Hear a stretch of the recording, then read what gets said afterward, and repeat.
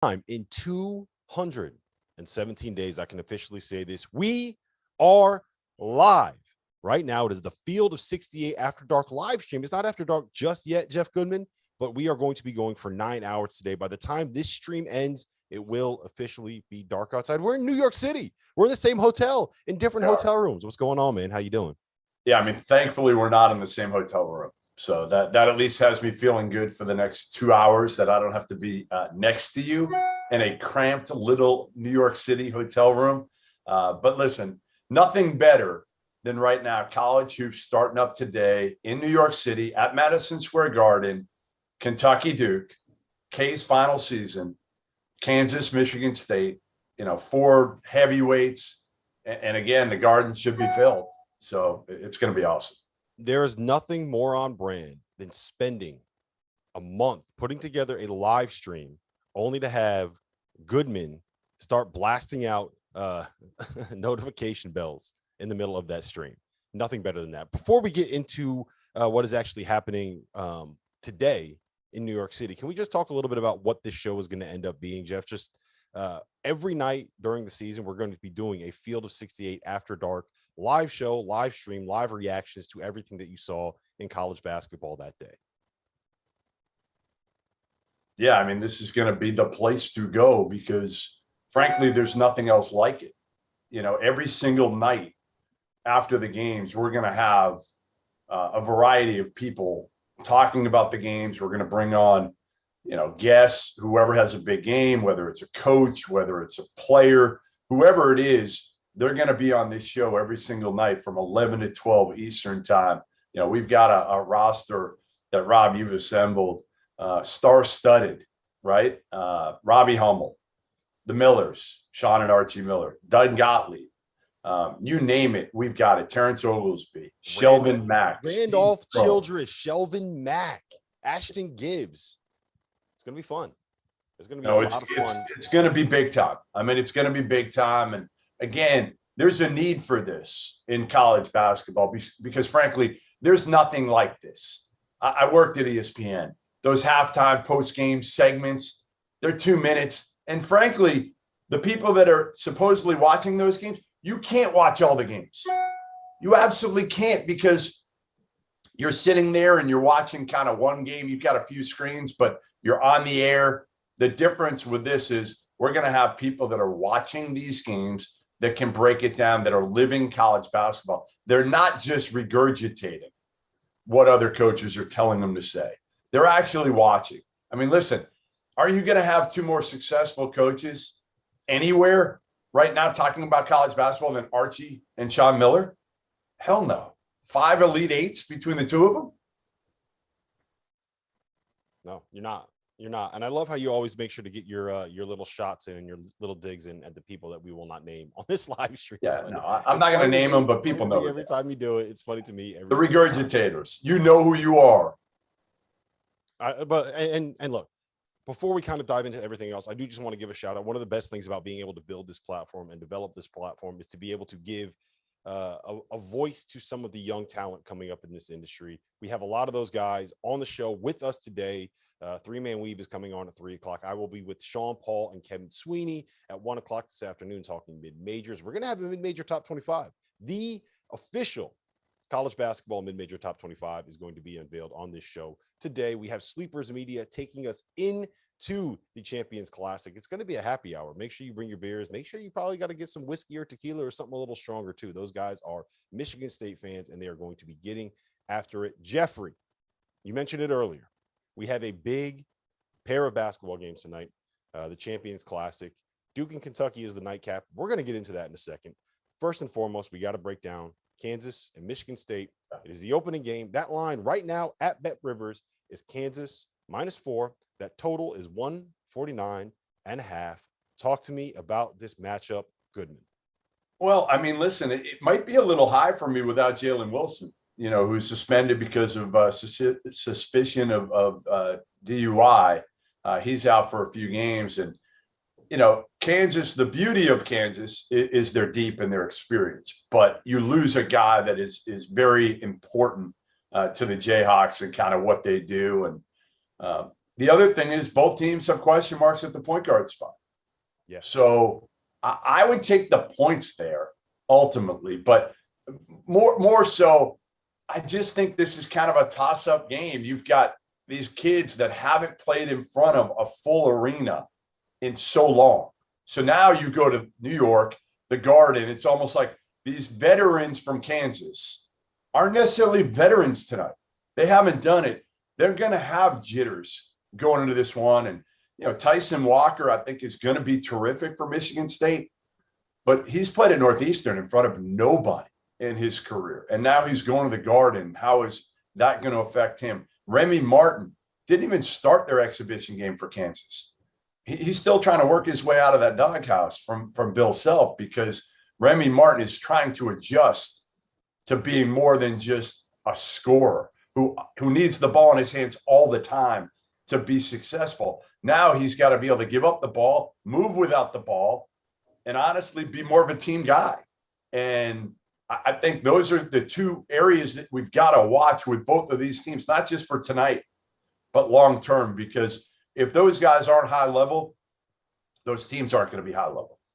Yeah, and the thing about them is Remy Martin, you're trying to get a tiger to change his stripes, right? He is wired to be a guy that scores. I remember talking with Jesse Newell during our top 50 countdown on our Kansas preview, and he was saying that the one thing he keeps hearing about Remy Martin is he doesn't run the offense as much as he makes one move and then goes back and runs to go get the ball, right? The way that Bill Self does his systems and the way that he wants to play and the sets that he runs is, you got a place to be, you got a role to do, you got a job to be, you're going to be spacing the floor. Someone else is going to have that action. And Remy Martin just has this knack and this habit of coming back to the ball to go get it and run something else. And that's going to be the biggest adjustment for him, I think. Jalen Wilson is a big loss. I think you could probably make the argument that he is one of, if not the most important players on the wing. I think the key to this matchup is going to be how Michigan State handles David McCormick inside, right? For me, it's always been the best Bill Self teams are the ones that have an absolute monster at the 5. And Bill is better than anybody else in college basketball at scheming ways to be able to get that guy a post touch and a seal where all he has to do is catch the ball and dunk it or lay it in or go through somebody or have a little jump hook. And we're going to get into some of that stuff later on when we have Steve Prohm on the show. He's got a breakdown for you guys, but that's going to be the key to me. I'm not that worried about Tyson Walker. I think that how can you not be? How he came? I've seen him in person, and I like him, and I'm worried about him. How could you not be worried about their point guard situation? It was a mess last year. You're taking a guy from the CAA and AJ Hoggard, or however Izzo can't pronounce it right, so I'm not going to pronounce it right. Those two guys, we don't know, so of course you have to be worried about it. Well, it's I don't think that they're going to have somebody that needs to go out and get you 19-8 like they did with Cassius Winston. The thing because they have so many other guys up front. He is a guy that's going to be able to set the table for people and kind of get you into your actions and be able to get you into your sets and be able to get you to run your offense. The problem that they had last year with Rocket and with Foster Lawyer is those dudes were not on the floor to be able to create something and be able to get you into your sets and be able to get you into the stuff that Tom Izzo wants to run. Michigan State's got a deep playbook. They're going to be able to manufacture good shots just because of the actions that they run, the sets that they run, and the way that Tom Izzo wants to play. I also think that having a guy that's willing to make those hit-ahead passes for Tom Izzo's transition game is going to be something that's really effective. And I think Tyson Walker is going to be able to do that. So I don't think he's going to be asked to be able to have to do all that much beyond what he's capable of doing. Like you're not asking him to be Cassius Winston. You're basically asking him to be a guy that keeps things moving, that gets you into the sets that you want to run and can occasionally initiate offense. And to me, I think that he is going to be able to do that. Now, it's never a guarantee when you have point guards moving up a level. And that's always going to be something where it's like, well, we kind of have to see it to believe it. Sometimes you end up with Carly Jones. Sometimes you end up with guys that end up riding the pine, right? That can't start. So we'll see what happens there. But I'm not super worried about it because I don't think that he is going to be asked to be the absolute centerpiece of that offense. Does that make sense? What I'm saying? No, I don't think it does. Well, what else doesn't make sense? We're a year and a half into the field of 68. You still can't turn off the notifications on your computer. We still get notification. Well, if there's breaking news, do you want it or not? Well, I do want the breaking news, but just set it up so you can get a little thing coming across the screen on your laptop. We don't need to hear a ding every time you get a text. There's a lot of technology here. Hey, look, I'm on enough group texts with you right now that I know that probably 95% of the texts that you get are not important at all. All right, I'm going to try to turn it off, but I got a lot going on here. Yeah, no, it's fine. It's fine. All right, so let's move on to Duke and Kentucky. There you go again, right on time. The line in that game is Duke minus 1.5. It was Duke -2. It opened at 1.5. It went up to 2. It's come back down. The total in that game right now, as you can see, according to our friends and our sponsors over at Bet Rivers, is 149. I find this matchup so much more interesting than the Kansas-Michigan State matchup for a lot of reasons. You know, Coach K, Coach Cal, Duke, Kentucky, the two biggest brands. I think you can make the argument the two best players in this event are going to end up being Ty Washington and Paolo Banchero. How do you see this playing out, and who do you like, given what the odds are right now? Well, listen, you know what I think of Ty already.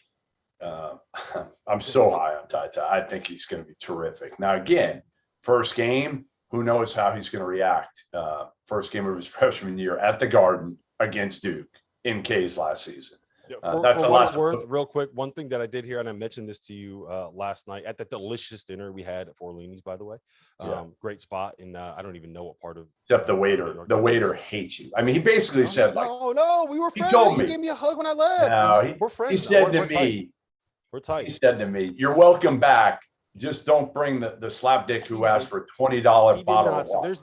There's no chance that he said slapdick. There's no chance. You're right. It was way worse. There's no chance that guy said slapdick. Anyway, what I told you last night on the way to dinner was that someone had told me the one of the best things about Ty is he's built for the bright lights. Similar, I don't think that they're the same kind of player, but similar to the way that Tyrese Maxey was built for the bright lights, had those big moments in big games. He had, 27 and hit 5 threes when Kentucky in 2020? 2019 came into the Garden and won in the Champions Classic. So yes, I'm a big Ty Washington guy as well. Here's what you're going to see from Ty Washington. You're going to see one of the best all-around guards that John Calipari has ever coached, in my opinion. You know, because he can score from all three levels and he can make people better passing the ball. His game is just so mature. So they're going to play with him and Severe Wheeler. Wheeler's going to play a ton because the Georgia transfer can really push the ball. And I think they'll be able to play off each other pretty well because Ty can shoot it from deep, and he's bigger. He's probably 6'4". Wheeler's small, can't really shoot it or hasn't been able to shoot it well so far in his college career. But I think the key here is obviously going to be the guards of Kentucky, I think, are the advantage for the Cats. And I think Duke obviously up front with Paolo Banchero, who is a beast, an absolute beast. Yes. And I want it known, and you're going to fight me on this, but I've been comparing him to Chris Webber for 2 years now. And you're trying to say you came up with this like 4 days ago. And I gave you proof. Okay. You're okay. One, you're lying about me saying I came up with it. I just did not want to give you any credit at all for that. Okay, it's very different between someone else mentioned it to me and me not wanting to give you credit, because that's what it is. But right. You're spot on. You're spot on. If Chris Webber was born in 2000 instead of being born in 1970, whatever he was born in, if he was the class of 2021 instead of the class of 1990, then he would be Paolo Banchero. You're going to love, if you guys haven't seen him play, you are going to love what you see out of him. Yep. He's 6'10", he's 250. They put him in ball screens. He's a good, not great passer. He is a good shooter that is going to make shots that make you say, how can a dude that size make that shot? Knows how to play bully ball. It's just, he's special, man. I'm very, very high on the impact that he's going to have on college basketball this season. The big question I have for Duke is still point guard play. Like, I just don't know if it's good enough. I don't know what they're going to end up doing at the end of the day, but, you know, do they go Wendell Moore and Griffin? I just don't know, honestly, if they've got a good enough point guard situation to make, you know, a deep run and even win tonight. Now, again, they've got some veterans on this team. That's the benefit of Duke. They've got more guys that played together a year ago. But Kentucky's got guys. Again, this isn't I'll have a story coming out later today on it. This isn't your older brother's Kentucky Wildcats, right? This isn't a team where you look up and down the roster and you see freshman. There's 3 freshmen on this team. That's it. And Ty is probably the one guy who starts. The other 2 will probably come off the bench in Hopkins and Collins. So a ton of guys who are going to get minutes. Like Severe Wheeler is going to play 30 minutes every game. Oscar Shibwe is going to play 30 minutes every game. Well, both of those guys have played 2. They're in their 3rd year in college. Kellen Grady, honestly, might be older than Robbie Hummel.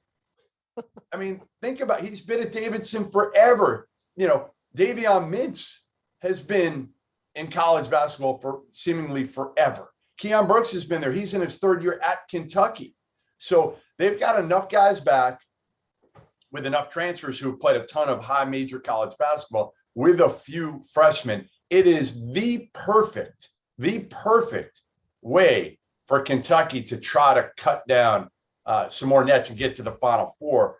And I asked Calipari about it when I was in Lexington last week. And I said, like, this is the way you're going to go in the future, right? You're going to go transfers. And he looked at me and he was like, not necessarily. We'll see how this goes. And I was shocked because to me, this is natural. And he said, Kentucky's going to benefit. We're going to benefit more than anybody from this one-time transfer rule in which guys don't have to sit when they transfer. So if that's the case, wouldn't you just do this every single year and go pluck some top transfers with a couple? They've got 4 freshmen coming in next year. We'll see if this is a 1-year thing, but it might be the way it sounds from Cal. The one thing I will say about this Kentucky roster is it's built in the way that you would want a modern basketball team to be built, right? Like they got a guy at the 5 that is just a monster in Oscar Shibwe, and they have a perfect balance for kind of another 5 in terms of Damian Collins. Like one guy's big, physical, defensive presence, going to block shots. You're never going to back him down anywhere. The other guy is like super springy, super athletic, can probably be a little bit more switchable, can do a lot of different things that modern 5s are going to want to do. I mean, I don't know if there's a better kind of like vertical spacing, rim running big in college basketball this season than Damian Collins. That dude's going to catch a lot of lobs and dunk on a lot of people. They have shooting. Kellen Grady, you mentioned him. CJ Frederick, I'm not sure that he missed a shot last season playing for Iowa. I think that Ty Washington is a guy that can be a lead guard that you can put on the ball. Good shooter. One of these dudes kind of gets to his spot, rises up, makes the shot that he needs to be able to make. Not super athletic. Like he's not De'Aaron Fox. We actually, the other day, we tried to figure out who he is on this Kentucky Jamal roster. Murray. Jamal Murray's the closest guard that Kentucky guard. Yeah, I mean, I can see it's the closest. He's got a little like Tyrese in him too, in terms of the way that he can kind of make shots off the bounce and his pull-up game. But I don't think either of them are perfect comparisons. One guy someone mentioned to me was he's got a little Chauncey Billups in his game, where he's kind of big and physical, can post people up a little bit. But my issue is, you mentioned Severe Wheeler. I am not convinced that Coach Cal is going to use these guys in the way that he should be able to use them. If you want to get up and down and you want to run and you want to make this be a full-on transition game and you're trying to play 77, 78 possessions per game, then I think Severe Wheeler can shine. I'm not convinced that Cal's going to do that. I'm also not convinced that he's going to play 4 guys around the perimeter, try to create space, put people in ball screens, take advantage of the fact that he finally has a lot of shooting on his roster. I'm not convinced of that either. I think we're going to see the same old offense and the same old running off and staggered on the baseline. Same old, we're going to try to get this guy in one spot off one action and see if it works and hope. No, he said he said he was going to revolutionize spacing. I will. I want to see him be able to do it with I love the pieces and the way that this roster fits together. I need to see that it's going to be utilized correctly. I don't believe it will. And I just want to make one quick point on Jeremy Roach. I have all the same concerns that you have. I'm also willing to overlook.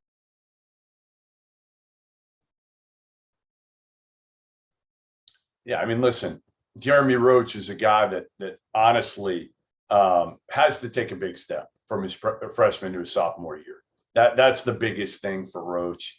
But they've got other guys. It's just they're going to have to do it kind of, by committee as much as anything if you're Duke this year. And that's going to be hard for K to be able to pull off, right? I mean, they're not a team that's got a high level point guard. Their strength is up front, certainly with Paolo Banchero in Mark Williams, but they've got good enough players, Rob. They're not loaded at that point guard spot. They don't have a ton of options at that point guard spot. So it's going to have to be something that I think Kay's going to have to adapt with and maybe take some of the pressure off Roach and have somebody else in addition to Roach with Roach, right? Whether it's Griffin, whether it's Wendell Moore, somebody like that. Yeah, I'm not sure where my internet ended up giving out in that moment right there, but I do think that Jeremy is I'm willing to overlook like a bad freshman season and kind of buy into the idea that he's going to be able to get this done. All right, let's get into predictions for each of these teams coming up this season. Jeff, let's just start with contender worthy. Are they the best team in the ACC? What do you see coming from this team? What'd you say, Duke? Yes, Duke. Duke for overall. I think Duke is a team that, again, the crazy part of Duke, I mean, the ultimate stat for Duke, think about this. They haven't won an ACC regular season title since 2010. They haven't been to a Final Four since 2015. So when we rank them, and I ranked them like 15 this year in the preseason, everybody's up in arms. And I'm like, why?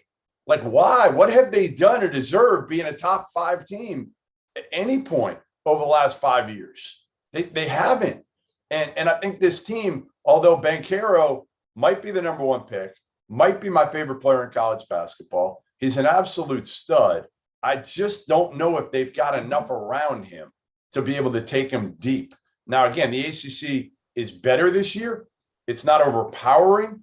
Virginia is not great, and Tony Bennett somehow finds a way to win the damn ACC every single year, no matter what he's got. He could throw you out there, you, me, Fanta.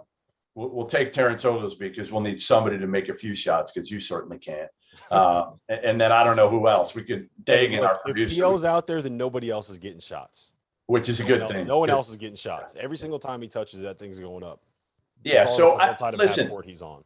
Am I buying Duke as a Final Four team? Hell no, I'm not. I'm buying them as maybe a Sweet 16 team, but that's it for me. And I don't think they win the ACC.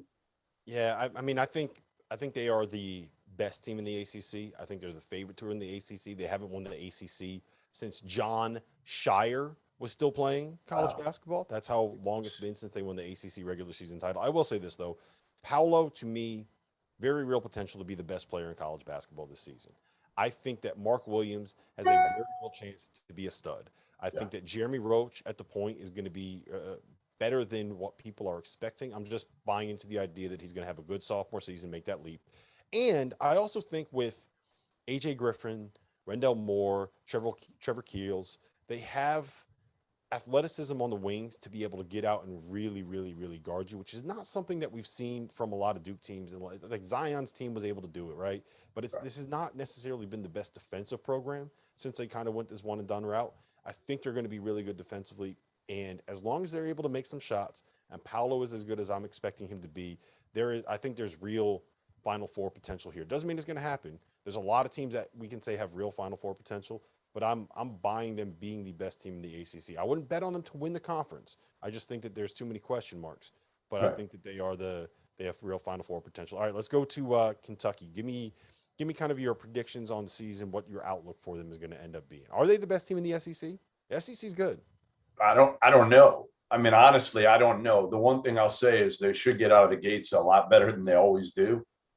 Cal always cries about how young they are, and they are, but it's always kind of a built-in excuse that he's got November and December, and they generally get better. Not every year, but they generally get better, and it's hard not to because they start off slow.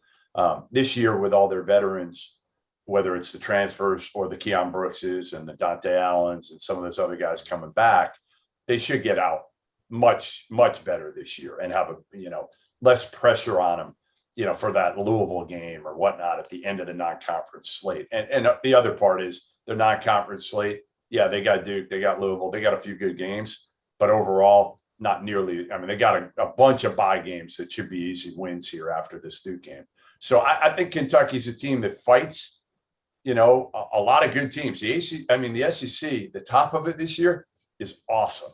It might be the best it's ever been since I've been covering the sport from like 1 to 7 or 8. I think there's 7 or 8 teams that have a legitimate shot to maybe not win the league. I don't think Auburn can win the league, but I wouldn't be shocked if Auburn finishes 3rd in the league at the end of the day. So I think Kentucky's a Final Four team. I mean, I think that they can get there. I made my points I needed to make about Kentucky. I need to see them be able to play the way that you have to be able to play with that roster to win before I fully buy it. But the talent and potential is there. All right. Predictions for Kansas. I'm going to jump on this one first. It comes down to the point guard play. You kind of touched on this a little bit. If Remy Martin is willing to buy into being what a Bill Self point guard needs to be, then I think that this team has the ceiling to win the Big 12 and make it to a Final Four. If you win this Big 12 as good as they are at the top, you can make a Final Four. But you need Remy Martin to be that guy. I love the wings. I love the combination there. I think that when you have 3 guys, O'Shea Agbaji, Christian Brown, Jalen Wilson, that can make shots and space the floor, I think they have depth. David McCormick's going to be a monster at the 5. I'm very concerned about what that point guard situation is going to end up playing into. So you're on David McCormick now. You feel good about him. A year ago, you were killing me about him, and rightfully so. He wasn't good. Like he was bad for the first 6 weeks of last season. He was pretty good throughout like the middle of the year, and down the stretch of the season, he was a monster. I think you can make the argument that he was a top 3 to 5 big man in college basketball last season over the course of the last month. Once he realized, hey, I'm 7 foot 250, I'm going to go through you to lay the ball up at the rim instead of taking these turnaround jumpers and playing. It was amazing. It was like, honestly, like David McCormick could be guarded by like Davion Mitchell, and he was still going. He was fading away every time. It didn't matter. We talked about this last night, Jeff. We happened to see David McCormick at the team hotel last night, and walking by him, I haven't been to a college basketball game in 21 months, and I forgot how enormous these guys are. Like I walked by him and I was like, I'm 6'3", like I'm not a small person. I walked by him and I was like, oh hey, there's David McCormick right there. What's going on? So you're right on Kansas. I mean, listen. It's kind of easy to boil Kansas down, right? They've got shooters. They've got bigs. They've got depth. They've got a Hall of Fame coach. They should have a point guard. I mean, again, when they got Remy Martin, it was like, all right, they did it. They got their point guard. They're good. They're going to be the favorites to win the whole damn thing right now.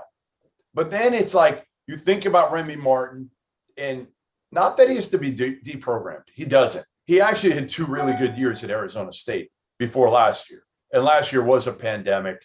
There were a lot of stuff that happened in Tempe with that team. But the question is, without that freedom, can he run a structured offense and be a team guy first and say, like, all right, you know what? I'm not an NBA player. He's not an NBA player, period. So let me try to win at the highest level now and make everybody better and pick my spots when I need to score. But I think the Yesufu kid from Drake is going to be huge too, because if Remy Martin doesn't buy in, Yesufu gives them some of that same speed that they really need. And DeJuan Harris might end up starting. Bill Self told me, like, he might be their starter. Say they're high on him because he gets them into what they want to run. And like I mentioned earlier, the effectiveness of he can really guard too, but the effectiveness of Kansas offense is that Bill Self is great at dialing up quick hitters and sets and taking advantage of mismatches. All right, we got 30 seconds before we got Scott Drew coming in here. Give me your prediction for Michigan State. This one, like, I think this is probably the most interesting conversation to have, and maybe we can continue it after Scott's off. But what do you think about the Spartans this season? They're a wild card. They're an absolute wild card. And again, because of what we talked about, like, their front line's solid. It's not great, but it's solid. Like, is Marcus Bingham finally going to turn into this guy that is going to be, the long, athletic, shot blocking freak that we thought he might be? Hauser, can he be a dominant, face up guy? Gabe Brown, solid. It comes down to me, again, I go back to it. I don't want to beat the drum here, but it's true. I mean, it comes back to me on Tyson Walker. And if he's good enough, and he gives them a different point guard than they've had in a long time, Rob, because he's kind of that New York City point guard who knows how to kind of get in the seams, He can score. He can really score. And that's where I think you were off. Because I do think Tyson Walker needs to average 15 a game for Michigan State to be a team that can go deep in the tournament and contend for a Big Ten title. Otherwise, I think you're locking him in at like 6th or 7th in the Big Ten. I mean, that's probably where they're going to end up being. The only reason I don't think that is because I'm buying into the idea that Joey Hauser is going to be good this season. I think Malik Hall takes a step forward. If this isn't the year that Malik Hall takes a step forward, then Malik Hall's never going to take a step forward. And I've seen too many good games that he's had over the years to like not buy in. So I think this is probably a year where it's like you kind of got to get your chips in and hope that this is the year it pays off. I like Gabe Brown in theory, but I've also heard very good things, and you can probably tell me whether or not I'm off on this. I've heard very good things about Max Christie and what he could end up being this season as like a guy at the 2 as a scorer. So I would feel very good about them even without Tyson Walker averaging those points. But that's me kind of betting on some of these guys that have been there for a while, taking a little bit of a leap and trusting a freshman to be a guy that can, I think, average like 14 or 15 a game. So he's their one NBA guy. Listen, they've got one NBA guy, in my opinion, on the roster, and it's Max Christie. Yeah, I think that he is.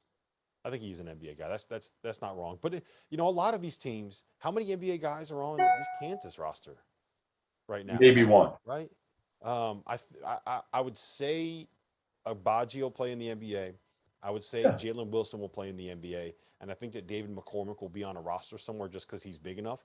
I don't think any of those guys are first-round picks, though, and I don't know how many of them are more than just kind of like maybe a two-way guy that gets on a contract for a while. Oshai, if it comes together for him, yes. But I mean, that's the interesting thing about this is that they're a good collection of college players. Yeah, is really what they are more than anything. I teed this up for. What did I just do? I teed this up for you. Kansas fans are going to. You hear this, Kansas fans? Jeff Goodman just said you don't have any good players on this roster right now. Can you clip out Bill Self's reaction when I asked him the other day if recruiting has taken a hit because of the NCAA investigation? And he said, absolutely it has. It has. And again, that's not to say that a Hall of Fame coach with a bunch of really good older college players can't win a national title. They can. But give me your first-round pick. I don't know if you have one. I think you've got a bunch of guys that could go in the second round at the end of the day. Maybe a guy like Agbaji that could go late first. But for the most part, you're dealing with a bunch of guys that are going to fight to get on an NBA roster. And most of them on that roster, the Kansas roster, are not going to be. They're going to play overseas. Yeah. I mean, that's basically what it is. You can win when you have really good coaching. You can win with guys that are good, old, veteran players, like this Kansas team has. I'm a little bit worried. Look, it's the point guard play. We don't have to rehash. We've been over all of that stuff with them. Yeah. All right. While we're waiting for Scott to get in here, let's talk a little bit about the most interesting storylines, because you stole mine when we were prepping for this show. When we were prepping for this hour that we were going to do, I've done so much content on why Memphis is the most interesting and the most fascinating team in college basketball this season. And you stole it. You took it. I let you have the first pick, and you were rude enough to take it from me. So talk about Memphis and what you expect out of it. Yeah, I mean, listen, you throw – this is easy for me, right? You throw Penny Hardaway at his alma mater, having to win this year, hasn't done it the first 3 years, so there's some pressure on him. He brings on Larry Brown, who, oh, by the way, is a hell of a coach. He's 80 years old, and he's gotten how many programs in trouble? I mean, seriously, how many programs? All of them. 3? Everyone. Everyone he's ever coached at. Everyone. And Penny hires him. Oh, by the way, they're already dealing with an NCAA investigation, and you hire Larry Brown. Then you hire Rasheed Wallace. Like, I love that one, by the way. I freaking love it. I can't wait. He'll probably pick up his first technical in the first game. And then you add Amani Bates and Jalen Duren. And Amani Bates, for those that don't know, 15-year-old SI cover boy that a lot of people said was going to be the next, like, LeBron, KD, whatever. Now, body build at 15 was similar to KD. He hasn't come along like KD did from 15 to 17. He's younger for his class. He reclassified, but, he's 6'9", super thin, 190 pounds, whatever he is, a scorer, a bona fide scorer. Jalen Duren is a beast. He looks like Alonzo Mourning, I guess I would say, not as tall, but kind of that type of body build, not overly skilled. He is, not to cut you off. You know who I think Jalen is? Yeah. I think that he's Onyeka Okongwu. And I think that he's going to have a similar kind of freshman season to Onyeka in terms of 15 points, 9 boards, blocks a couple shots, has some ridiculous dunks, but it also leaves you kind of saying, okay, like, great athlete overwhelms people. What else is he doing out here beyond being a great athlete that can kind of overwhelm people? So, yeah, I mean, listen, just when you look at everything with Memphis, the pressure, Penny, Amani, Rashid, Larry Brown, you got these transfers that have had a year under their belt, the Landers, Nollies of the world. How do they react to Amani? And then they don't have a point guard. They don't have a point guard, really. Alex Lomax is their best option at the point. I love Alo as a backup point guard. I don't love him. You love Alo. You love Alo. You want to know who I love? I love the guy that was able to get you to lose 15 pounds in 3 weeks before the season started. Yeah. Megan, we got Scott Drew here, the man, the myth, the legend, the reigning national champion. How about that? The reigning national champion, Scott Drew, is going to be. Oh my God! Look at this guy. We got a frame. Hear him. Yeah, turn your video on, Scott. What are we doing? We hear him. We don't see him yet. We don't see him yet. We're working on it. God is not the most technologically advanced human being. Hey, wait, who is that? What's up, Slim? I don't even recognize that dude no more. Look at what I got. Look at what I got. I got some hard-boiled eggs. I got some sliced almonds. I'm ready to go. Is he a little irritable during the day, Rob? Is he a little irritable? Do you know him? He's been irritable every single day. Every single day that I've known him, Jeff is irritable. Well, Scott, I want to show you something. I want to show you something, okay? So Jeff has been talking about this keto diet that you've got him on nonstop for like the last month. It's driving me crazy. But this morning, I'm going to be on the stream for 5 straight hours. So I needed some sustenance. I needed some snacks. And I went to the store and I was like, I'm going to get a bag of chips. I'm going to get something else. But I see him buying like fruit and nuts. So look, you're going to be proud of me. I got bananas. I got some beef jerky. Okay. I got a bag of roasted almonds. Oh my gosh. I didn't get a soda. I didn't get a Diet Coke. I got myself a giant Smart Water. So everybody wants to be like you, Jeff. I did have chicken parm last night, Scott. So I did, and cheesecake. Hey, seriously, you look thinner, man. Well, you do. Listen, you lose 15 pounds, right? Yeah. Most of it was out of my gullet, but how you doing? You're ready to start, defending national champions. I don't know how that sounds, but it's got to sound pretty cool, especially with a team that honestly has a shot this year.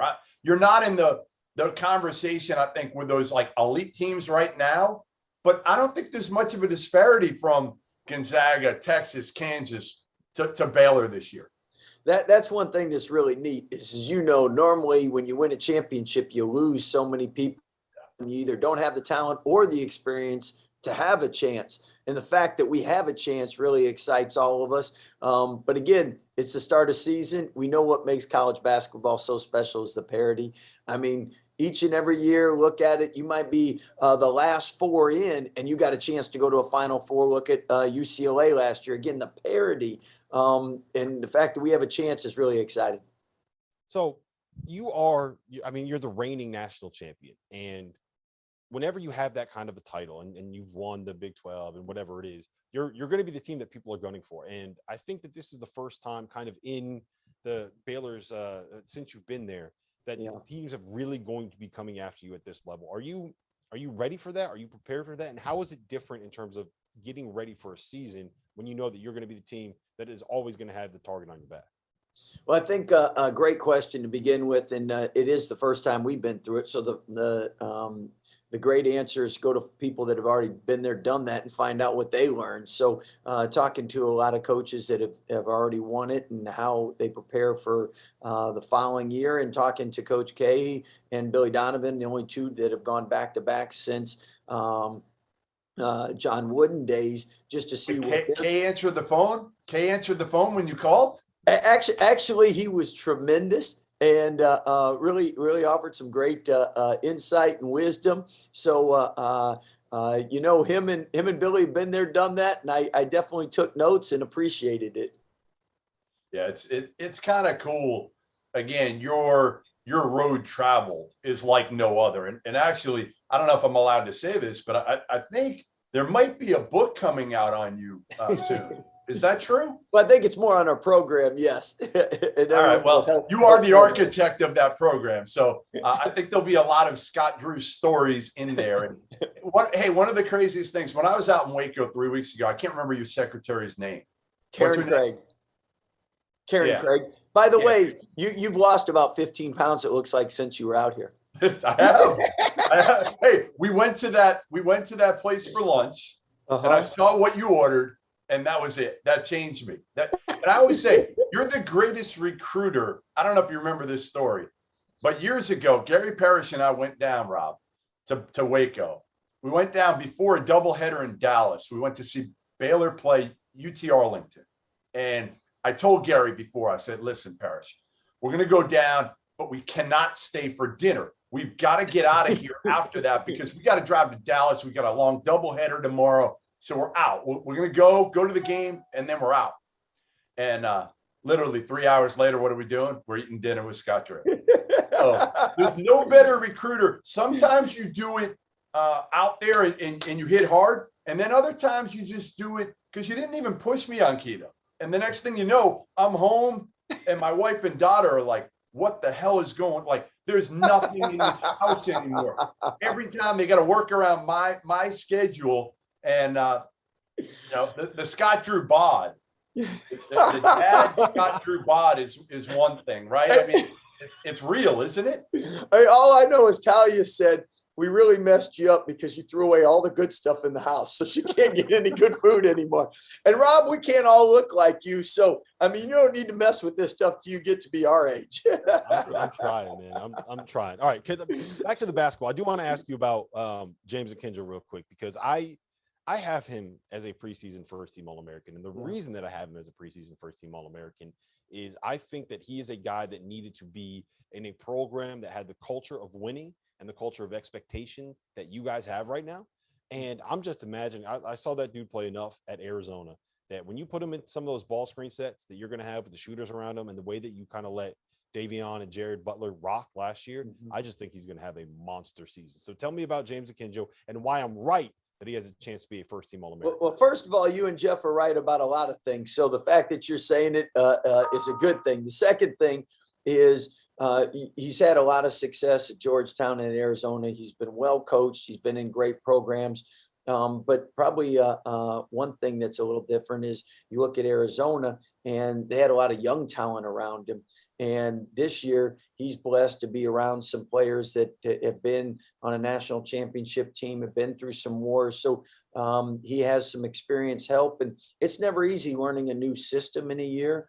But the fact that he doesn't have to do it all on his own. And James is somebody that he really can take care of the ball. In our two scrimmages, his assist to turnover ratio has been unbelievable. I think it's like 15-1 or something. So he's somebody that can pass. He's a willing passer. He just likes to win. So he wants to know when he makes those passes, can it lead to winning basketball? And he's really grown a lot since he's been here. And then the other thing that I think, and why I say grown a lot is, again, he's been really coached well, but player-led teams are always the best. And having guys like Adam Flagler, Flo Thamba, Matthew Meyer, people have been in a program, have a chance to explain and tell them what we do and how we do it, and him listen and learn from them is a great thing, better than us coaches. And then the other thing is defensively, he had the ultimate teacher, Davion Mitchell, and watching film and seeing how he impacted the game on the offense and defensive end. And sometimes players don't realize you can have as big an impact on the defensive end as the offensive end. I think he's really bought into that as well. All right. So I just got a question sent in from our producer, Dagan. It's George in San Diego. He wants to know about Matthew Meyer and kind of his development and what you're expecting out of him this season. Well, Matt's somebody, first of all, from a physical strength standpoint and aggressive standpoint, each and every year he's gotten bigger and stronger. which has helped him on the glass and helped him defensively. And that's a big area of his improvement. Also his driving ability to get into the paint. Matt's somebody that can really score at a high level. And now with the physicality he's able to be more effective and efficient around the rim, which is a great thing. So Scott, how are you not playing tonight? How are you waiting till Friday to play your first game? Like, this has got to be killing you. Yeah. Well, so actually it really works out well though, because on Friday night we'll drop the banner, we'll get the rings. And then on Saturday you have Baylor OU football game. And what a great atmosphere for all our Baylor family, boosters, alums to come in from Houston, Dallas, all over the state to see both happen this weekend. I'll be watching TV tonight, though. Don't worry. There's a lot of good games. Oh, well, two here in New York in New York that are going to be really good. And I know your former assistant, Paul Mills, has a huge one in Fort Collins tonight against Colorado State. That's on Stadium, by the way. So that's a hell of a game as well. What is going to be the biggest key for this Baylor team, Scott? What if there was one thing that you're going to point to that will allow you guys to have a season where you can fight for a Big 12 title again and go deep in the tournament? What is that one singular thing? And don't tell me health. Don't tell me health. Give me something else. Okay. So I think, first of all, health is always a given.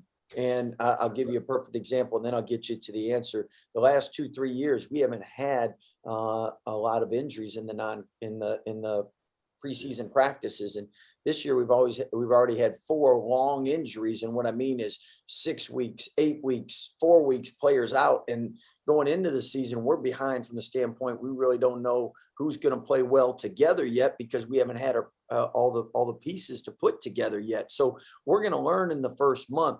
I think what would equal a good year, what separates good and great years is how you close games. And it's the last 5 minutes of the game. And you look at last year and the year before, 4 of those guys that were usually on the court aren't around. So now I know we have talented players. I know we have a good balance of experienced players, but really you look at the last 5 minutes of the game. And that's when you play great teams, when it usually gets decided. How will we finish? How will we execute? Will we get stops, rebounds? Will we take the right shots? And will we be able to make free throws under pressure with this group?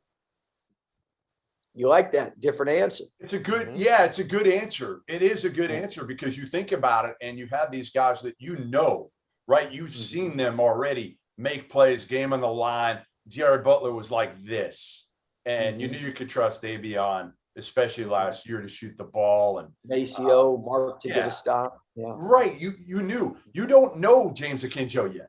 You don't know what he's going to give you at the end of a game. You don't know Matthew Meyer yet at the end of a game with pressure on. He's never had to face any pressure. He's been a guy that could come off the bench and let it fly, and no big deal. Right now, he'll still let it fly, I'm sure, but there's going to be a lot more pressure on him now. And same thing with Flagler. And that's where, again, trusting your teammates, and as we develop that chemistry, as you know, that's so huge, because everybody wants to win. And if you trust your teammates, then you'll make the right play to get the best shot, the best opportunity. If you don't, then you try to force things, and that never goes well.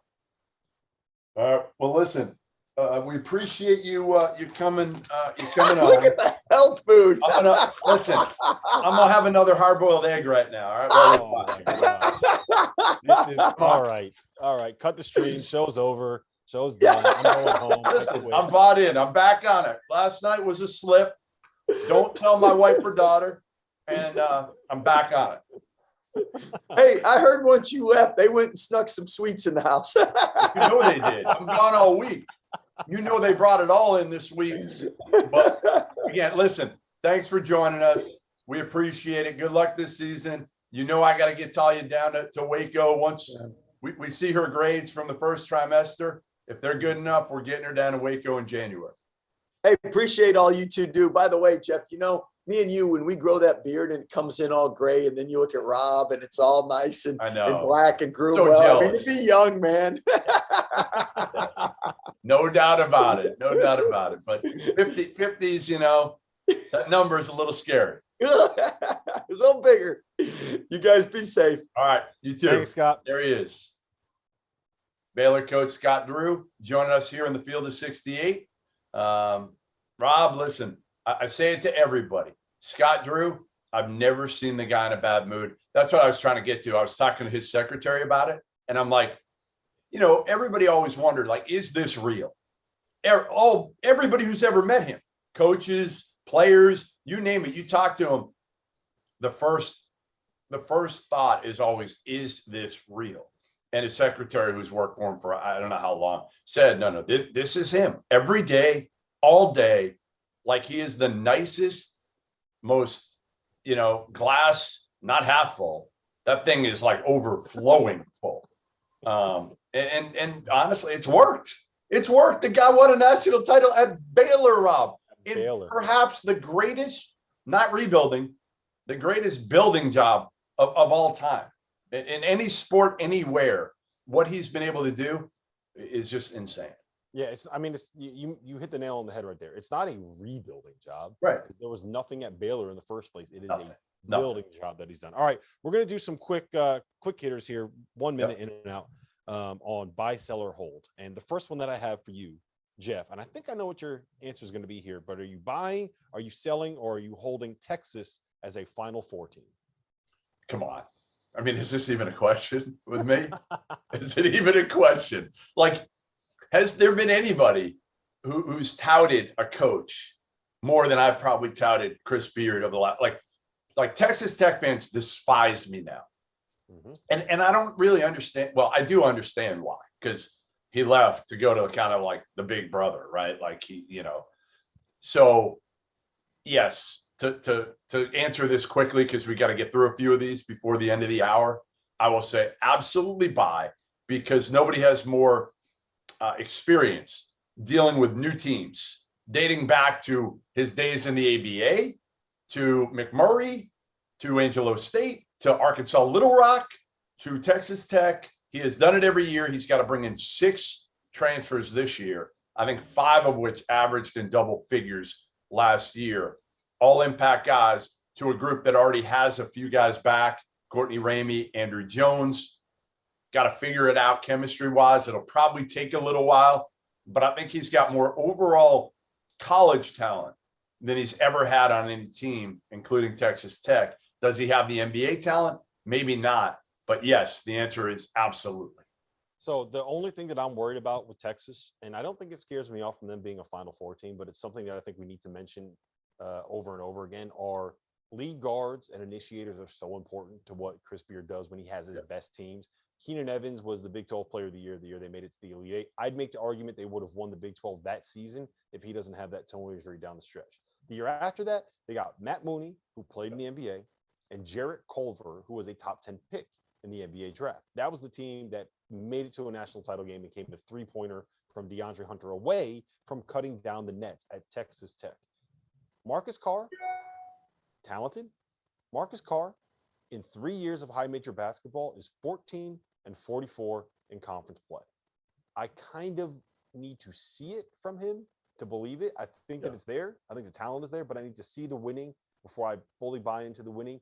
I don't know, and we'll get into this later in the stream. We don't have to do it now, but I don't know how much difference there is between Marcus Carr and Remy Martin if you're looking at the big picture overall. Next one, buy, sell, or hold Purdue as the favorite to win the Big Ten. Sell. Are you surprised that I'm going with sell? A little bit. Love their big man duo. Zach Edey is awesome. Absolutely awesome. He has wrestled the starting job away from Travion Williams because, frankly, he's better. Jay Navi's a stud as a playmaking, really more of a scoring wing.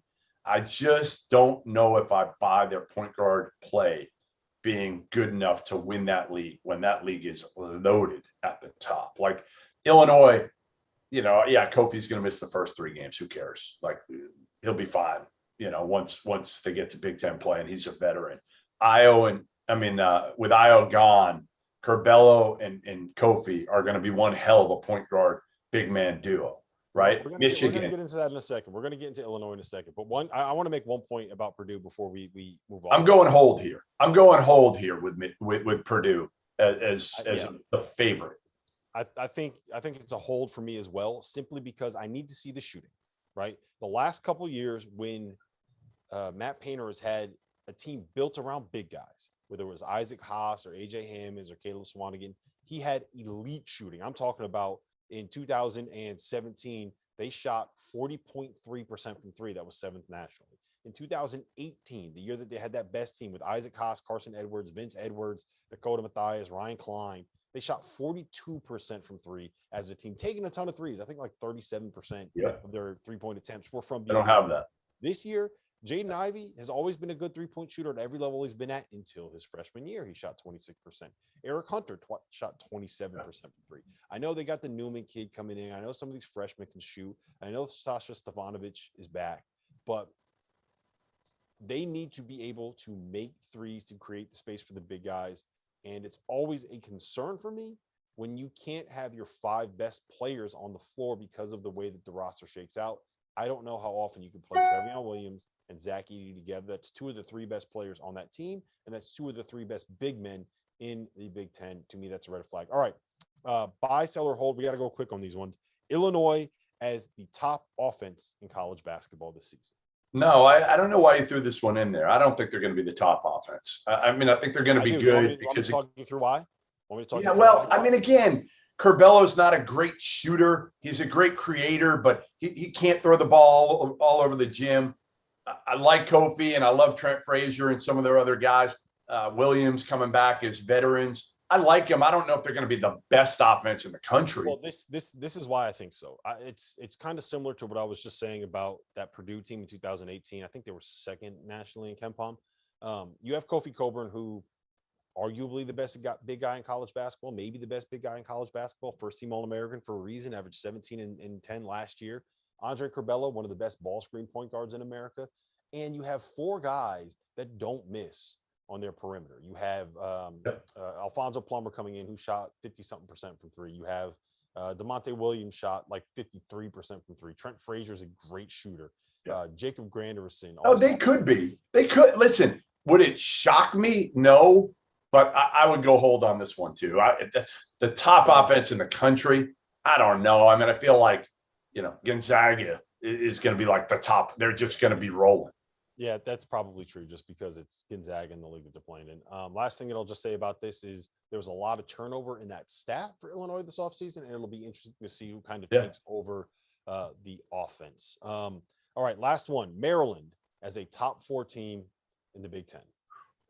Boy, is Scott Van Pelt watching this or no, you think? Yeah, he's there right now. He actually just texted me. He said, "You better say the right thing, Jeff." You see, I just got it on my Apple Watch. So. Top 4, man. I don't know if I'm ready to go there. It wouldn't shock me if they finished top 4, but I'm selling on Maryland in the top 4 just because, again, I think you've got so many high-powered teams right now at the top of the league, good teams. So, to me, figuring this thing out, who's 4, who's 5, Ohio State, where are they? Michigan, Illinois. We've been through some of these teams already. I just don't know. Michigan State, are they better? I don't know. I'm going sell on this. I could not sell this harder. I could not sell Maryland as a top 4 team. Holy crap! You hate turd. Listen, be kind. No. Here's why. Purdue, awesome. Yeah. Michigan, awesome. Yeah. Illinois, awesome. Ohio State, awesome. We know what all of those teams are going to be. Michigan State has a guy. What about Indiana? Indiana could be good. Chance. Like, Indiana might have the best player in the Big Ten, depending on how things break down with Trace Jackson Davis. So I'm not bought into the talent on the roster enough, or the coaching in that program enough, to be able to say, like, yes, they are a top 4 team in that league. I think the top 4 is very clear cut. All right, we are coming up at the end of the hour. We are getting ready to take a quick little break here. Hopefully, we will have a couple other faces on the screen at the end. Well, we're gonna have Archie Miller. We can tease it. We're gonna have Archie Miller. His brother Sean couldn't make it this morning. Archie may let us know why. And Doug Gottlieb, his flight to Fort Collins got delayed, so he's not gonna be able to make it. But we're gonna bring in Archie Miller here in a bit.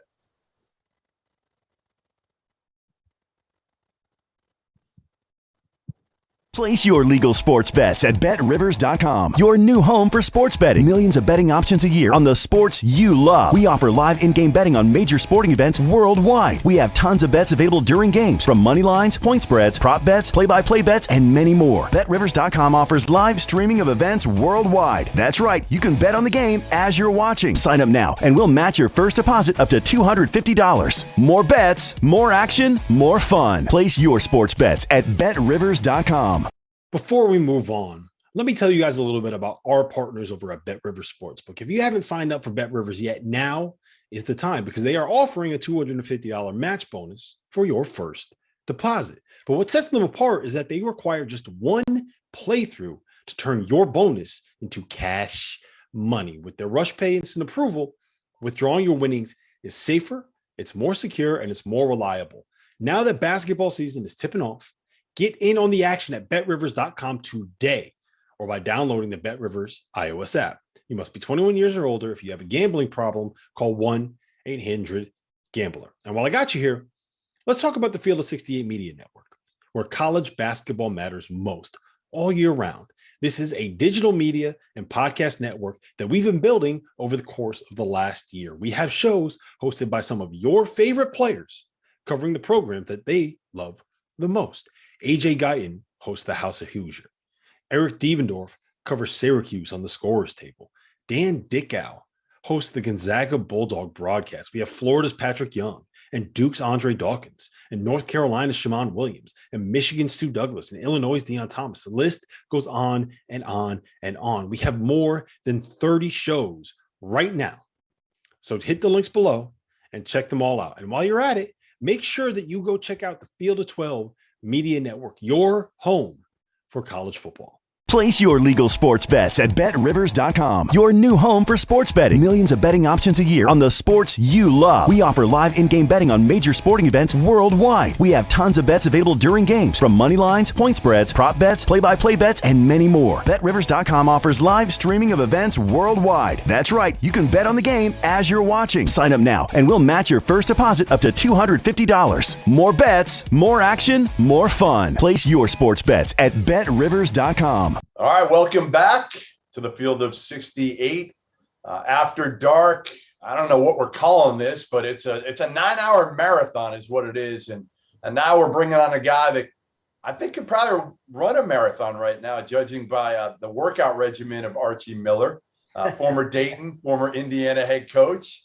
Arch, good to have you on. You excited Good to be here, man? Yeah, this is new territory on the first day of the season here. I don't have that sick feeling in my stomach for the next 12 hours before we jump ball, so it'll be good to watch. There's some good ones on tonight, even other than the Champions Classic. I mean, there's some really good matchups, and just exciting, I think, just for everybody to see the crowds, the players in the environments, the coaches back in their element, and it'll be a good day. Archie, you said that you don't have that sick feeling in your stomach. I have been sick to my stomach for the last 48 hours, knowing that I'm going to have to talk to Goodman for 9 straight hours today. So I'm glad you're feeling great. I need some Pepto or something, man. You're definitely going to need stress, one of those stress balls as you squeeze it for the next 12 hours, having to deal with him and his nonsense. But this is a good thing, though. I mean, the fact that you guys are all locked in here today for the next, 8 to 10 hours. There's a lot to talk about, regarding the game and getting started, but especially leading into tonight. So let's start on that. You mentioned kind of the nerves almost. I don't know. Did you really still get them, Arch, even going into, the last few years when you were a veteran head coach? You had already been doing it for a while. Game day, first game of the season, do you have the nerves? I think if you don't have them, there's something wrong. I just really do. There's so much to process leading into a season. It's finally here. It's 1-0 for the first time. You're worried about your team. Not everybody's going to play on the opening night. Those scrimmages, those exhibitions are out. You're playing for keeps. And, I just think in general, once the ball goes up, you feel a lot different. But just the anxiety of a staff meeting, going through the day, playing the game, getting to the actual tip is a long day. It's the longest day that you have really as a coach. And especially 9:30 tip-offs, those ones right there, man, they're tough days, especially when you're at home and your players are in class and you don't know what they're doing. It's just, there's a lot that goes on in your head. The noon games are actually they're on you so fast, you don't even have time to think, but no question about it, it's an anxious time. Every game feels the same. What do you think 74-year-old Coach K is thinking going into tonight in his final season, opening night, Champions Classic, right. New York against Cal. Like, seriously, it would be interesting to get in the mind of Coach K today. And are there nerves? I would think that, even a guy at his stature, because he cares so much, there's so much pride that goes into his program, that there's anxiety on game day. There's nervousness about your players being ready. Were they prepared? I think those are the things you think about. I don't necessarily think he's probably going to be sitting there saying, this is the last time I'm going to coach a game in the Garden or whatever it is. But I'm sure he has his game day routines with his staff and his players, and he's preparing and getting ready. And I'm sure he feels the same right now as he did, a long time ago. But there's no question, if there was a guy to ever walk in the arena and feel good, it's him.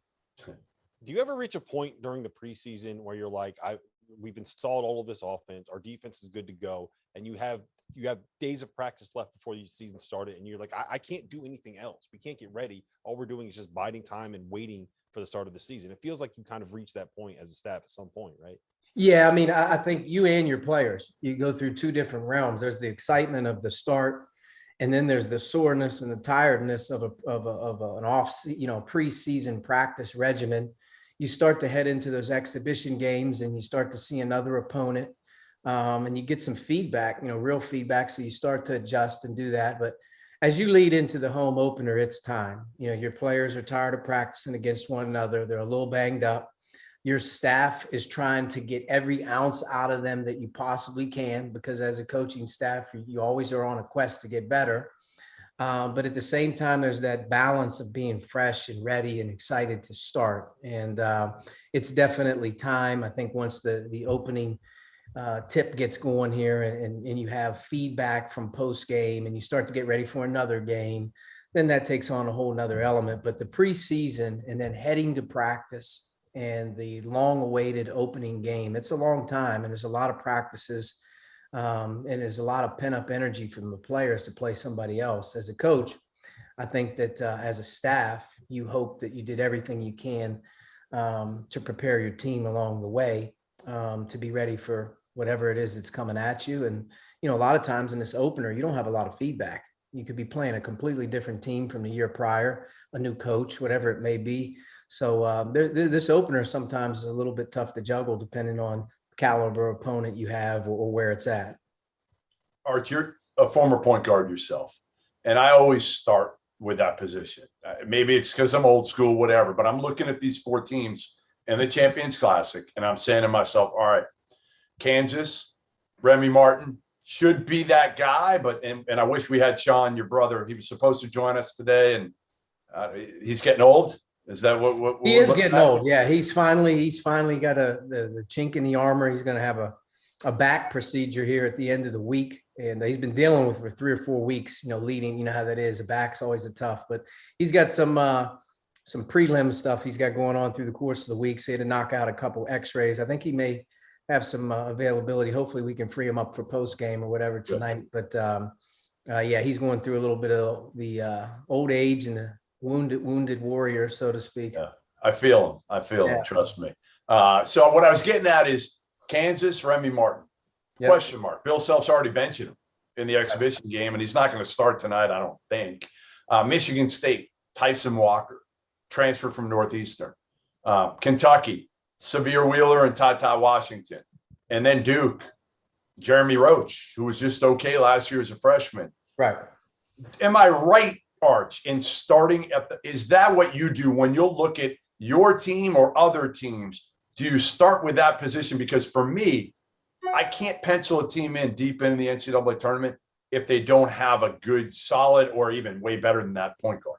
Well, I'm with you on that. Maybe it's a bias of playing the position for a long time, but you see the game through your eyes. My eyes go through that position. And I think, I'm along the lines of you. I don't think you can win big if you don't have great point guard play.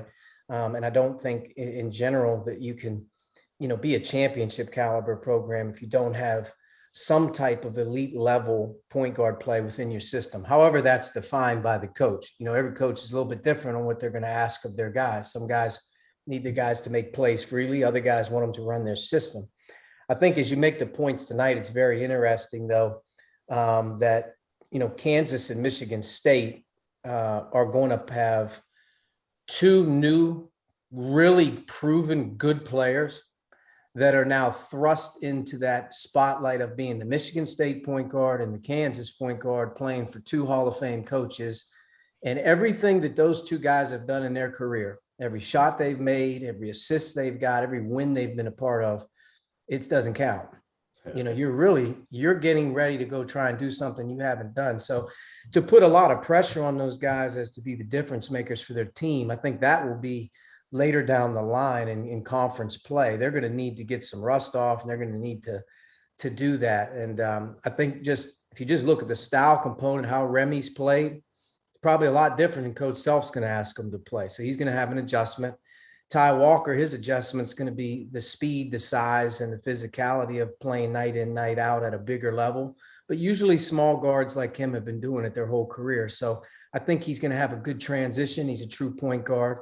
And Coach Izzo's system and his team in general, when they have that intact, they're going to win a lot of games. And I think that Ty is going to be a big part of their success this season.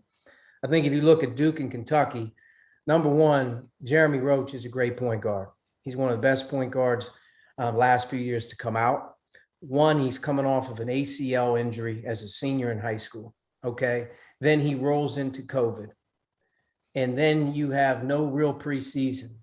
So if you look at his freshman year, you have to say to yourself, well, he was up against it a little bit. Was he going to be ready health-wise to start? And then two, boy, did he even have a fair shake at the beginning to get himself acclimated?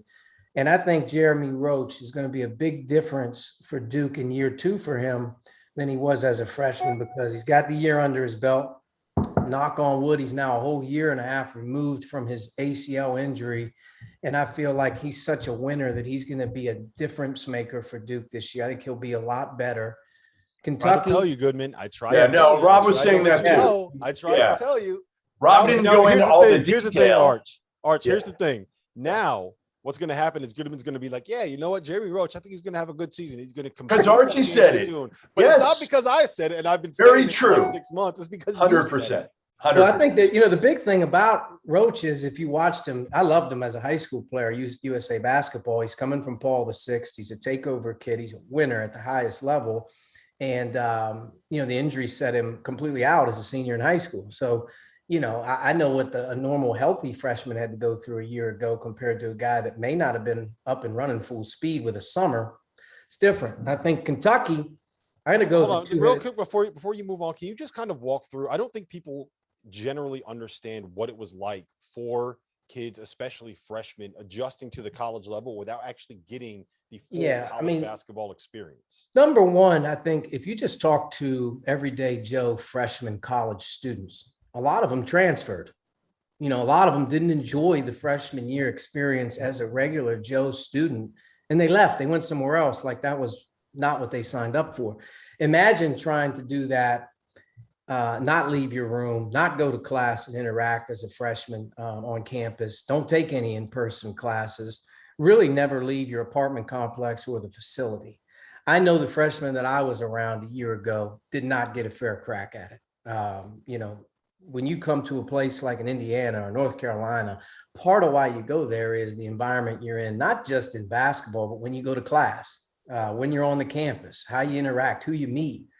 And, it felt like you're taking 17, 18-year-old kids, telling them they have to stay in their room, do your in-person class, Zooms, your meetings. And then, hey, when you come over to the facility, you're going to get tested every day. And for an older player who's had a little bit of sense of I'm an adult, I can live on my own, I think it was hard. But I think for a young player in general, very difficult to stay with it mentally, in terms of, we're asking you to be ready to practice every day for 2.5 hours. That's hard enough when there is no pandemic, every day.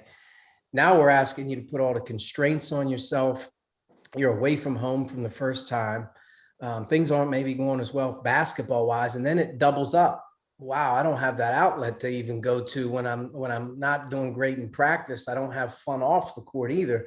And it was like, constant battle to just keep the spirit alive. So I think last year's freshman class, rising sophomores in college, I hope to see a lot of these guys, enjoy the year a lot different, because their freshman experience wasn't anything like any other freshman's ever had. It wasn't. So this year's crew will have it different, but I think that's a big part of Duke. They have a lot of returners, first year, second year players, Kentucky as well, guys from a year ago. But I look at that as being a big pickup for a lot of kids this year, is not having to deal with it. No, it's interesting. Duke has juniors on their roster that have not played in the NCAA tournament. Who's that? Duke. Wendell Moore is a junior. Right. He's not played in the NCAA tournament at Duke. When has that ever happened for a Duke basketball program? Never. Well, they don't miss it very often. The pandemic threw a monkey wrench in a lot of programs, with some guys that are chomping at the bit, I think, to experience what it's like to play at a lot of these places in general. There's a crew of seniors that are probably super seniors right now that are just stuck around just so they can have that opportunity to get back to it as well. I mean, when you play in college, it goes fast. It really does. I mean, it goes fast. And I think, for you to experience it and max it out, part of that is getting to the tournament, playing in the tournament, winning in the tournament. Those are the things that stick with you the most. And I think if you haven't had that yet in your career, it's something that's going to be a driving force for a lot of kids. So, Arch, you're close with Cal, kind of grew up. I don't know what the relationship is exactly. There's a Pittsburgh connection there, correct? Yes. Cal's a longtime friend, family relative, so to speak, who grew up with my dad's family across the street. And there's an age difference there between my dad and Coach Cal, where my dad's a little bit older than him. My uncle Tim is the same age as Cal, and they grew up together. And then if you kind of look at Sean, he's probably about 10 years younger than those guys, and I'm 10 years younger than Sean. So there's almost like that stepping where every stage that kind of everybody went through with the game of basketball, somebody saw the other guy do it, and then they did it, and then the next guy did it. It's kind of funny, but Cal's he's a great guy. A lot of people think the basketball side of things is the thing that people revolve around or sort of really want to be around Cal for. That's not really the case. The things that he does for people back in that area that we grew up with, or the family and friends that he's helped along the course of the way, he's a very giving person. Take the basketball component out. If there's a guy that you want to have a conversation with that you think is going to make you laugh, I mean, there's no question about it. I mean, he's got a unique ability to just gravitate people to him. That's why he's special at what he does in his professional world as well. All right. So you know him well. Did you ever think that he would go this route? I'm writing a story today that I'll put out here afterwards on how I think this is the perfect mesh for John Calipari at Kentucky, right? We've seen all these older teams win championships lately, and Duke and Kentucky haven't been able to since 10 years ago for Kentucky, since 15 for Duke. And now he brings in 4 transfers. And he told me it was out of necessity. It wasn't like he wanted to. Right. And necessarily Kellen Grady and Oscar Tshiebwe and CJ Frederick and Severe Wheeler, but it was more out of necessity. Is this good? Is this the way he's going to have to do it from here on out, Arch? Because ultimately it's the only way he can win titles again. I don't necessarily think I can speak for Cal or his model, because I think the one thing that's probably a little bit more unique at Kentucky is the revolving door.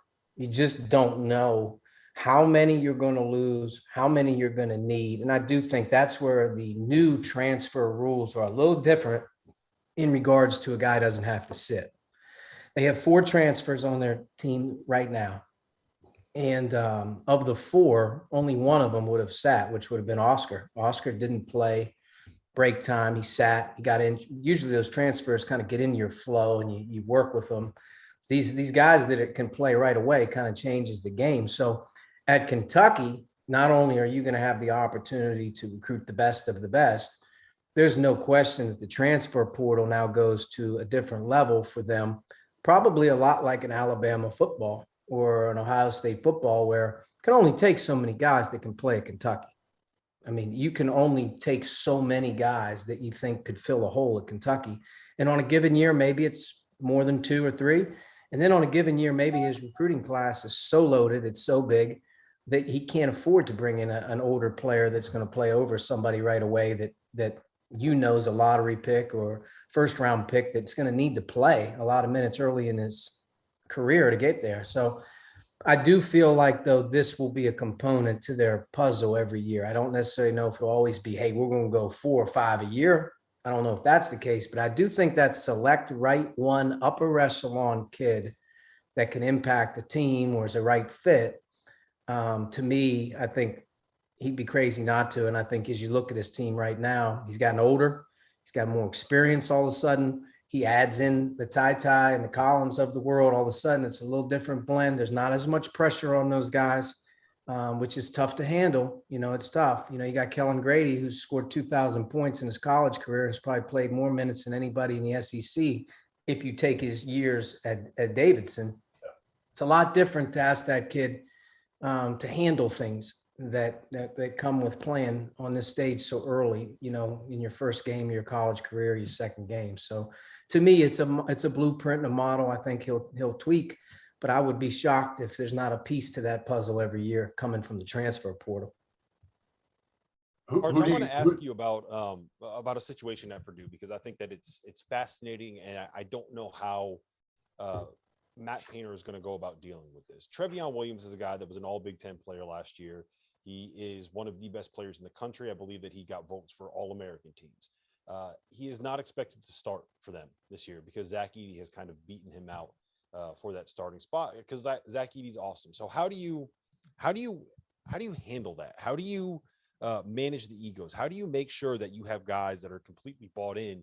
If the guy that was supposed to be the star that was expecting to be able to play 30 minutes coming off the bench, like how do you manage feelings and make sure that everybody is still bought in a situation like that? And have you ever dealt with one like that? I think every coach deals with I don't want to say politics, but the personalities a lot different. I want to give Matt a lot of credit on this. This is a good problem. This is a good problem now. I mean, there's a lot of different types of problems you could. You'd love this. You would have loved this at Indiana. Yeah, I mean, at the end of the day, I'd argue with the two guys on share and be nice as much as you possibly can. But I'd tell you this much, there's foul trouble, there's injury, there's all things considered during the course of the year. You're going to 1A, 1B. It's not 1 versus 2. They're both terrific players. Let's start by saying this. Number one, it is a good problem.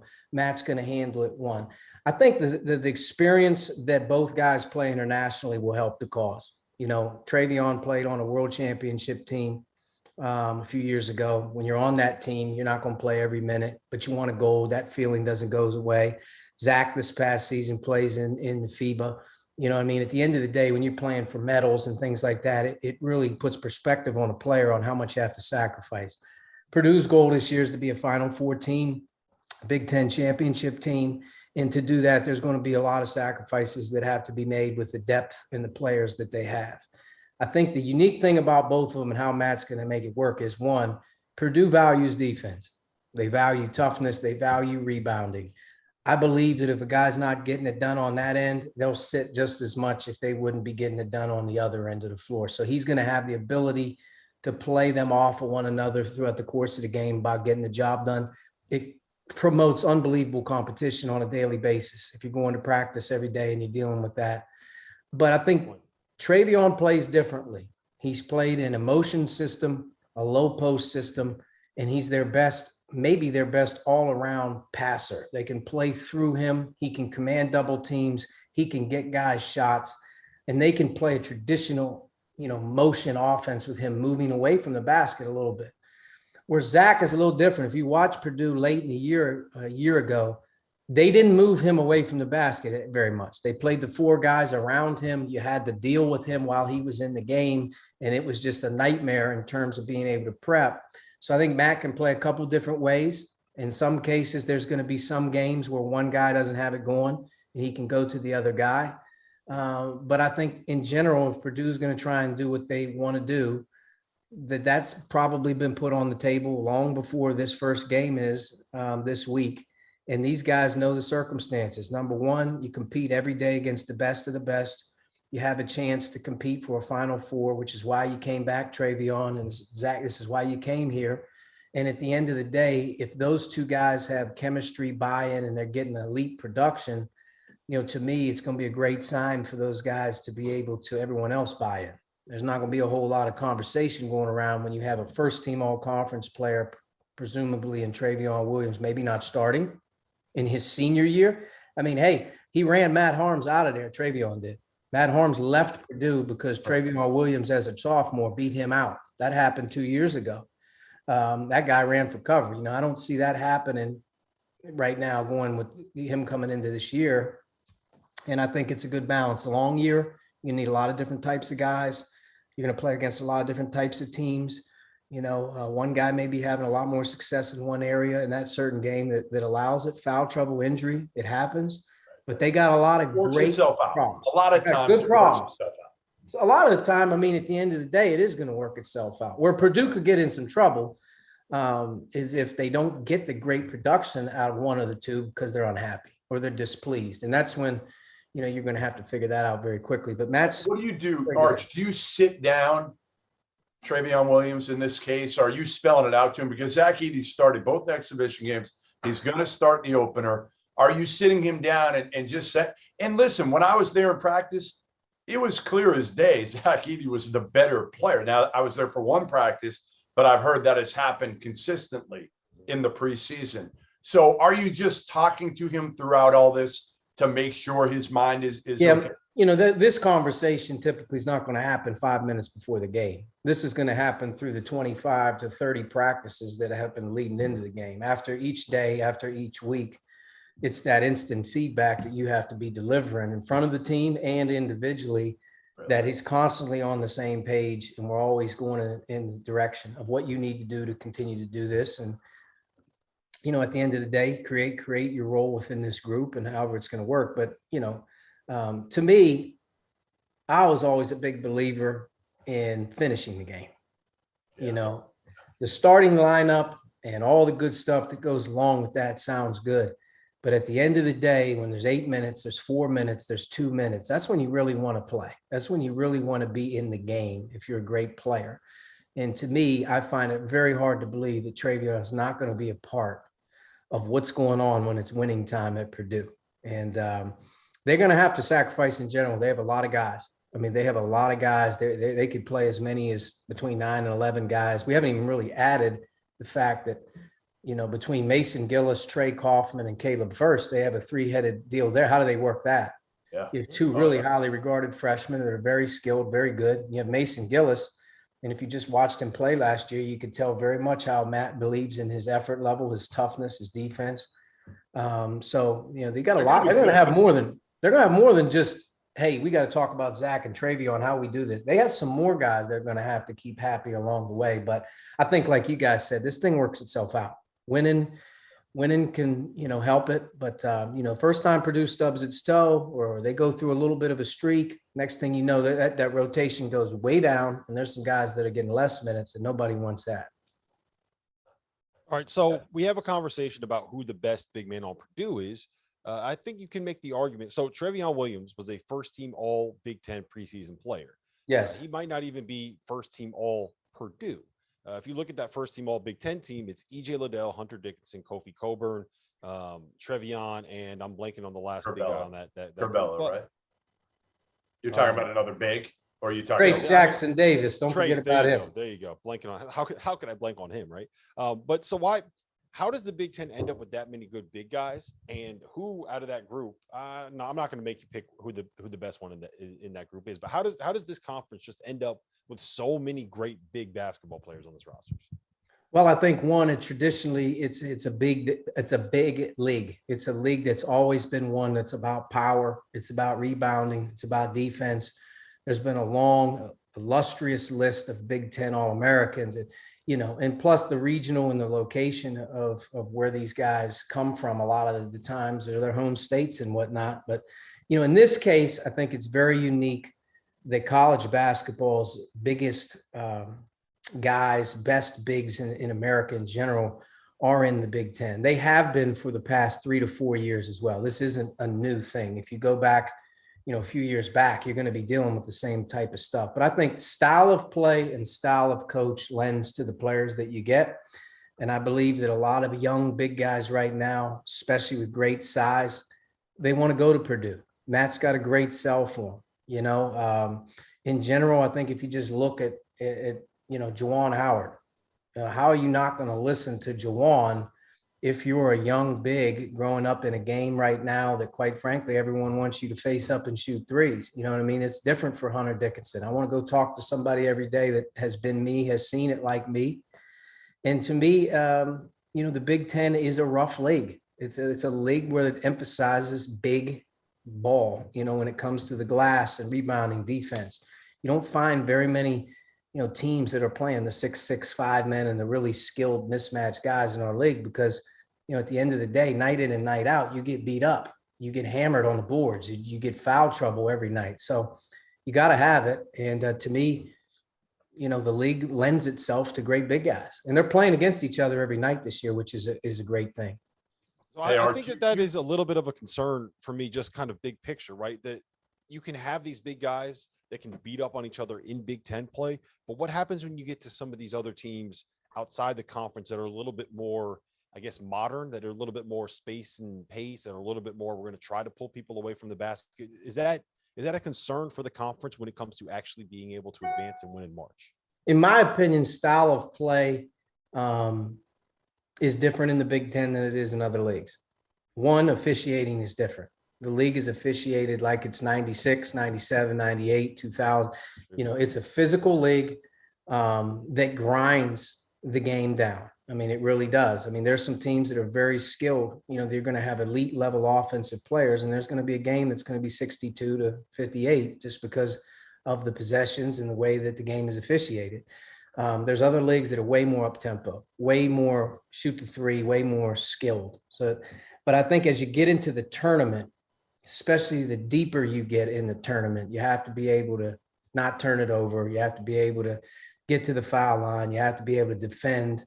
And, that always lends well for teams like Michigan State and Purdue's and the Michigans of the world from a year ago that were right there. And, I think when you play against that unique, it happens all the time. When you play the Oral Roberts of the world, the North Texas of the world in the first, second round, however it works out, and they have that 6'6" center who just absolutely tortures you. That scares the death out of everybody with the big guy.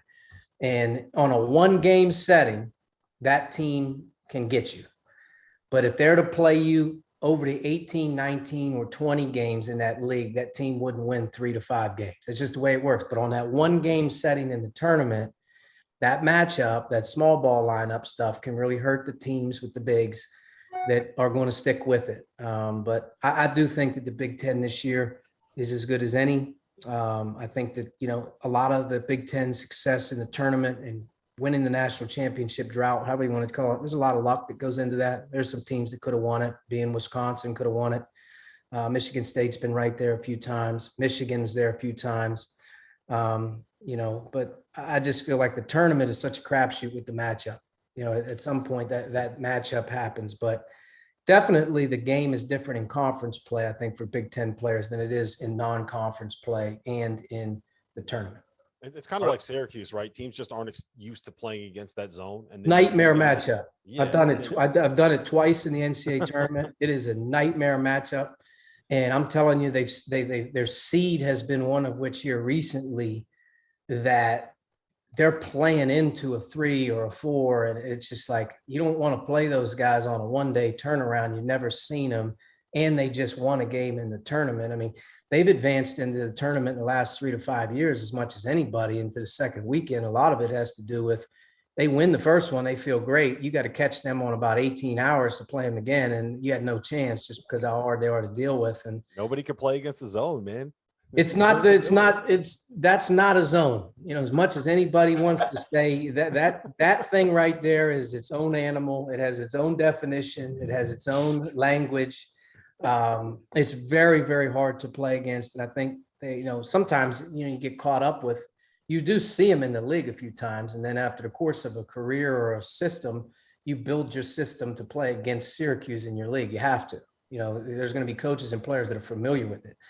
But I remember saying, I think it was San Diego State drew them last year.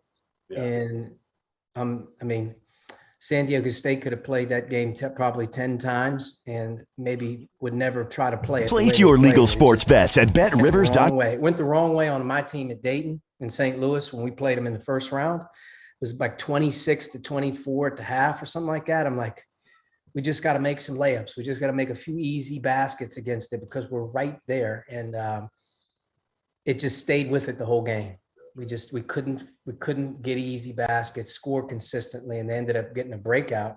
The first time we played them at Dayton, we beat them. We made 11 threes or something like that. So, we made some shots. If you make shots, obviously it's different.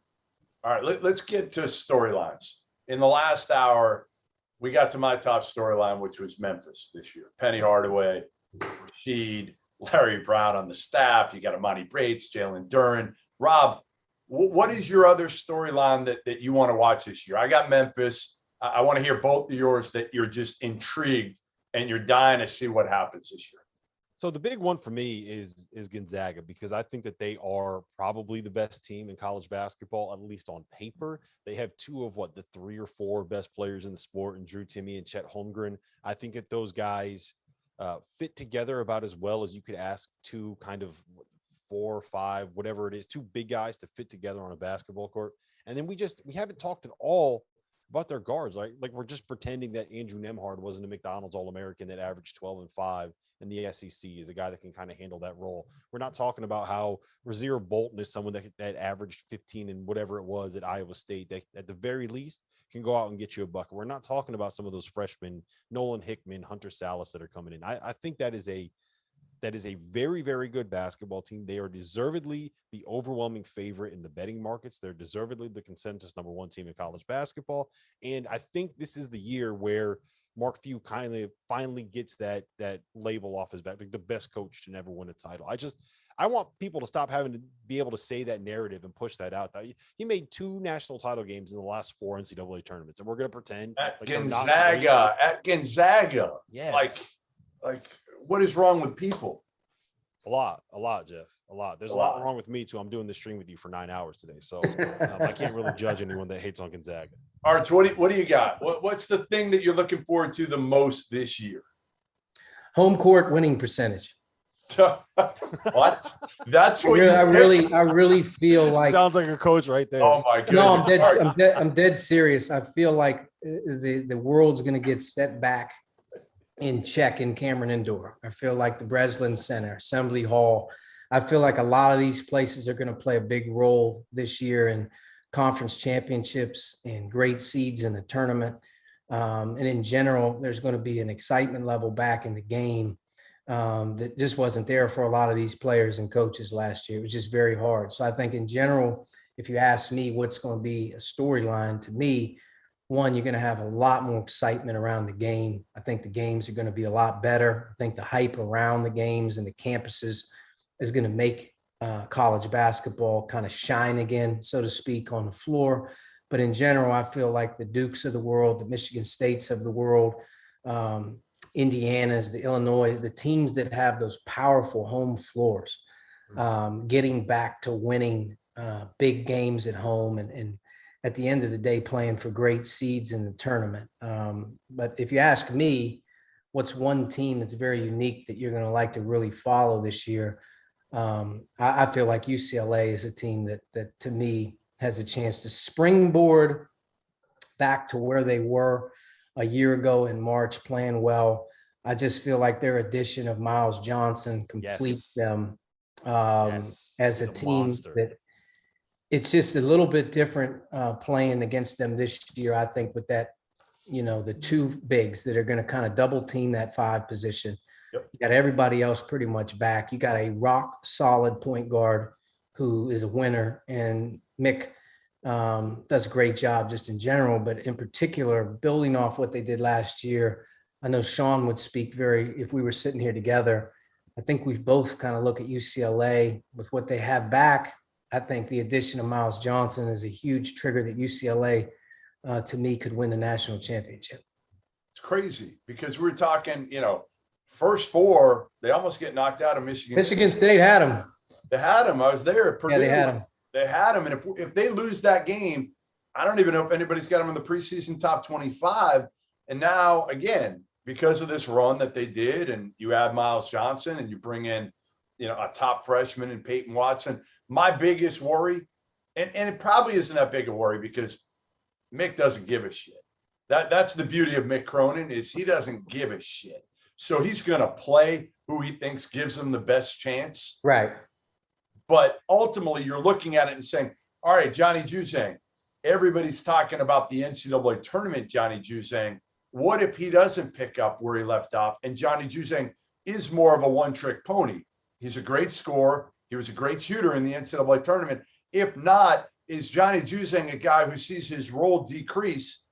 So like the chemistry of that team, that's my biggest question, I guess, because they have all the pieces, all of them. I don't think his role is going to decrease. I think it's just going to kind of be like, he's not averaging 23 a game this season. He got scorching hot, and he showed you how good he can be when he gets rolling like that. But I don't think that they need him to average 23 a game to be great. And the biggest reason why is they're going to be really good defensively. The difference between what they were heading into the tournament and what they were during the tournament is that they actually guarded like a Mick Cronin team. And not only do you add Miles Johnson and Arch, you can elaborate on this if you want, but like that dude is the perfect kind of 5 tough, physical rim protector, big body in the paint, takes up space that they were missing. Like Cody Riley's a good player. Right. He's also like 6'7", right? Right. Miles Johnson is big and physical, and Peyton Watson is probably going to end up being their best perimeter defender. So now all of a sudden you take away all the issues that you had defensively. You have a guy that can get you a bucket anytime you need a good shot in Johnny Juzang.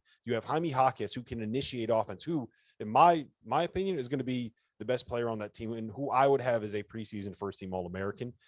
Tiger Campbell, as you mentioned, winner at the point guard, steady. He's not going to make mistakes. He's not going to necessarily win games for you, but they got winners on that team, and he's not going to beat you. Jules Bernard's a bucket getter off the bench.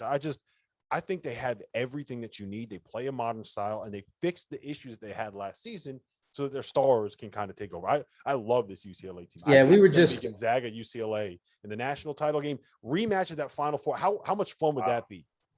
That would be great. I mean, you have two teams kind of just that went all the way through and then did it again. Would be a really cool thing to watch, I think.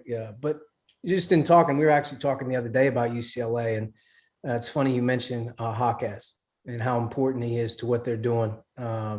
There, and what a key piece he is to how they're playing. Mick's playing a different style than he played at Cincinnati, and that's a big reason why. But I will go on record and say this, that the best individual defender in college basketball, maybe he won't get the credit or whatever, is Miles Johnson. He's the most dominant individual one-on-one defender that I've ever seen, that I've played against. Really?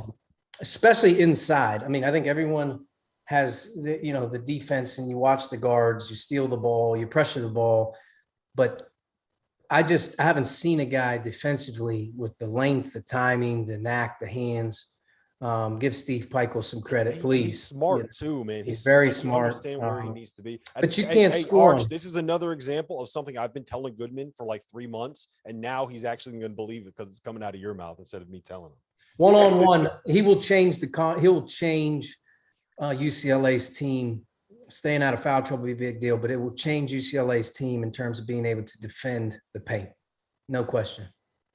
So my other question was always when UCLA hired Mick, I just wasn't sold on it. I was like, Mick, what type of players he was getting at Cincy, those hard-nosed, tough, under-recruited guys that just played hard, weren't the most skilled guys.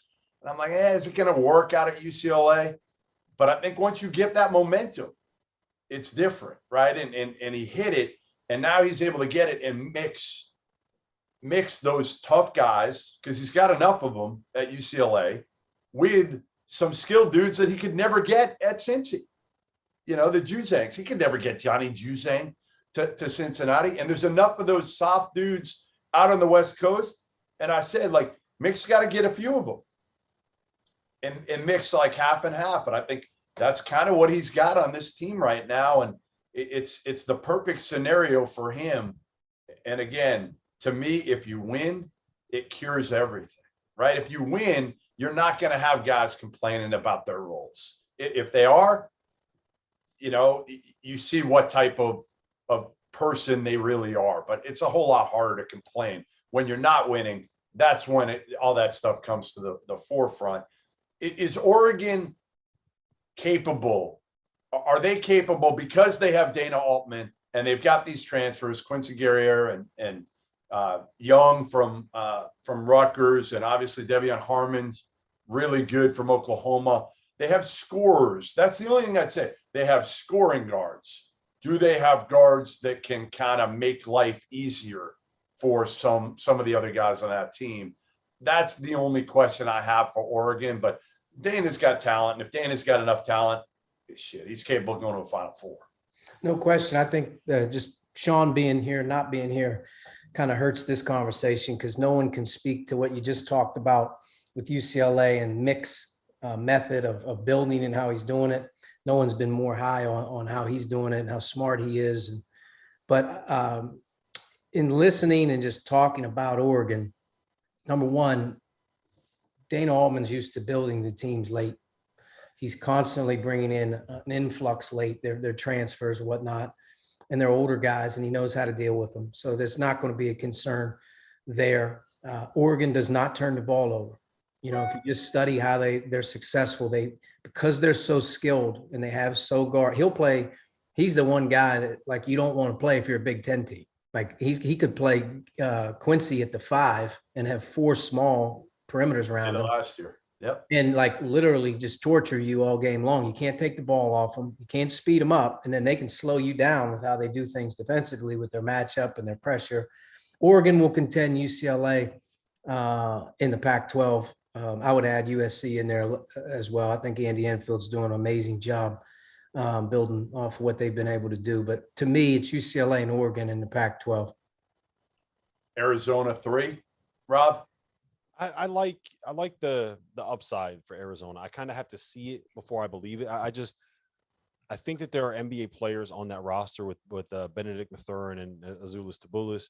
I think some of the transfers they got coming in are going to be good. And I think that Umar Ballo just fits what Tommy Lloyd is going to try to do, assuming that he's going to try to do what Mark Few did. It's going to be Koloko. It's not going to be Ballo. I don't think it's going to be Ballo at all. I think it's going to be a lot of Koloko, and Ballo is going to be, I could be wrong, but I think my thing is, I don't think he's going to play like 35 minutes, but I do think that what Gonzaga wants to do is they want to push the ball. They want to run all these ball screens, and they want to try to find a way to get post seals for their big guys. And Drew Timme was great at that. Shemek Karnowski was great at that. And I think Umar Ballo, in theory, is a guy that can do all of that. Now, there's a reason why he never really got minutes at Gonzaga. So we'll see if that ends up working out. But I think if it hits, he's a very, very good player for Tommy Lloyd in that system. If Benedict takes a jump, if Azuolas takes a jump, if the who's the kid they got from Utah? I'm blanking on his name. The guard, Pell Larson. Yeah, Pell Larson. Yeah. If he ends up being a guy, the key is Kerr. The key to me is Kerr, and whether he can be a top 4 or 5 point guard in the Pac-12. If he can, then I think Arizona, they've got enough around him, especially on that front line. You want to know who I love? You want to know who I love in the Pac-12? Washington State. How weird is it for me to say that? I think they're going to be really good. Very weird. Very weird. But I think everybody's on that kind of, they're kind of the cool pick right now. Well, Kyle does a great job. Kyle's a great coach. He really knows what he's doing. But I think if you just study their roster, man, their young guys that they brought in have been very good, very impactful. They're getting older. And they're getting older. Abogidi, the big guy. Noah Williams is really good. They transfer from South Alabama. Michael Flowers, that kid's a stud. They're going to be good, Goodman. Just wait. Just wait. No, Archie just confirmed it, so that means that you have to believe me now. Whatever Arch says, I believe, or anybody with some credibility says what you said. I need You see what I'm somebody dealing with, else. Arch? Come on, I man. need somebody else other than you to say it, Rob. That's the key. Ultimately, when you say it, I need somebody else to back it up. So that's what you're gonna ultimately have. That's so disrespectful to a guy. I know, So but it's disrespectful. true. The problem is lie? the problem is Goodman thinks all I do is drink $20 bottles of wine. So Yeah, I He heard goes, that. yeah, we go to Porlini's Porlini's. last night, and Dauster, he didn't ask for 20, but he's like, yeah, I want a bottle of wine, whatever, for the table. And the guy's like, all right, well, like, what do you want to spend? And we're at like a nice Italian restaurant, in Manhattan here. And Rob's like, $30. The guy laughed at him. The guy looked at him. I said, like, what? $30? I said, like, what does it cost? Like 30, 35? Like, what is it? And he's like, $30. But yeah, you know how the Italian guys, they start talking $30 a glass. Yeah, I got one of those, and I was like, my bad. Didn't mean to offend you. Food's delicious. Man.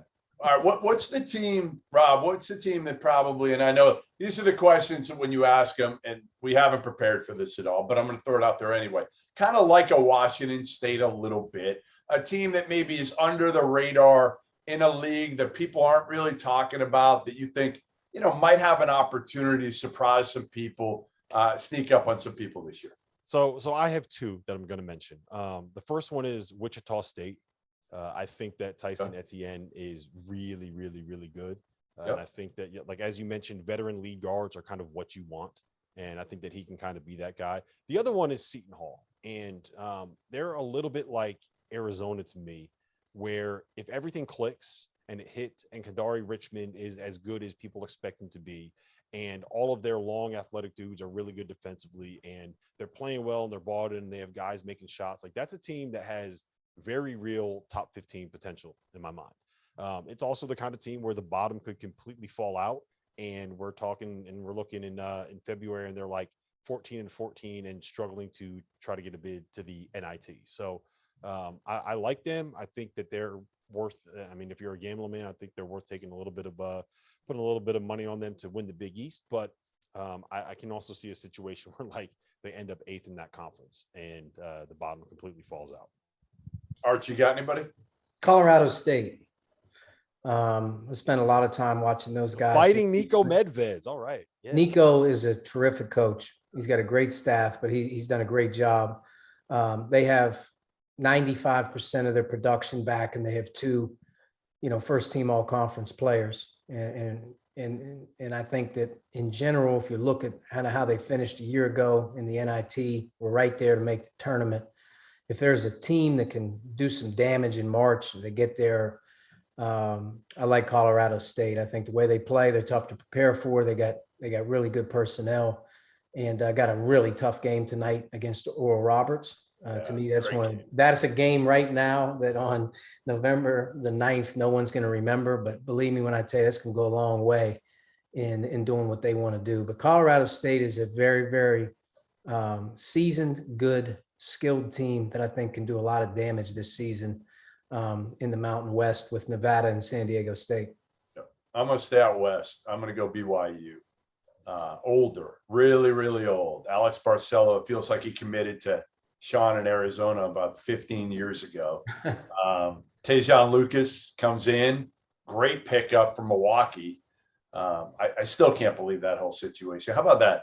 Milwaukee gets Patrick Baldwin Jr., commits to his father. We all knew it was going to happen because every kid plays for their dad, other than the last elite player who didn't. You want to know the answer to this question? Well, the last elite player who did, Rob, I've told you the answer to this, who didn't choose to play for his father was who, Archie? The last elite player that didn't top 10, 25 choose to play for his father. Well, you got to be a little bit more specific, because every top 10 player doesn't choose to play for their father, because most of them aren't basketball coaches. Any top 50 player, I would say, you see the questions you get from Goodman on this thing? Honestly, that's a tough one. You go far back as a decade. It started with Ray McCallum Jr. Everybody did it. Everybody did pretty much everybody. Noodles' kid did it. Everybody. Trey Ziegler. Yeah. Yep. The last one, Jason Capel.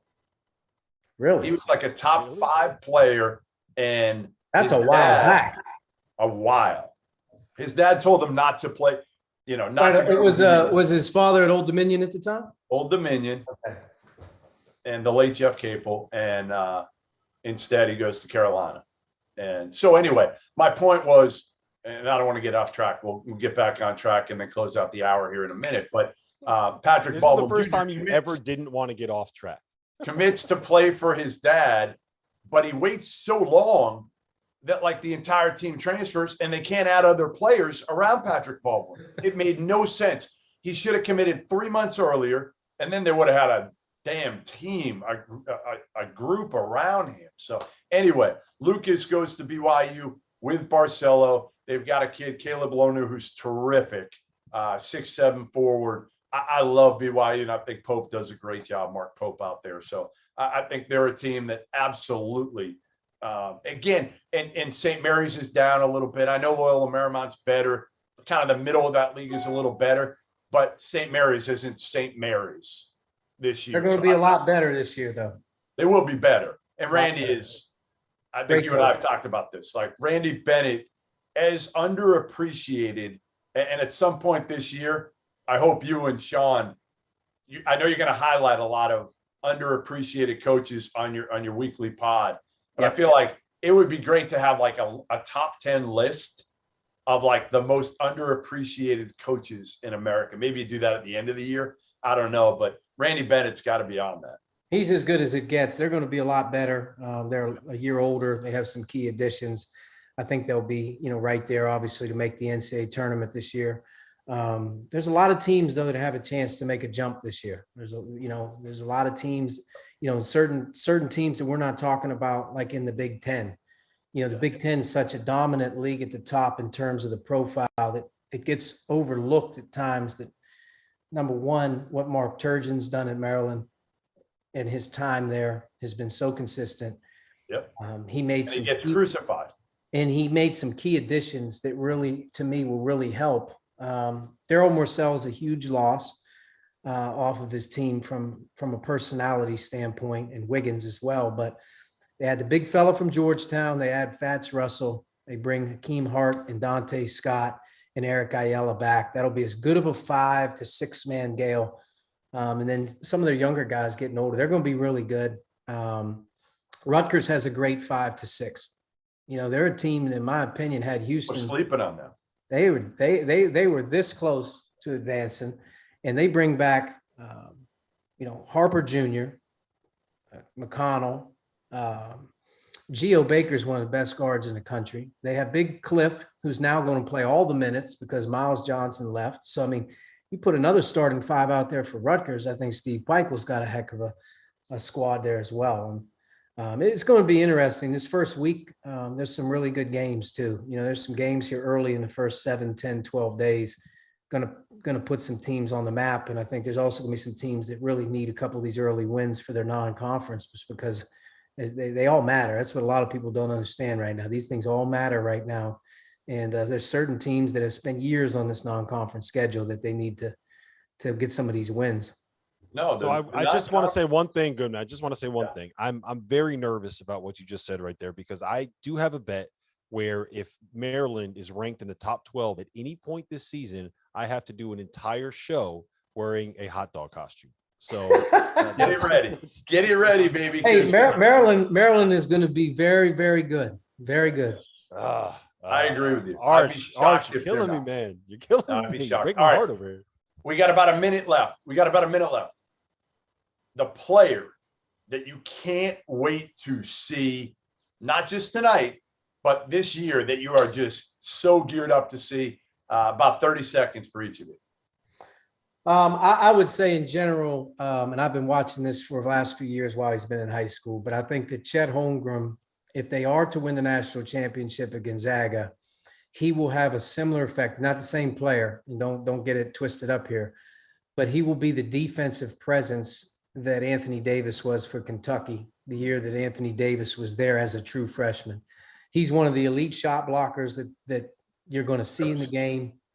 He, to me, is playing alongside a guy that's going to command all the attention in Drew Timme, because Drew Timme's the best offensive player on their team. in terms of being able to throw the ball to. But if they were to win it and do something very unique at Gonzaga, could Chet Holmgren be, that national defensive player of the year type of a guy like Anthony Davis was, where you just can't score on them in and around the rim when he's there? Could he be something that they haven't really had in those games in terms of that elite defensive presence? Gonzaga is known so much for their pace and scoring. Could they be a team that becomes a problem, having to deal with this one player? We're going to have a conversation about Chet's defense at some point, because I'm very intrigued that you compared him to Anthony Davis. Rob, who do you got? 30 seconds. I'll give it to you in 5 seconds. Paolo Banchero. I've seen this guy make the plays on the perimeter. I've seen him run ball screens in the grind session. I think, look, the craziest thing about him. 5 seconds. You're out. I'm done. You're out. For me, it's Amani Bates. There you have it. Arch, thanks for joining us for the hour. You're going to get Dauster and Arch right after the Champions Classic later tonight. So make sure you stay tuned. Did you pick your winners? Did you pick your winners for the Champions Classic? I got Kentucky, and I'm going Kansas. Kentucky, Kansas for me. Rob, who do you got?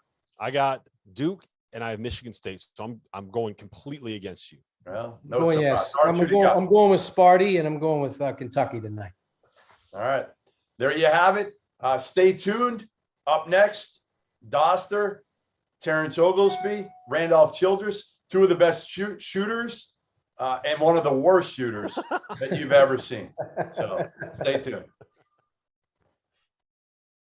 BetRivers.com, your new home for sports betting. Millions of betting options a year on the sports you love. We offer live in-game betting on major sporting events worldwide. We have tons of bets available during games, from money lines, point spreads, prop bets, play-by-play bets, and many more. BetRivers.com offers live streaming of events worldwide. That's right, you can bet on the game as you're watching. Sign up now, and we'll match your first deposit up to $250. More bets, more action, more fun. Place your sports bets at BetRivers.com. Before we move on, let me tell you guys a little bit about our partners over at BetRivers Sportsbook. If you haven't signed up for BetRivers yet, now is the time, because they are offering a $250 match bonus for your first deposit. But what sets them apart is that they require just one playthrough to turn your bonus into cash money. With their Rush Pay instant approval, withdrawing your winnings is safer, it's more secure, and it's more reliable. Now that basketball season is tipping off, get in on the action at BetRivers.com today, or by downloading the BetRivers iOS app. You must be 21 years or older. If you have a gambling problem, call 1-800-GAMBLER. And while I got you here, let's talk about the Field of 68 Media Network, where college basketball matters most all year round. This is a digital media and podcast network that we've been building over the course of the last year. We have shows hosted by some of your favorite players covering the program that they love the most. AJ Guyton hosts the House of Hoosier. Eric Devendorf covers Syracuse on the Scorer's Table. Dan Dickow hosts the Gonzaga Bulldog broadcast. We have Florida's Patrick Young and Duke's Andre Dawkins and North Carolina's Shammond Williams and Michigan's Stu Douglas and Illinois' Deion Thomas. The list goes on and on and on. We have more than 30 shows right now. So hit the links below and check them all out. And while you're at it, make sure that you go check out the Field of 12 Media Network, your home for college football. Place your legal sports bets at BetRivers.com, your new home for sports betting. Millions of betting options a year on the sports you love. We offer live in-game betting on major sporting events worldwide. We have tons of bets available during games, from money lines, point spreads, prop bets, play-by-play bets, and many more. BetRivers.com offers live streaming of events worldwide. That's right, you can bet on the game as you're watching. Sign up now, and we'll match your first deposit up to $250. More bets, more action, more fun. Place your sports bets at BetRivers.com.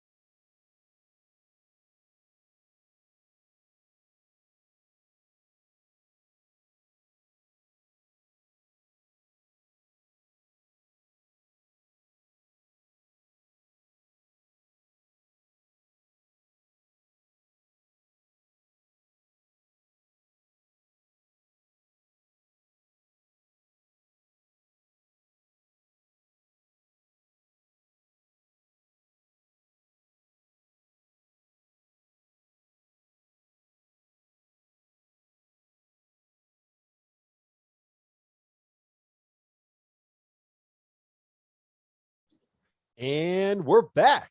It's hour 3 of the Field of 68 After Dark tip off marathon. I think we can call it a marathon at this point because my back is hurting. My legs are cramping up. I'm having trouble just sitting in this chair. But I am joined right now by my partner on the Dauster, T.O. and Fanta podcast, Terrence Oglesby, former sharpshooter from Clemson, and the one and only, the legend, and I feel comfortable calling you a legend, Randolph Childress of Wake Forest fame. Gentlemen, how are we doing? You guys fired up? The season's here. Season's here, boys. I got my jersey on, so I'm ready. Let me be clear. This is my son's jersey, and I can't wait to get out of it, so I can't show you the rest of it, but I'm excited. I was about to say, if it's your jersey, I'm wondering if the paint's still on there, if it's starting to peel off a little bit. That was the only question I had. Because those jerseys now are snug. Those things are snug now. There we go. Trust me, I'm having a hard time to breathe, so if I faint, you guys will know. Life comes at you quick. Man. So as we get into this thing, before we kind of get into the bigger picture stuff, I just want to know what you guys are the most excited for. I mean, the season's back. It's going to be as normal as it probably could ever be at this point. So what is the thing that you are the most looking forward to when it comes to college basketball in 2021, 2022? T.O., I'm going to you first on this one. Well, first of all, I'm really curious to see how this Kentucky experiment is going to go. He takes a whole different route as far as getting his extremely talented players, which he has that this year, but they're older and they're not quite the dynamic athletes that they've had in the past, like a John Wall, like an Anthony Davis. It's not that kind of talent. It's a more skill than it is talent. I like how that's going to. I'm excited to see how that's going to go. Secondly, North Carolina and Hubert Davis. I think it's probably the most intriguing storyline of the season because I think they're still going to do a lot of the same things. And he brought in some talent through the portal as well.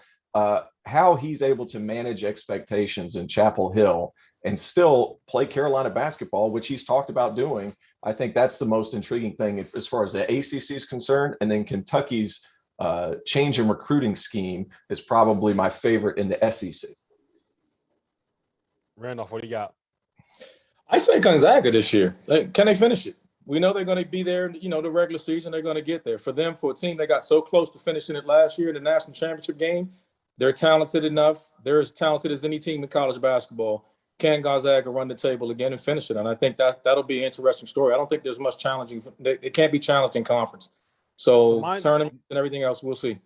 Mine's a little bit more big picture, and T.O. has heard me say this probably multiple times at this point. But the thing that I am the most looking forward to are fans being back in the arenas, the student sections going nuts, these buildings being packed. We're going to Madison Square Garden tonight, T.O., and you are going to have 4 crazy fan bases filling up that building, going nuts for like a 5-hour window here tonight. The thing about it is, like, college basketball, the product on the court is never going to be better than the product that you see in the NBA, right? College basketball is never going to be bigger than college football because basketball is never going to be bigger than football in this country. The one thing that is unparalleled is the environments, the proximity that these crazy fans and these crazy fan bases and these student sections have to the actual players on the floor. It's unlike anything else in sports in the United States. And that just comes through on television, right? And I think what we've seen from every sport that has kind of gotten back to having fans in the stands so far is people go nuts.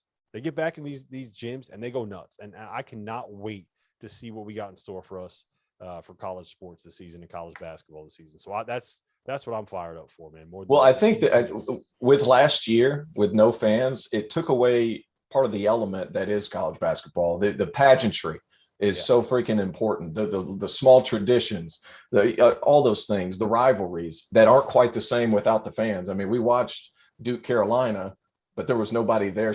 There was juice, but it wasn't the same, and there wasn't the vitriol. Those cardboard cutouts aren't going to fire you up in Carolina indoor. No, and that fake noise was absolutely the worst. Just sitting there listening to those arenas, hearing that fake noise over and over again, it was the absolute worst. So I think everyone's excited about getting crowd back into it. So that's a good segue, Randolph. You were coaching for a while and you're out of it right now. And I do think that it's interesting, the environment of coaching right now, the way that we kind of have to go about recruiting and the transfers and having to recruit players in January to keep them on your roster for the next season. And the idea that coaching staffs will go out and poach kids that play great at the mid-major level and bring them up. How how has it impacted the way that you have to do your job with this new culture of transferring and people maybe not necessarily buying in? Like how much more difficult was it over the last couple of years to kind of get to this point that we're at now? Well, think about it. You had COVID year, and so everyone got that, the younger players got that year back. I wonder how many guys that transferred to a new school this year did the coaching staff actually see? Or did they bring on an official visit? Did you just watch film on it? Because on a normal year, you would never just watch film on a kid and just take him. But because of COVID, you couldn't bring him to campus. So even through the transfer portal this year, I think it'll be interesting to see. I think we'll have to see as the year goes on, similar to what football does. We'll have to get a few games to see how these pieces are going to fit in, because these coaches, they don't know what they don't know what they're getting. And you're getting some veteran kids, but they've been in a certain system. You have to untrain them and kind of break their old habits to get them to fit into your system. So I think that'll be a big part of what we see early on. How long does that take to kind of get a kid? Like the perfect example to me is Remy Martin at Kansas, right? Like he's a kid that is wired to score, that is wired to shoot. The point that I keep hearing coming out of there is he's always, they run a set, and if it doesn't work on the first action, he's running back to get the ball instead of going on to the next action, swinging the ball, whatever the next part of the play is supposed to be. So how long does it take you to get a kid that has played a certain way his entire life to do a new thing for you? It fails more times than not. You end up getting frustrated. It's like a bad habit. That kid has to buy into that. You're telling the kid that's been shooting first all his career, all his life, and that's what he does well. And then you want to come and bring him into your system and want that ability. But then you're like, hey, run the team, be a pass first guy. That takes a while. And everything you've done now has just been scrimmaging and one or two exhibition games. Now you'll see as the season goes on, but it counts now. So how tolerant are you going to be to allow to be patient going through that process? I think a lot of guys will struggle with that, and you don't know until the bells come down. Now it's live time. Now it's go time. We'll see now when the lights are on who makes that adjustment. Yeah, T.O., the big thing this year, I think the big narrative is how many of these guys are point guards that are taking over these really important roles for programs that we have at the top of our rankings. Like Texas is a top 5 team. They got a starting point guard that is 14-44 in his career in conference play in Marcus Carr.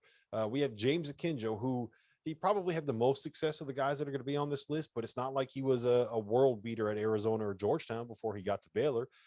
Keep going. We got Remy Martin at Kansas. We have Severe Wheeler at Kentucky transferring in from Georgia. We have Chris Likes going to Arkansas. Tyson Walker at Michigan State is transferring up a level. There are a lot of really, really important players on really, really good teams that are going to have an impact on what this sport looks like when we get to the second week in the tournament and the Final Four, and they're all point guards. That's the most important position.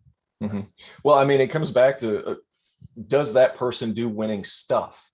Because a lot of those point guards that you just mentioned, whether Marcus Carr, Remy at Kansas, Akinjo, they haven't really been part of winning programs. So are their habits winning habits? And they also have to understand too, you're going from a losing program to most of these guys going to a winning program. You're not going to be able to do a lot of the same things, because the level of accountability is probably going to be a little bit higher, because the level of success that you're transferring up to has been higher in the past as well. I think the most intriguing one is Marcus Carr, because he has been a stat stuffing guy wherever he went. And now he's going to Chris Beard, who's used to putting guys together. He's had JUCO roots and all that. It's going to be interesting to see exactly how he's able to adapt and how much Chris Beard reins him in, but still lets him be him at the same time, because you brought him in to be a dude. You got to let him be a dude too, but you got to learn how to temper it at times as well. So I just want to circle back real quick. You mentioned winning stuff. Can you just kind of elaborate on what winning stuff is for a point guard, a new program, new role, with all of that? Something small to me, RC, and this used to bother me a lot. Say you got a pass on the 45 and you pass up a good shot for a great shot in the corner. And a lot of those guys who have been on losing teams have been told to take those shots. Right. So that little adjustment like that, maybe that extra step over on help side, maybe getting over there and taking a charge instead of trying to swipe at the ball, like little winning stuff like that might be 2 or 3 plays throughout the game. But over the course of a college game, those things matter, especially when you're playing in the Big Ten, especially when you're playing in the Big 12. I mean, especially when possessions get lower, those 3 winning possessions, they might be at the end of the first half. They might be before the first TV timeout. But you try to steal 2 or 3 possessions, and you got to have guys that do winning stuff in order to win those close games. And it's not just at the end, it's in the first half, it's at 4 minutes into the second half, things of that nature. Yep. Those guys are going to have to realize they're playing with more talent now than they left. Most of those guys went to better teams, and they're playing with, and they're going to have to learn to trust that talent, and that takes time. Yeah, for sure. So out of those guys that I mentioned, and if you have anyone else on the list, who are you expecting the most out of, and who do you think maybe has the most weight on their shoulders, I guess, so to speak? RC, let's start with you. You know, I'd add Rocket Watts to that. You know, he's left from Michigan State. We can add even a Shaquille Moore. And they're both down at Mississippi State. And I think they've gotten a lot of good names down there added to that program. And with a good coach, and they've won some there. So I expect big things out of them. But who's going to be the point guard for that group? You know, who's going to be the guy that's going to say, hey, you know, I'm going to be a little bit unselfish and get this going and make the extra pass and find out when to be assertive and when I can take that extra shot and when to shoot. And I think it just takes time. Out of the guys you mentioned, I think Tyson Walker has the biggest load on his back because Michigan State needs him to be so good in order for them to be good enough to get, you know, towards the top of the Big Ten, which I think they will because there's enough gritty dudes. There's enough Izzo guys on that roster. Plus you got a superstar in Max Christie, potential superstar in Max Christie, who I think is going to be really good this season. They need point guard play. And I think he's one of the most important pieces. The other one's James Akinjo, 304 assists. And I keep harping on this stat. 304 assists. That was what Jared Butler and Mitchell combined for last year. That's what he's going to have to attempt to replicate because Baylor, Matthew Meyer, some of their other guys, they play their best basketball when it's coming off the catch, when somebody's creating it and creating that initial chain of reactions. I think that's the biggest part for Akinjo. Can he set off that chain of reactions to where those rest of those guys can be successful? And I'm a huge Matthew Meyer fan, but he's not somebody that's going to bring it up on his own and then create right away. He needs that closeout. He needs them coming out with speed, and then he can really do some damage for you. Yeah, I'm all in on the James Akinjo bandwagon. We had Scott Drew on here earlier, and I told him that I do think that James Akinjo at the end of the season is going to end up being a first-team All-American if Baylor is good, it ends up being as good as I think they will be. But T.O., how about this? I'm going to go with two guys that are not necessarily someone that has been mentioned on our list for who might be the most important transfer point guards in college basketball, and that is the guards at Auburn. So much of what Auburn does and the way that they're built and the way that Bruce wants to play is based on the way that their guards can get up and down the floor. I mean, how many great little guards have come through his program, dating all the way back to the Bobby Mays days, right? Jared Harper, we've seen. There's been a lot of really good little guards on that roster, and I am not thoroughly convinced that he necessarily has what he needs this year. We got a bunch of transfers coming in. So we got Katie Johnson coming in from Georgia. We have Wendell Green transferring in from Eastern Kentucky, and we have Zep Jasper transferring in from your neck of the woods, T.O., at the College of Charleston. And I need to see what happens with them. And if one of those guys can step up and be someone that can take the reins, hey, you pick them to the Final Four, right? You nervous? Are you worried? Are you concerned? I'm a little worried. After, Alan Flanagan, I think, is one of the more talented scorers in that conference. And if you're one of the more talented scorers in that conference, you're probably one of the more talented scorers in the country. So if he, depending on his health, him coming back right after the new year, I think that Auburn has a legitimate shot. But those point guards, they're going to get a lot of extra reps. And I'm assuming that Bruce is going to play multiple point guards to try to figure that out on the fly heading into the second half of the season. But I think a lot of it depends on Alan Flanagan. But if Auburn's able to get moving with those point guards and they're able to get some experience in his style of play, in the manner in which he likes to play, then they can have some success. All right, so let's move this forward. We had Archie Miller on in the last hour, and the thing that Archie said in terms of the team and the player that he is the most interested in seeing this season is Chet Holmgren at Gonzaga, because of the way that he can defend, because of the way that he fits with Drew Timme, and because of the way that team fits together as a group. They're the number one team in the country. They're the consensus favorite to win the national title. Randolph, you've seen this kid Chet play plenty on the recruiting trail. Everybody saw Gonzaga make the run last year. I'm a little bit I feel good about the dynamic between the two of them. Normally I'd say, yeah, you got 2 5-man on the court together. How can you really play that way? But I think that they fit together pretty well, right? Like you have one guy that can protect the rim and make threes, and you have another guy that can be maybe a little bit more physical against kind of bigger guys and can score in and around the paint. So they work, right? They work in tandem. I think they complement each other well. And again, the issue that Gonzaga has is going to be, we know they're going to run through their league, and the pressures for them is going to be the national championship. They are as talented. They are the most talented team, in college basketball. And he's at the head of it. He's the number 1 pick in the draft. He's going to have a tremendous amount of pressure and responsibility on him. But there's other guys on the team. The guard play is going to be strong, and he and Timmy together are going to be lights out. I don't think the closest to them would be Pacello and Williams. And I still give the edge to Gonzaga in the front court of that one. So I think that the sky's the limit for these guys. If they just don't put too much pressure on themselves, I think the early part of the league schedule will allow them to kind of grow. And by the time they hit the tournament, the motivation that they've gone through last year, I think they'll finish it out. Tio, where do you stand on Chet as a player? I really like him. Do you remember that block that Zion had a couple of years ago? They were playing against Virginia, and he comes across the lane, and he was just an amazing athlete. I think that Chet is going to be capable of blocks and defensive possessions like that. He's not going to be as explosive. He's longer. So I'm trying to make sure that people understand what I'm saying here. He's so athletic and so quick at that size, and his wingspan's incredible. He's going to be able to guard perimeter players and still be able to protect the basket. I think that's a big thing. Timmy worries me a little bit defensively. They're going to be able to put him in some ball screen stuff.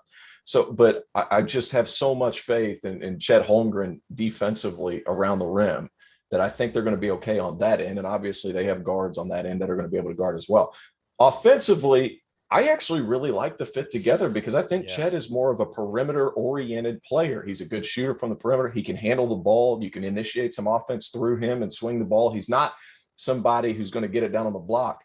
I think they fit together because, one, Timmy's a great passer, and you get him up around the elbow, that's where he's dominant, and you get him on the block, and it's like he's playing chess. Everybody else is playing checkers. His footwork's amazing. Like, it's so much fun to watch. He's like a ballerina out there, a tap dancer. Yeah, it's incredible. Up and under, spin moves, left-hand hook, right-hand hook. There was a couple of possessions a lot of possessions where he would flash to the high post, get it, and he could drive either direction. And he was a quality finisher just because he's a heady player and he understands momentum and where to hold defenders off with his shoulders. He's really good at that. And Holmgren's more on the outside. He's going to be much better cutting off the basketball, getting to the rim. So I think it fits to a T of what you want to do offensively. A big man who can go inside and out, who can pass the ball, and then you have an extremely athletic and quick twitch guy in Holmgren who can get to the rim and then finish way above because he's just so big and long. So I want to ask you guys about Chet defensively because I'm kind of torn on it. I don't really know where I land, right? So I think in terms of like his body type, the best guy that you can compare him to is probably Evan Mobley in terms of how tall and how long and how skinny he is. And I think Chet is probably skinnier than Evan was. But the thing that made Evan Mobley so good on that end was, one, he could switch out to guards and you didn't have to worry about anything. Like he could guard any point guard in the country last year and at least keep them in front. And if not, he had the length to be able to make up and get to him at the rim. He was as good of a drop ball screen coverage defender as I think I've ever seen at the college level. He was so smart in terms of being able to change things around the basket. I don't know if Chet is that guy. He's not strong enough right now to be able to deal with big physical play. Like he'll fight. That dude's tough. He's a pit bull. He's competitive as hell, but he doesn't have the physicality to do it. And I don't know. I honestly don't know if he is the guy that has the same kind of understanding of spacing and understanding of positioning and understanding of how to defend on that end, because frankly, I just haven't seen him do it enough. So Randolph, I don't know if you have a take on that. I don't know if what I'm saying makes sense, but I understand the shot blocking and he's going to be an elite rim protector. I'm just trying to figure out like how he impacts the game. And maybe it doesn't matter in college. Maybe it's something for when he gets to the pros, but that's kind of what I'm most curious to see with Chet is like, what is he as like a thinker on the defensive end of the floor? If we had to be concerned about it, that's my concern about him as a player. I think offensively he has it all, but defensively it's still guarding high school guys. He walks into a gym. He's the best player in high school basketball. I think he'll be the number one pick. It doesn't mean he's the best player on the floor night in and night out. And I think you'll find that he'll have some difficulties at times because from a physicality standpoint, he's going to be guarding elite guard plays. People make it easy. He's going to have to find his niche. He's not going to be actually being drop coverage, right? In drop coverage, you're just keeping the roll man in front of you and the guards you got to get through and contest the shot. I'm just stopping layups. Well, if he's switching, he's out there on an island and he's got to guard these shifty guards and keep his team out of rotation. So him learning how to use his length and the athleticism that he does have. But the concern I'd have is going to be that 6'6" to 6'8" really athletic guy that's physical. It's just older, right? That's just a fifth-year guy or a senior or one of those type of guys. I think physically is going to give him problems because he's tall and he's skilled, but he's not grown into his man's body yet. You don't expect him to, but he has Timmy around him to help with that. But that is my concern when they're switching is that, again, he's playing it as a perimeter guy. So he's up contesting shots and got to guard in space. And he can do it, but he's going to have to figure that out and make that adjustment depending on who he's guarding. I think he's similar to Evan Mobley in that he's going to be able to block threes because that length is just so outstanding. Now, when it comes to getting against like 6'4", 6'5", those are the worst guys for players like him to guard because they get up under you, they knock you off balance. I'm not sure that's going to be as big an issue in college. When he gets to the next level, it will be. But because even when those 6'5", 6'6" guys get in there, they still got to go over top of a 9'7" wing, like standing reach. So, I mean, his length is so outstanding. I think it's going to cover up for a lot of shortcomings that he has. Yeah, and it's also, I mentioned it, but like he is such a competitor. Like the one thing that stands out to me, I watched that game against the Monty Bates, the showcase, whatever. It was like his AAU team against the Monty's prep school team. I don't know why they played it, but they played it and it was on ESPN. It was on national television. And the thing that I can't get out of my head is him after crossing over Amani and dunking on him, walking back on court, like pointing to his chest. This is mine. This is mine. It's all here. It's all hard. Like he is a fighter, man. Like I want guys like that in my corner, right? Like you want guys like that on your roster, even if they have issues, maybe that they're not quite strong enough, high center, whatever it is. You want dudes that will compete with you like that, right? There was also one thing, I'm going to give him another compliment. I think I was watching something, it was a Draft Express thing, or they broke down film with Holmgren, and he was able to process what he was seeing on the screen immediately. Right. And to me, that's so significant because of basically how complicated college basketball has gotten for some teams that they're going to play against. That told me a lot because that tells me his help side isn't by accident. His help side isn't like him blocking shots just out of pure athleticism. He's timing things up. Now, it's going to be more difficult in college. We all know that. But the fact that he's processing that information, he's going to figure out ways to get over on help side and help his teammates. That says a lot about the kid. All right, let's pivot to Paolo Banchero. And I want to know, you have to make your decision right now where you're locking it in stone. You never get to change your mind. It doesn't matter how well they play throughout the rest of the season. Who do you think is better at this very moment right now, RC? I'm going to start with you. Paolo Banchero or Chet Holmgren? Who are you taking if you got the number one? If you're picking a college basketball team right now, you got one pick, the number one pick to start out your team. Who are you taking? Is it Paolo? I'm going to take Paolo. I'm going to take Paolo.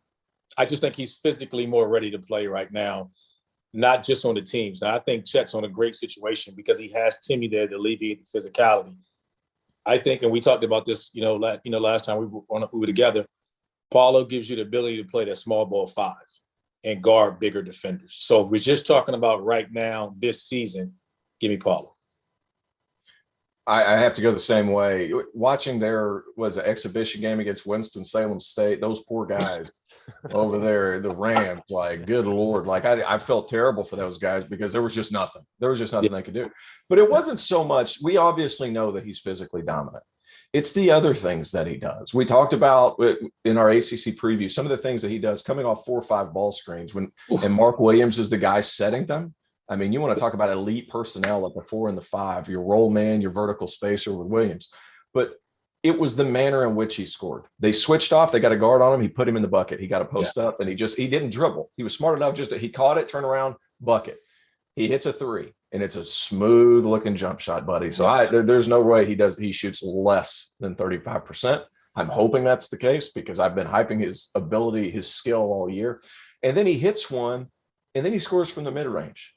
And it's off the catch. He's reading closeouts. He's doing this at 6'10", however many pounds. Right. Like, this is a physically gifted individual. And I just think it's so funny when we had him on the All-American show, what was it, a couple of months ago, Rob, like, it's like this huge body, his baby face.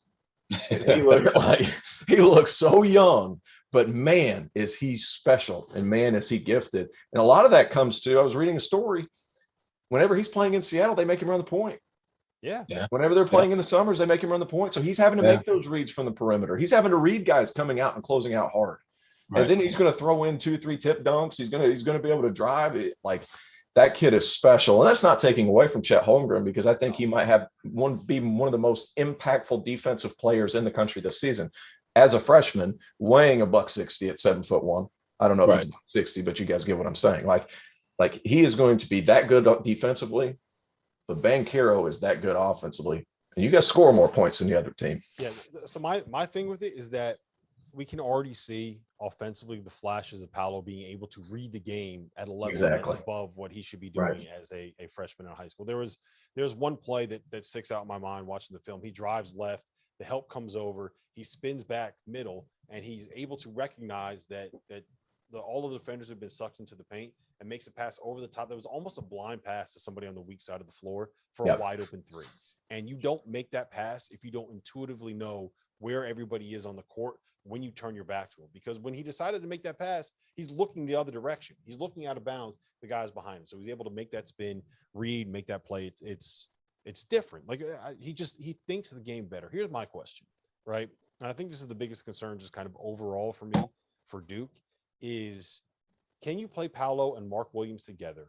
And if you cannot, are you concerned about the fact that you're not going to have two of your 3 or 4 best players on the floor at the same time? RC, let's start with you there.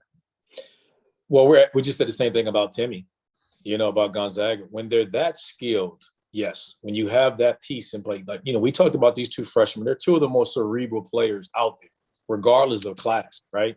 So when you put Banchero in a ball screen, you're going to have to make a decision. You're going to switch your 5 on. They're so skilled, they're going to make those guys better. Now, I do have concerns about defensively because they're going to play a lot of small ball teams. So now that's what we talked about. All right, sometimes he's going to give them the ability to go and play the 5 and match you, and then skill for skill. And I think that's where the Duke potential talent can take over, where he gives Duke that option. So that's where I think they can do it. Can they do it for 30 minutes a game? I don't think so. But they didn't play. When they had Winslow and those guys, they did the same thing. So I think they're familiar with this style and how they've played players over time. I mean, I don't think this is anything new for Duke. They won't play them. Their guys will probably play 15 or so. I think less than 20 minutes together. And then you'll see Paolo at the 5. And then I don't know what you're going to do and put your center matching up on them. I mean, I think that's going to be what separates them from any team in the country. Yeah, the one saving grace, T.O., is that all of these big teams or all of these good teams in college basketball have really good big guys. Right? So you probably get to a position where, I mean, if you're playing Michigan, if you're playing Illinois, if you're playing Purdue, like everyone has someone that Mark Williams is going to be able to match up with, right? Yeah, pretty much. And going back to what RC said, like, you can play those guys together because that skill level is just so high. So offensively, I have zero concern. And not to mention, Duke has enough shooting around those 2 guys to where they're going to be able to operate, which is something they didn't have last year. If Wendell Moore is able to shoot the ball better this year, like, Duke is going to be able to operate in a lot of different circumstances with Banchero handling the ball and having Mark Williams coming out and setting ball screens. And it's obviously a small sample size, but when I watched Duke play Winston-Salem State, Theo John came in. That's a pure 5. That's not a let me get the ball out on the perimeter and help you initiate offense 5. That's a pure 5. So whenever they subbed him out, you're going to play big on big. I think they're treating Banchero a little bit more like a guard who can take advantage of extreme mismatches in the post. But defensively, it's never been let's just call it what it is. It's never been a question of ability to guard at Duke. It's been a question of, do those guys actually want to guard at Duke? Because they've had extremely talented teams. And over the past 5 years since Coach K embraced the one and done thing, they haven't really guarded like they potentially could. I mean, let's just call a rock. It is what it is. They haven't guarded. There's been no smacking the floor. There's been smacking the floor and getting back in 2-3, which I'm a huge fan of. But what I'm saying is like, it's not a question of ability to guard. I think Coach K being there the entire summer and teaching principles and getting into these guys about their defense, I think it's going to make a significant difference in how they guard this season, because their want to is going to be different, I think. Yeah. All right. So we've talked about probably the two best freshmen in college basketball, certainly the two most hyped freshmen in college basketball this season. I asked you guys for freshmen that you think are a little bit under the radar, that are a little bit under hyped, that are under discussed, that are under whatever cliche you want to use and throw out there. But I want to give some credit to some guys that maybe aren't getting discussed enough. T.O., I'm going to go with you first. Who is your most underrated freshman in college basketball this season? I'm going out to Lincoln, Nebraska. Bryce McGowan, 6'6", 6'7", about $185. There's not many guys that can move like him at that size, that are that kind of athlete and are extremely long-limbed. And he's so skilled. He's somebody that doesn't get talked about a lot because, quite frankly, boys, he's at Nebraska, and Nebraska hasn't been good for a while. This is an extremely talented kid, consensus top 30 kid. He can really score it, and they've got pass first guys around him to where he's going to get ample opportunity. It's entirely possible he's an all Big Ten freshman, and he's going to be in the running for Big Ten Freshman of the Year, in my opinion. Randolph, where you at? Give me your you know what? Freshman. We talked about underrated. I don't know if we can consider Matthew Cleveland underrated, but I think he's going to fit in. He's kind of slipping in under the radar with so many guys at Florida State because they usually just spread the ball out. I watched him play in high school, and I watched him twice, and I was like, I don't need to go back and see him again. I thought he was just like the best player I had seen. He did it however you want it, when he wanted. I think he's going to have a monster year as far as freshman because there's so much conversation about the two guys, and deservingly so. But I think in that system, playing at Florida State, we know he's going to guard, and offensively, he has the total package. I think he's a guy that can get national. He can steal some of the limelight from those guys. So just real quick for both of you, both have been in and around the ACC for a long time. What is it about Leonard Hamilton and that system that is able to make it work where you can get so many guys to buy in? And it's just, I mean, it's an endless pipeline of 6'7" guys that can really defend, really guard, really shoot. What is it about that program that allows that to happen? Those guys have complete buy-in, and you're going to play so hard. You're going to defend so hard. Like we talked about, the question that T.O. brought up about Duke and some of the younger guys. You're not playing at Florida State unless you're guarding. They're guarding five guys. They're denying the basketball. Everybody's guarding, and you're going to play so hard that you're going to be asking to come out of the game. They're one of the few schools, if not the only school in the country, where they can go 12 deep. And you're going to be okay, playing 12 to 15 minutes because you're going to play so freaking hard during that time that you're going to ask to come out of the game. And I think that's the model, the buy-in that they have, and that's the culture that they have now. And now that it's taken off, they're just changing the parts and different pieces are coming in, but their culture is set, and they make it tough. I think a lot of it has to do with how they're recruiting kids, as opposed to, and this is just hearsay, as opposed to saying, this is what we're going to do for you. They're bringing these kids in and they're saying, hey, you can fit this style. This is how we see you fitting with us, because they're bringing them in to do a certain thing that Florida State's already been doing. And when it comes to a lot of kids like, well, I need more minutes. Leonard Hamilton can turn around and he can say, well, look, proof's in the pudding. Scotty Barnes came off the bench. Patrick Williams came off the bench, and not just and turn into top 5 picks. I mean, we're talking, paid dudes, and they're able to keep some longevity. We got Anthony Polite, Malik Osborne. They've got guys like that who have stuck around for a little bit, and they can provide culture from the elder classmen. So I think that has a lot to do with it. And it's, Coach Hamilton's got a certain type of guy, and he doesn't care if they're ranked in the top 10. If he doesn't care if they're ranked in the top 100, if he fits the profile of the defensive guy that he wants, and he has just enough offensive ability, they'll coach the offensive ability. And his staff, CY, Steve Smith, all those guys down there have done a fantastic job of getting that kind of player in Tallahassee. All right, so I want to switch back to the underrated freshman because I got to talk my guy up a little bit. Peyton Watson. You guys know how high I am on UCLA at this point, and I'm convinced that he's one of the missing pieces for this group. Last year, one of the issues they had was on the defensive end of the floor, and I think adding Miles Johnson is a huge fix there. I think adding Peyton Watson is really going to help. Not only is he going to be someone that is athletic and can kind of take away maybe your best perimeter player. I do think down the road, maybe by the end of the season, he's someone that can initiate offense a little bit. And I think you're going to get to a point where you have an old school veteran winner of a point guard in Tiger Campbell. You have a big physical 5-man. Archie Miller called him the best defensive 5 that he's ever played against and ever coached against last hour. And then you have 3 guys that can kind of create offense for themselves, that can make shots, that can guard, that are switchable. That's what you're looking for when it comes to modern basketball and the way that these teams are built. He's never going to get enough attention because he's not even the best defender that they added. He's the 3rd best perimeter player at best. Maybe Jules Bernard is better than him at the start of the year. But to me, he's the guy that takes UCLA from being a team that's really good to being a potential national title contender. And I do think at the end of the day, we're going to get a rematch of that epic Final Four battle in the national title game. It's Gonzaga and UCLA. That's my pick. I'm staying there, T.O. I'm going with it. All right, let's go with some upperclassmen that are a little bit more underrated. We got to give some shout outs to guys that don't get enough attention. Randolph, I'm starting with you. Some of these bigger name guys, these upperclassmen that are coming back and that are looking to succeed this season. Who you got? How about Keegan Murray? At Iowa. I think he's a guy that I think there's a couple of guys. I think Keegan Murray coming back this year. I expect a monster year out of him. And he I don't know how deep a run or how far they'll go, but I expect a big year out of him. I think another name I'll go with is Jalen Tyson down in Texas. I just expect these guys, they've gotten their feet wet. They've had a full year of development, after their freshman year. I'm expecting a significant jump out of those guys. I think it's the biggest jump you find. It isn't coming in as a freshman. I think it's your freshman and sophomore year when you've had a year to kind of, you have a full year of off-season programming. You're comfortable with what's being asked of you. I expect those 2 guys to have outstanding years this year. T.O., who you got? Well, you told us to pick one. I did the same thing as RC. I picked 2 because after dealing with you and Jeff Goodman, I realized you guys don't fight fair.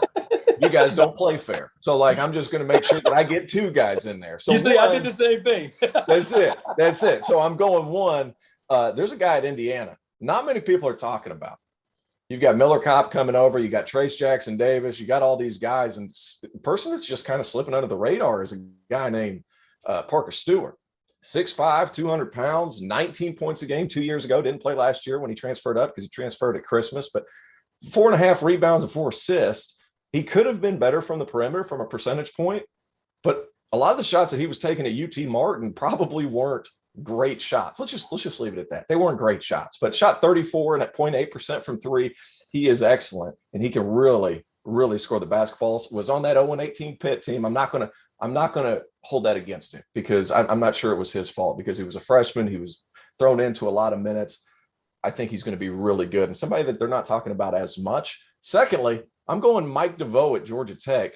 RC, I don't know how in the world this guy's been looked over so much. Obviously, you have Alvarado there. Obviously, you have Moses right there, who was ACC Player of the Year. But Mike DeVoe, after that slow start last season, he's been a 40% three-point shooter for the entirety of his career. He runs the pick and roll well. He's 6'5". He's a big 6'5", too. I mean, broad shoulders. He can hold guys off. And for Georgia Tech to be towards the middle of the ACC, they're going to have to have DeVoe have a huge year. And I think he's capable of it. I've been a Mike DeVoe fan for the longest because when things break down, that young man can get a shot for you at the end of the clock. I absolutely love him. I loved him. I'm in high school. I was a fan watching him play. He's so Bad smooth. boy. You can't speed him up. Lefty, 3-level score. But I think they lost so much. With Alvarado and Wright last year, I don't know if they have enough pieces to keep you from scheming him. That's the only thing that I think that'll hurt him. I don't know if they got enough pieces around him to stop you from saying, hey, because you're going to go into the game saying, we can't let Mike DeVoe beat us. T.O., I got to give mine here. You know who it is. I think I've been hyping this guy up maybe too much, but I got to. He's got to go to UConn. He's got to go to UConn. It's Adama Sanogo at UConn. The reason why I'm saying Adama Sanogo at UConn is look, I can't remember a time where every single person that I talked to around a program has raved about a kid as much as people around the UConn program are raving about Adama Sanogo. Everybody I talked to was like, oh, yeah, this kid's the real deal. Oh, yeah, this kid is going to prove a lot of people wrong that didn't put him on the first team, All Big East team. Oh, yeah, this kid lives and breathes basketball. He works hard. He goes about it the right way. He's a professional when it comes to the mentals, right? And I think that really, really matters when it comes to predicting kids that are going to have breakout season. He puts in the work. He's what, 6'10", 250, big physical, great rebounder. And I do think most importantly, UConn is going to understand that they kind of have to run through him, right? Book Knight's not there. RJ Cole, I really, really like RJ Cole, but they got to have a guy that can be your kind of anchor. And I think Adama is going to be that guy. And hey, I might end up being wrong and I might end up looking like an idiot, but I can't remember the last time that so many people were like, yeah, go all in on this dude. Like, he's going to have a great year. Randolph, let me ask you this. What did you see from him? Did you ever see him at all on the recruiting trail? And do I have the right sense from what you know about him and what you've seen of him? That's what I'm hearing about him as well. You know, I'm a big fan of this, and it's funny. Had we gone down with more freshmen, I was going to go with another UConn guy. I was always been a big fan of Jordan Hawkins, and I'm a big fan of his. And I'm thinking, you know, with the way they develop their guards and the way their guards play there, the sky's the limit for the guys. That's what's pushing that program, and they're just as strong. Their backcourt is going to be as strong as anyone in the country. So if UConn's going to take a big step this year, it's going to be led by their guards. Hey, Rob, just so we can help you alienate the rest of the Big East, does UConn win the league this year? Yeah, let's put it out there. I don't think so. I think it's going to be, I mean, it's Villanova's league to win. I would not, if you're asking me who I'm going to bet on at the odds that Bet Rivers has right now, I would not nice plug at the line. It's like you got to bet $155 to win 100. Basically, it's minus 155, and there's way too much juice on that. I think if I'm going to bet on anybody in that league, it's either going to be UConn or Seton Hall because of the odds that you can get. And I think that Seton Hall has a high ceiling. We've talked about that before, but no, I don't think UConn's going to end up winning the league. I think that they have a roster that can make a run in March. I would not be surprised to look up and see them in the second weekend, but I don't think that it's the Big East is Villanova's, man. And until it's not Villanova's, it's Villanova's. I feel the same way about like Houston and the American. You can give Penny whatever he wants. Until that league is not Kelvin Sampson's, it's Kelvin Sampson's league. Does that make sense? It makes sense. And I just want to say, go ahead. Go ahead. No, go ahead. I was going to ask him, who would you pick? All right, let's just say Villanova slips up this year. Who would you pick? Who's the next team? I think UConn's the second best team in that conference. I do. I think they're going to be a top 10 defense. I think Adama's going to give them enough down low. I think they have the shooting. That the staff loves the freshmen too. Like Samson Johnson, and you mentioned Jordan Hawkins. Yeah. Samson Johnson is a kid that they are very, very high on. Getting Isaiah Whaley back, I think, is a bigger, they call him the wrench because he was a great defensive player that can knock down threes. He kind of gives you that like positionless versatility, lineup changes, whatever I think it's UConn, mostly because there's two reasons why. One, I can't get behind Xavier with Zach Fremantle's foot injury that we don't know enough about. And two, I can never fully buy into teams that are going to press you all out because I think that if you have good guards, you can beat a press. And if you can beat a team that's going to try to force you into turnovers and make mistakes, like if St. John's entire identity is forcing you into making mistakes. And if you have good guards, they're not going to make mistakes regardless of how good the team is that you're playing. So I can't buy into St. John's being able to win it every single night. So I think UConn is the second best team in that league. Am I wrong? Phenomenal plug, by the way. Way to just pop right into Bet Rivers, man. I'll tell you what, Rob. Pros pro. Yeah. A pros pro. Speaking of which, watch this segue, T.O. Watch this segue, T.O. We're closing out our hour right here with a preview of the Champions Classic. Right now, this is what we got. Duke, favored by 1.5 by our partners over at Bet Rivers. The total, 149 right now over at Bet Rivers Sportsbook, which you can access by going to betrivers.com or downloading the Bet Rivers iOS app. Randolph, Childress, I need your breakdown of this Duke-Kentucky matchup right now. Let's go. Give it to me. I'm going to keep it simple. I think Kentucky wins with the experience. I think the experience. So the one thing about the young guys, when you have the Paulos, you have the A.J. Griffin, you have the Trevor, you have so many young players there, right? That I think that those guys need time. And this is a big game. You're starting out with all this emotion. I think for the experience of Kentucky, I think Kentucky gets the edge tonight. T.O. No, give me Duke. Give me Duke. I'm sitting there. I'm watching both exhibition games. I like Kentucky. I love the way that team's put together. I love the way but who's going to guard Paolo? And then they're going to have floor spacing. They're going to have all that. I think Tshiebwe could struggle tonight. because of the skill level of some of the guys at Duke. I think they have enough shooting. I think Trevor Keels, I was worried about him being 235 pounds or whatever he is, man. I'm not anymore. Hopefully he can get through the entire season, but like he moved really well. He has an edge about him that I really like. And I just like the makeup of that Duke team. I think they win. They're not playing Winston-Salem State tonight. They scored like 100. They beat Winston-Salem State by 100.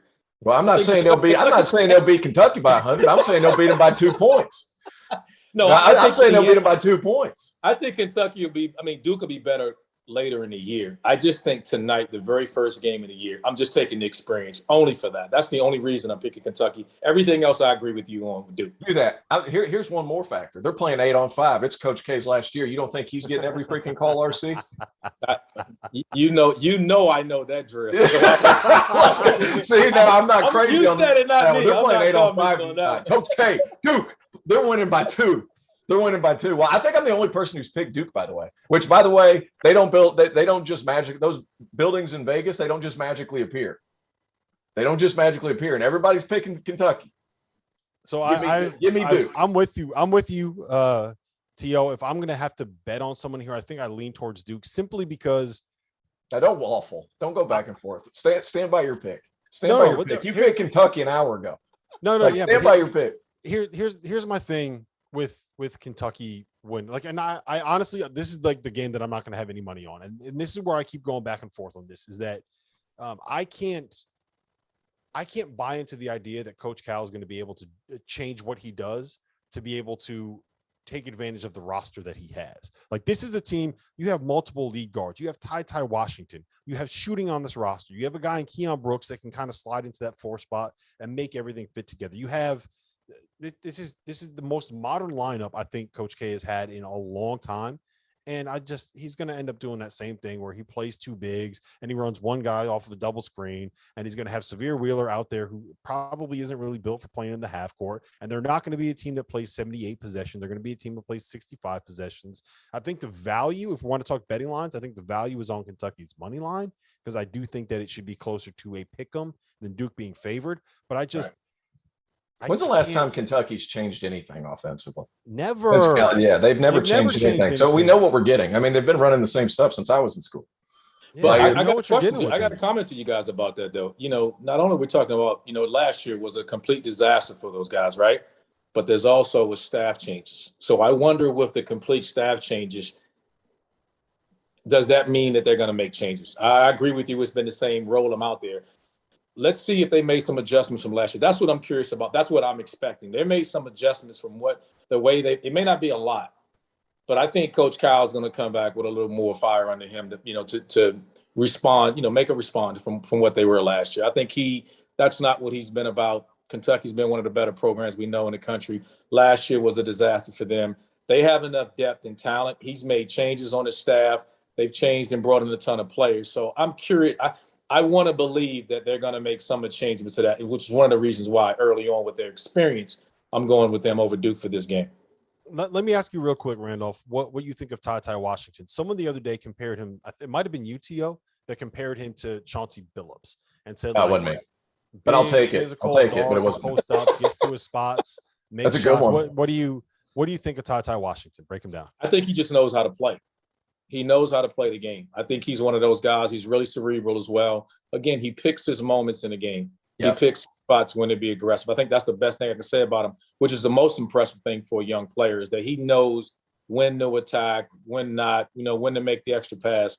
So that's something he has going for him. And I think that's something Kentucky needs. And I think he'll go a long way to get them going early on with some of the experience around him, that he'll be able to do that, and we'll have all the pressure on him as a typical one and done team. I will say this, that is huge for a freshman. And I agree with everything you just said. Like, watching him play, he's so willing to pitch the ball ahead. Right. And that's not something that like a lot of freshmen are willing to do, because they've been the best player on their team their entire life. Like, his ability to pick his spots, to make that extra pass, he just knows that, like, hey man, I'm going to give this up early. I'm going to give this up early in the game, because later I'm going to be open. But I'm going to let the game flow a little bit. I'm going to feel it out, and then I'm going to be really good in the second half. I want to throw one bone real quick to Severe Wheeler. I wouldn't imagine trying to take the ball up against Severe Wheeler, the way he has been picking up full court and pressing. That guy has been impressive. If there's going to be a difference maker in this game, can Jeremy Roach handle that kind of pressure? Because Severe Wheeler, goodness, he's only about 5'8". He gets up underneath guys, and he is tough as nails. That's going to be a big key to watch tonight. All right, so we got about 3 to 4 minutes left here to talk Kansas and Michigan State. The line, I believe, is still Kansas -4. That one's kind of been bouncing around a little bit, and that total is 143.5. I don't have a very good feel on what the total should be for either of these games. I really need to see how they are going to end up playing, but I think that line is worth talking about because we kind of know what these matchups are going to end up being. Terrence, talk to me about Kansas. Talk to me about Michigan State. Talk to me about whether or not you think the Jayhawks can win by 5. I think it's tough. After Jalen Wilson, I picked them a couple of days ago, and we were doing the Dauster, T.O. and Fanta podcast. But I after Jalen Wilson sitting out with whatever kind of thing, I'm waffling right now. I'm a little bit worried. You hear that? I'm He is waffling. I'm waffling, going back RC. and He forth. is I'm waffling. waffling. I'm waffling. pancaking. He's waffling. You got two sides to a waffle, baby. I'm waffling. So, like, I'm thinking about the other side there. Like, he is so talented. He can guard so many positions. That worries me a little bit. Christian Braun's big. Agbaji's big. Remy Martin hasn't figured out what it's supposed to be like there yet. He will, but he hasn't done it yet. We talked about transfer point guards earlier. I think the biggest key to this game is they're going to have to stop the big. All right, I am Sean against Paul. big guys. Bingham Jr. is a little frail, but man, he's going to have to stay in a stance all day because that blast post that McCormick likes to get into, Thanks for joining. right underneath the basket, his timing thanks is for having so me, good. Sean. Appreciate it. You cannot let up. Yeah. in guarding So him I said you're around number the one in the bucket. field of 68. And, you know, First in Kansas is major obviously poll. more What are your talented. I thoughts think on that? Michigan State has to muck it up a little bit. Well, in I order think to it's compete. a nice recognition think for our Kansas- program. And I was going to say Kansas wins outright. I'm not sure. 5 points is a lot. 5 points is a lot. I think Kansas wins, but I think Michigan State, if I were gambling, I'd probably go with them. RC, Wilson, what do you that's a got? big loss with Wilson being out. I agree. We talk about with that. I don't think they can overcome that tonight. My concern, we know McCormick's got to be big. I think the game will be won on the glass.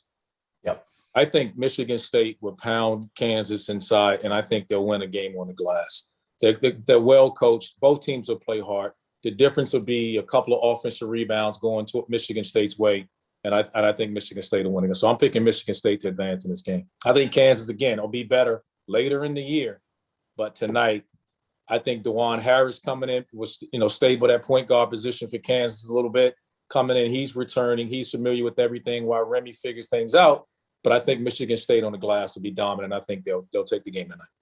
Yeah, I agree with you with all of you guys based off of Jalen not being there, the issues with Remy kind of adjusting to the point guard spot. And I made this point with Goodman. I do think Tyson Walker is in a little bit of a better place in terms of what the other kind of transfer and freshman point guards are expecting, just because he's not going to be asked to do quite as much. And he's kind of built for being a guy that can get you into what you want to run. And I think that he's going to be effective in that kind of Michigan State transition offense.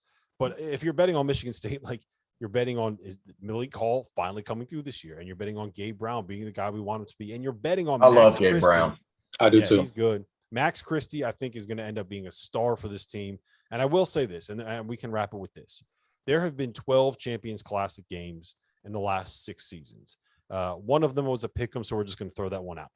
Of those 12 games, or of those 11 games, 8 times the underdog has covered against the spread, and 6 of those 8 times where the underdog covered, they won outright. So give me the Michigan State money line. The Spartans are winning this game.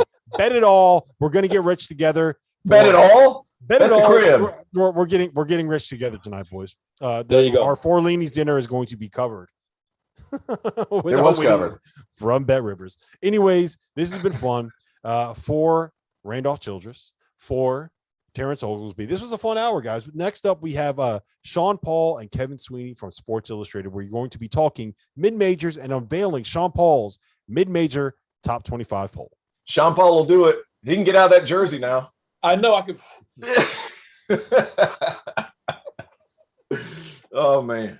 Place your legal sports All right, bets guys. at BetRivers.com. Your new home for sports betting. Millions of betting options a year on the sports you love. We are Offer live in-game betting on major sporting events worldwide. We have tons of bets available during games, from money lines, point spreads, prop bets, play-by-play bets, and many more. BetRivers.com offers live streaming of events worldwide. That's right, you can bet on the game as you're watching. Sign up now, and we'll match your first deposit up to $250. More bets, more action, more fun. Place your sports bets at BetRivers.com.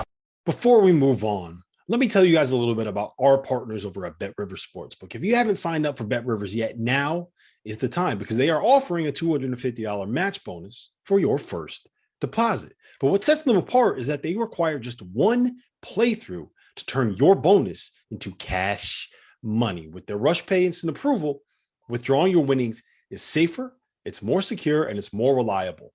Now that basketball season is tipping off, get in on the action at BetRivers.com today, or by downloading the BetRivers iOS app. You must be 21 years or older. If you have a gambling problem, call 1-800-GAMBLER. And while I got you here, let's talk about the Field of 68 Media Network, where college basketball matters most all year round.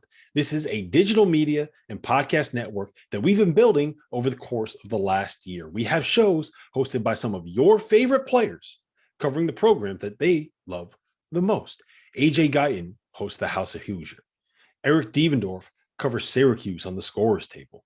Dan Dickow hosts the Gonzaga Bulldog broadcast. We have Florida's Patrick Young and Duke's Andre Dawkins and North Carolina's Shammond Williams and Michigan's Stu Douglas and Illinois' Deion Thomas. The list goes on and on and on. We have more than 30 shows right now.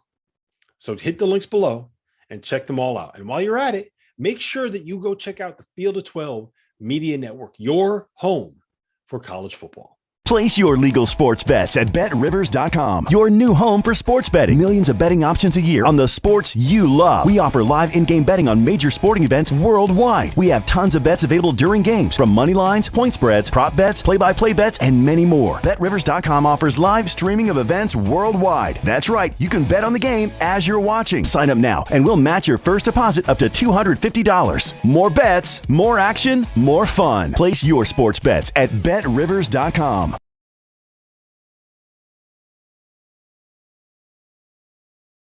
Of the Field of 68 After Dark live stream, marathon live stream. It is hour 4. I am joined right now by Kevin Sweeney from Sports Illustrated and Sean Paul from Making the Madness, our resident mid-major expert. He's going to have a show every week breaking down his mid-major top 25 poll. Gentlemen, how are we doing? You guys fired up? We got basketball back today, baby. Let's go. Yeah, I'm ready. I mean, who's not ready for Alcorn State and Washington State on the Pac-12 network? I mean, there's nothing better than it. I mean, obviously everybody's going to watch the Pac-12 network, so. I'm fired up, man. I can't, this is Christmas morning and, woke up with no Wi-Fi. Was worried we were going to go down with the ship, but we're back and we're fired up for college basketball. So pumped up. Wi-Fi is back, baby. That's pretty important for this business that we're in Much right now. needed. All right, Sean, real quick, just kind of, can you introduce this poll and talk a little bit about what it is, how you put it together, why it's going to be a thing, and why you are our guy on mid-majors this season? Yeah, I mean, obviously you have the AP top 25 poll for the regular poll. A lot of people do their regular top 25 polls, but I think it's a good thing that we're bringing some light to the mid-majors, and we're not talking like Gonzaga, BYU. Those teams are excluded out of this. It's no Mountain West, no A-10, no BYU, and no Gonzaga. Teams like Loyola Marymount and San Francisco are a part of it because they're true mid-majors in a mid-major league. Gonzaga and BYU are high-major programs in a mid-major league, so we excluded them. But there's a lot of good teams in there, and it'll be updated weekly. There's 11 voters, including myself. Kevin Sweeney's a part of it, Jeff Goodman, the guys over at All Facts Media, Jonathan Warner, my podcast partner, and a bunch of other really good people. So it'll be a very in-depth poll, and it's going to be fun every single week. Yeah, we have a nice balance of people voting on this, national voices, people from all around the country. I think that's part of the value. Before we get into the actual poll itself, I do kind of want to discuss with you guys the process behind what it takes to be kind of declared a mid-major or not a mid-major or a high major or whatever it ends up being. We talked a little bit about this and putting together the poll and who is included, who is not included, and why we are going to do that. Sweeney, I want to start with you. How do you feel about conferences like the A-10 and conferences like the Mountain West, leagues that generally are multiple big leagues, but are not anywhere near the same level as teams from the ACC and teams from the SEC and programs like Kansas and Michigan State that have all of this money? Yeah, I mean, I think for me, the challenge with the Mountain West and the A10 versus, I think Gonzaga and BYU, it's pretty obvious from like a resource standpoint that they, function in a different stratosphere than the rest of WCC and really function in the same stratosphere as the Pac-12, right? If you look financially, Gonzaga spends more than pretty much any Pac-12 program. BYU would be right in the middle of the Pac-12 budget-wise. I think it's harder with the A10 in the Mountain West because you see kind of support fluctuate, you see team success fluctuate. But I think it's the right move to exclude them because, like you said, Rob, these are multi-bid leagues on an annual basis, and the gap between them and say the American, which most people would consider a high major league, is really not that large, if existent, I think at points. So, I feel pretty good about the way we came down. I think, certainly at times I've called the A10 a mid-major. I got chirped by it by George Mason head coach Kim English over the summer for saying it. So I think you can define it however you want, but I think from a resource standpoint and from a success standpoint, it makes sense to divide it up because I think A10 schools are generally a little bit closer to, a true high major than they are to a Mack school, a CAA school, an Ivy League school that we're really, trying to rank in these polls. Yeah, I mean that the last point you just made, they're the teams that we're trying to rank in these polls. The point, Sean, is we want to be able to give the due to some of these teams that aren't necessarily getting the coverage,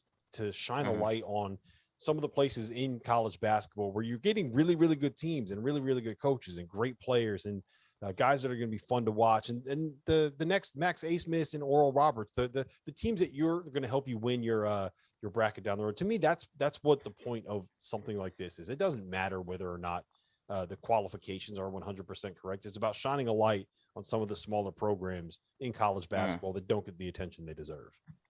Yeah, definitely. I mean, you look at a team like Chattanooga in the SoCon, they'll never be ranked in the real AP top 25, but in this poll, they're going to have a chance to be ranked pretty regularly because they have some really good players, Malachi Smith, David Jean-Baptiste, and Kansas transfer Silvio D'Souza. So they're going to have an opportunity to be ranked a lot in this poll and get some of that shine that they wouldn't get in a regular top 25 poll that features all the high major teams. So I think that's a big part of it. And one thing, when you talk about resources, I know the guys at 3-Man Weave did a really good piece about this a couple of years ago, talking about all the finances between the leagues and all that. You have some outliers in some leagues like Belmont and the OVC. They spend a lot more than every other team in that league.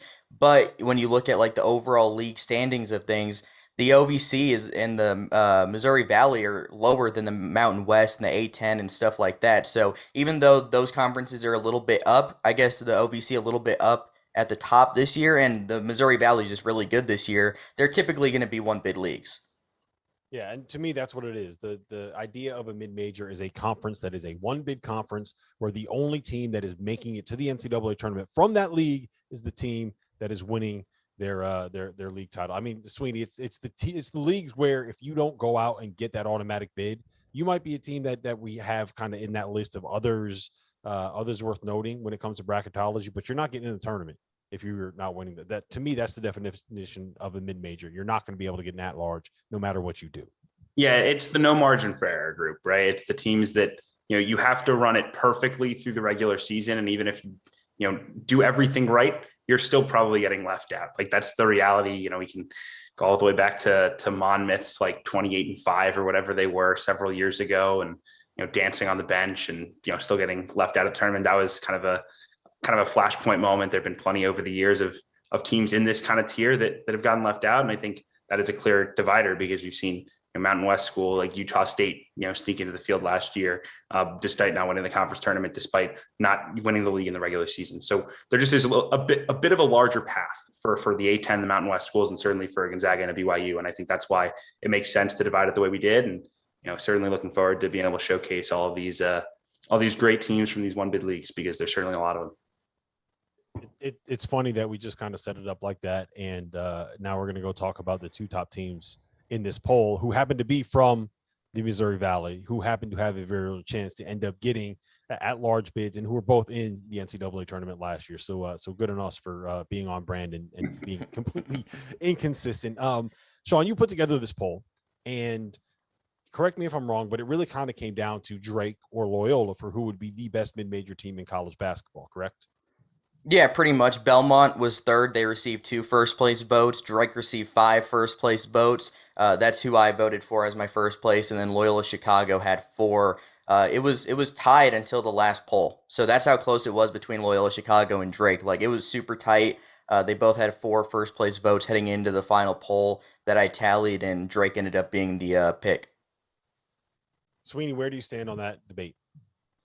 Yeah, I'm on the Loyola side. I had them number 1 in my poll. I think it's certainly close. I think both teams are, fantastic. You have, I think, a real argument for both of them. For me, though, I just think the talent level is a little bit higher at Loyola. Even without a Cameron Krutwig, I think, they have a combination of talent and experience and depth that very few teams that we're considering for this poll have. I don't think anyone does. I mean, I was at practice in October. They are clearly 10 deep, if not 11 or 12. They want to be. Drew Valentine, new head coach, I think brings a great energy to him and understands exactly what they want to do. And he's fortunate to have one of the oldest teams in the country. I mean, this is a team that will, start 1 fifth-year guy, 1 6th-year guy. They're going to bring a 6th-year guy off the bench. They're going to have a 4th-year point guard. They're just so old. And I think that will help them as well. So it's a tight battle, 2 great teams, 2 teams I hope we get to see in the NCAA tournament. But to me, the Ramblers are a cut above. Sean, how worried are you about some of the pieces that Drake lost? Like, they lost the Yesufu kid to Kansas. So is that a concern for you when you kind of put together polls like this and you do rankings for things like this? Or have you reached the point where in the Valley, you just kind of trust that the continuity and the culture and the player development is going to be what lasts more than individual pieces? Yeah, I'm not overly worried about Joseph Yesufu transferring to Kansas because before Roman Penn got hurt, he was the 6th man. He was averaging like 10 points per game. Then he exploded once Roman Penn got hurt. Roman Penn's back. So Joseph Yesufu wasn't going to have the ball in his hands all the time. Penn isn't that scorer that's going to drop 25 a night, but he's going to make a lot of plays, and he's going to make the team better overall. But I think you said it with the continuity. That's a big thing. And Drake is also really old. I mean, they have 2 6-year guys with Tremel Murphy and Tank Hemphill. Those are both 6-year guys. Jonah Jackson off the bench is utilizing his extra year. Roman Penn, I believe, is a 5th-year guy. Started at Siena. So there you go. Some Siena love there, Sweeney. But Drake is pretty old, too, in their own right, and they get their coach back with Darian DeVries. I think Drew Valentine's going to do a tremendous job at Loyola Chicago, but I think you also have to consider that it is going to be a little bit different not having Porter Moser. You have a first-time head coach. He's the youngest head coach in all of Division I college basketball, and while I think he'll do a great job, and he was able to keep that culture around, he's able to keep Lucas Williamson and Ahir Ugwak and Braden Norris, Tate Hall. He's able to keep all these guys around, but it might be a little bit different. It might take some time for everything to click. We'll see, but that's part of why I ended up picking Drake, because they get their coach back, they get most of their team back. Both teams really only lost 1 key contributor. Loyola lost Krutwig, Drake lost Yesufu. I think Krutwig's a bigger loss, so that's part of why I ended up picking Drake. Yeah, Krutwig's a bigger loss. The coach is a bigger loss. But I got to ask, man, like, do we have anyone fact check Sean, or is this just the kind of situation where he picks Drake and he's going to say, no matter what these numbers look like, I'm sliding Drake into that number 1 spot? I have a theory. What Sean wanted to do was get a chance to interview Darian DeVries, which we have coming up right now. Drake, the number 1 team in our poll in the preseason in the mid-major. Sean got a chance to catch up with their head coach, Darian DeVries. All right, I am Sean Paul, and this is the first Field of 68 mid-major poll. I'm joined by Drake head coach Darian DeVries, who's number 1 in that poll. Thanks for joining. Yeah, thanks for having me, Sean. Appreciate it. Yeah, so I said you're number 1 in the Field of 68 first mid-major poll. What are your thoughts on that? Well, I think it's a nice recognition for our program, and for our, really probably the team we had last year, and with all the guys returning, I think it kind of simplifies, who we have back. Obviously, doesn't necessarily mean, success this year. You start all over, but it's certainly nice to have a group of guys back that have the amount of experience that we have. Yeah, and you mentioned that team last year. You guys made it as an at-large team, but another question is, you guys had a lot of injuries down the stretch. Your top scorer, Tank Hemphill, went down with an injury, came back in the NCAA tournament, but only limited minutes. And your starting point guard, Roman Penn, got hurt. How were you guys able to fight through that adversity and be able to still make the NCAA tournament despite losing two of your more valuable players? Yeah, going down the stretch, when you have two of your all-conference guys not out there for you, it certainly presents some challenges. But I thought our guys were really resilient in the way they filled in for them, the amount of fight they had to finish off that season, especially during the conference race where we were playing back-to-back nights. And our depth really got, kind of hit pretty hard there those last 8-10 games. So. I thought the guys did a great job of finishing out the season and being able to finish on a high note, getting a at-large bid and then getting our first NCAA tournament win in 50 years. So there was, a lot of excitement around the program and in the community right now. Yeah, and obviously one of your more valuable players from that team, you do return most of your team, but one of the few you do lose is Joseph Yesufu, transferred to Kansas. He was one of your big scorers, your top scorer down the stretch, and had a big game against Wichita State in that first 4 game. How do you replace his scoring this season? Yeah, I think, we just do it collectively. Prior to Roman Penn getting hurt, Joe was coming off the bench for us and had some really good games. And then when he filled into that starting role, he really took off as a scorer for us. So we're certainly a little different without him out there. He had the ability to get to the rim, really about any time he wanted it because of his speed. So we have to rely a little bit more on some ball movement and things to kind of get into those seams and create, close out and advantages where he had the ability to maybe do it all on his own. So, but I feel good about, you got all their guys returning. We had a few new pieces. So, I like the group we have and the way they fit together. Yeah, and another thing this year, you get the free COVID year, and you guys have a number of players utilizing that extra year coming back and trying to make more history at Drake. How early in the season last year did those players let you know that they were interested in coming back? Because they announced before the season even ended that they were coming back. Yeah, we had talked briefly before the season, when that was all announced, kind of where guys were at and what they were thinking, and we felt pretty good about where everybody was, and then after the season, we had in our postseason meeting, so we knew pretty quickly, everybody that was coming back, and guys were finishing up degrees. A lot of our guys are finishing up master's degrees. They had already started last year, so this was an opportunity for them to be done and have their masters all completed as well. So for a lot of them, it was a pretty easy decision for them, and certainly excited to have them all back. Yeah, and one of the biggest storylines about your team this season is that your son, Tucker DeVries, is the -- 1 recruit in Drake program history. And was there ever a thought in your mind that he was going to go somewhere else, or was it always Drake? No, there was certainly a few nervous days during the recruitment process. Now I know what all these parents feel like. I was on the opposite end of it for once. And I was like, hey, this is weird. This is weird for me, and kind of a unique feeling. But, certainly there were some programs that were recruiting them that I have a lot of respect for, and my son did as well. So, I don't think it was an easy decision for him at all, but I'm glad it worked out the way it did, and certainly excited to have him and get to experience this whole process with him, throughout his college career. Yeah, and what's it going to be like coaching him? I mean, that's something you don't get to do every day, and there's a lot of it now in college basketball. Currently, you look at the Boeheims at Syracuse, Antoine Davis at Detroit Mercy, Pat Baldwin Jr. at Milwaukee, and now your son, you get to coach him. What's that going to be like for you? Well, hopefully it's a lot of fun. I know I'm going to enjoy it, and I hope he will too. But, we want to have a blast, just, not take any days for granted, and, enjoy it, whether either the practices, the travel, the games, all of it is what makes it kind of fun for me, and hopefully fun for him as well.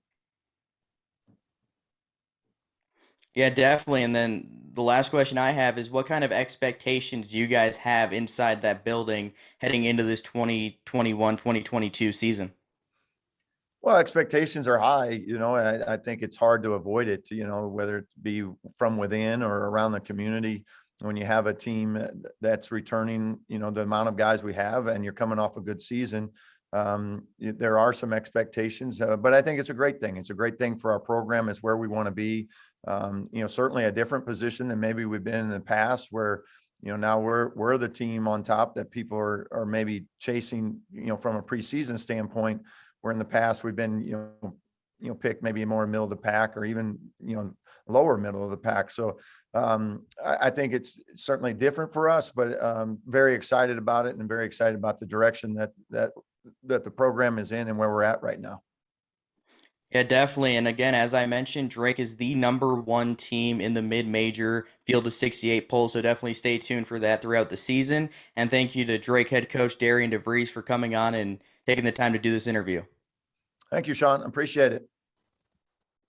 That was Drake head coach Darian DeVries with our Sean Paul. Sean, how was that interview? It went well for you, man. That was your first on-camera interview. Feel good about it? Yeah, it was. Confident?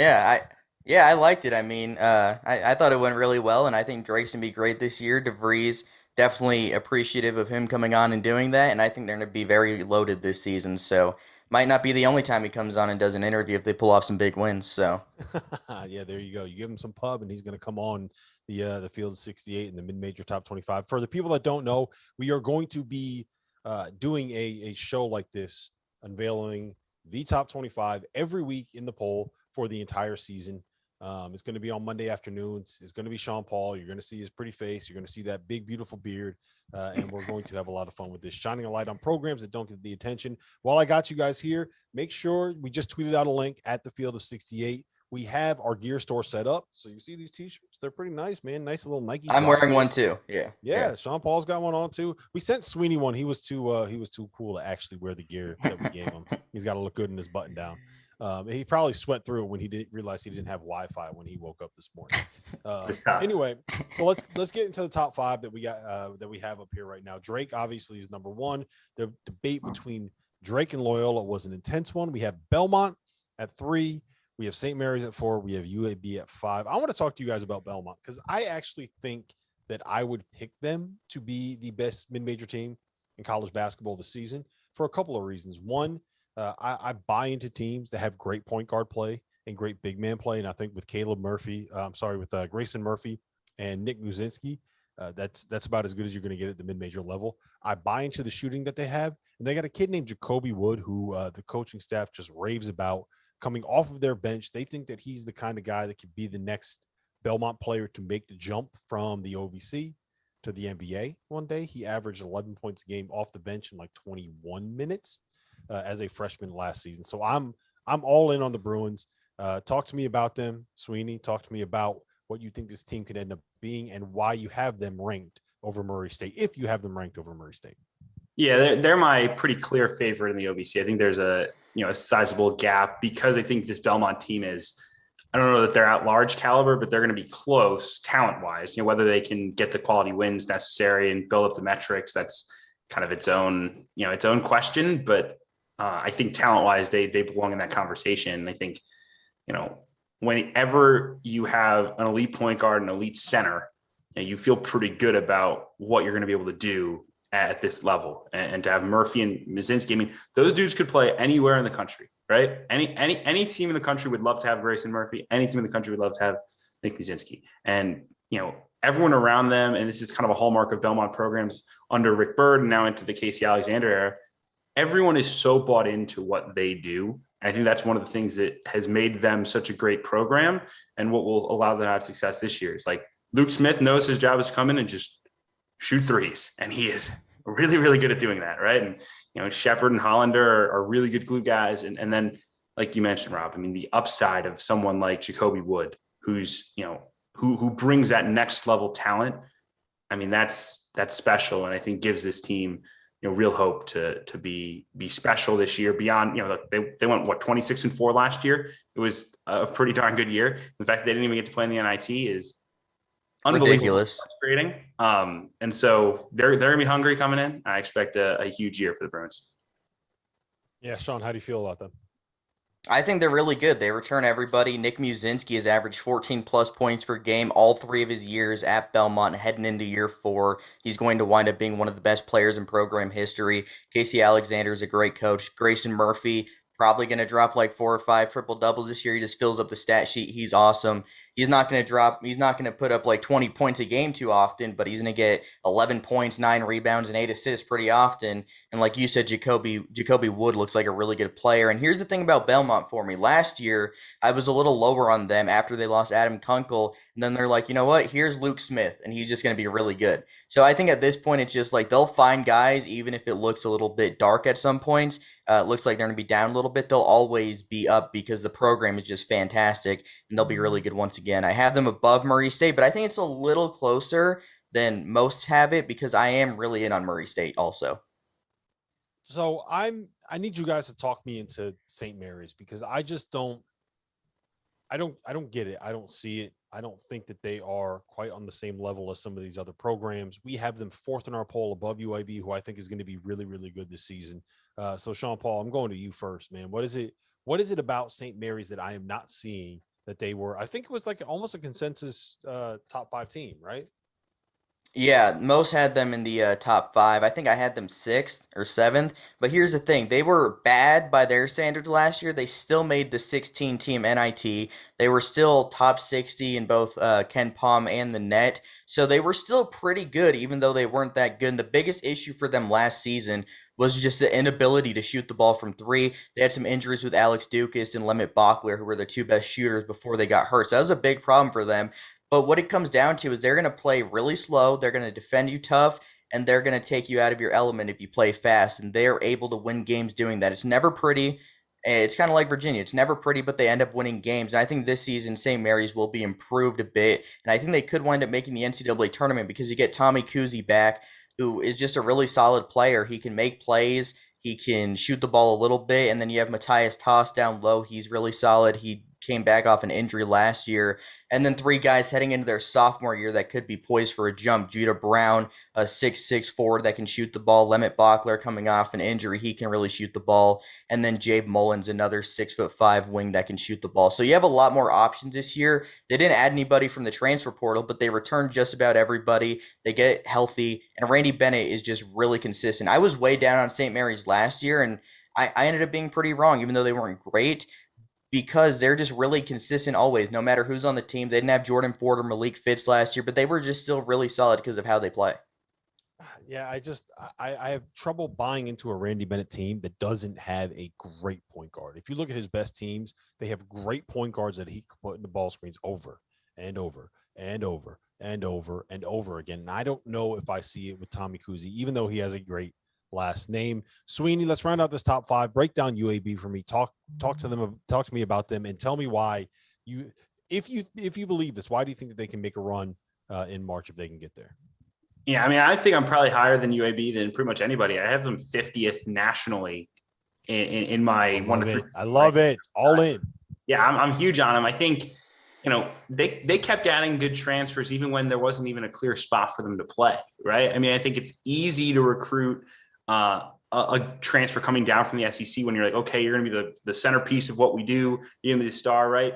A guy like KJ Buffin averages 8-9 points a game at Ole Miss. Okay, come be the star at UAB. Well, they didn't just do that. They had like 4 of those dudes. They brought back like 4 dudes. I mean, this team, if you look at the roster, looks like a team that should play in the SEC. They're long, they're athletic, they're switchable, and they have guards who can go create. And I think that's so important within Andy Kennedy's team. Obviously, looking back all the way to the Ole Miss days, I mean, his teams that were very good always had an outstanding guard that could go get you a bucket. And I think, the Jordan Walker, Michael Ertel, Quan Jackson trio in the backcourt handle the ball, and Tyreek Locure as well from South Alabama. Those guys will help them from a guard spot, and then they're so long and switchable on the wings and up front of a 7-footer and Trey Jemison who can swat shots. So I'm bullish on this group. I think they're going to be right in the at-large mix. They're going to have to take advantage of their opportunities in the non-con. But in a tight top of the CUSA with some very good teams, I think UAB wins out. Yeah, I agree. And I also just always like to say for the record that Andy Kennedy made Ole Miss a relevant college basketball program, which is not an easy thing to do. I think he is always underrated in terms of how good he is at his job. Moving on to the rest of the poll. I think the most interesting team in the mid-major ranks is probably the Iona Gales, for no other reason than the fact that they have the one and only Rick Pitino coaching them. I'm curious because I would feel pretty confident without even looking at the rosters, without knowing anything about anybody on that team, and just simply saying Rick Pitino's been there for, what is it, like 18 months, 21 months, something like that now. Simply saying Rick Pitino has had a year and a half to get this thing figured out. He is going to win a game in the NCAA tournament. Book it, lock it, write it in stone, whatever you want to do, it's happening. Sweeney, how do you feel about this group? Are they the favorite to win the Mack? And how in the world can we put together a mid-major top 25 poll and have Rick Pitino tied for ninth? Yeah, I think they're clearly the favorite to win the Mack. The Mack outside of Iona is a kind of jumble of 2 through 11 that you could make a case for pretty much anyone. Iona stands above the rest. And look, I think they're well positioned to get to the NCAA tournament. I don't know that I'm considering them a lock to win an NCAA tournament game, but I do think in like a 5-12. They are. Just lock it in. Or a 4-13, right? It's Pitino. They're gonna have an opportunity to win that game. I think. Look, there's going to be a lot made this. They gave Alabama a fight last year. They really did. Yeah, they had a great game plan. And there's going to be a lot made about these transfers. Elijah Joyner coming from Tulsa, Ty Jolly from SMU, and Quinn Slazinski from Louisville. This team's best player is Nelly Jr. Joseph, who's a sophomore big man, whose name, if you don't know yet, you should know it. I mean, he is an outstanding post player. He runs the floor at a really high level. He has great positioning. He's strong. He was good last year. He will be great this year. And I'm so excited to see what he does for this group. I think, the big question mark with them is going to be shooting. Joyner's not a great shooter. Jean-Louis on the wing is a fantastic wing defender, perfect for what Pitino wants to do, but not a great shooter. They're going to play Dylan Von Eyck a lot at the 4. He's not a great shooter either. So you might have some issues there, especially if Ty Jolly has some struggles, which I think he's going to. He's just been up and down in the preseason. And, talent-wise, again, this is a guy who could score 15 a game in the AAC. He could score 15 a game pretty much anywhere, but has not seemed to put it together yet at Iona. I think that's the missing piece that takes this from, 75 to 100 nationally, really talented group that could win a game to like, oh crap, we've got a top 50 team that could really do some damage on our hands. If Jolly lives up to that expectation, that billing from SMU, watch out.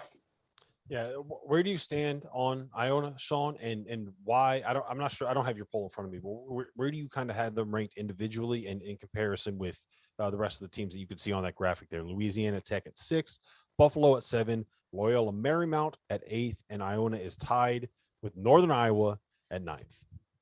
Yeah, I believe I had Iona 7th, and I think one of the big things for me this year with Iona is I've said this since midway into the offseason. I think they're going to go undefeated in MAC play. I know that's hard to do. Doesn't happen often. But that's a really not good conference outside of Iona. I think St. Peter's goes and upsets VCU today. That wouldn't really surprise me. But outside of those two, there's just not much there. And I think Kevin touched on it. Berg Jean-Louis, I think, isn't Iona's best player, but I think he's their most valuable player because of what he brings on the defensive end. Super athletic. He has NBA-level athleticism, and if he gets a chance at the next level because of that defensive ability and his athleticism, be a little more consistent shooter, then I think there's real NBA potential there. And guys like Tyson Jolly and Quinn Slazinski, who played real minutes for a pretty injured Louisville team last year, and Elijah Joyner, aren't going to Iona unless Rick Pitino's there. That's why they went there, I'd have to assume. I mean, I can't picture those guys playing in the MAC without Rick Pitino being there and recruiting them because they know they're going to win there.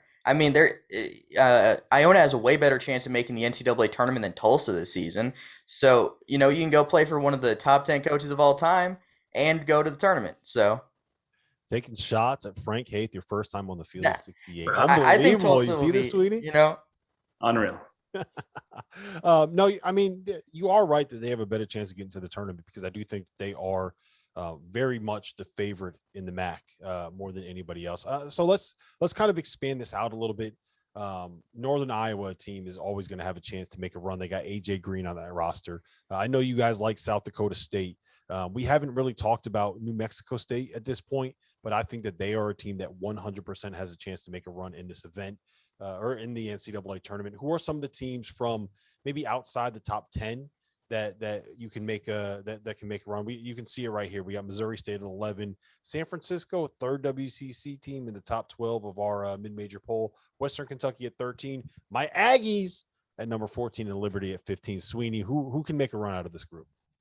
I mean, I think all of them with the right matchups. I think Missouri State's a team that's kind of gotten forgotten about, right? There's so much love for Northern Iowa and the upside there.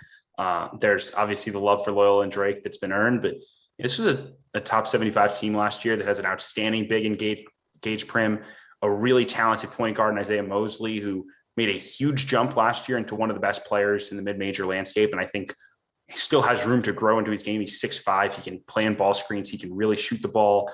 He can get downhill. He's an athlete.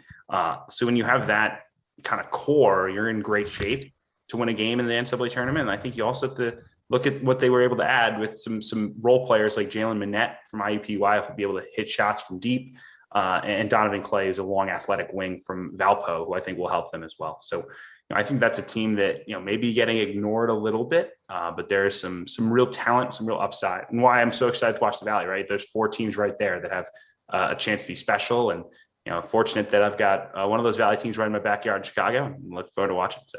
Yeah, I wonder why you picked them to be number 1 in this poll, right? Dagan, can we just kind of roll through the rest of the top 25 here? Sean, as we kind of look at this, we have Ohio 16, South Dakota State. You can see them there. I know you like Missouri State, Louisiana at 19th, and UC Santa Barbara at 20. And then from 21 to 25, we have Chattanooga, we have Cleveland State, Georgia State, UC Irvine, and Grant McCaslin's Fighting Mean Green from the University of North Texas at number 25. Out of those last 10 teams, who do you see that can kind of make a run? Who is a team that we need to keep an eye on when it comes to March? Who has players that can maybe make some noise when we get to March? Or who stands out from that bottom 10? For me, it's South Dakota State as one of them for sure, because they have the ingredients to win a game in the NCAA tournament. We saw what Oral Roberts did last year, of course. They have a superstar. Max Asmus was theirs. South Dakota State's is Baylor Shireman. He had 16 a game, almost 10 rebounds a game, and 4 assists per game. He just is awesome. Great shooter. He does everything you want, a 6'6" guard, and he could get some real NBA looks because of everything he brings to the table. And then you have a lot of shooting next to him with Noah Friedel, who opted out midway last season. And if he stayed, and obviously because of mental health issues, that's more important than basketball, but if he stayed, they could have ended up making the NCAA tournament over Oral Roberts, and that wouldn't have surprised me. Douglas Wilson, an athletic forward, Matt Dentlinger is one of their really only options. You can go down and post up with him a little bit. And then you have guys like David Wingett, who started out at Memphis. He can hit a 3. And then Alex Arians, Charlie Easley. These are guys that can hit shots from outside. So you have a lot of pieces, and I think they'll be really good this season. They face Alabama later this week, and I think that's a real dangerous matchup for the Crimson Tide because they're both going to play really fast. Obviously, Alabama's way more athletic with Javon Quinterly, Jaden Shackelford, Keon Ellis, J.D. Davison, so they're going to out-athlete them. But if South Dakota's hitting their threes, they could beat a lot of teams in the country because that's just big time. I mean, if you're making 15 threes a game, not many teams are going to be able to keep pace. All right, so let's talk a little bit about the WCC before we move on to our mid-major All-American teams, because I do think it's important to mention that as good as Gonzaga is, like the top 5 in that league is dangerous. BYU is a team that is probably a top 25 national team. Could be in there. I don't know. Well, probably is the wrong way to phrase it, but could end up in the top 25 nationally at some point this season. We have St. Mary's on our rankings here. We have San Francisco on our rankings here. We have Loyola Marymount on our rankings here. That's a good top 5 in a conference where you have a team like Gonzaga that is kind of the story that everybody tells is that's them and nobody else in that league. So how let me phrase it like this. How can any of those teams end up being able to create a name for themselves? And how can that end up being a 2-bid league when you have someone as good as Gonzaga at the top? Sean, I'm going to go to you first on that one. Yeah, I think just winning big non-conference games is what it comes down to for all mid-major teams to really make a name for themselves. Loyola Marymount plays against Florida State later this month. Later this month. So if they're able to win that game, that creates a name for themselves. And this is a team that hasn't been in the NCAA tournament in 30 years since Hank Gathers was there. And they have real potential. They're experienced. They had a really good point guard with Cameron Shelton from Northern Arizona. They had Alex Merkvaladze from Cal State Northridge who can shoot the ball. They have a few other pieces like Juani Marble and, of course, Eli Scott, who's their go-to guy, just really dangerous in the post. So I think they could be really good, and winning those non-conference games are key. And then you have San Francisco, who has a really good duo with Jamari Boye and Khalil Shabazz. These are the top 5 in the WCC. I think it all wind up being top 75 nationally because they're just that good. I mean, this might be a banner year for the WCC. It'll be tough to get more than 3 bids, but I could see all 5 playing in a postseason tournament, maybe 2 in the NIT and 3 in the NCAA tournament, but you got to capitalize on your non-conference opportunities. You cannot drop home games against, teams from like the SoCon. I mean, Chattanooga's good and Loyola Marymount plays them today, but in general, you can't really drop games like that because that's going to hurt your at-large resume. And if they can win that game, that makes it better for everybody else in the league, because then the computer numbers look better for Loyola Marymount. And then every time someone in that conference plays Loyola Marymount, their computer numbers look better. And all of a sudden you see these, it's the rising tide lifts all ships. It's the kind of a thing where we see it with the Big Ten all the time, right? Where there are just so many good teams that are top 50-ish teams, and no one in that league that is like 300 that's going to tank everybody's computer numbers. It just gets better and better and better and better as you go into league play. And that will help in the NCAA tournament because so much of that depends on net ratings. Sweeney, I really do think it's important, like what Sean just said there. You could have 5 teams ranked in the top 75. I don't think it's crazy to say that you could get I guess a third, maybe a second at-large bid, assuming Gonzaga gets the auto bid. Like, you could get 3 teams from the WCC in the tournament and not have one of those other 3 be the team that gets the automatic bid. Is that crazy? Is that a hot take? I don't think it's crazy. I think you mentioned with the computer numbers, I think Gonzaga and BYU having been so good and will continue to be has helped the rest of the WCC. If you look at last year, San Francisco went 4-9 in the WCC. They were 93rd in KenPom. Like, again, last year was a weird year for KenPom, and the numbers weren't necessarily fully locked in because of all the weird cancellations and all those things.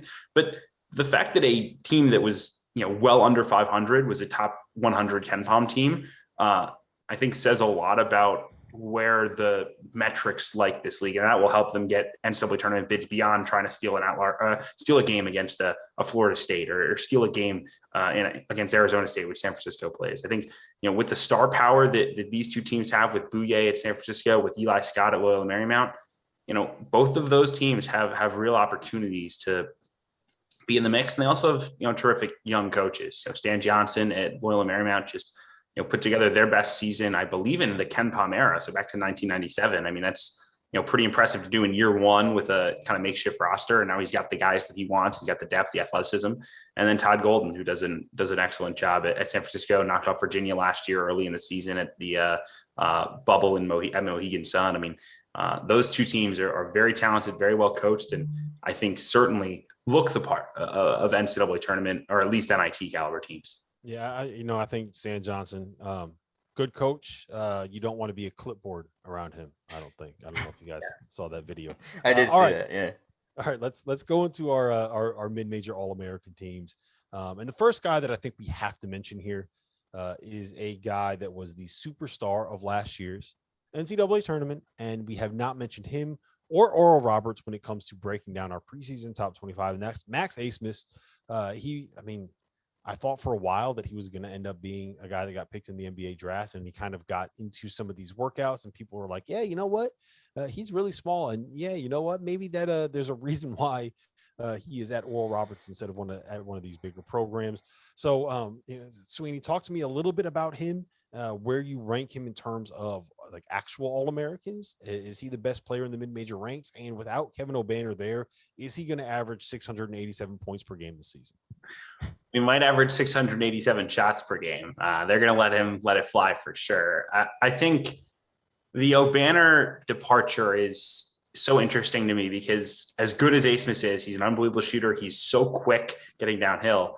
One of the things that opened everything up for him was that O'Banner in the pick and pop had so much gravity that, you couldn't just blitz him in ball screens because Abmas would just dump it to O'Banner and it'd be a wide open 3. And he was the best stretch big man in the country.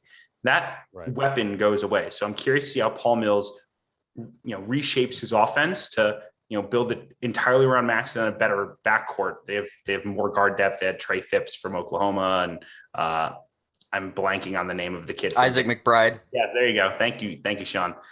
He's another guy who can really shoot the ball. So it's a different offense, but I think Asmus is still going to be, I think there's a chance he pushes 30 points a game. I think there's a chance he does some Marcus Keene type things this year, and really puts up some crazy numbers. I don't necessarily think of him as like a national All-American. I think the buzz for that has been overblown by the kind of lack of guards, and people are like, well, we've got Colin Gillespie here, and after that, who are we putting in? Everyone knows Max Asmus. He's good. Let's throw him on there. I don't know that he's a top 15 player in the sport, but I think he's outstanding, and a guy who gives Oral Roberts a chance to be relevant in March. And that's all you could ask for at a mid-major, is to have a guy who can put you into any game, and Asmus can do that. Sean, Antoine Davis has a chance to end up being the leading scorer in college basketball this season. I think, is he the best player in the history of the Detroit Titans basketball program? I think you have to say yes. He's going to be their all-time three-point leader this season. He's going to be the all-time scorer at Detroit Mercy. So you got to think he's going to end up being the top player in Detroit Mercy history. He's really good, and they have some tough upcoming games. They face Wyoming, which will be a very good battle, and they face Toledo later in the week. And Ryan Rollins at Toledo looks like someone who's really going to become one of the better scorers in the sport. But Antoine Davis is awesome. If he wants to stay for his 5th year of eligibility next year, he could wind up being like a top 3 scorer in the history of the sport. Nobody's going to pass Pete Maravich. I looked at Pete Maravich's numbers the other day. He averaged like 45 a game, and for 3 years, that's unbelievable. But Antoine Davis is great. Detroit Mercy has a little more around him. You do lose Bull Cool, who decided to go pro, but Noah Waterman, 6'11", and just absolutely lights it up from deep. Shot like 50% from deep last year. He's awesome. And then you had DJ Harvey, a former pretty highly touted recruit from Notre Dame, and then Vandy. He should be pretty solid. Detroit Mercy's a fun team to watch. Antoine Davis, when he's clicking, nobody can stop him. You can try to defend him, but he's going to make shots no matter what. And how about Prince Oduro? Let me just say Prince Oduro rounding out his 4th school in as many years with Siena, Mississippi State, South Florida, and now Detroit to round out his college career. I had totally blanked on the fact that DJ Harvey ended up at Detroit. Yeah. Like I would. That's a big time get at that level. Like, yeah, what a ride that dude's been on. I remember thinking he was going to be such a star when I saw him play for TakeOver back in DC. All right, he'll be a star this year, though. Yeah, hopefully he will. Let's talk about Patrick Baldwin, because I think that one is fascinating to me. He's a top 5 kind of prospect, right? Like, he's a guy with the potential to be a top 10 pick. He's going to play for his dad at Milwaukee, but he waited so long to make his decision that there might not be anybody else on that roster. And like, I've seen people make the comparison to Klay Thompson with him. I can't go there myself. I think just as strictly a jump shooter, maybe, but I don't think that he has all of the other stuff that, like, Klay is an elite wing defender when he's healthy, an elite wing defender. And like, I'm not convinced that Patrick Baldwin isn't a 4.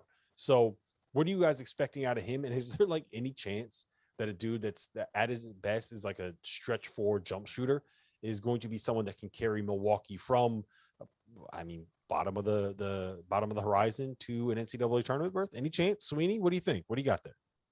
Yeah, I think I like a couple of the teams in the horizon more than them. I have them picked 5th in the league, but Baldwin's a special talent that gives you a shot. And I think, you said that they lack some of the talent around him because he committed late. And I think that's absolutely true, but they do have a guy in DeAndre Golston who can flat out score. That dude is a bucket. I'm excited to watch those two guys, work together. I will say with Baldwin, my concern here is, from the film I've watched, I don't think of him as like a killer, right? Like, I think there are guys out there who could walk into a situation like this and be the dude and just want the ball in his hands every possession and just go crazy. I don't think Baldwin's that guy. I think he's a guy who can blend in, play really smart team basketball, hit threes. I think his fit in college basketball would be better at a place like a Duke, where he's, the 2nd or the 3rd option, and he's this elite level, 2nd or 3rd option. I'm really curious to see what he's like at Milwaukee, because look, you can have the ball in his hands quite a bit. They bring in Jordan Lathan at point guard, who's formerly committed to Northwestern and went to UTEP, and winds up now at Milwaukee. Look, the ball needs to be in Baldwin's hands and not Lathan's, I think, for this team to succeed. And I just haven't necessarily seen him in that role a ton to have confidence that he can be like that truly elite playmaker that takes his team to the next level. I think right now he's better suited as like a blend guy than a a guy who's going out and creating for others. All right, let's roll through the rest of this these All-Americans really quick. We got Kenneth Lofton from Louisiana Tech, Nick Muzinski on our first team. Sean, what do you we talked about Muzinski a little bit, but talk to me a little bit about Lofton real quick. We got about 10 minutes left before we got to hit break.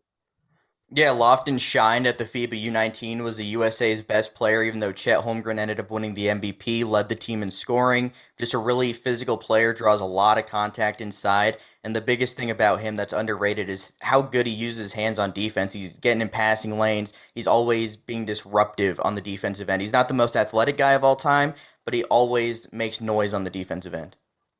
All right, let's get to our second team mid-major All-Americans. I think the biggest name on this list is probably Lucas Williamson. It's your guy, Sweeney, from Loyola Chicago.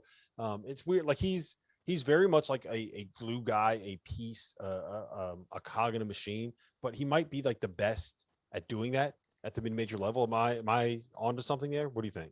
Yeah, I mean, I agree with you. I think, he finally earned the praise he has deserved for 4 years with the way he locked up Ayo Dosunmu. I mean, he's that level of impact guy. I think a lot of people credit the Loyola scheme on defense, but I think it's so much more, and it's individually elite defenders like a Lucas Williamson. And I think he's going to show off more of his kind of scoring bag this year. I think he has that in his game. I think in a faster paced Loyola offense, look, they're not going to be, chucking up shots in the first 10 seconds of the shot clock. This is in Alabama, but this is a team that I think will play a little bit faster, will free up its guards to create more. And I think you're going to see a more assertive offensive player in Lucas Williamson this season.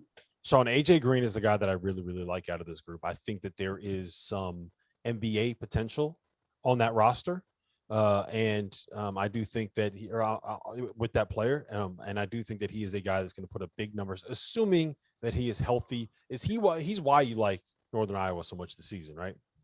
That's a big part of it, and that's the million-dollar question. What does he look like coming off a pretty serious hip injury? We saw Jordan Bohannon struggle out of the gate last year. He also came off a hip injury, so that's something to watch. I mean, all reports have been that A.J. Green looks really good, but I don't put a ton of stock into that until we see him in game action.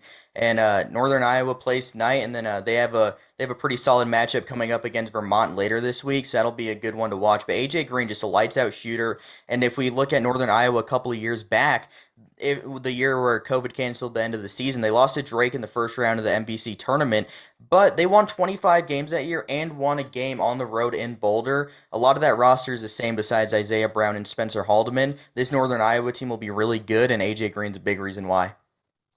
Jamari Bouye, Eli Scott, Kobe McEwen. Who do you like out of this group the best, Sweeney?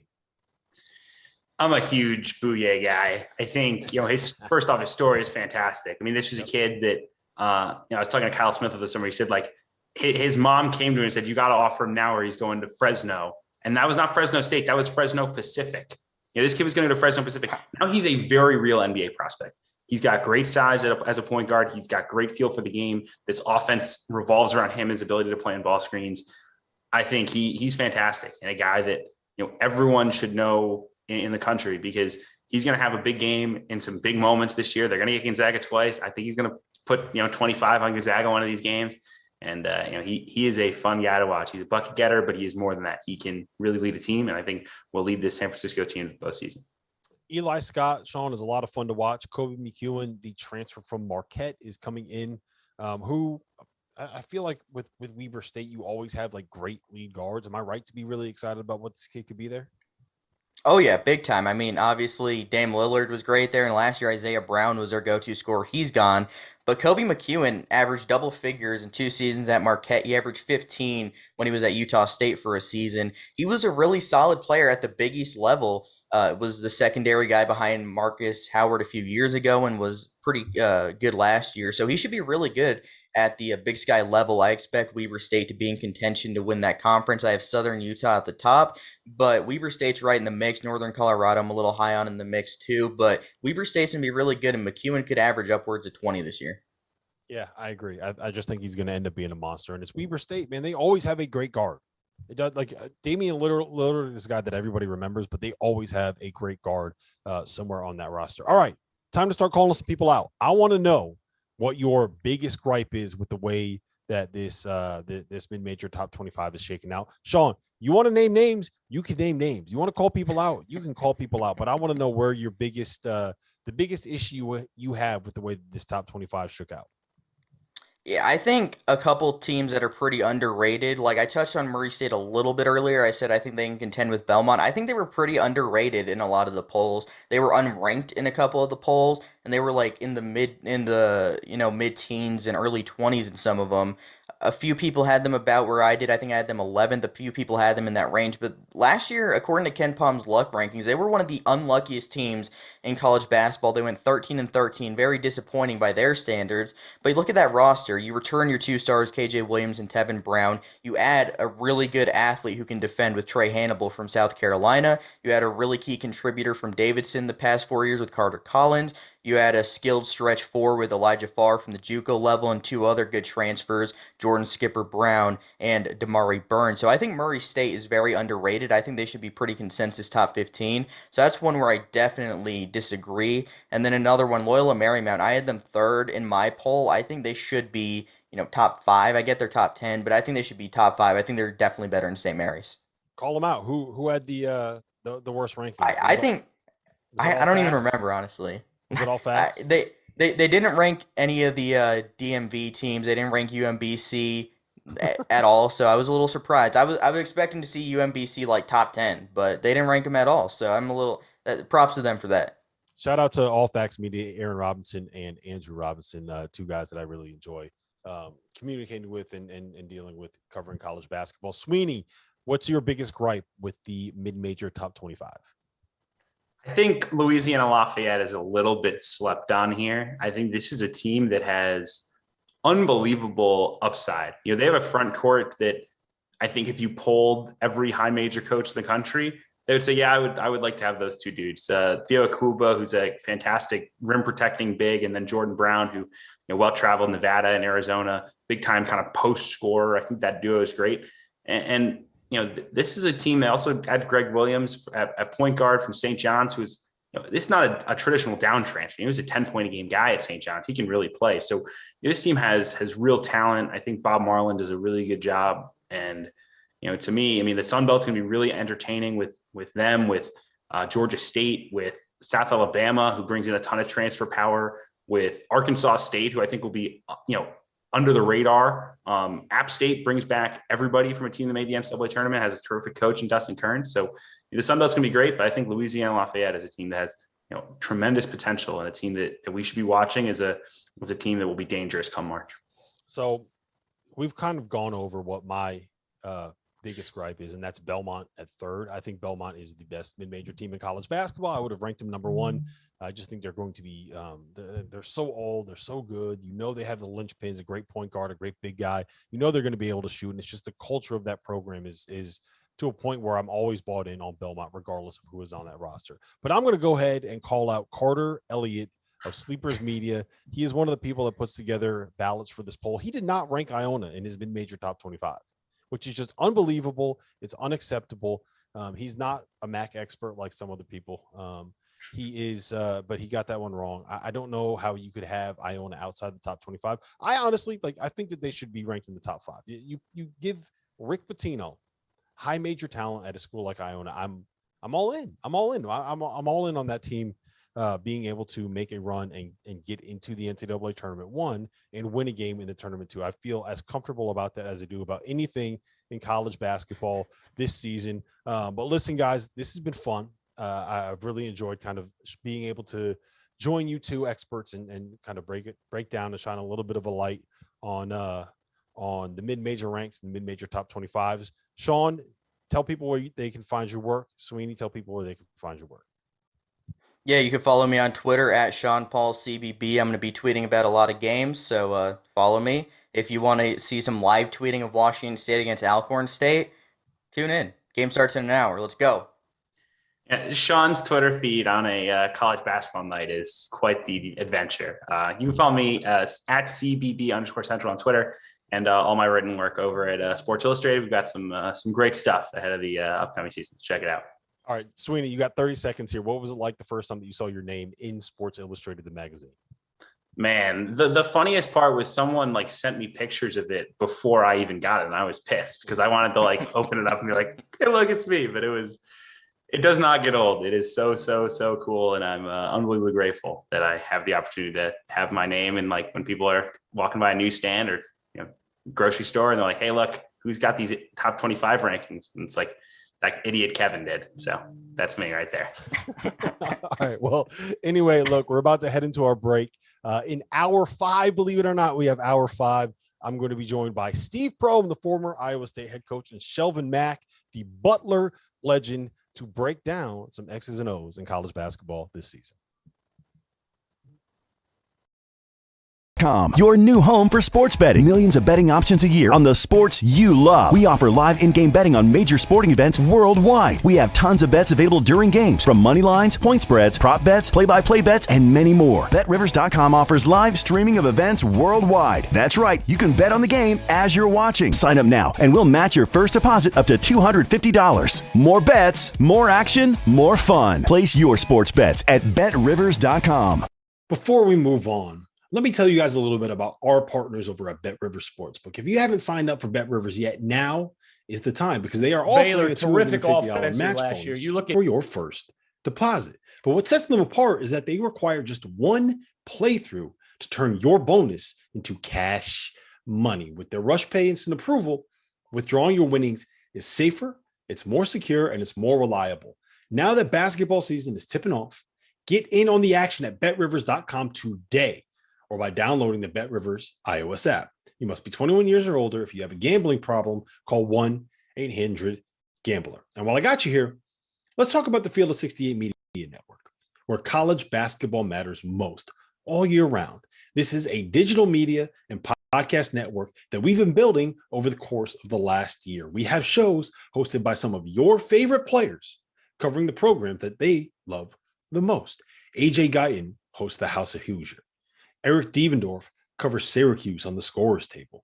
Dan Dickow hosts the Gonzaga Bulldog broadcast. We have Florida's Patrick Young, all right, post and plays Duke's always Andre been a bit of- Dawkins, and North Carolina's Shammond Williams, and Michigan's Stu Douglas, and Illinois' Deion Thomas. The list goes on and on and on. We have more than 30 shows right now. So hit the links below and check them all out. And while you're at it, make sure that you go check out the Field of 12 Media Network, your home for college football. Place your legal sports bets at BetRivers.com. Your new home for sports betting. Millions of betting options a year on the sports you love. We offer live in-game betting on major sporting events worldwide. We have tons of bets available during games, from money lines, point spreads, prop bets, play-by-play bets, and many more. BetRivers.com offers live streaming of events worldwide. That's right, you can bet on the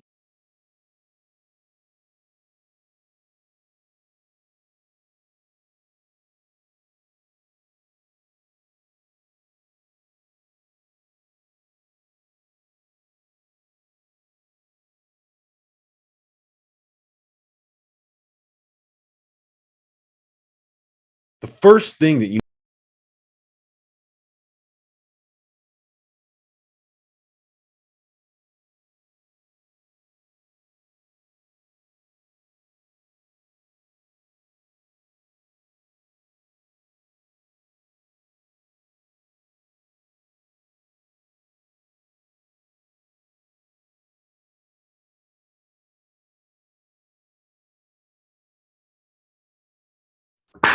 Here we go.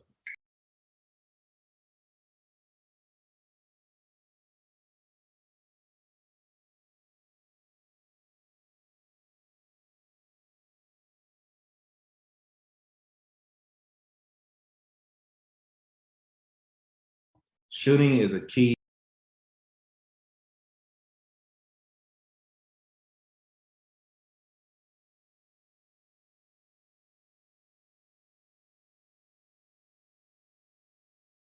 Now, the thing that makes Chet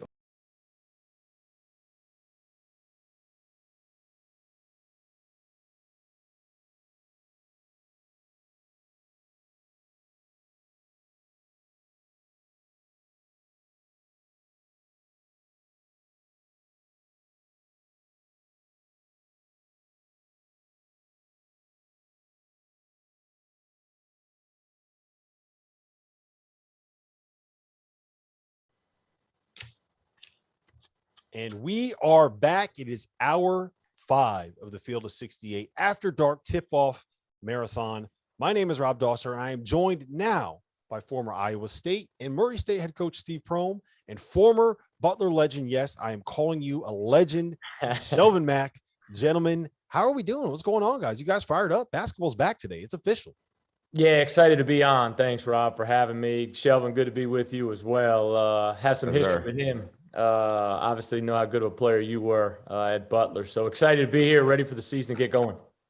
Yeah, same wise, likewise. Definitely anticipate some college basketball. Being from Kentucky, UK got a big game tonight, and I'm looking forward to watching. So are you going to be rooting for Kentucky? Did you grow up a Kentucky fan? You call yourself Big Blue Nation? What's going on here, Shelvin? I definitely grew up with Big Blue Nation, with Tubby Smith, Rick Pitino, and I can't stand Duke. I lost my championship, so hopefully they get the win tonight. You're not biased at all. Don't worry about it. Steve, what's going on, man? How you doing? What are you up to now? You got some time off? I'm doing good. Just spent a lot of time this fall going to a lot of practices. Take about 2-3 days a week, travel, go watch practices. Was last down at Texas, watch Coach Beard for a couple of days, and then the other day spent with my family, and then watch a lot of tape, and looking forward to the season to start to just kind of dive into more basketball, and really excited to be a part of this cast. Yeah, it's funny, man. Every time that I try to text you or call you or something, you're like, yeah, I got a 6-hour drive coming up. I have to go to over here to drive. I'm not sure where you're living, but you're all over the place. Alabama, South Carolina, Texas. You're a well-traveled man, right? I put in the hours, huh? Yeah, it's been good. It's been refreshing, really. It's been good for me to continue to grow and learn, and excited to get better this year, and then hopefully jump back in next spring. So the point of this hour is we're just going to kind of break down things that I thought were some of the most interesting or most important parts of the college basketball season, and things that I think that are that this group can really kind of dive into and have an interesting conversation about. And we're going to kick it off with David McCormick, post touches, and the importance of having a really good big man for Kansas. So Dagan, we're going to lay over the video reel here. We got Coach Prohm talking a little bit about Kansas and the importance of having a good big man in that offense. Bill Self's teams, and you can see right here, 4 out, 1 in. Biggest thing right here, trying to establish McCormick in the post. Most improved player in the Big 12 last year. Biggest thing, can he make another jump? Eastern Washington, they bring the double. Great job spinning away over his right shoulder. Nice bucket. Led the Big 12 in field goal percentage last year. Now they're going to play middle pick and roll. They get the switch. We got to have quick reversal from Wilson. He's got the seal. They're in trouble defensively right now. One-on-one, he's hard to guard if you're going to get that deep in the paint. Nice little jump hook. And then the final look right here, ATOs, you got to be ready for back cuts against his teams, lobs, and then post entries. Right here, they work on this all the time. Post seal, lift the floor. Christian Braun's chasing ball screen. Abaji, terrific pass over the top. Easy bucket out of the timeout. So much of what Kansas wants to do is get the ball into David McCormick and let him work. I'm going to tee you up with this, Coach. Who was the best Kansas big man that you faced when you were in the league? No question, Azubuike. I mean, just too big of a presence, too big, strong, too physical. Unfortunately, had a couple times. One year in the conference tournament, got injured, and I think one game when they came in 2019, they came to Hilton. He had an injury as well, but he was too much of a force down there. Whether you want to front him, play behind, he could dominate you in the paint. Now, what is Shelvin? You're a point guard. You played point guard for a very long time. What is the value of having that kind of pressure release, right? Having a guy you could throw the ball to in the paint, and he's going to get fouled. Every time he gets a post touch, he's going to get to the line. Like, you just know something good is going to happen when you get that ball inside. That means a lot. At Butler, when we had Matt Howard, I think people gave Matt Howard a lot of credit, enough credit for the things he was able to do in college. Whenever he got a chance to just throw the ball downside, be able to spot up, catch and shoot, you don't have to create and let a big create who's that good. If he gets double team or if he's one-on-one and score, it just relieves a lot of pressure, especially for a point guard with full court, playing defense, ball screen. Sometimes you just need a chance to just relax a little bit, and having a post man is very, very important. So, Coach, I've always contended that the importance of or the most important part of this Kansas roster and this Kansas team, it's not going to be Remy Martin and what he can do at the point. It's going to be whether or not Kansas is able to get into their sets and run their stuff and be able to allow him to be a monster, because with the shooting that they have and the way that they can kind of play 4 around 1 and the way that Bill's really bought into that idea, if McCormick can be the guy that he was over the last 6 weeks of last season, as opposed to the guy that he was for the first 6 weeks of last season, to me, that makes him a totally different team. They need, if Kansas is going to be their best, they need David McCormick to be their best player, right? Yeah, no question. If you look at him, most improved player in the year in the Big 12 last year, number 1 in field goal percentage, but you touched on the biggest thing. If you go back to the first game of the season against Gonzaga, really struggled, didn't play well. But his second half of the season, he was terrific. Some teams decided, do you want to double him? Do you not want to double him? But he's got great size. So if you do double, he can throw out of the post. He can make free throws. He shoots 80% from the line, averaged about 13 and 6. My thought process for David McCormick this year is, can you go 16 and 8 now? Can you continue to, grow your numbers and now grow on the glass as well? But when Self needs a basket, and I touched on this in the video, I don't care whether it was Landon Lucas, Perry Ellis, Azubuike, he's coming out of a timeout. He wants to get a paint touch, and he likes to go through the post to do that. Yep, for sure. Shelvin, when we talked about Remy Martin a little bit, right? And I think the key, one of the things that's going to determine whether or not this team makes a run, and I think we're going to get really a good taste and a good feel for what it's going to be tonight. Remy Martin is a guy that was built to be a shoot first guard. He wants to go back and get the ball. One of the things that that Bill and the program has been saying is the hardest thing they've had to deal with him is he'll run a set, they'll get that first action, and instead of getting to the second part of the play, he just goes, runs back and gets the ball, because that's what he's naturally inclined to do, and that's the way that he's played at Arizona State over his career. So as a point guard, how hard is it to kind of work yourself out of those habits and understand that you have to play differently? It's almost like a tiger changing the stripes, right? Yeah, I say the biggest thing, I think he's going to realize he's playing with better players being at Kansas and Arizona State. So if you're playing with better players, you realize you don't have to do so much at once. I think he's just used to not playing at a high level, with high level guys consistently all the time, that he wants to go get the ball. Now, a lot of guys have tendency to do that. But me, I'm more like a pass first point guard. In high school, I was probably the best player. I had to shoot all the time. So I understand if I give it up and it comes back, that means it's my chance to shoot. So I kind of understand where he's coming from, both sides. But playing with those guys is going to create him, let them do their thing. Then it's going to be able to get him the ability to shoot, especially if they double team the big fella down low. So I'm curious. I want both of your take on this. Last year, we kind of saw David McCormick change a little bit the way that he played. You touched on this a little bit, Steve, but there was a while where he kept fading away and kept trying to get a little bit cute instead of just powering through people and saying, hey, I'm 7 foot 250. I'm going to play like I'm 7 foot 250. And I think it took him about half the season to kind of figure that out.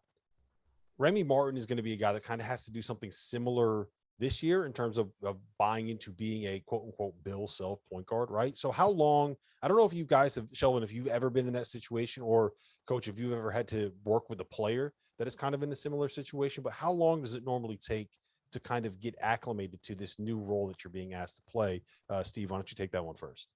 Well, I think there's going to be an adjustment a little bit for Remy. I think you touched on it. He likes to play with the ball in his hands. I think Coach Self's touched on it as well. But Coach Self, when you look at his teams, as good as they are offensively, they're going to be top 3 in the league offensively and defensively. Well, they're top 3 offensively because he's going to preach second side, third side. The ball's got to go from side to side. And that's key. And the one thing he's got, like Shelvin touched on, man, he's got great shooting around him. He's got Braun, he's got Abaji. Wilson, when he comes back, he's a playmaker for them. And then when you have a post presence and you can play pick and roll and they can get angles for McCormick, it's just going to make the game easier for Remy. But I don't see, he may play well tonight, but I think he's going to have some ups and downs in November, December, and to where, man, I think Coach Self's thinking, hey, let's get him ready to really take off as we move into conference play. Yes, Shelvin, how long, I don't know if you've ever had to, be asked to play a different role. Maybe when you got to the NBA and you went from being like a star college player to being a guy that you got to do a job. I mean, not everyone's Kevin Durant. You got to do a job once you get to the NBA. So how long did that adjustment kind of take you? Yeah, it's very challenging. Been in the NBA for 8 years, playing on 7, 8 different teams. My role was constantly changing a lot. Sometimes it was quicker than others, but it takes a while. Like Coach said, he might play great tonight. Don't get too high, don't get too low. Just continue to improve each and every day. And when that happens, I think when conference tournament comes, he's gonna be playing, his best basketball. I don't know if you picked up on that nice little humble brag there where he said, yeah, playing in the NBA for 8 years. It wasn't just in the NBA. I played for 8 years. So yeah, we see you, Shelvin. We see you. All right. I want to move on to the next one. The next guy I want to talk about is Paolo Banchero, who I think, and I said this earlier on the show, I think has a chance to be the best player in college basketball this season. He's the guy that I'm most looking forward to watching. And if you force me to pick somebody right now as the number one projected prospect, however you want to phrase it, in the 2022 NBA draft, I think I'm taking Paolo. So Dagan, let's roll that video and watch some clips of what makes him so special. Understand about Paolo Banchero is his size. He's 6'10", 250 pounds. You let him get position in the lane, he's going to put you through.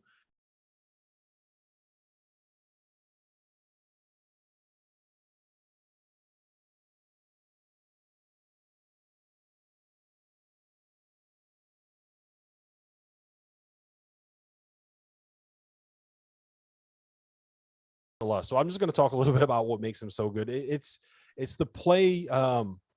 It's the plays that he can make as with the ball in his hands, right? I sent you guys the video to kind of show you a little bit, but they put him in 4 or 5 ball screens when he was in high school playing on the grind session level.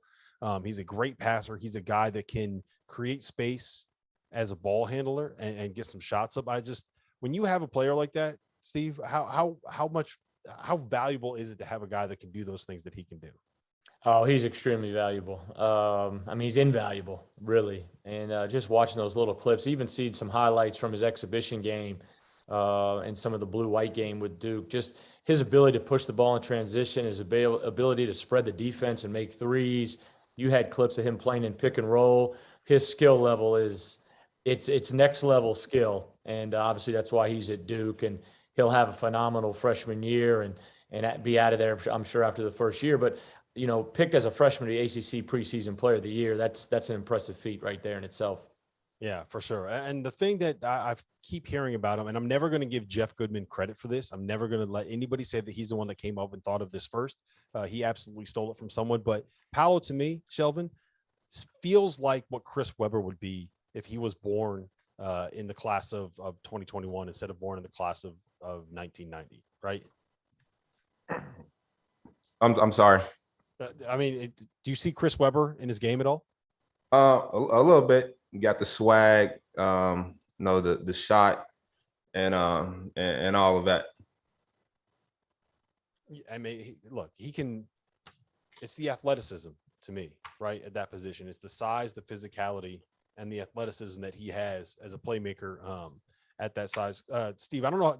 Do you see that comparison as well? Do you see Chris Webber in his game? Yeah, I text you, when I saw him coming off ball screens and playing in transition and pushing it at 6'10", 6'11", almost, jokingly Kevin Durant a little bit. But, as you could see, if Chris played in this era with his skill and his athleticism, his ability to play off the bounce some, you could see that. But to see him playing with ball screens at his size, that's skill level. People don't realize how impressive that is. Yeah, my big question for what Duke's going to end up doing this year is, one, how does he fit alongside Mark Williams, right? You have a guy who probably is at his best, Paolo, as a guy that would be like a small ball 5, and you're going to put him alongside a 7-footer that is going to be at his best when he's just taking up space in the lane. So, Shelvin, when you have 2 big guys that you have to ask to work together like that, how tough is that? How much of a sacrifice are you going to have to make, taking away maybe what Paolo can do best to be able to get another guy on the floor next to him? I think from my experience, a lot of big men like playing with big men. They understand sometimes they don't get the ball, so they like to pass to the other big instead of the guard having the ball all the time. But it also, like I said, it frees you up. It's not a lot of times you can get doubled, playing at the level that they play on. They always get double. It's never no one-on-one matchup. So when you have 2 bigs, you're able to get one-on-one matchups a lot. Right. So the other big thing is it's the shooting, right? It's the spacing. Is there going to be room when you have a guy like AJ Griffin and a guy like Trevor Keels and a guy like Jeremy Roach, will you have enough shooting, Steve, to be able to let those guys kind of do what they? I mean, if you're running a 4-5 pick and roll with Paolo and Mark Williams, you have to have people that will pull that defense out of the lane. Yeah, you're going to have great spacing. Now, there's no better coach, than Mike Krzyzewski to figure out what to do offensively and to tweak his team year to year.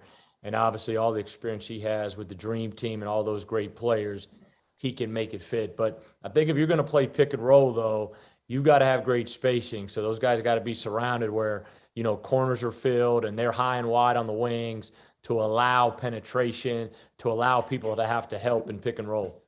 All right, so let's get into the other great freshman in college basketball this season, and that's Chet Holmgren at Gonzaga. I mean, this is a kid who has, I hate the term unicorn, but there's not very many people that can do the things that he can do. He's 7'1" with a 7'5" wingspan. He probably weighs 175 pounds soaking wet. He's a great shooter. He's an even better rim protector. Let's roll the clip and let's see how good he is. This is me, guys. This is me. I got an NBA player and I got a high major head coach on here, and I'm the one breaking down this film. So hopefully it's good. We'll see.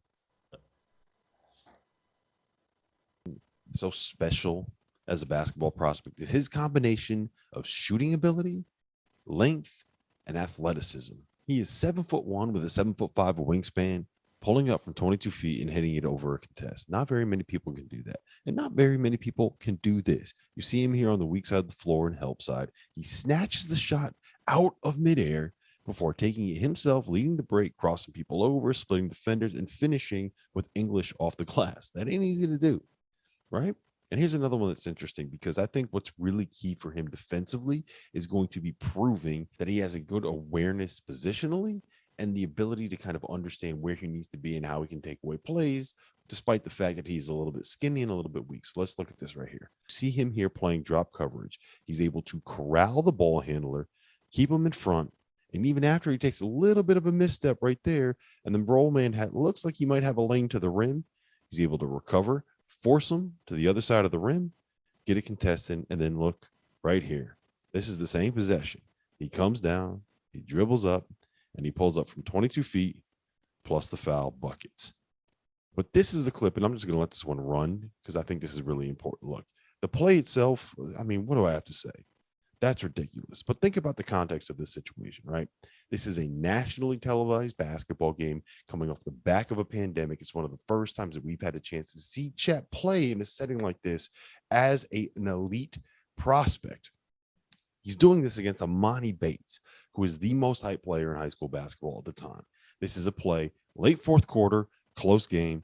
He makes that play, has that dunk. The reaction, though, this is what I think is so important and so fascinating. He's saying that's all this. It's all heart. This is what I have. The thing that makes me want to buy into this dude is that he is an absolute pit bull and an absolute warrior that is as competitive as anybody on the court anytime that he steps on the court. I want him in my corner. And I know he might be 180 pounds soaking wet, but it's hard not to love dudes that are going to play with that much passion. So one of the big talking points when it comes to this Gonzaga basketball team is going to be whether or not, Chet and Drew Timme can kind of fit together in the front court. Steve, I know that you were up there. You've seen them play a little bit. You've seen them practice. How is that going to work? How are you going to be able to play a 7-footer with a guy like Drew Timme that wants to be around the basket and does his best work in and around the lane? Yeah, I think it'll work good. I think the thing about Chet, obviously that city and that high school has been really good to Mark Few the last 2 years with Jalen Suggs and now Chet Holmgren coming out there. But Chet, the one thing getting to know him a little bit and following his career a little bit, he's got a swagger and a toughness. People can talk about his size and different things like that body wise, but he's got a toughness and a skill set that at 7 foot is phenomenal. And so I think, some of the stuff that Few's done over the years, and I haven't seen him play this year, but over the years with some of the European ball screen motion, keeping the bigs lifted, letting Timme play down there one-on-one, and then Chet playing off of him because his basketball skill and IQ is high, is very, very high. I think it's going to be exciting, a lot of fun to watch, and it's going to be a great opportunity that Texas Gonzaga game is going to be really, really fun to watch Saturday. Yeah. While that video clip was playing, Shelvin, we were just kind of talking a little bit, and you mentioned Giannis in terms of a guy that started out that skinny. How Giannis is obviously not skinny anymore. The dude's put on a ton of weight. I think you could say the same thing about Anthony Davis, right? Like he was a guy that was that skinny and then ended up filling out, and his body's a lot stronger now. I think Kevin Durant is the only guy I can think of that is anywhere near that size, that has that is that thin, that is playing at that level in the NBA. How important is it for someone to kind of put on that mass and put on that bulk? It's very important. You go from playing 40 games, they played 32 games last year at Gonzaga, to playing 82 no matter what, whether you make the playoffs or not, you're playing 82 games. So you need to build that muscle mass for the wear and tear throughout the season. But also it's gonna help his game a lot more when he's that. He'll be able to post up a lot of smaller guys, being able to bang down low, because he's a unicorn. He's gonna always have a mismatch, I feel, and then having that bulk is gonna be able to give him a lot of success. How worried are you about things like, not being strong enough to deal with some of the bigger guys? Like we look at it in the NBA now, and everything is kind of like 5-out spacing, right? And if you have a big guy, for the most part, unless you got Nikola Jokic, it's someone that is setting the screen, rolling to the rim, and trying to catch a lob, and someone that is doing things like switching on defense. So is it as important still in the modern NBA to go and get a player that kind of has that bulk and physicality? Or is it just kind of like, look, Chet can shoot, he can block shots, we can hide him on the weak side defensively, we can put him on the worst player on the other team and just hope that he can kind of play free safety? Like, is there ways to make it work for someone that is, I mean, I think his shoulders are so skinny, man. Like, I don't even know if he can put on the weight. That's the thing. He can have small shoulders, but what coach is talking about with his wingspan, it makes up a lot of error from mistakes for everybody else. And also coach is talking about how he competes. I think the biggest thing is him just competing. If he's competing, he's always gonna have a chance, and they're gonna love that. So I wouldn't focus too much on the weight. I think he's a pro. Everybody else think the same thing. And I'm looking forward to seeing him playing this year and continue to grow throughout the years. I mean, yeah, Steve, that's the one thing about him, right? Is that he might not have the strength, but you're going to get every ounce of strength that he has on every single possession, right? Like that. I mean, that kid, you just want dudes in your corner that are going to fight for you. And I have no doubt that Chet Holmgren is going to fight for you no matter what team he's on. Yeah, he's playing with a purpose. He's playing with an edge. He's had a swagger to him. But the one thing you can't overlook, I mean, everybody talks about size, physicality, gain weight. And I was fortunate to coach Tyrese Halliburton, and, they got this question and this question. I'm like, hey, man, he can play. Basketball skill and basketball IQ, to me, it starts with that. And then if you've got the competitive edge Chet has, skill and IQ, the other stuff will come. I think skill and IQ, if you've got that, you can play right away at any level. Right. What's crazy? He played on the same high school team in Minnesota as Jalen Suggs. Shelvin, you think that team won a lot of games in high school basketball in Minnesota? I hope so, especially playing in, no offense, but in Minnesota, I think they won some game. Yeah, pretty much. All right. Next up, we have on our list of guys we're going to be talking about is Andre Curbelo. And we have our NBA point guard, our 8-year veteran NBA point guard, is going to jump on here real quick and break down Andre Curbelo's game and the value of having shooting around him and Kofi in those ball screens. To win a championship. This play right here, this angle pick and roll, going to the basket by having shooters on the court. This guy in the bottom right-hand corner cannot help, and you never want to help off the strong side. And whenever you have a rim rolling big, which he has, who's great at it, he's behind his defender, throw it up every time, 2 points. Another middle screen, pick and roll. Single side tag, bottom left-hand corner, his job should be help the helper. It's a big theme that we have playing basketball, help the helper. But the shooting they have put everyone in a bad position all the time. You have to make a decision. I want to stop the ball, I want to stop the roller, or I want to give up the three-point shot. Sometimes when you're in that position, it's hard to do.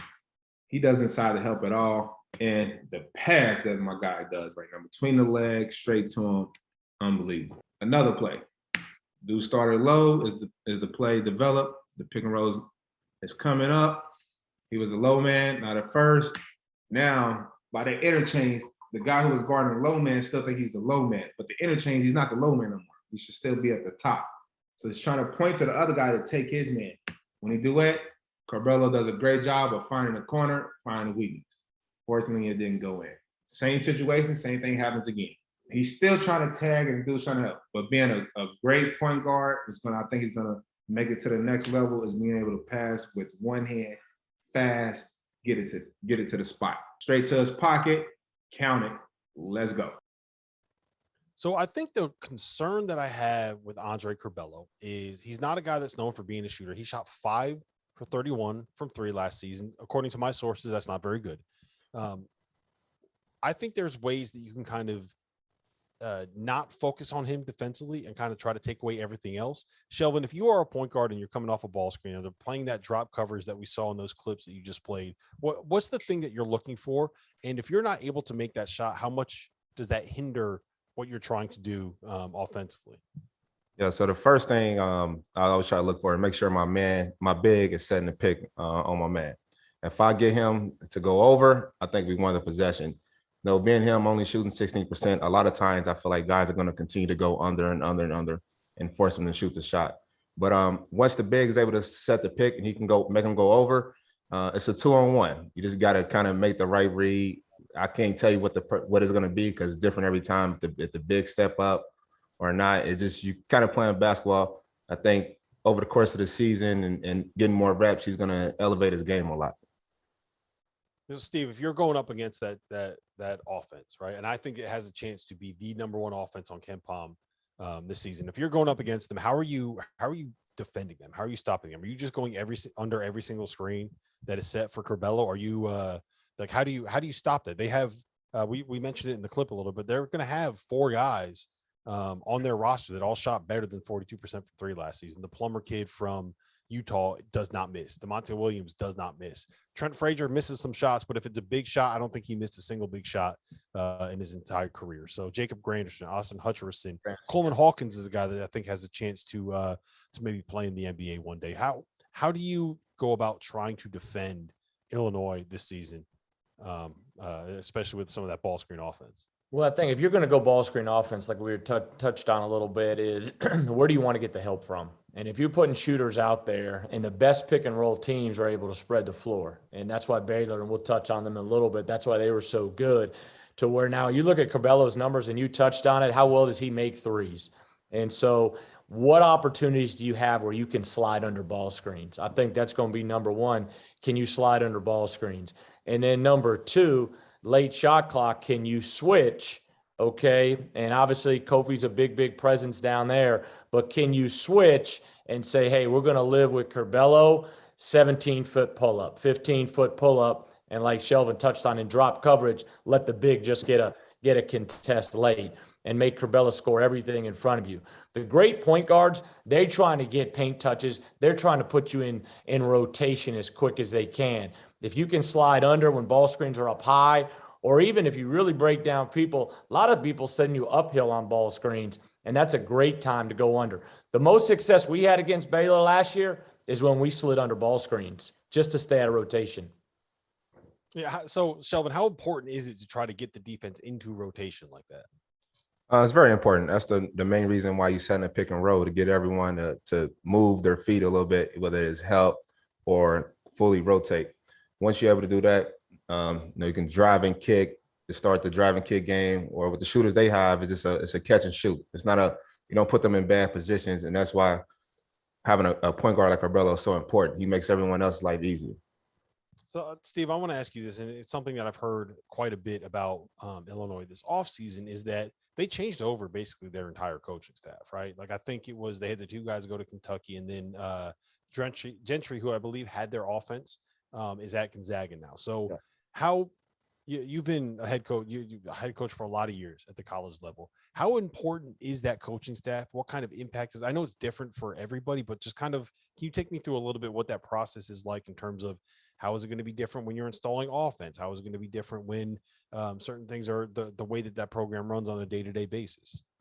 Yeah, I think it's really important. And obviously, talking to Brad, and I know Brad a little bit from competing against him when he was at Oklahoma State and knowing him over the years, but he has to probably do a good job this year from a standpoint of really being more into the defense a little bit, more into the offense until he feels comfortable. The great thing is he was able to hire the guy, Jeff Alexander, who was his operations or support in a support staff role to where he can step in. Now, I'm not sure if he's doing the offense or the defense.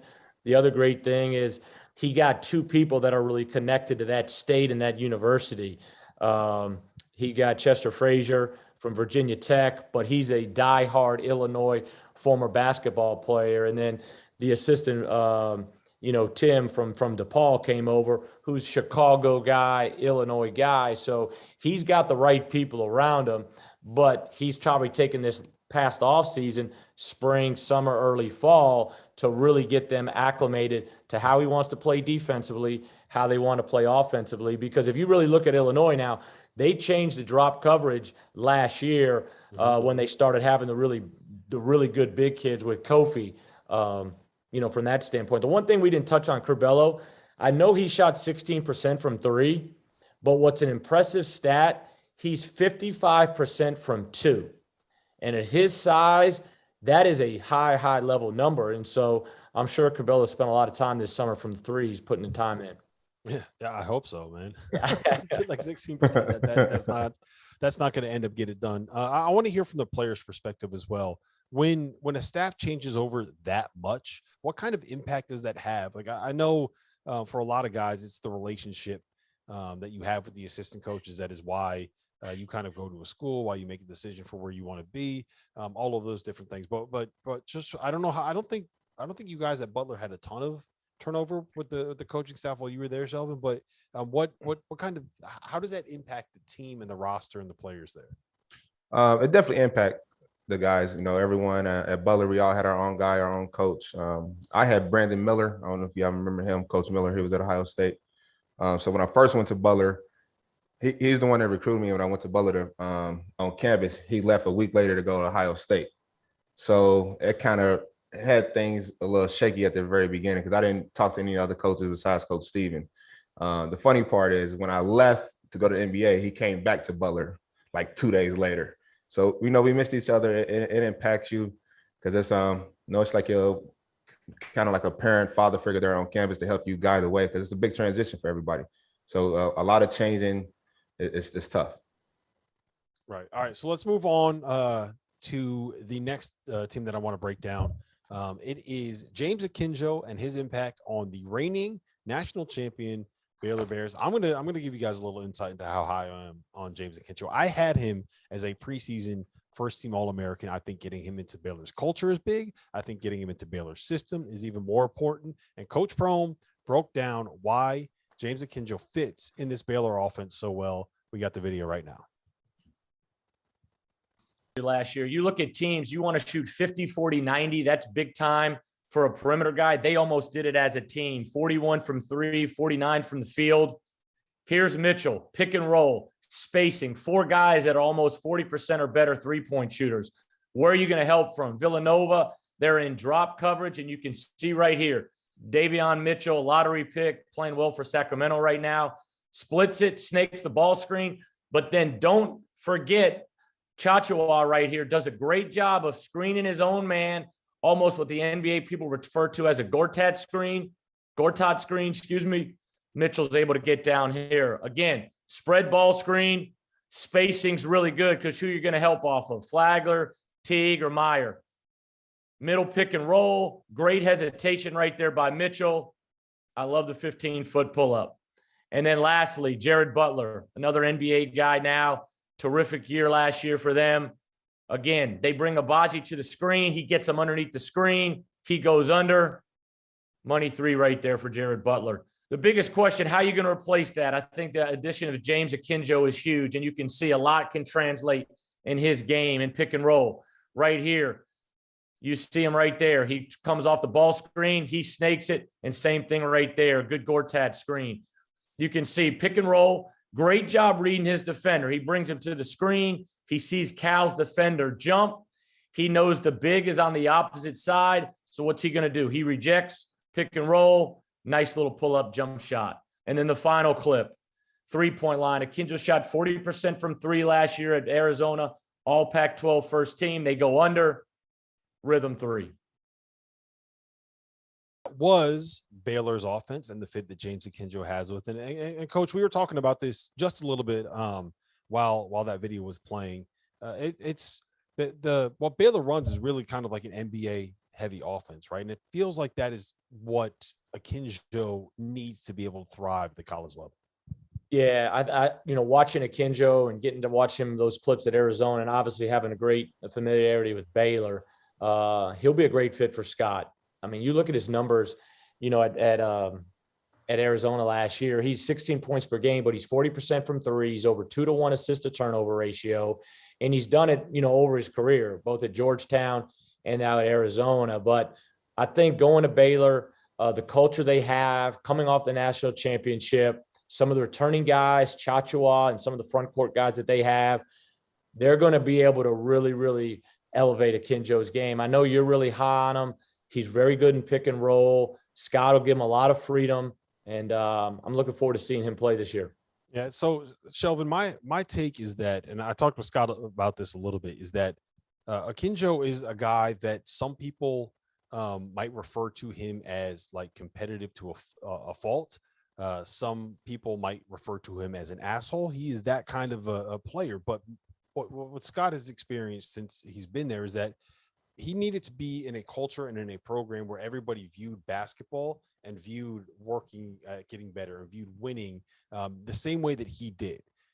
And when you get him into a culture like that, when you get a guy who is all basketball, all winning, I just want to work out, I want to be in the gym 4 times a day. You need that. People like that, players like that, need other guys that have that kind of same like-minded workout mindset around them, right? Yeah, definitely agree with them guys winning it last year. I think that says enough. Also, it's also good for Coach Scott to have someone like it on his team to keep those guys pushing and motivated. He didn't have a chance to play last year to win. Some of the guys might be big headed or whatever, but he can come around and keep them humble and keep pushing this having that competitiveness about him. Yeah, right. If you're at Baylor and you go out and you win the national title, I think that you've kind of reached the pit, like where you can't really go anywhere else from there. Coach, I just want to know from you, like how this is going to sound kind of like silly and basic, but like how good was that group last year? Because I think that there's a real world where if they don't have the COVID shutdown in the middle of February, they might have gone undefeated in college basketball last season. They reached a point when they were at their highest with the way that they could defend and the way that they could kind of make you have to make decisions defensively. Like that was one of the best basketball teams I think I can remember seeing at the college level. I jotted some numbers down here. And you're right. I mean, those 3 perimeter guys, Teague, Mitchell, and Butler, 47 points a game. And so that's the thing. You got to be patient. Like we talked about Remy Martin at Kansas, you got to be patient with Akinjo too.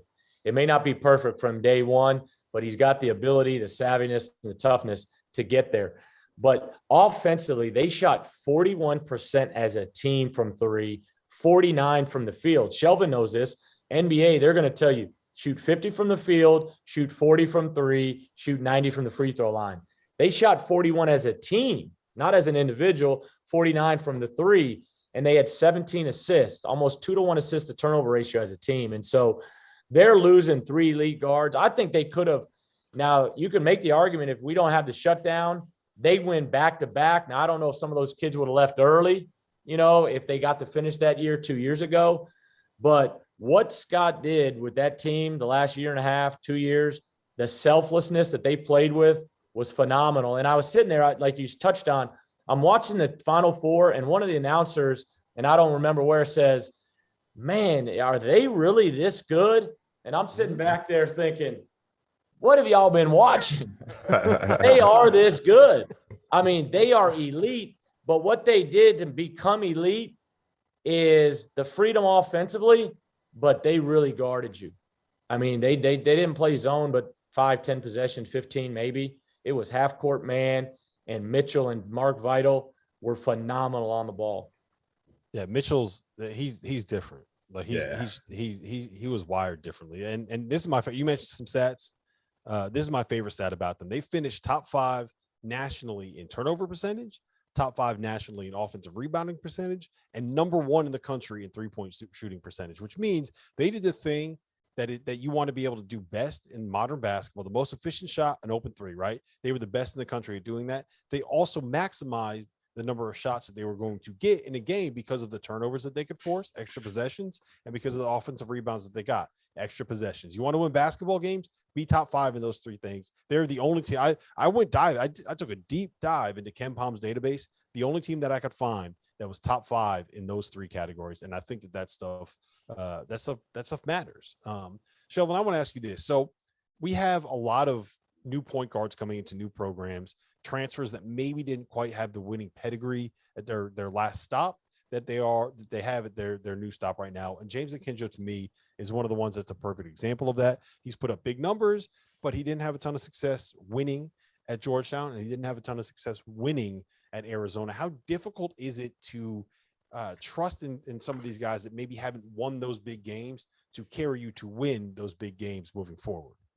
I think coach got his attention right away. I done play for some coaches. They'll let me know, like, I won some games, you ain't win anything. And you know, he got the back card in his pocket with the championship last year.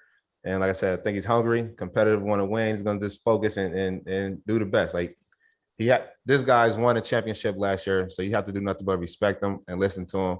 I think it's gonna help him. You know, other situations, Arizona and Georgetown has not been that great over the past few years, and sometimes it can impact you as a player as well.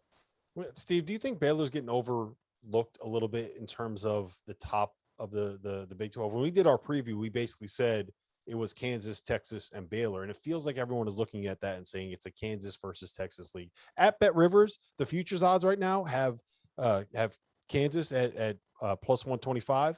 They have Texas at plus 155, and they have Baylor at plus 750, which is 7.5 to 1 odds. If you bet $100 on them right now and they win the league, you win $850. That's what you're cashing. So it seems like they're being, at least in my opinion, they're being overlooked.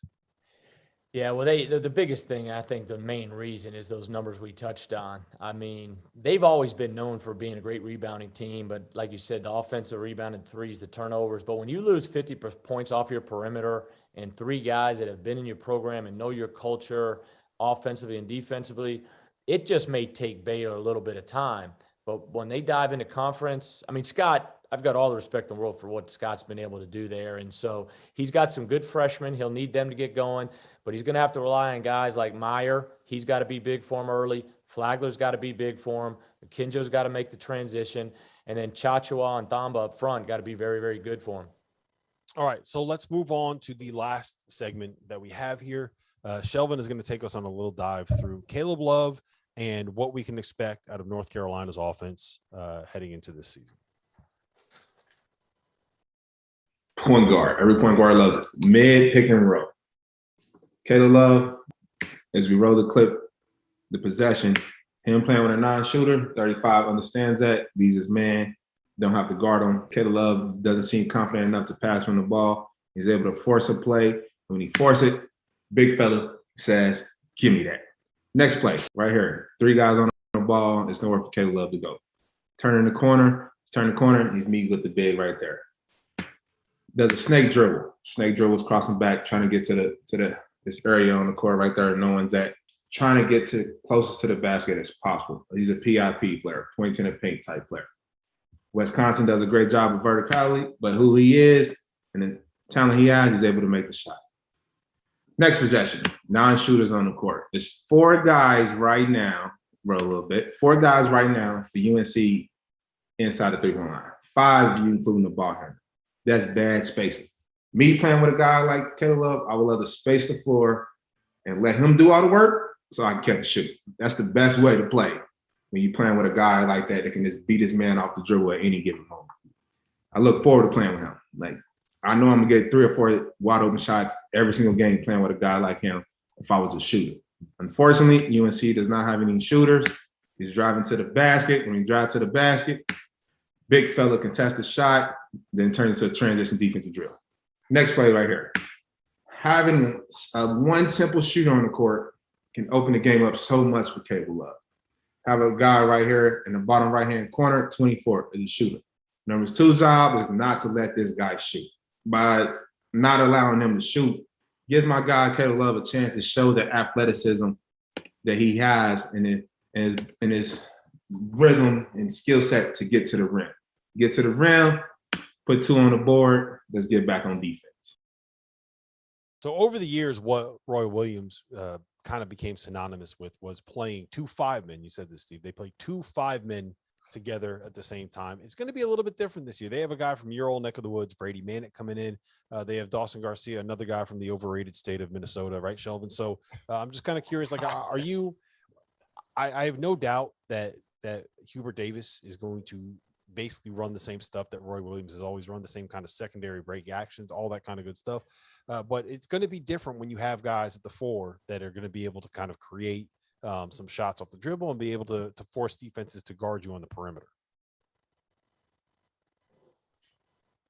Yeah. Was talking to me? Well, either one of you. Either one. Yeah. This is what happens when you're on the stream for 5 straight hours. You forget to tell someone I got who to talk next.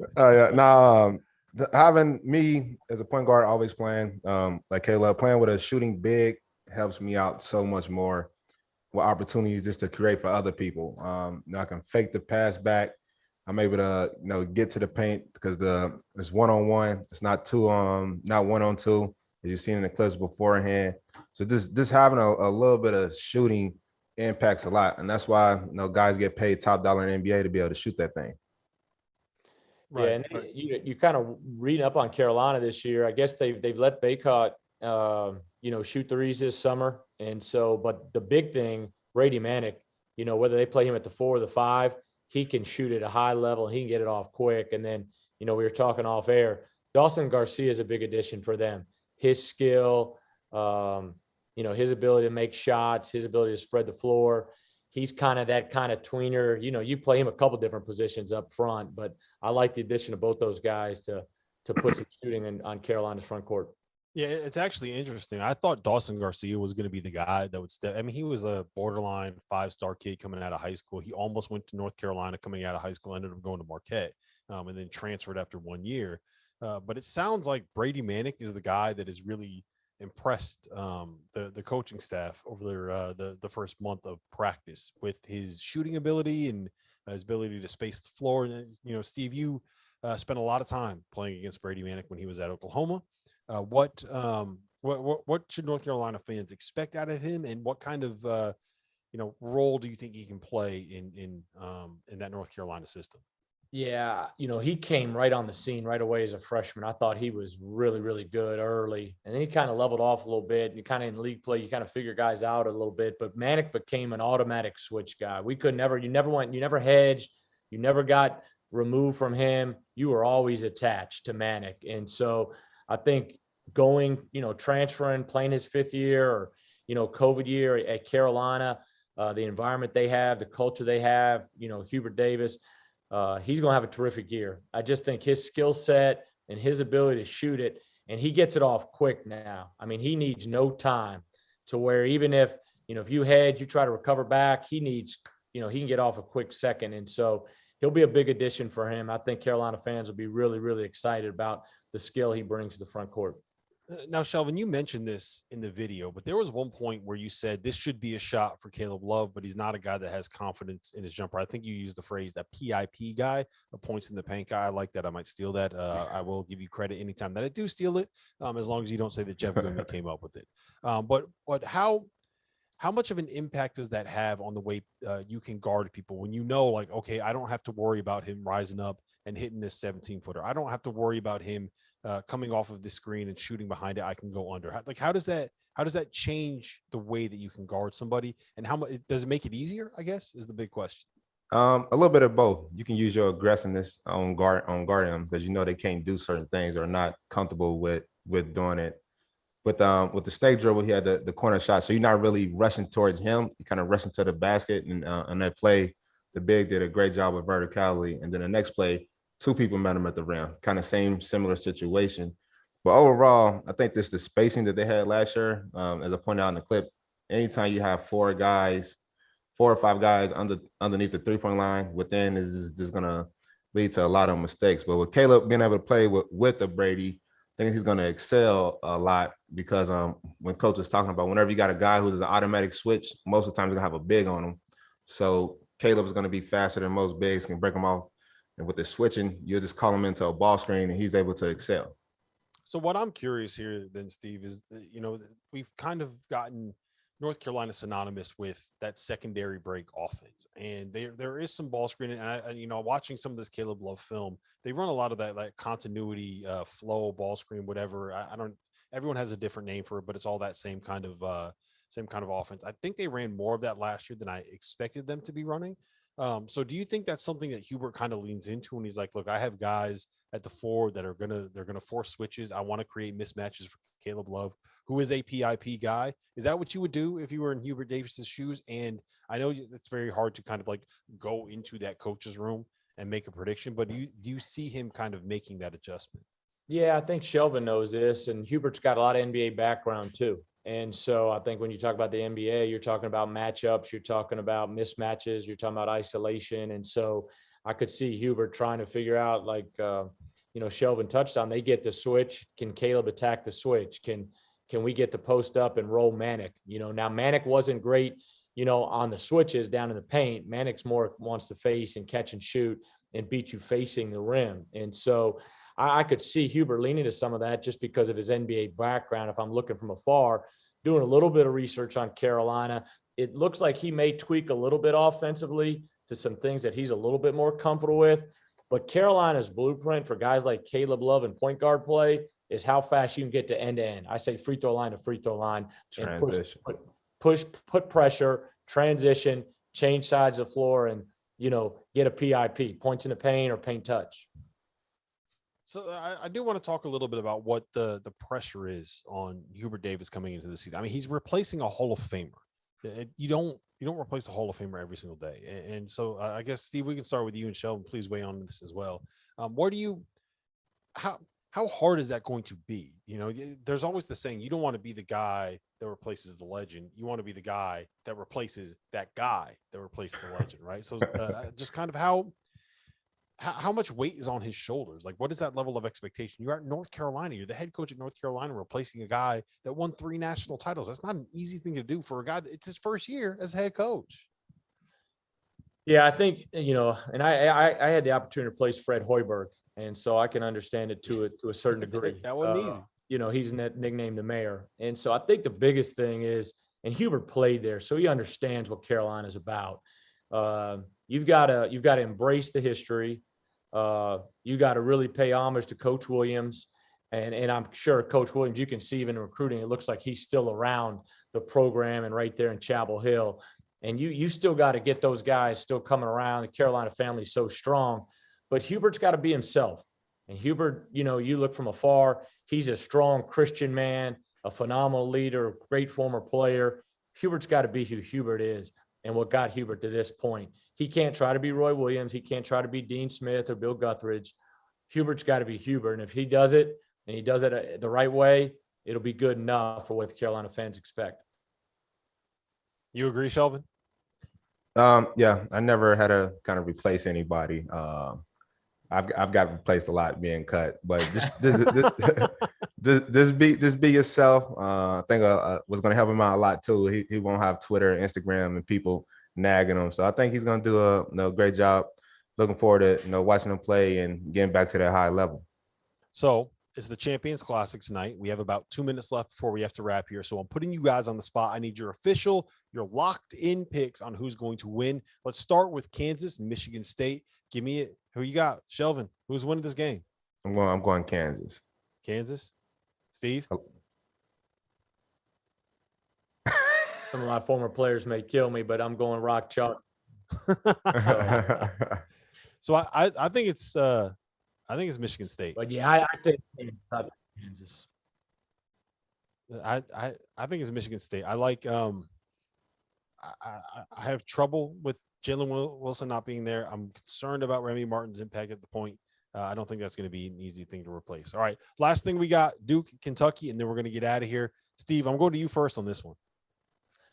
I'm going with Duke. Obviously, a lot of hype to this game. A lot of freshmen that a lot of people are calling on or transfers, but I like Duke to beat Kentucky tonight. Shelvin, do I even have to ask? It's big blue nation. I can't pick Duke at anything. Yeah. Hey, the one thing I'll add on Hubert Davis, but I heard him speak at an FCA banquet one time. He is a phenomenal motivator and speaker. And so I'm sure he'll do a phenomenal job on Chapel Hill. Yeah, I'm sure he will as well. I mean, it's North Carolina. He's going to get the players that he wants as long as he's able to get them into positions that he needs them to be able to get in. Well, listen, look, I'm done. I did my 5 hours. I am tapping out. We have the guys from 3-Man Weave coming in next to get you all the betting and gambling advice that you could possibly handle for Shelvin Mack, for Steve Prohm. I'll tell you who I said. I almost said off the air. You'll laugh when I say it. But for Steve Prohm, I'm Rob Dauster. This was the Field of 68 After Dark Marathon. Man, I'm done. I'm tapping out. See you later, Dagan.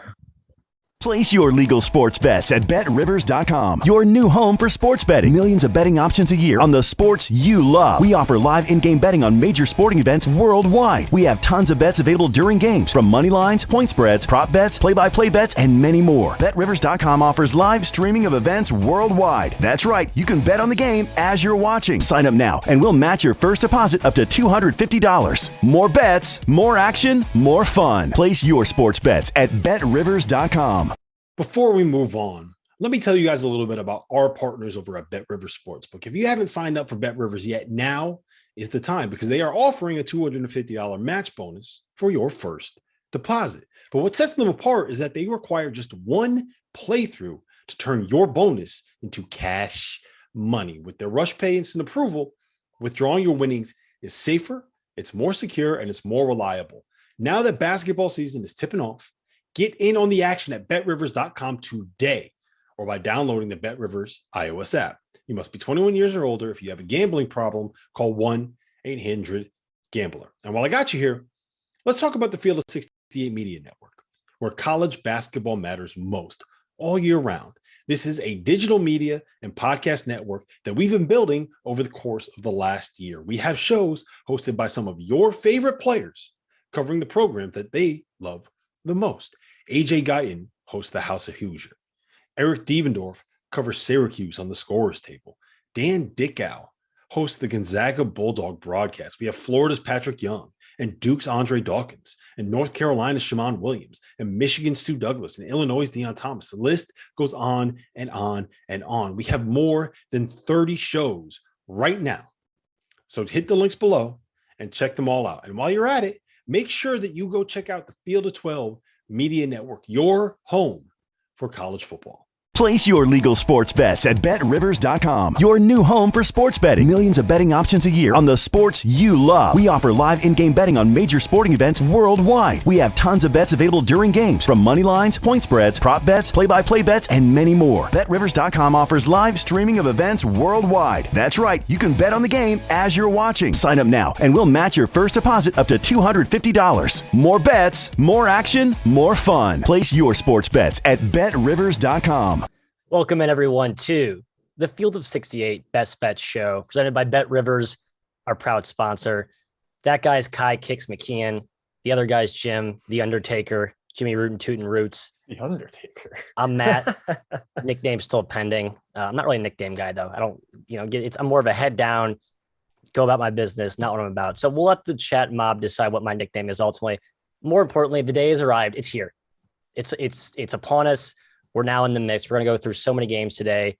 But yes, this is the Best Bets show. This is it. We're going to be coming to you mostly throughout the year around noon, a little bit earlier on the weekends. But again, make sure to subscribe. Hit that button. It's right there in front of you. Just press the button. You're not doing anything else right now. Just please press that. Good for us. Good for our overlords at Field 68, Mr. Dauster, Mr. Goodman, for making this all possible. Just a real quick rundown of how we're going to do the show today. Going to talk about, the overview of 8 to 10 key games. We're going to get to your questions that can be submitted through the online YouTube chat forum, as well as, I believe, through Twitter. Is that correct, fellas? We kind of have two different dueling chat mobs. Is that right? I'm not positive on the Twitter, Matthew. Okay. We just funnel those chat questions to YouTube. That's better. I'm dialed on 2 separate YouTube chats. So yeah. Spend the games there. I will try to keep track of them. I'm sure there's going to be a lot because, hey, Matt, there's 120 games today. Too many games. Yep. Too many games. We were not consulted when the schedule was made. If we were, we would have preferred that be spread out throughout the week, but we are drinking from the proverbial fire hose as we get started here. So yes, again, we're going to talk games, get to chat mob questions, get a whole hour with you. So you're stuck with our mugs until 3 p.m. Central, 4 p.m. Eastern. Well, do you want to spotlight some of the overnight market moves? It looks like we weren't the only folks that were getting to bet right when the openers drop. So we'll talk about what that means for any potential bets from now until tip off, which is yikes, in 2 hours. It is quite literally upon us. So Wazoo's tipping right now. Yeah, man. Oh, I'm 2 hours off. Time zones are tough for me. So I'm still working through that. Pacific is west and central is central. So great. So yeah, got it. Okay. Carry the 3. Shall we get into it, fellas? Any other opening thoughts? Opening season statements? Happy to be here. Yeah. That's so humble. College basketball. All right, let's get into it then. Kentucky Duke, the Champions Classic. We got blue bloods and then the token green blood. We'll get to them in a second. Kentucky Duke starting us off though tonight. Man, this line opened at Duke -1.5, -1. It's up to Duke -3. People are all in on King Rat, the King of Kings, as he goes about his farewell sayonara tour. We are obligated to mention that this is his last season coaching Duke basketball. So I want to check that box there. Got that out of the way. Kind of going to you here first. You look at the historical matchups in the Champions Classic. Coach K has been pretty dominant. 3-0 in his last 3 for throwing out last year. They didn't have a true Champions Classic last season, but 3-0, and he's been dominant in these games. Feels like a typical Duke team, the teams that we've used to the new age of care assembling, talent laden with a few sprinkles of experience. What are you looking at in this matchup? Well, Matt, I liked Duke at the opener, -1, leaned that way. I should say there's value on Kentucky now at +3. It seems like everyone and their mom is on Duke, which is fair, Jim, because Duke my mother is on Duke, I believe. She told me this. Your mother is my mother on Duke. Yes. It's fair because they have just an incredible amount of athleticism on this roster. Size, Jim. These guys walk off the bus. It's like, holy crap, I don't want to play them. And even Kentucky might say that, Jim. Their guards are a little smaller this year than normal that we've seen from Kentucky. Paulo Banchero could be the real deal. I do lean towards Duke, but if we're talking from a pure spread value, I think there's value right now on Kentucky, Jim, if you want to bet the Cats. Kai, it's the classic debate. It's my gut, my sense of the matchup against my number right here. And at this point, I don't want to jump in the way of either narrative, I guess I would say, because at 3, man, I think Kentucky's within a basket of this Duke team just on paper, but there's some matchup things that do scare me. I think the bigger Duke guards, like you mentioned, will be a bit of a problem. The perimeter defense for Kentucky looks shaky. I know Miles College went absolutely bananas from deep, but Kentucky was hot in that game too, and they still only won by 9. So I think we have some worries there.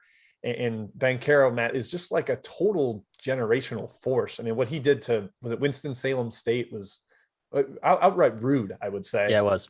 Just some of the most disrespectful post-ups, and he can maybe do that against Brooks. They need a lot of minutes for Toppin, and that hurts Kentucky's offense.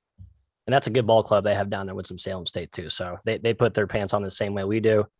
Yeah, to me, I think there's some parallels between the Duke UK matchup and the KU Sparty matchup, which we'll get to in a second.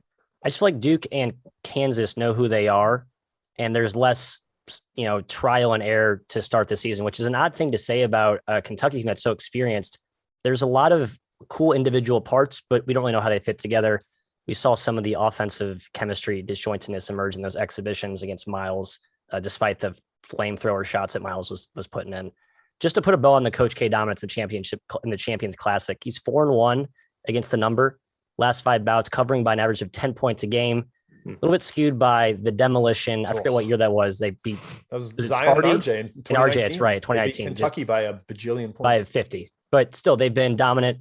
And so Coach K has a track record of preparing his guys well for this matchup. So I would lean Duke, but it got smashed up to 3. So I'm going to stay away. I'll start the best bets season off with a fence rider, as I will do so commonly throughout the season. It's on brand, Matthew. On brand. Yes, Matt, we in the chat, John Mitchell said it feels like Wendell Moore's been there for 9 years. I believe he has 3 more years of eligibility. Yeah, so he could go 12. He's a true junior, and last year didn't count. He could stay 3 more years if he felt like it. That is nuts. Yeah. I mean, Duke just looks like a bunch of grown men. That's just like, if you haven't seen Duke play this year, you'll watch them for the first 5 sessions and just be in all of their size, strength, athleticism.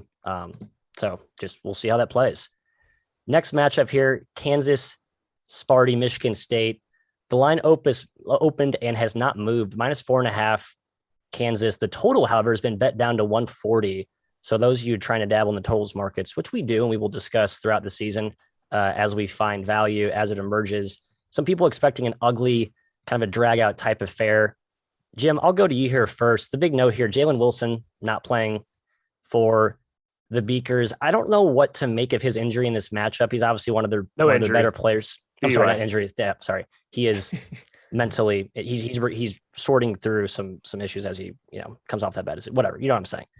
I'm confused what I make of his absence here in this matchup. I think they're going to miss him, obviously, but KU's deep. They know who they are. They're unselfish. David McCormick is the guy I'm looking to dominate this matchup.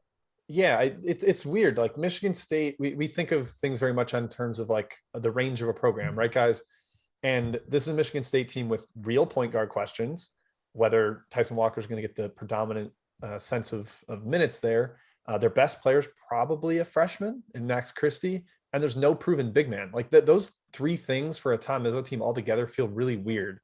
And there's a chance some of those questions get answered early, and maybe Christie just does rock, and Tyson Walker takes that point guard spot and plays 30 minutes a game, and Marcus Bingham emerges. But it's a lot of ifs. It's a lot of things we're not sure of. And I think maybe there's, a lot of people are on that Michigan State train because of the Jalen Wilson absence. But I kind of think I'm leaning more towards Kansas. I was hoping this would go even lower, Matt. We get below 4 and we could scoop in on the Jayhawks there, but it doesn't seem like it's going to get there. I start to look at the over here, Kai. Without Wilson, Kansas is going to go small. We know they want to run a little more with their addition of multiple point guards. Remy Martin likes to go. Joe Yesufu likes to go. I'm surprised to see this getting bet down so far. I think we could have a little bit more of an up-tempo game opening the season. The coaches are usually willing to run a little bit. I lean over where the total's at right now. Yeah, I think pace-wise, Jim, you're on the money there, but I'm not sure I really trust Michigan State's offense. I mean, it's a lot of reliance on Max Christie, who could be good. It's a lot of reliance on Tyson Walker, who we've seen be good in the Colonial. I'm not sure how he translates quite yet to Michigan State. I think he'll be very good, but against Kansas, one of the best teams in the country, I think it could be a bit tough in the opening game. And Jim, you mentioned David McCormick versus Marcus Bingham. That's just a bloodbath. He's going to crush him. And you're not going to get McCormick in foul trouble because they don't play through Bingham on the post. If they do try to play through Bingham on the post, it's not going to be effective. So I think Kansas has a real advantage inside. Even with Jalen Wilson out, I'm still leaning towards the Jayhawks. Matthew, they have enough depth. Christian Brown can slide to the 4. Lightfoot, Cam Martin, the D2 transfer. There's plenty of options there. And Kansas is just a more complete team right now, I think, on paper. Michigan State, more question marks. Right. That's it in a nutshell for me. Kansas knows who they are. They're the closer to a finished product. Michigan State has questions at point. How are you going to allocate the minutes between Walker, Hogarth, the wings and front court pieces, the guys who have been there for a while? There's a lot of names. None of them are really stars or have star power cachet. I think Izzo is going to do the typical Izzo thing where he uses the non-conference early part of the year to sort through that. They don't look as dominant, but then I think the switch flips on February, March, and the Izzo March thing is a tale as old as time. So that's, I think, how we see the story arc play out for Sparty this year. Tonight, I like the Jayhawks, even without Jalen Wilson at the current number. So let's continue to mid-major land. So we'll hit the Two Champions Classic. At the very end, we'll get to our best bets. We'll talk about any leans or other bets we have along the way, as well as in the chat mob questions. But our emphatic, quote-unquote, locks, which there are actually none for those of you who don't understand that concept. But we will get to our most confident bets at the end of the show. So stay tuned. We got a while, another 45 minutes. So dig in. Belmont, Ohio. Mid-major basketball paradise for those who follow the landscape as closely as we do. Two great coaches, Jim. Two arguably favorites in their respective conferences.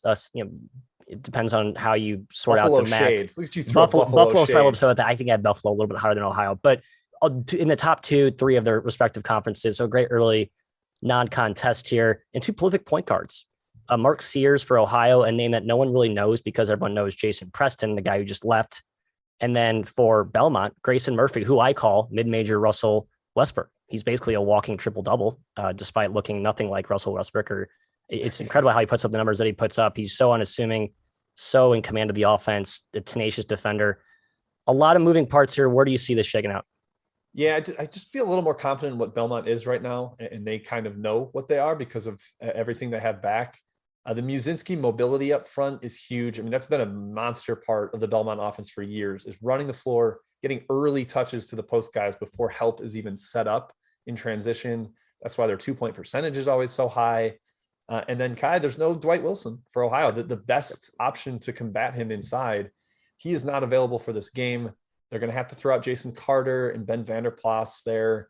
Maybe go a little deeper into the bench. And I have concerns there. I think Carter's a little more of a forward with some offensive capabilities. He's not the lockdown stout defender and rebounder that Wilson is. Yeah. I think the spread's gotten a little out of hand. You look at Bet Rivers right now, it's 4.5. And I'm on team Belmont this year. I think they're going to be awesome. Love Grayson Murphy.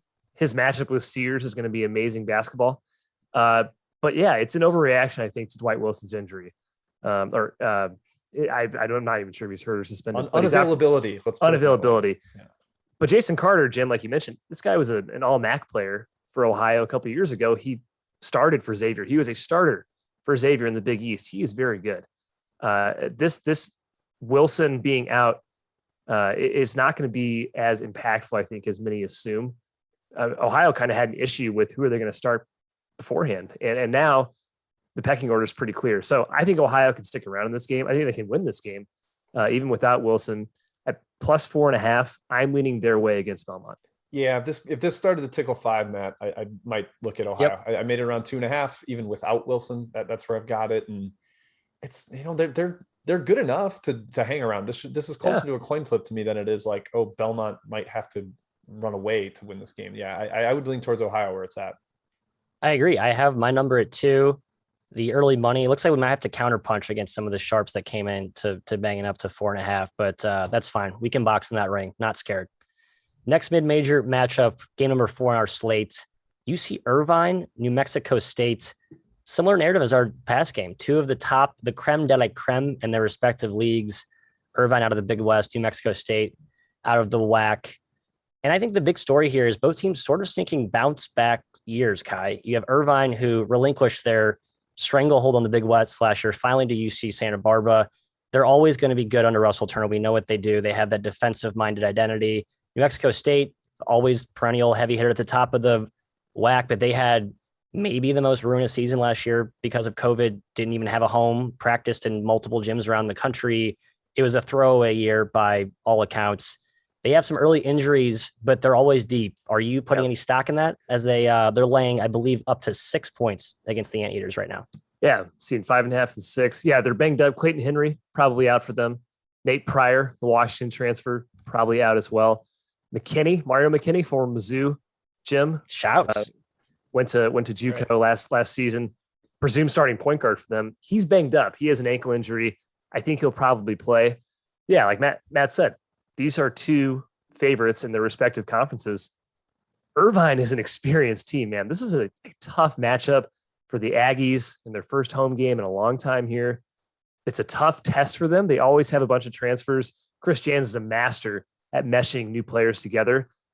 I'm not sure he does it immediately in game 1 against an Irvine team that's always around the top 100 in the country. They certainly will be this year with almost everyone back. Colin Welp is a beast. It's going to be an awesome matchup with him and Johnny McCants inside. So this is actually my best bet of the day. I'm taking UC. Coming in at 12-17 Pacific, Kai with his best bet. Look at this kid. Yeah, UC Irvine. Plus, I don't have the Bet Rivers line up in front of me, but whatever it is, Anteaters, Jim. Yeah, 6 is where I would step in on Irvine as well. I think New Mexico State is excellent. I thought I was going to be higher than the market on them this year, but the market just bet on the Aggies. And at that point, it's a little too high. Irvine, like you said, really well coached. They lose their center, the big man in the middle, Brad Green, but they just print out centers. It's like they have a lab on campus. It's an assembly line. You want a 6'10" to a 7'1" guy that can block shots and has actual mobility? Well, we've got plenty of them for you. That is Russell Turner's specialty. And they had a ton of young guards last year. Freshmen and sophomores manning the entire backcourt. Got a lot of valuable experience. I think that's going to show through today. As they age up, they have a little bit more of upside from where they were last year. So yeah, Matt, I think Irvine is a dog here. This should be a back and forth battle. I mean, giving me 6 points, I'll take that one. Mm-hmm. The boys going back-to-back counter punches against the early steam. Love to see it. I'm with you both. I think New Mexico State Jans is all about stacking his deck for WAC conference play. And I think now that he's behind the eight ball with some of his early injuries, it's sort of a feel out type period. Irvine, similar to what we said about Kansas, more of a finished product. They know who they are. Love those sophomore guards too. I think they could really pop this season with that inside out balance. I will co-sign, make that a 3-man weave trifecta. Not an official best bet for me, like my boy Kai here, but I think that's the right play at 6. This one is basically the gym special, number 5 on the slate.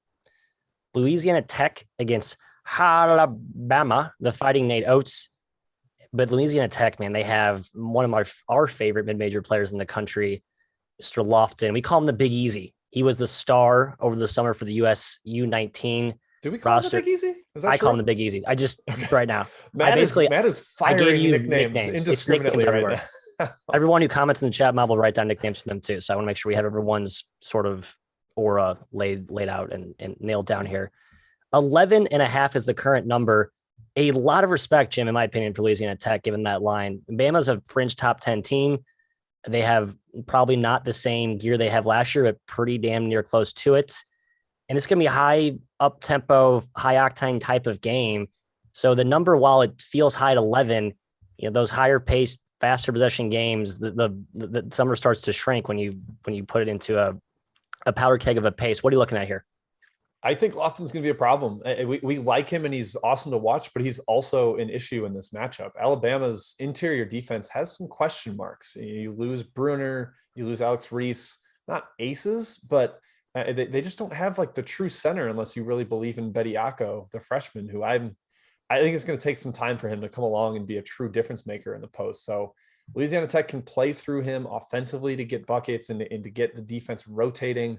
So that's where you start. And then the other end, Alabama's so one-on-one reliant. They want guys to win off the dribble, spread you out, and just give Quinerly or Davison or Shackelford the ball and beat you.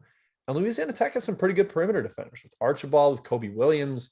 Those guys know what they're doing. And it's not quite, they haven't been playing in the SEC, but I think they're competent enough to give Alabama some problems the way teams like Oklahoma did last year with quality individual defenders, UCLA in the NCAA tournament. So I think this one kind of stays close. I have it right about where the number is, Matt. So I guess I'm giving Louisiana Tech the same amount of respect, but they have the goods and the parts to make this competitive, Guy. Yeah, definitely. They could win the Conference USA this year for sure. I agree. Lofton's going to be a huge problem for them with Chiku suspended.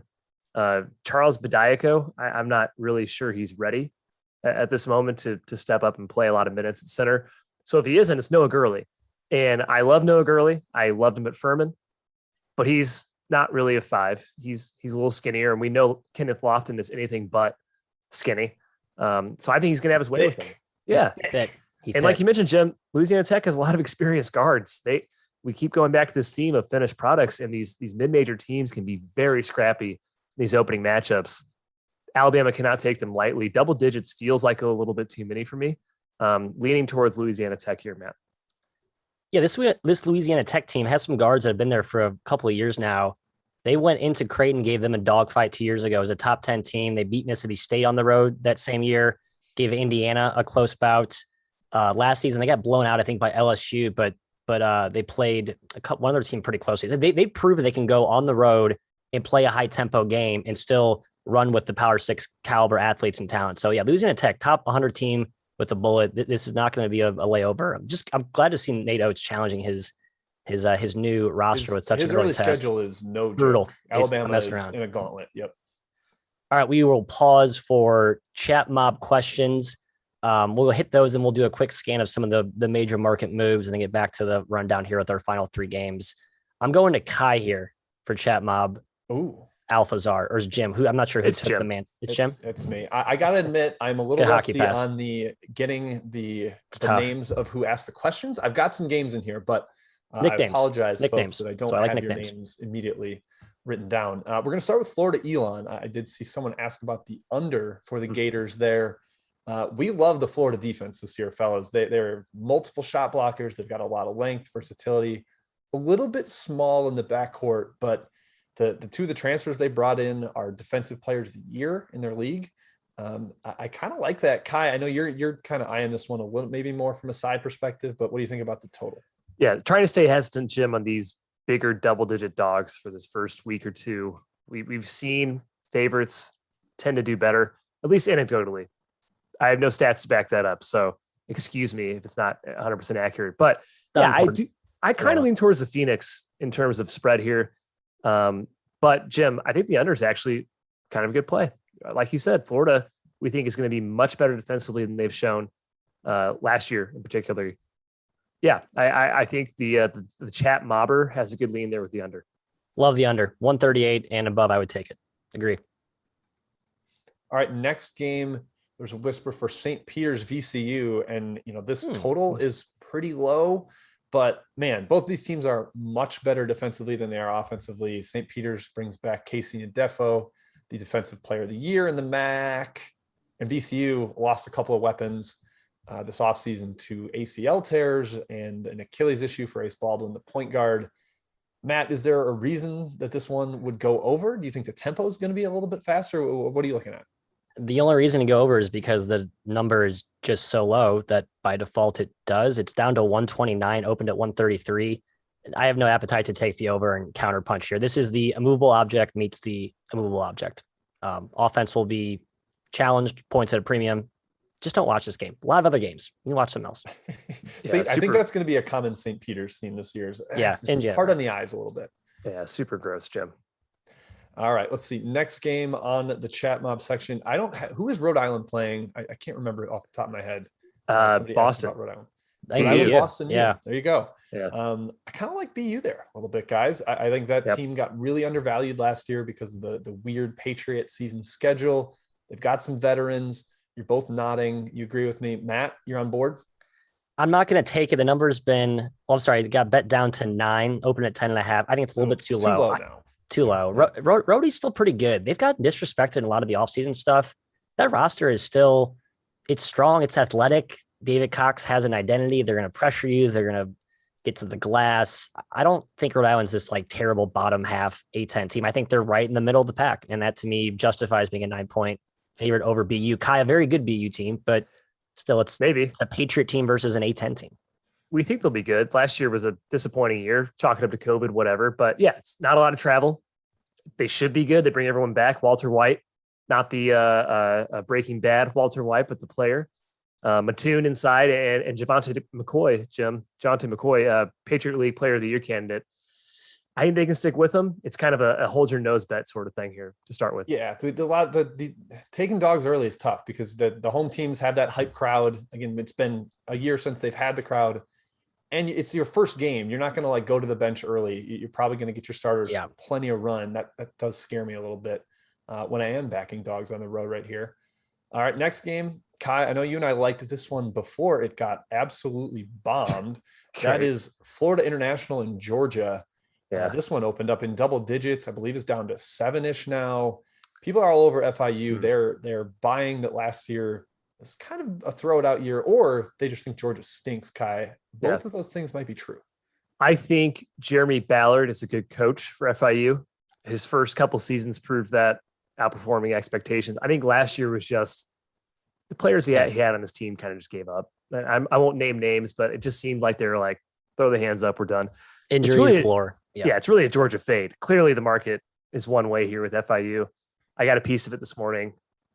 I don't necessarily think FIU is awesome. I just am really, really down on Georgia. They could be the worst Power 6 team in the country this year. Is there a single person out there, chat mob, tell us, is anyone actually on Georgia? I don't know one ticket that exists in the world that's on Georgia. I can't believe sportsbooks are even taking two-way action on this game. I think Tom Crean. He snuck in. He took the points. Nice. He put on a mask. And was like, I'm laying it. My team is going to run him out of the gym. We got this. All right, next one. Many people, more than one, asking about this one that I know you guys are both interested in. Siena at St. Bonaventure. There's some injury news on both sides here. Anthony Gaines, game time decision for Siena, the transfer from Northwestern. He's huge for them. And then Jalen Attaway out for the Bonnies. Kyle Lofton sounds like still game time decision. Would either injury status for that swing you? Like, Matt, let's say Gaines is out and Lofton is in. What are you doing with this one? I would reduce my size if I could. I already have a ticket with the Saints of Siena. I just think it's a slow drag out type of game. And Attaway is a huge loss for a Bonnie's team. It doesn't have a lot of depth. He was a key defender, huge athlete, great cutter offensively, kind of like that quintessential glue guy type. Gaines could be a big loss. I mean, he presumably could be Siena's best player this season. We don't really know how that rotation is going to shake out. I just think it's a talented enough Siena team, decently well coached to keep it inside the number. Yeah, Anthony Gaines' status is huge. The reports from him in camp this offseason have been bulletproof reports. Glowing. Yeah, he could be one of Manny Camp or yes, very good. Very good. He could be one of the best players in the conference this year. There's enough points on here, Matt, and I agree it'll play a little bit to a slower pace. Without Attaway, Jim, I'm hoping Kyle Lofton's out because I have a little bit on Siena as well. But it's a very, very just like, I'm not so confident in this bet. It just seems like a high enough total side, whatever spread, Jim, to justify a bet on the Saints. Yeah. As someone that is not on this game, I'm kind of hoping Lofton is out too, just because I want to see the bench. I want to see what Bonaventure has beyond this starting five. They're very proven commodities. I want to see Linton Brown. I want to see the freshman point guard whose name I'm struggling to pronounce, and I'm not going to give it a shot, but I want to see those guys out there and see what they have in a real Division I game. I will keep moving. We can go back to Chat Mob after the rest of our outline guys, but I'll give you one or two more before we fully move on. Matt, the Jackrabbits, South Dakota State, they are hosting Bradley. Last year, these two teams played at Bradley, and South Dakota State shot, I believe, 90% from three. It felt like it watching the game. They ended up winning outright. This time around, they bring back everybody. So all those guys that made all those shots, they're back. Do you think the Braves can compete now headed to South Dakota? Oh, I think they can win. This was a fringe best bet for me. You got bet down to 9. I would have liked to endorsed it publicly at 10. So I apologize for the tardiness and projecting that out there. But Brian Wardle has just an amalgamation of size and length. It is one of the longest rosters you'll see amongst mid-major teams this year. They brought in a kid named Leones, a stud JUCO top 10 player, looked awesome in their exhibition. I think Bradley, we saw this last year in the non-con before they had those suspensions and the injuries, and they almost took down Mizzou. We saw them at Mizzou, whatever your stadium's called. I don't care. No one cares except you. The Mizzou Arena. The Mizzou Arena. Can you remember that one? Mizzou Arena? Is no, that's too complicated. They almost beat Toledo or Xavier, I think. This is a feisty underdog DNA type team. I love catching double digits in a game that I think they can actually control the pace, keep possessions down, and give Doug Wilson up front their saying their South Dakota State's meal ticket inside some real problems. It's just not the same team for me. I don't think they're going to be very good this year, honestly. I lean towards the Bunnies. I've had issues back and forth with Bradley thinking, I really buy this defense. It's going to be awesome. And then also, I don't know. This roster doesn't excite me. So it's a little back and forth. I lean towards Bradley like Matt. If the 11 opener was still available, I'd recommend it, but not at 9. All right, one more before we go back to the outline. Villanova, Mount St. Mary's, two teams that made the NCAA tournament last year. One of the few matchups of that in the opening day slate here. The Mount, a very big front court team. They can actually give some. They probably have the better front court here. Which is the bigger front court almost. More size, yeah. Yeah, more length. Surprising when you're going against a team like Villanova, but the backcourt tilts way towards the Wildcats. They've got Justin Moore. They got Colin Gillespie. They've got shooting. They can spread you out. Can Mount keep up with the ball movement, Matt? Can they keep up with the switchability and the versatility that Villanova has? What do you think? No, I just need to see Mount St. Mary's play without Damian Chongqui, who was their maestro last year, brought the offense together.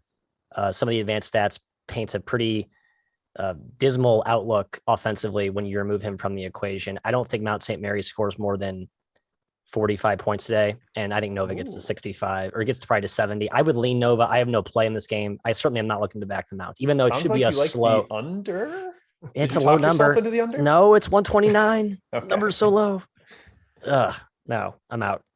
Stay away. Add this to the VCU don't watch list.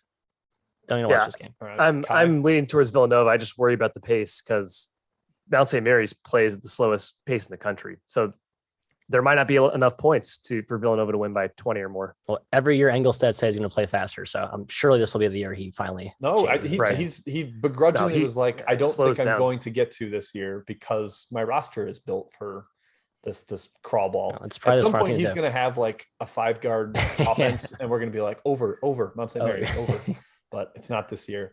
All right, let's go back to the outline, Matt. I'll continue to collect chat questions.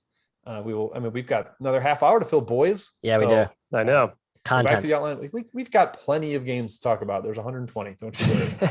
Let's talk about them all, Jim. Let's hit all 120. Let's do it. Rotation number 301001. All corners. No, we're not in.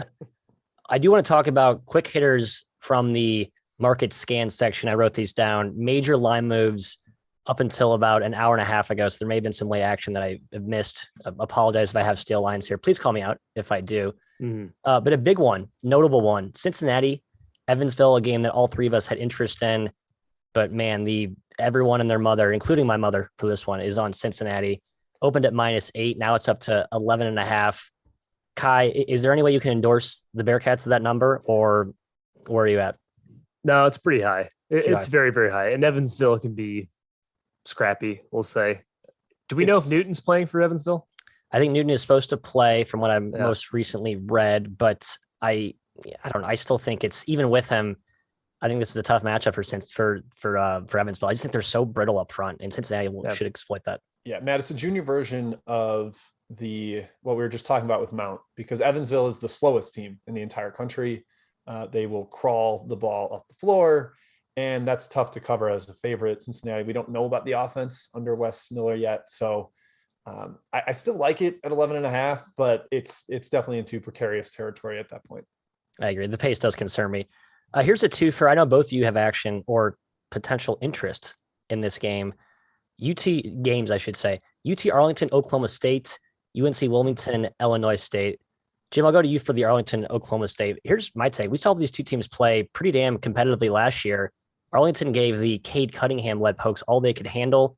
I think Oklahoma State sort of has that in the back of their mind and does not take Arlington lightly, but Arlington's really good this year. So I don't know. I've gone back and forth. Where are you? Yeah, I'm leaning towards Arlington and over, but neither one kind of official. I think Arlington's going to run a lot more this year. The coach has basically said that, Greg Young. It's like, we're going to go back to the way that Scott Cross used to play. He assisted under both Ogden and Cross, and he's been very adamant about going back to the up-tempo, do things offensively the same way Cross did. But you're going to be playing a lot of zone against Oklahoma State, or against a lot of zone. So that's tough to deal with. Cisse in the middle, taking things away in the paint. Likely's a terrific one-on-one defender. Nothing official for me here, Matt. Yeah, so it opened at 21. Now it's down to 18. It's just kind of another fence rider for me. Kai, UNC Wilmington, Illinois State. This line opened Illinois State laying 6.5. Yes, the dumpster fire that is Illinois State last year was laying 6.5 to someone. You got bet down to 4. Seems like that was the wise money, and I think you sided with that, but 4 is awfully low for a Valley team here. It's a bit low. Colonial in general is better this year, so we'll just start with that. I think it was like historically bad last season, or one of the worst Colonials we've seen.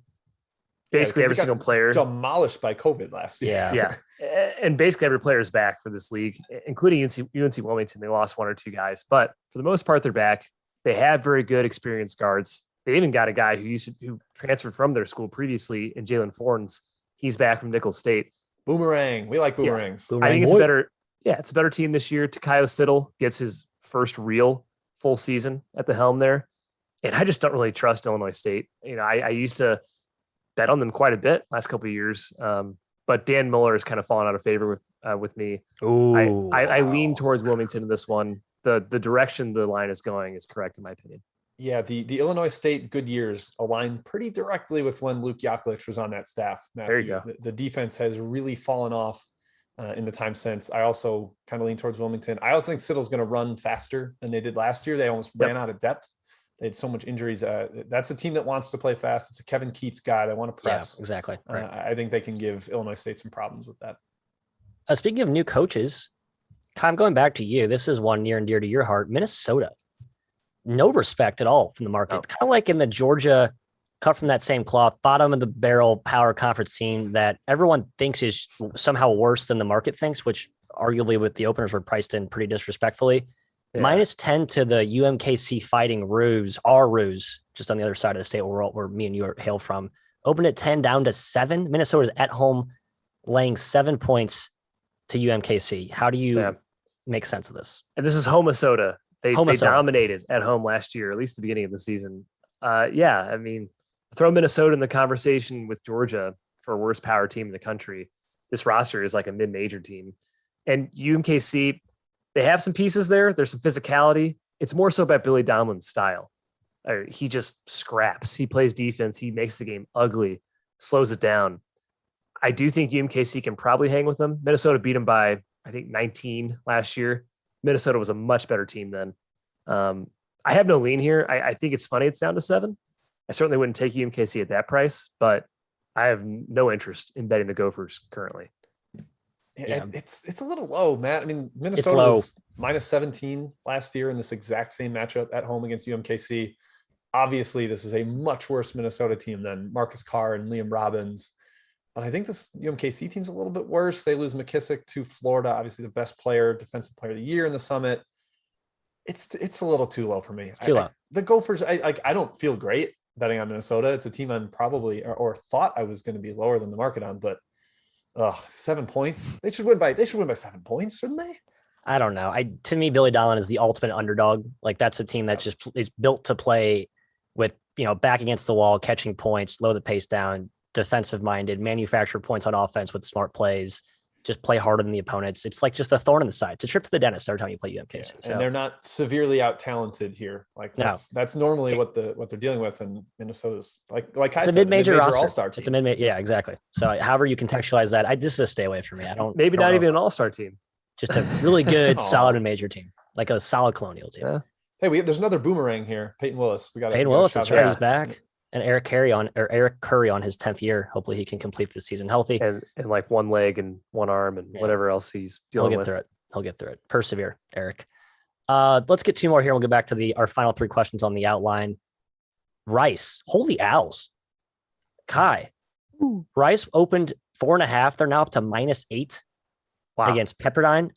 And I believe everyone caught wind of the fact that Pepperdine lost by 27 points to Point Loma Nazarene. I believe I'm getting that school correct.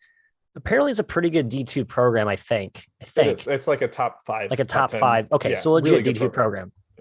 Losing to them is in no way shameful, honestly. Like D2 programs at the top end of the barrel are capable of beating the bottom 100 caliber teams.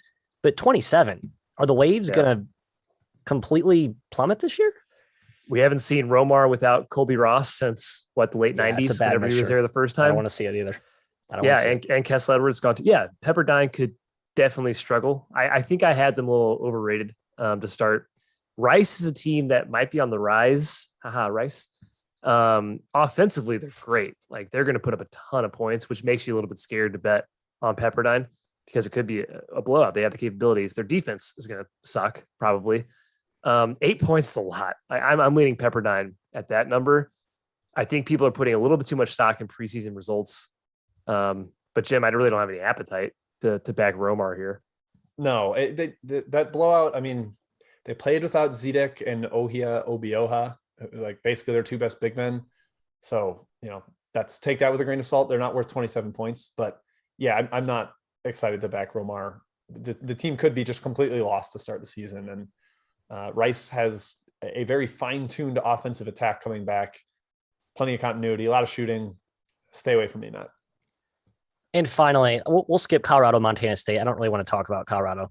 It's just a kind of a boring team. People seem to be catching on to them. They got opened at 16, laying 16 to Montana State. Now it's down to 12. We'll see how down they are in the post McKinley Wright era. But I want to get to St. Thomas, Chicago State, the headliner of tonight's slate. Kai, St. Thomas comes in to our city, just down the road. The Cougars will be hosting the newly anointed D1 St. Tommy's.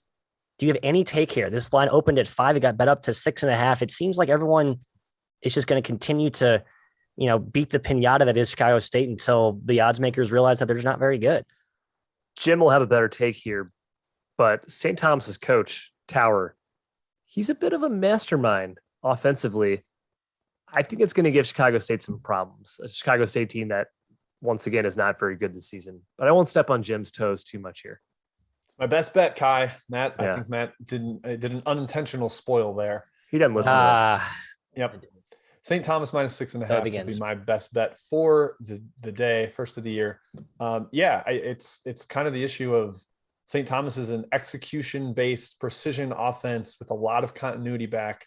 And Chicago State's kind of ragtag, thrown together roster. They didn't hire their coach until July, so it's not like he pieced together the roster pieces he's wanted through the transfer portal. I think this is going to be a little bit of a hello for people to see what St. Thomas is capable of. They're limited athletically, but this is not a matchup where that's going to be an issue for them. Yeah, that's a good way to put it. I'll take the Tommies. I think we'll see the Tommies D3 roots be exposed later in the year, but against Chicago State, it's not one of them. They actually have a very, very easy non-con schedule to start too. So I think Tower did a nice job scheduling like a nice training wheels type of ramp up here to get his guys ready to go. Yep. He avoided the big dogs, dog situation where he's going to be like, oh, plus 25 to Purdue or something. That would be trouble for them. All right, back to the outline here. Let's get three of these scheduled games out of the way. Kai, we're talking more Colonial, your great neck of the woods as our token CA expert. Delaware, Davidson, Dave versus Dell. Spread's covering right around 7 right now. I think 7 to 8, depending on what book you're looking at. Let me know if I'm looking at a stale line here. Kai, in general, Delaware, as you mentioned earlier, it's a microcosm of the Colonial. 7 at Bet Rivers, man. 7 at Bet Rivers. Thank you. We're a team that just last year was, you ignore it. Never happened. It was a figment of everyone's imagination. A good coach that we like. Davidson loses some key players as well. It feels like a big number to cover for Davidson, given the lack of proven perimeter firepower they have coming in. Yeah, I think general consensus out there is Delaware is probably the way to go in this one. They bring everyone back. Their 3 best players are all 5th-year guys. They have a lot more depth this season, which is something Oglesby has lacked severely in the past. But Bob McKillop is an offensive wizard. He's going to put Delaware, I think, in a bit of a headlock here offensively. Brajkovic versus Dylan Painter is going to be awesome. There's enough size, Jim, on Davidson to deter Dylan Painter, who Delaware plays through a lot and relies upon to grab rebounds to score. Maybe there's an athleticism advantage to Delaware here, but Davidson's still a very, very good basketball team, executes very well. I lean towards the Hens if you had to put a gun to my head, but I don't think it's a sure thing as what a lot of people seem to think heading into the game. Not at all. I mean, the big veteran backcourt will give Davidson problems, but Davidson can guard Dylan Painter in the post. They've got a little bit of size, and I think Hyunjung Lee is going to be a matchup problem in the way that he's big. He's bigger than Kevin Anderson. He's bigger than really any of the wings that Delaware can throw at him. He's got a super quick release on his shot. He knows how to use screens in that offense. It's very intricate and tough to defend. So yeah, I very much a stay away from me here, Matt. I'm just excited for Foster Lawyer's revenge. The chosen boy, Michigan State, flamed out. Now he gets his own team to run, and more, I think, his weight class. If we can be honest, I think he'll be great for Davidson. I actually lean Davidson here. I'm not going to take it, but that's where my gut is telling me. We got Andrew Carr in the chat saying my team. Yeah, let us know how your squad's going to fare today. Please. We need the Delaware roster. Yeah, we need some crystal ball gazers. That would be much helpful. Next game, staying in the Colonial. Actually, a lot of Colonial love in today's outline. Hofstra versus Houston. Sorry, it's okay. Hey, you picked it. When I pick next outline, I'll go all SWAC teams. We'll do all SWAC outline. There you go. Kelvin Sampson hosting the Pride of Hempstead, New York. Man, it's just a tough one to analyze. Houston's going to be without Trayvon Mark. I think nursing a shoulder injury. Key loss there. They already lost some firepower from last season with Quentin Grimes, DeJon Giroux. It's still Houston. It's still one of the most, I would say, personnel agnostic teams in college basketball. You can almost preview the team on an annual basis without even looking at the roster. So, Kai, given that, what do you look at with Houston, who's hosting a Hofstra team under a new regime? Speedy Claxton will be on the sidelines. Hofstra's small for me. It's scary to fade Houston. Termo Mark being out is kind of what sold me on Hofstra, at least leaning that way. Taze Moore is a good replacement for him, especially offensively. He's a Bakersfield transfer for Houston. But Hofstra's defense was brutal last year. And Houston's defense gets a lot of attention, but their offense is very good as well. It executes. I don't see Hofstra really stopping them. Maybe Speedy Claxton Jim has something up his sleeve, brings out a little bit something better than what interim coach, I actually forgot his name, the guy who took over from Mahalik last year, had to offer. Fairly. Thank you. There's enough on the perimeter for Hofstra. They bring in Zach Cooks from NJIT, one of the best swipers in the country. Excellent defender. He literally has like a 6'9" wingspan. He's 5'11". Yeah, it's one of the craziest wingspan to height stats in the country. So I think there's enough to keep them hanging around, Jim, and hopefully the Cougars control the pace, play it a little bit to a lower tempo. Yeah, I think this is going to be a bloodbath on the glass. For sure. Houston could have like 25 offensive rebounds here. Isaac Kante leaving for Hofstra really, really hurts. Their interior rotation is a lot softer now. And that's basically why Houston's offense is so good. It's because they get to shoot until they make one. That's how the offensive rebounding works. But yeah, I think maybe tempo helps you out. I would probably lean towards Houston here myself, though, man. I think this could be a blowout. Yeah, line open at 19 seems to be hovering right around there. So at least some respect, some gravitational pull from Hofstra in the betting markets, or potentially reluctant Houston backers with the Mark injury. We'll see who wins that tug of war. All right, last game here on the outline, Mercer versus Arkansas. Jim, I'm going to you here for your opening takes. I'm just excited that it's the we versus the Arkansas Pig Suey fan base. The Twitter joust now gets to take center stage in the arena. Like, we have been branded as the anti-Arkansas conglomerate on the Twitter sphere. So that's kind of who we are. That's the brand we have to own. And I don't know if I agree with it. I like Arkansas. It's not a top 10 team. And I'm looking at this number, Jim. It seems like they're being priced pretty damn close to 1. What do you make sense of this matchup and opening number? I have negative interest in betting against Eric Musselman, hype home team, debut, Arkansas, run up the score. They won by 80 in their home opener last year. I know it was Mississippi Valley State, but they won by 80 points. Like, they are not going to get up by 20 and say, all right, let's take the rest of the day off. I think betting against Arkansas as a big home favorite is terrifying, despite some of the soft efforts that they had in the exhibition. So I don't think this is a top 15 team, but I have no interest in fading them, even though I like Mercer and am generally a little lower on Arkansas. I still think probably going away for the Razorbacks in their opener here, Kai. Yeah, I mean, spread-wise, Mercer seems like a good play here till you realize the situation. And it's Arkansas, who you're going to fade at home after a COVID year. It's going to be raucous. They're not going to slow down. They're going to push the tempo. They will blow them out. They'll have no problem trying to blow them out. And the talent's undeniable, Matt. We're waiting and seeing a little bit, unlike Santoni and Umude, how they kind of jive with the current roster. And Mercer's certainly no pushover. They're well coached, but it's too much athleticism for Arkansas for me. I do not want to bet the dog here. And that's the way my number leans. Yeah, I was tempted to fall back into the fade Arkansas trap, but on a first half basis only. Arkansas was, I believe, the best second half team against the number last year. It jives completely with who they are as a team, as you mentioned, just waves of depth. They never let their foot off the gas. They sometimes they wait to relent that pressure, and maybe Mercer first half catches them snoozing, and that Greg Gary surgical Purdue influenced offense gets some open looks. They knock down some shots.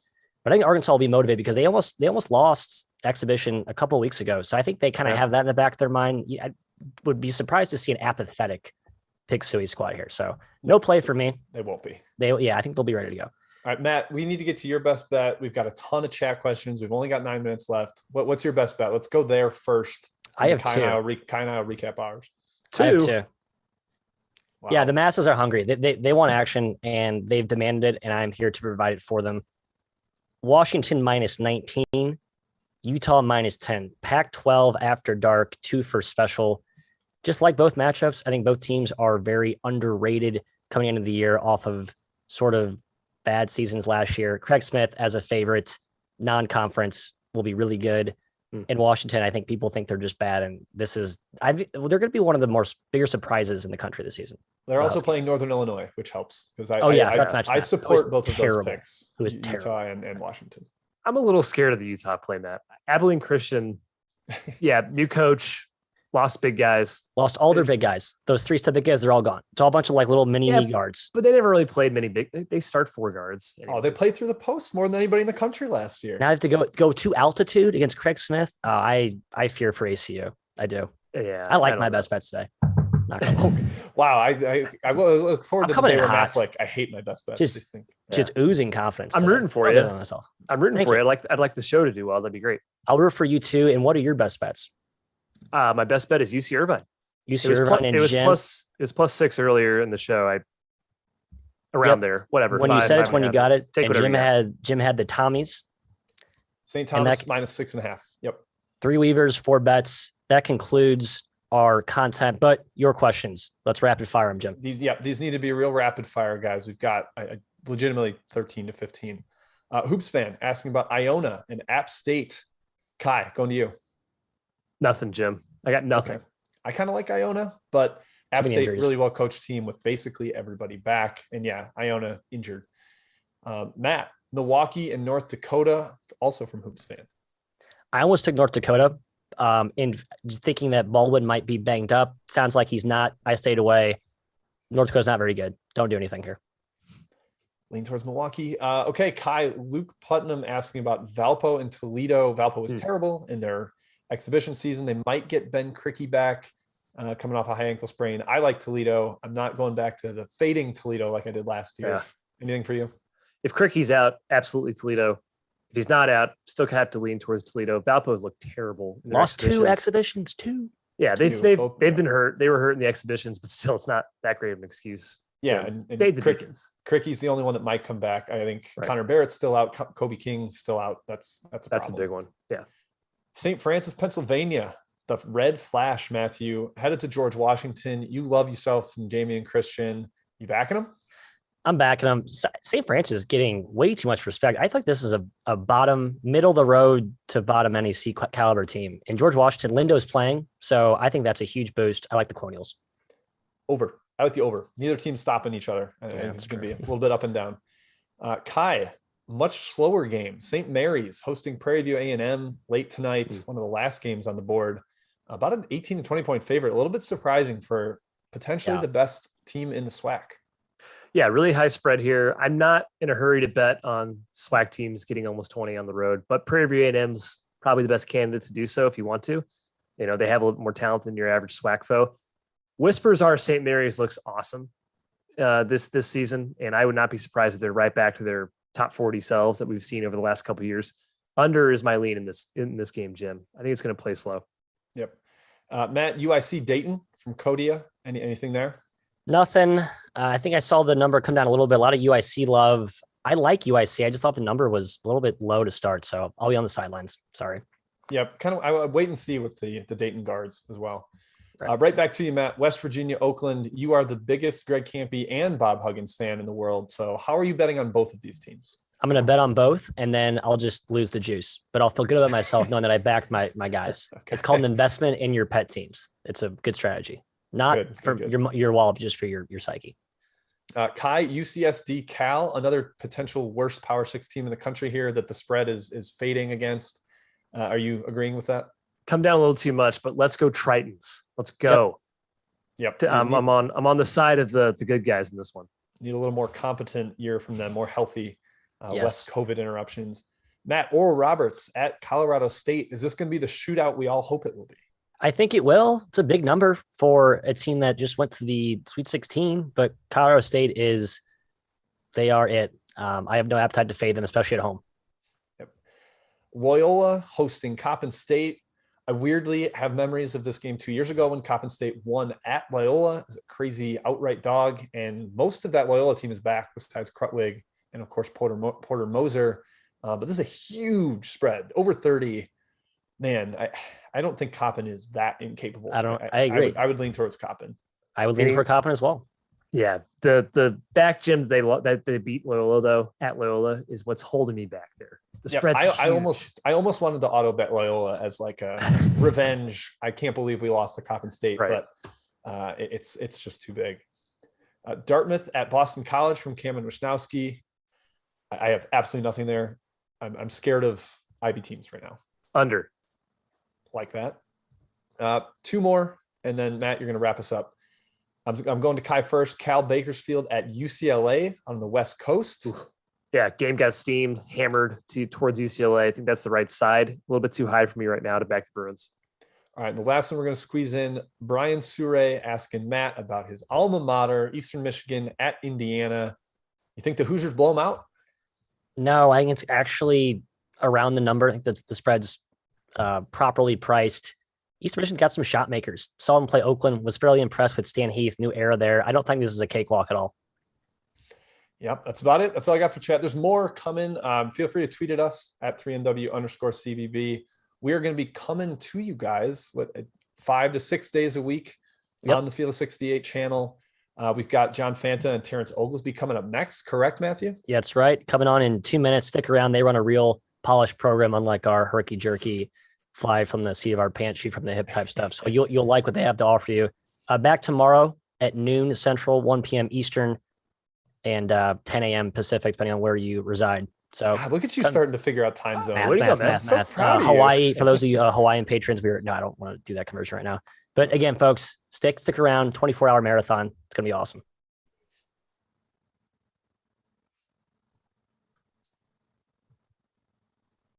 BetRivers.com, your new home for sports betting. Millions of betting options a year on the sports you love. We offer live in-game betting on major sporting events worldwide. We have tons of bets available during games, from money lines, point spreads, prop bets, play-by-play bets, and many more. BetRivers.com offers live streaming of events worldwide. That's right, you can bet on the game as you're watching. Sign up now, and we'll match your first deposit up to $250. More bets, more action, more fun. Place your sports bets at BetRivers.com. Before we move on, let me tell you guys a little bit about our partners over at BetRivers Sportsbook. If you haven't signed up for BetRivers yet, now is the time, because they are offering a $250 match bonus for your first deposit. But what sets them apart is that they require just one playthrough to turn your bonus into cash money. With their Rush Pay instant approval, withdrawing your winnings is safer, it's more secure, and it's more reliable. Now that basketball season is tipping off, get in on the action at BetRivers.com today, or by downloading the BetRivers iOS app. You must be 21 years or older. If you have a gambling problem, call 1-800-GAMBLER. And while I got you here, let's talk about the Field of 68 Media Network, where college basketball matters most all year round. This is a digital media and podcast network that we've been building over the course of the last year. We have shows hosted by some of your favorite players covering the program that they love the most. AJ Guyton hosts the House of Hoosier. Eric Devendorf covers Syracuse on the scorer's table.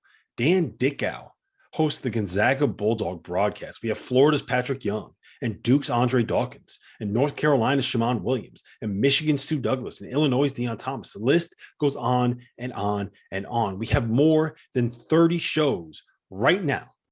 So hit the links below and check them all out. And while you're at it, make sure that you go check out the Field of 12 Media Network, your home for college football. Place your legal sports bets at BetRivers.com, your new home for sports betting. Millions of betting options a year on the sports you love. We offer live in-game betting on major sporting events worldwide. We have tons of bets available during games, from money lines, point spreads, prop bets, play-by-play bets, and many more. BetRivers.com offers live streaming of events worldwide. That's right, you can bet on the game as you're watching. Sign up now.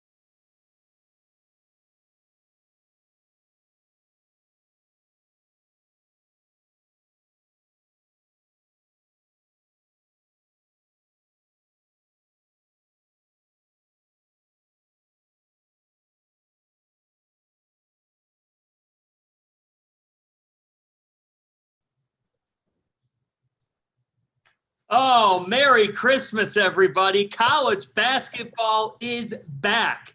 Games have already started, and the doubleheader awaits inside the world's most famous arena, Madison Square Garden.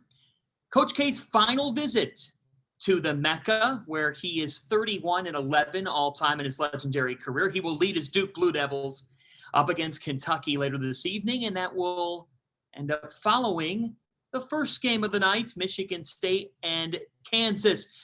Good evening, everybody. John Fanta, the coach, Coach TO22, Terrence Oglesby. We're from the DTF podcast to Field of 68. We're taking you through the next hour. We want your questions, your thoughts, your concerns, your rant against Goodman. We want it all over the next hour. T.O., it was great sharing an Italian meal with you last night. I think chicken franchise has now become your favorite as well as Forlini's. Let's tip off the season, baby. Let's go. One of my biggest concerns coming to New York was, am I going to get a good meal out of Goodman and Dauster? I didn't get one out of Goodman, but I got one out of Dauster. So 1 out of 2 down. I was there with the, what's the right word for you? The ultimate, what was it?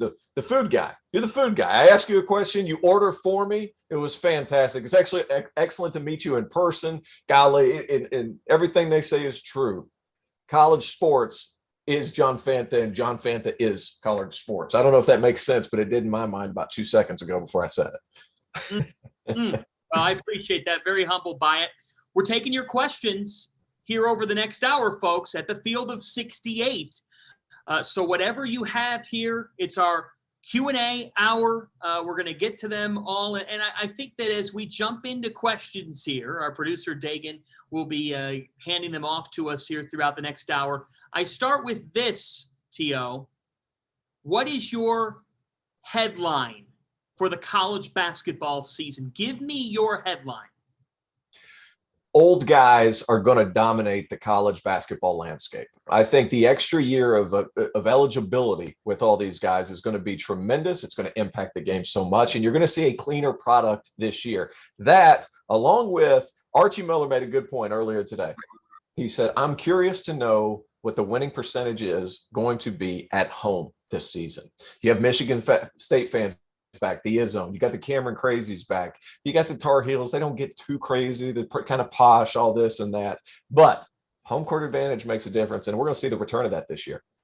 We are going to see the return of that. Madison Square Garden sold out tonight for the champions. My first game at Madison Square Garden. My first game. So I'm excited. You've talked about the energy. You've talked about how everybody's just in there piled on top of each other, and it's fans from everywhere. There's not one specific seating assignment. That's what I'm most excited about. The general energy tonight has finally returned. One of the questions that we got was, who is the player that you're most excited to watch this season? Just a flat out, who are you most excited to watch? There are several names, but I'm going to give it to you first. Go ahead. There's just so many. There's so many intriguing storylines between point guards who have been successful at losing programs per se, and they transfer up. And when I mean transfer up, I mean transferring from Minnesota to Kansas, transferring from Arizona State to Arizona State to Kansas, or Minnesota down to Texas. That's going to be intriguing. But if you want to talk about one player, Paolo Banchero is the answer.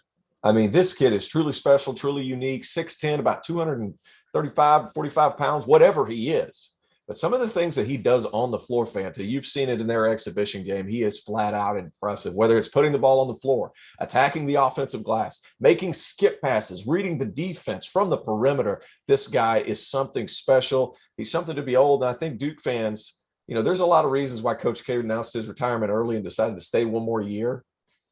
Paolo Banchero is one of those reasons, and it's a good reason too, because he might be the best player in the country. Wow. It's big praise. It's praise that's been handed out. When you watch him in the Duke scrimmage, folks, and you'll see it tonight, you can see why he is that centerpiece for the Blue Devils right off the bat. He is that typical NBA potential all-star wing who's a 3-level player. He could beat you from anywhere. I want to see him penetrate tonight, drive it to the hole, because I think that Kentucky, we think that they found backcourt ability. It'll interested to see what happens when he drives it through the lane and goes at Oscar Tshiebwe, who's hanging down there protecting the rim for the Wildcats here this season. I'm really looking forward to that. I'll tell you who I am most excited to watch. I'll go right off of Paolo and I think the fellow freshman. I am so intrigued by Chet Holmgren. Yes. And the reason why is you're talking about a 7-footer who can beat you on the perimeter, handles the basketball. Yes, his frame, I'm interested to see how that plays against bigger guys who have just more muscle, more leanness to their bodies. That's not Chet Holmgren. But Chet Holmgren is the modern day basketball big man times 2. Like in terms of he is a multifaceted player. Someone said to me, T.O., yesterday, well, I don't know how Holmgren and Drew Timme coexist. Look, it's a key question, but folks, you're talking about one of the best coaches in college basketball, Mark Few, and you're talking about a mix of Drew Timme and Chet Holmgren. They don't have anywhere near the same skill set, and that's Exactly a good right. thing. That's a Exactly. good thing here, right? Mm-hmm.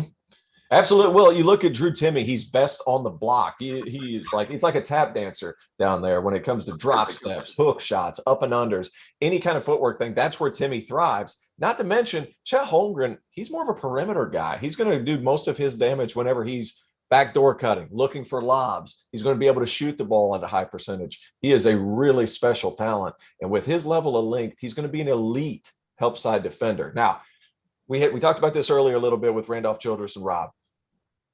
Is he going to have trouble sometimes with these big, strong 6'5", 6'6" post players that go into his chest? Yeah, maybe. But at the same time, they still have to go over a 9'6" standing reach or whatever it is. His length is incredible. His help side instincts are what really makes him special. And he's not going to be guarding a whole lot of beasts in that conference. And they're going to be able to put him on some 4-man. And let's be honest, Fanta, a lot of what college teams are doing right now, 4 guys who can shoot the ball. They're going to be able to guard him on the wing and on the perimeter, and then he's going to be able to roam whenever he's on help side, and that's what's going to make him special.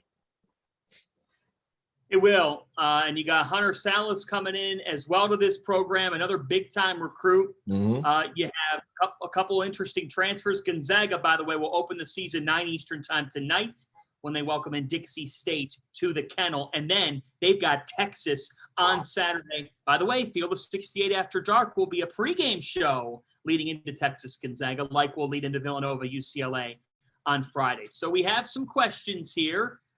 Let's get to that first question here of the night from our producer, Dagan. We're asking you for your questions here over the course of this hour. Let's see what we've got here coming in. Okay, aside from RJ Cole and Adama Sanogo, who do you think could make or break the season for UConn? It's a good question. Comes in from Prescott. So here's the thing. For me, it's Tyrese Martin, the Rhode Island transfer who came into the program last year, was a guy who averaged around 10, 11 per game. He's a versatile wing who they are going to be counting on to score and to score at multiple levels. Cole, of course, is going to be relied upon to be that backcourt guy, but they need Martin to have a really good year. They need Tyler Polley to hit perimeter shots every now and then, but on a somewhat consistent basis because he changes the complexion of UConn's offense. And then what are they going to get from their freshman class? They have a couple of 4-star freshmen, one of which is Jordan Hawkins, a kid out of DeMatha who I think could be a really talented asset for them. I think that this Connecticut team is interesting, T.O., because they had to play without James Bouknight for a portion of last season. So this isn't like it's uncharted waters for them. They've already had to play without Bouknight. But for me, like, they need Martin to score the basketball well. They need Adama Sanogo, the sophomore center, to take the next step in his career. Because if he's taking the next step, then UConn's physical, defensively oriented style, if he's scoring the ball, that just fits Dan Hurley. The Huskies are an NCAA tournament caliber team. Just how good will they be? That's determined by their offense. Yeah, and you're going to need Sanogo to obviously, like you said, take the next step. But Dauster picked them third. I was shocked. He has UConn second, obviously Villanova first. But Hurley gets those guys to play defense. I haven't been able to watch as much UConn as I want. I'm not the Big East guy. John Fanta is the Big East guy, so I'm going to trust what you're saying on this one. I do like Jalen Gaffney though. He probably Husky fans probably expected him to do a little bit more, but he's a very solid player that's going to be able to guard at a high level. He's got good quickness and he can really shoot the ball. He needs to shoot the ball better, obviously, but look for him to have I'm not going to say a great year, but be another piece besides some of their other guys like RJ Cole. All right, let's keep it rolling. Question number 2 here. We're taking your questions. Which Arkansas transfer do you think will have the biggest impact this season? Tio. I'm going to D'Antoni. Look, they loaded up with transfers across the board, and he is a big physical wing that can guard 1 through 4, and boy, does he rebound. Look, 9 offensive rebounds in their first exhibition game. Arkansas struggled during the preseason a little bit, and I think Musselman's been managing rosters, figuring out all that stuff. He's been a quality three-point shooter during his time at Pitt. You're looking at 36%. He's big, he's physical, he boards, and he really stinking guards. Arkansas fans are going to love his mentality. They're going to love his toughness. And if he's able to shoot the ball at a higher clip, he might not be in Fayetteville too long. I got to tell you, when I look at this Arkansas team, I look at Stanley Umude. Yeah. Right? I mean, this is a guy who led South Dakota in scoring, but they're going to have him involved, and I think that Eric Musselman is a coach who can do that with a guard who really impressed at South Dakota, had a terrific role there, and is ready. I think he's one of the guys who transfers up who is more than ready to be that type of player. And he could be a superstar. Musselman has said it in the preseason that Stanley Umude really fits what Arkansas wants to do in terms of tempo and in terms of making plays for others. So I look at him. You've got Chris Likes coming into this program. He hasn't been able to maybe fully be that player that they thought he could be, but I think he's an interesting transfer piece. And then you think about the fact Jackson Robinson is another guy that comes into this program from Texas A&M. And Musselman has said a couple times to the media that Robinson has not missed a beat since he came over to Arkansas. So I think Umude is the one who benefits from Musselman, and I like what he's done thus far, even in South Dakota, even at a non-power conference school. But look, the fact is... Well, he was conference player of the year, too. I mean, in his league. I mean, Umude's fantastic. You're not selling anybody short by saying he could be the most effective player coming in as a transfer. But I just feel like Tony, because his game is his effort and because his game is making shots beside JD Nate, he's going to fit in really well with what Arkansas likes to do. And he just fits Musselman to a T. So I really like that addition. I thought he was an underrated addition. I thought, I'm not going to say he was under-recruited in the portal because he wasn't, but he slipped under the radar just a little bit because I think the flashier pick was oh man, Chris Likes. Guys are going to see Chris Likes, and it's going to be a lot of fun to watch. And it is. But from a consistency standpoint, I like D'Antoni, man. He's a tough sucker. I don't think that there's a national championship team, at least on this day, from the SEC. I know you disagree with me with Auburn. But I will say this. I will say this. Hold on. I think that the SEC could be the best league in college basketball this season. I think it's got a shot, right? As far as depth is concerned and the number of teams, it is murderer's row. I mean, you look at obviously the top 4, Alabama, Arkansas, Kentucky, Tennessee, and then you have LSU, Florida.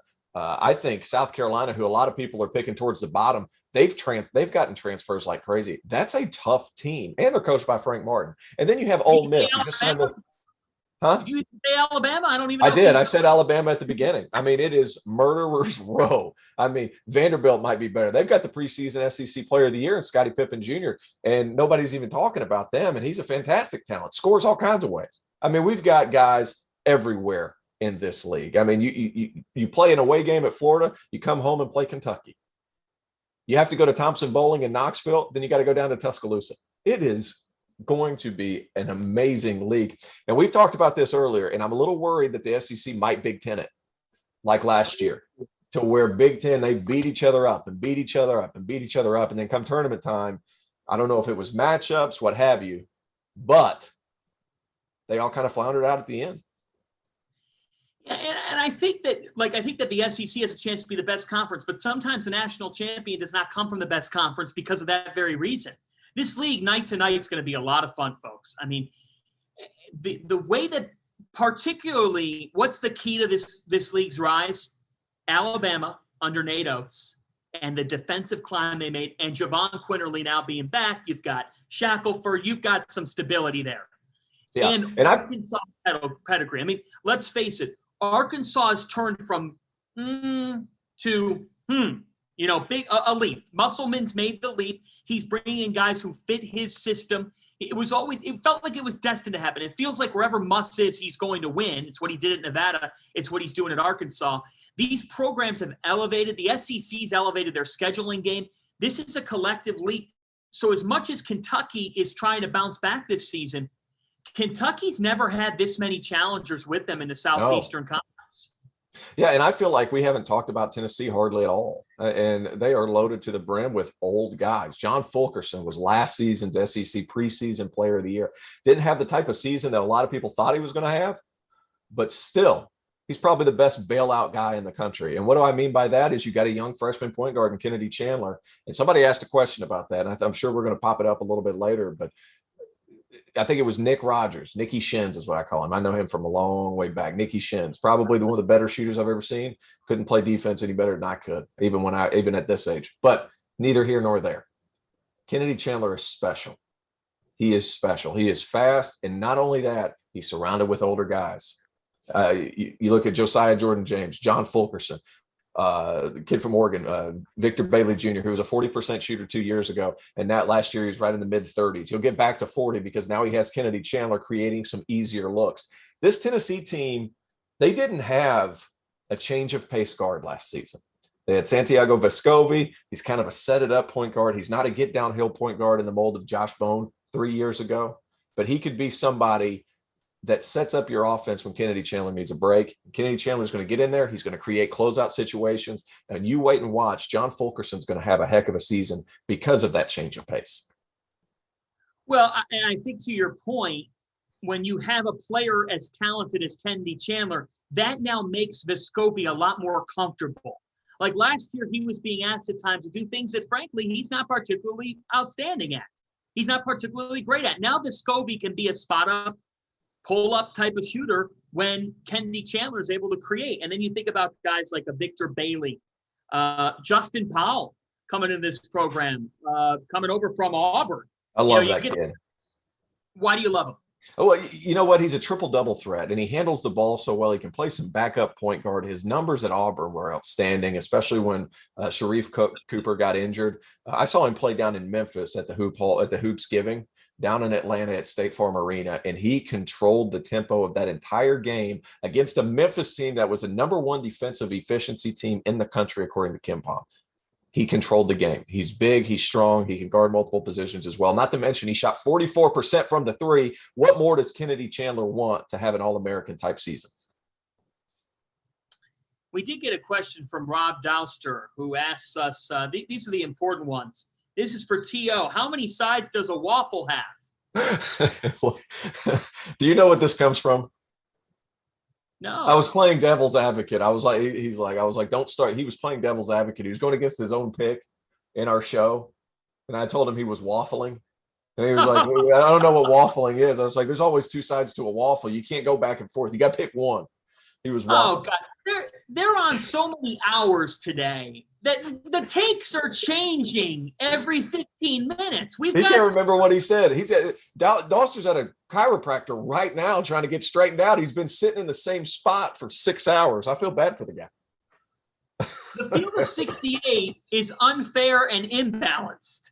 Okay, that's who we are in November. We've had takes changing. I've seen so much preseason stuff.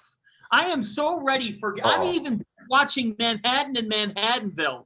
Goodman even went over there just to watch some real basketball, and enough with all the takes. Let's keep the questions rolling. I'm so sick of the hypotheticals. hypotheticals. Yeah, exactly. Let's break in. can the Big Ten actually win it all? Okay, I'm going to say yes. This year, I believe that they can win that the Big Ten can win it all.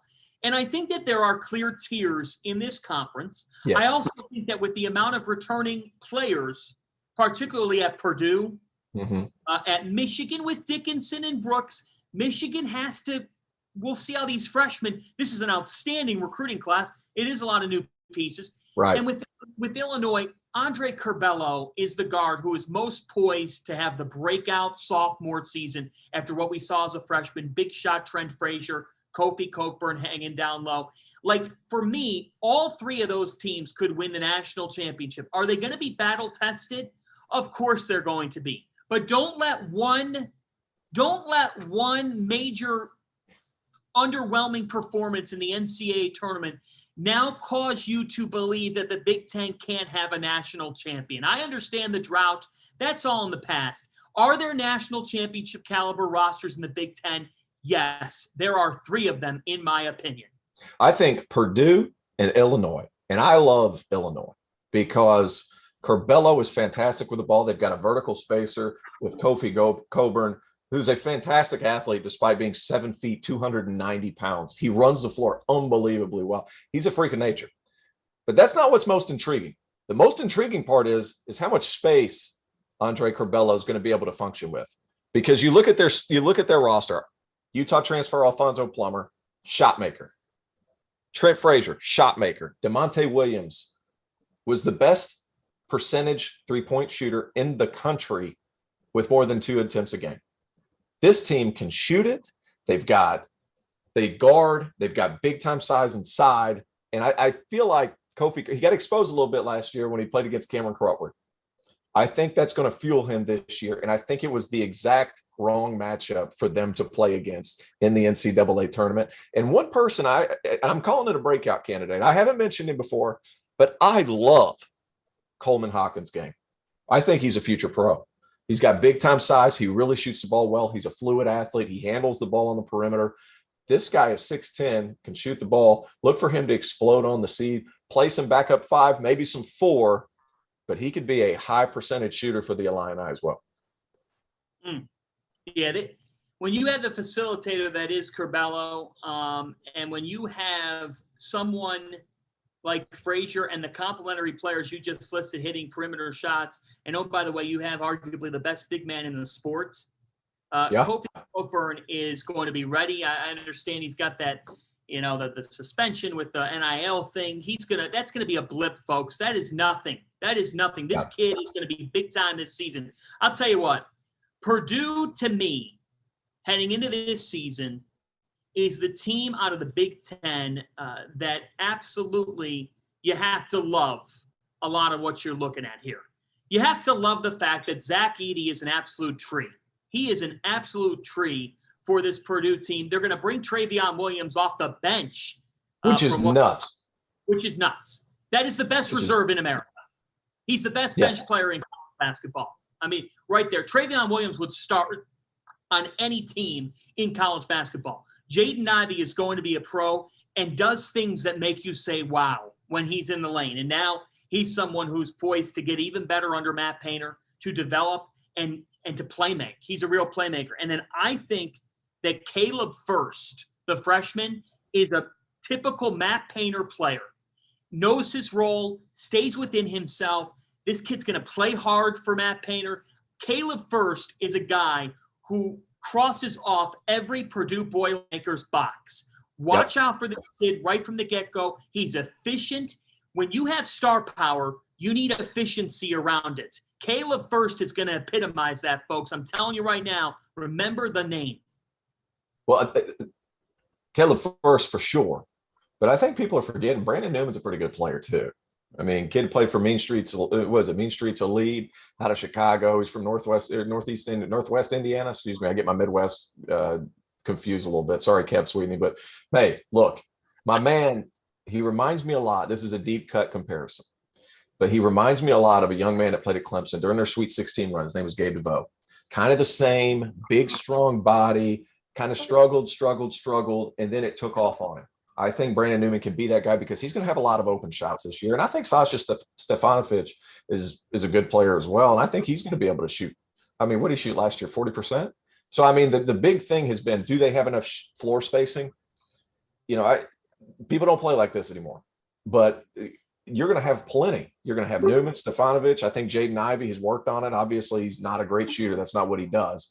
But at the same time, you look at all those pieces are intact. And I just have so much faith in Coach Painter. I feel like he's just going to be able to figure it out. Yeah, I have to agree with you. And I think we had a question that came in specifically on Purdue here. Let's flash that back up. How do you see Purdue working all the depth they have into playing time, especially with Williams and Edey in the post? Well, we're already seeing it at the start of this season. You're going to bring Travion Williams in off the bench. Here's the thing. Purdue foul trouble should never be a major issue with how talented those two are. They're different in the way that they play. But I think when you play for Matt Painter, you understand that there's sacrifices that have to be made to a degree. I think Edey and Williams understand that, or else Williams wouldn't be coming off the bench. And that's just part of, like, great programs in this sport. They have coaches who figure out ways to carve out roles for guys, but also to get an acceptance of those roles from those players. They understand who they're recruiting, and the recruits understand what they're getting themselves into.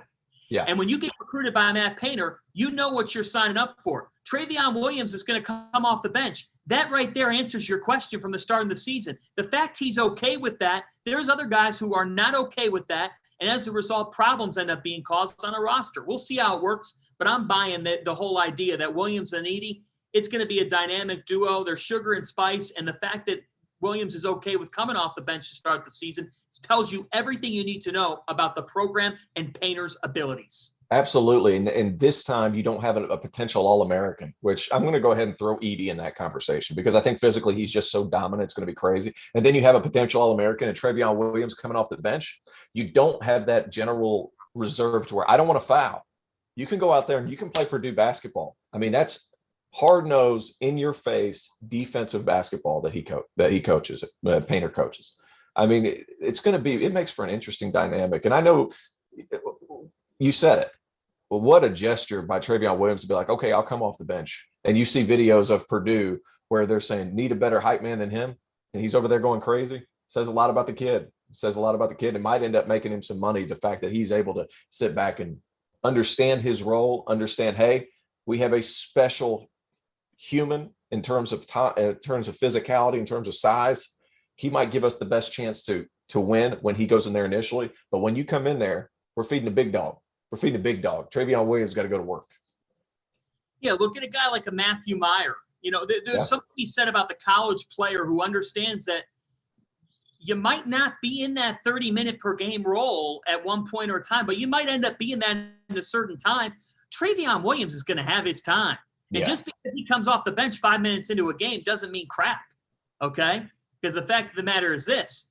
It's going to be what happens for Purdue when they're in the Sweet 16 or Elite 8 and they're in the final 2 minutes of the game. And the fact that they have Zach Edey and Travion Williams and you do not. Yeah, and keep in mind, it's matchup based as well. Absolutely. So, I mean, think about how big Zach Edey is. He's going to get in foul trouble because they're not going to be able to not blow the whistle because he's so big. Think about bringing off Travion Williams off the bench. When you talk about an embarrassment of riches at the 5 position, it's ridiculous at Purdue. I wonder if there's ever going to be times where they play together. I think it's going to be difficult because Travion's not a shooter. Zach Edey obviously is not a shooter. Yeah, right. It kind of could clog things up. But at the same time, I'm thinking like, hey, man, we're a little high-low, baby. We need something. Throw him in there at the same time. I got to see that type of size. I'm excited to see how he manages that roster. But like you said, Caleb First, I think he can have an explosive season. Zach Edey and Travion Williams, oh, man, embarrassment of riches. Embarrassment of riches. Yeah, and again, you have a situation where you have a playmaking guard in Ivy who can dish it off to Stefanovic first. There are others. And you have the trees inside. Purdue's a well-rounded machine. They're a well-oiled machine. Michigan, I'm very curious to see what Michigan looks like early in the season. I think that this recruiting class is exceptional. Dickinson, the fact that he was a freshman and he did everything he did after a COVID offseason, a lead up to his first year, is just crazy. And no one's done a better job in college basketball, taking a job and really even putting his spin on it than Juwan Howard. So Michigan's going to be right there too. Let's get to our next question here. Let's move on. Keep it moving. It's live Q&A. It's Field of 68. Will Brandon Slater be the most improved player in the Big East? Well, go double screen with us right now. Villanova just started. They're playing Mount St. Mary's right now. And for Brandon Slater, he's the guy that Jay Wright and his teammates said, Brandon Slater is the guy that is poised to be this type of player for Villanova. 6'7". He's a wing who's versatile. He defends, so he'll stay on the floor for Jay Wright. Everybody talks about offense with Villanova. Villanova wasn't good enough on the defense of the floor last year, and they know that. Slater's part of the spine of that defense. He fits the Villanova prototypical type of wing player. Can he score the ball effectively? That's my question here. He only averaged 2 or 3 points per game, guys. This is a player who hasn't been able to be that 12 to 14 point per game guy, and they're looking for that. I don't know if he'll be able to supply that offense to that level, but they certainly believe he can. We'll see if he is. For Villanova, the biggest key for them is Justin Moore. Justin Moore in his junior season, this is his time. This is his time to be that Josh Hart, Mikal Bridges type of player for Villanova. What do you think about Eric? What do you think, Big East guy? What do you think about Eric Dixon this year? He's going to be handed a little bit bigger of a role, 3 points a game, big, strong body, a little undersized, but good passer, skilled kid. He has to be in a bigger role because they lost Amir Cosby Roundtree for the season now and for his career. They need Eric Dixon to be a factor here because they don't have much behind him, much beyond him in their front court. They have a freshman named Nana Njoku. I think it's too soon to expect a whole lot from him in his first college basketball season. That's not really how Jay Wright operates. So they need Dixon to be good. I think he's around 6'8". He's got to play bigger than that. And I don't think he's that tall. I don't think he's that tall. Right. He's listed that tall, but he's not that tall. I don't know. T.O., they're going to have to play small. And if you're a team with size, like Villanova might meet Purdue at the Hall of Fame tip-off at Mohegan Sun. The opening round matchups are Tennessee, Villanova. I mean, you get it's going to be a great tournament. And then you get North Carolina, Purdue. It's an outstanding field of four. So Villanova is going to have to play small. It's who they are. But I would remind people, in 2018, Villanova won a national championship with Omari Spellman as their 5-man. And in 2016, it was Daniel Oshefu. Just because you play smaller doesn't mean you don't need a 5-man at some point. So for Dixon, the door is open. He's got to step through it. Yep. What we got next? Yeah, let's do it. Here we go. Let's see here. What do you expect from Bryce Aiken? Man, we have more Big East questions. Now that he is healthy. Well, now that he is healthy, he still has had an up and down preseason. The Harvard transfer who comes to Seton Hall, he's a guy who he will not start for this team in all likelihood. I mean, it's Kadari Richmond. Kadari Richmond's going to start for this team at the point guard spot. The Syracuse transfer is going to be the guy for the Pirates. They were greatly missing point guard play last season. And Richmond will help answer that. Anything Aiken gives them is going to be an added bonus because he's been more hurt than healthy throughout his career. When you look at this Seton Hall team, if Aiken can supply scoring for them, it's a game changer. It's a game changer because he is an electrifying offensive weapon when he's going. For Seton Hall, the key question is, what do they get from the power forward spot? Alexis Yetna is a USF transfer. Tyrese Samuel, can he get going in his junior season? He's shown bits and pieces. Now can he get going? And then for the Hall, it's defensively, can they be a better team than they were a year ago? Let's keep it moving here. Let's get your questions in. We are a little more than halfway through. We've got Sleepers Media. I want to say something. Go ahead. I want to say something quickly about Kadari Richmond, because I think that kid is really talented. And I think he might have copped an attitude last year because he felt like he should have played more at Syracuse. And quite frankly, Fanta, he should have. That kid is really talented. He's an excellent passer, and he's got tools to be an elite defensive player. And I think people forget that he's got superior length, and he can really guard the basketball, but he was stuck in that 2-3 zone. I don't think you've seen the best of what he has to offer. And Willard's such a good coach. They're going to put him in. He's going to put him in the perfect spots for him to succeed. He will, and he's a New York City guard. Willard has proven himself with Isaiah Whitehead and with other metropolitan Northeast type of guards. Miles Powell, of course, Quincy McKnight. There are others. He's been able to groom that type of talent. He plays to those guys' strengths. All right, next question here on Q&A. If you have a question, just ask. We've gotten all kinds of them. What do we have? Having watched the scrimmage game, could there be a case that Marquette transfer Dawson Garcia is the best player at North Carolina? Hey, look, my man Zeke deserves some TV time. First of all, first and foremost, Carolina Zeke deserves TV time.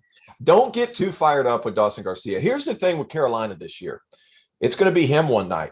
It's going to be Armando Bacot one night. It's going to be Caleb Love a lot of nights. And I think this team this season goes the way that Caleb Love goes, because they're going to need somebody to create at the end of the clock. And what does that tell you, Fanta? To me, that says that's your team's best player. But I will say this, Dawson Garcia is impressive. 6'11", can shoot the ball from the perimeter. You saw him space out to the corner a couple of times. He is fantastic. And he's going to be able to do it inside and out. And he's going to be able to provide spacing. Even though he's an interior threat, he's going to be able to provide spacing for Armando Bacot. And you were able to see it some. Him, Brady Manick, those guys are going to space the floor. Dawson Garcia is not the best player on Carolina, but he's one of about 4 that could be your best player on a given night. Folks, here's the deal. Here's the deal. This is the typical, I think he's our best player. Folks, in college basketball, you better have an interchangeability to who your best player is, but you better damn well have guard play. You better have consistent guard play. Carolina had these trees last year. They cut downstairs. Now this year they've got Garcia. They've got Brady Manick coming in from Oklahoma. So they even upgraded their front court. There's versatile pieces. Garcia's skill set is that of like a stretch 3 almost. Like he could be that type of player in your system. And he's a really good scorer. And I thought he played well last year on a frankly not a good Marquette team. But guess what? It doesn't matter how talented Garcia, Manick, and Bacot are if Caleb Love doesn't deliver for this Carolina team. Carolina greatly needs Caleb Love to be that Kobe White type of facilitator, that playmaker, that initiator. You could have all the pieces you'd like at the 3, 4, and 5. And with Leaky Black, and I know Kerwin Walden's a guy that they expect to be a factor as well. Caleb Love. There's not a player whose rise means more in his second year for a team than Caleb Love means to North Carolina. It is not hyperbole. It is not an out of this world, beyond belief statement. Caleb Love knows he has to be better. I think last year he kind of got dealt a bad hand. He's in his freshman year. Carolina had next to no rhythm. Love has to take that climb. He realizes that if he can just stay within himself, his talent alone, T.O., is good enough. And guess what? Garcia, Manick, Bacot, the others that we've listed. Carolina's built a nice complementary cast, but guess what? You need a great player. And the player with the biggest potential to be that great player, that centerpiece, is Caleb Love. In other words, you could pass me the stuffing and the mashed potatoes and the corn. If your turkey ain't good, I'm getting up from the table and I'm leaving. Yeah. Don't waffle me on the turkey. The turkey. There's no waffling.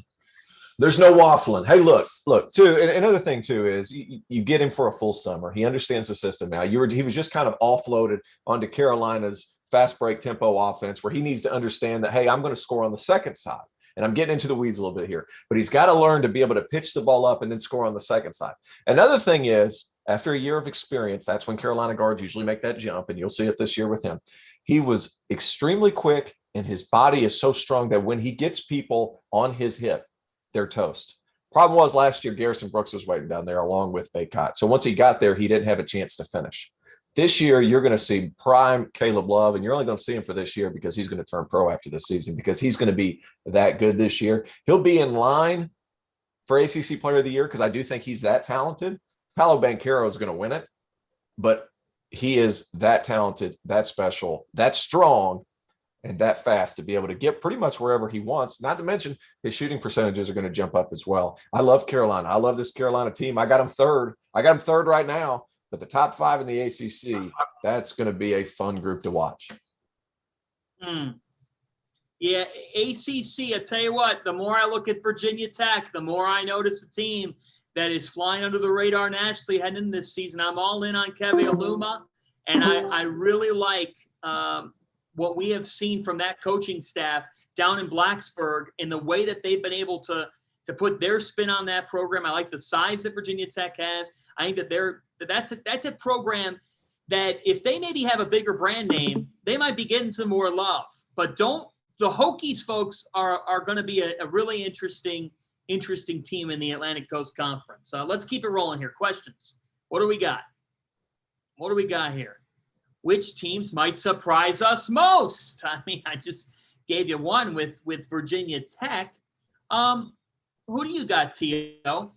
Well, you took it right out of me. I think Virginia Tech was crucially underrated, especially with the preseason polls. But Storm Murphy, transfer from Wofford, Keve Aluma, who should have been had Virginia Tech not taken pretty much the month of February off, he would have been in line for ACC Player of the Year last year. Went to Moses Wright, but that was because Virginia Tech didn't play for a long time right before the voting happened. He is that good. Virginia Tech, Hunter Couture can shoot it. Storm Murphy can shoot it. Keve Aluma can spread the floor. Justin Mutz, a transfer from Delaware, who is extending his range, strong as an ox, good rebounder, switchable defender. He can be a guy that can guard multiple positions and be kind of the bulldog, the alpha personality of that group. I really like Virginia Tech. I've been high on them all year. And then another team that, if they can stay healthy, and that's a big if, because they haven't stayed healthy in about 3 or 4 years. The Miami Hurricanes have one of the most talented scorers in the country in Isaiah Wong. 19, 20 points a game. He could score off pick and rolls. He gets to his right hand, you can forget it. The guy's going to score. He is incredible in isolation situations. He can put a team on his back if you're able to keep it close for until the last 3 minutes of the game. He can be that guy that can get buckets for you. They had injuries last year with Rodney Miller Jr. and Sam Wardenberg. Wardenberg's a big piece because he can space the floor at 7 feet. This Miami team could be good, but they've got to stay healthy, and they just haven't been able to do so. Yeah, I'm going to go to the Big 12, and I'm going to go with Texas Tech. I think that just because Chris Beard left for Austin does not mean that Coach Adams and the Red Raiders can't still play a factor down in Lubbock. You know, and I say that about Texas Tech because eligibility review happening right now with Terrence Shannon, who I think is a really talented player. Hopefully that all comes out okay, and he's good to go for Texas Tech. But you think about this team, T.O., and you've got Marcus Santos Silva down in your front court, average close to a double-double, but you bring in Kevin O'Banner from Oral Roberts. You've got Bryson Williams, a guy that comes in from UTEP. You have Kevin McCullough as well. This is a Texas Tech team that brought in some quality transfers and still has the parts of a coaching staff that under Chris Beard was very, very good, always overachieved, or at least it felt that way. So I think just because Beard leaves for Texas, I still think there's part of that DNA that is retained in Lubbock, and they're kind of flying under the radar because Chris Beard's no longer on the sidelines. But I like the talent that they have, and I think that they brought in quality transfers as well. Are you buying that Texas Tech is a tournament team? Yeah. Maybe a team that slept on as a 6 or 7 seed that could make a run? And we got to keep in mind, Mark Adams was the guy who basically ran the defense for the past 3, 4, 5 some odd years. I mean, he's fantastic. He's finally getting his first shot at coaching. And what does he do? He attacks the portal. And along with Obanor, the Oral Roberts transfer, who was tremendous last season, not kind of good, was tremendous. Sadar Calhoun, the transfer from Florida State, he was a big-time scorer at the junior college level. He goes to Florida State, has a hard time kind of getting in a rhythm. He's a guy that needs to be on the floor. He's got elite quickness. He's a plus shooter. And with more minutes on the floor, he could be their leading scorer on a given night and give you 30 on occasion. I mean, this guy is really talented. He's really quick. He's got a big, strong body. They're still going to be able to guard. And once they get Shannon back, Texas Tech's going to be a tough out for anybody, including the top 3 or 4 in that conference. I would slate them at 5 or 6, right there with West Virginia. I think Oklahoma State's at 4, Texas, Kansas, Baylor, Oklahoma State, West Virginia, because I really like Taz Sherman and I have a lot of faith in Bob Huggins. Then Texas Tech's right there. I mean, it is a tough conference. They're going to be hard to beat, especially when you go down there to Lubbock. I mean, the fans down in Lubbock are insane. You got to love it. Oh, I think if you asked me for a college basketball game this year that I could be a fan at, Texas at Texas Tech in Lubbock. Ooh, that's going to be a good one. Because they love Beard down there. They just love him. I mean, you want to talk about a thankful fan base. They're so happy that Beard brought them to a Final Four. They just love the man. They flipped on that man so fast that it's going to be so much fun to watch. I don't know if it's going to be a lot of vitriol, which it is possible that it is, because you do leave Texas Tech for Texas, kind of the proverbial big brother. I'm not saying, you know what I mean? You know what I mean, Texas Tech fans? Take it easy. Kind of the proverbial big brother as far as spending is concerned. Hey. As far as spending. So, let the fundraising talk.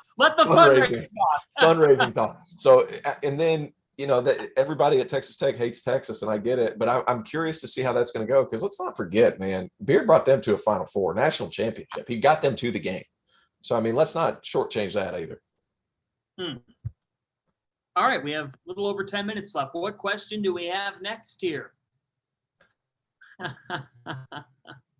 Who's your favorite Twitter fan base? Oh, my goodness gracious. For me, there's nothing I enjoy more than Indiana fans going at Goodman, because that's a good one. It's just mad.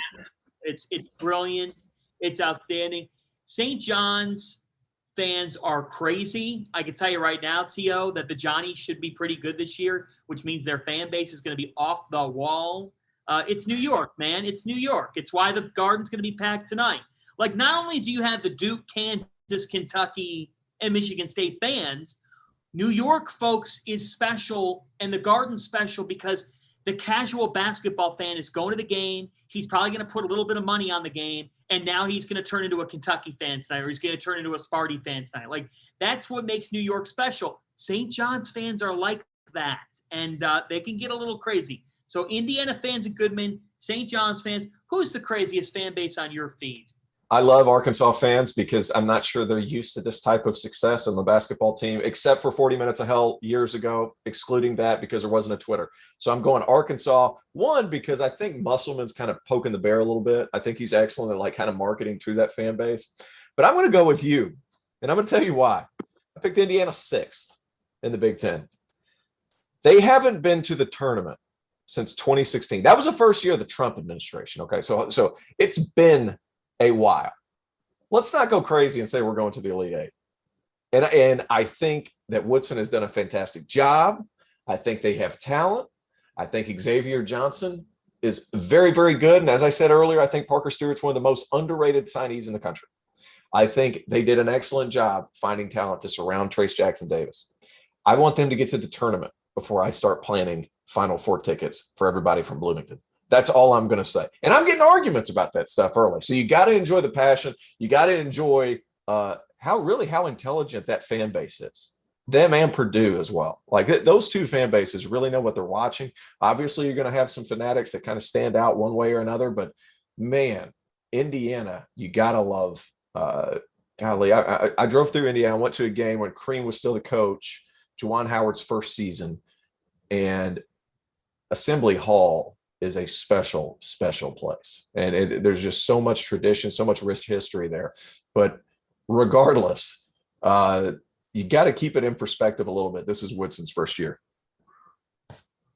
Yeah, you got to keep it in perspective a little bit. And I think that Mike Woodson has to prove that he can do it game by game at the college level, put up with the personalities. And that's what does that mean? You got to have a good staff, you know, and I think that what they've been able to do is built for Indiana to get on the right track here, but we'll see. Yeah. We'll see. There are natural doubts when this situation arose. We'll see how things are handled at Indiana. Hey, we got about 10 minutes left. I'm just checking Twitter here to see if I have any other good questions. Tell you what, looking at the slate tonight, you got the Champions Classic, but you also, folks, you have a really interesting game. Oral Roberts and Colorado State. I think that Colorado State is a team that is stacked to be a dangerous one in the NCAA tournament. David Roddy is a player that he's only 6'5", but he weighs in at around 250, and he averaged 16 and 9 last season. So you have Max Asmus on one side, you have David Roddy and company on the other. Colorado State, T.O., I find it interesting, right? They're kind of undersized. But yeah, they are. But when you have a guy as dynamic as Roddy, it doesn't matter because he's going to get up underneath some of these bigger. I mean, he's obviously going to be strong enough to guard a Travion Williams. Now he's going to have trouble with Zach Edey, but he's going to be strong enough at 6'5", 255 pounds or what have you to be able to guard so many different guys. He's switchable. He's athletic enough to guard on the perimeter, and you can facilitate offense through him. The Fighting Nico Medveds are going to get a win. I hate that it's tomorrow. I hate that it's not Thursday because I'm not going to be able to watch it while I'm over at MSG. But gosh, what an opening game! That's early qualifier for mid-major game of the year. Max Asmus. I mean, let's not even talk about NCAA Division I's returning leading scorer, who can shoot it from pretty much anywhere despite being small. But I mean, like, a lot of weapons on that floor, and I think Nico Medved will get it done. But gosh, it stinks that it's not being played tomorrow or at 4:00 today, rather. Mm-hmm. Mm-hmm. Hey, by the way, coming up a little bit this evening, Butler is hosting IUPUI. Butler is a heavy favorite in this game, but it does bear noting here that Aaron Thompson, Butler's starting point guard, is out for the first 3 games of the season. He is suspended due to a violation of team rules.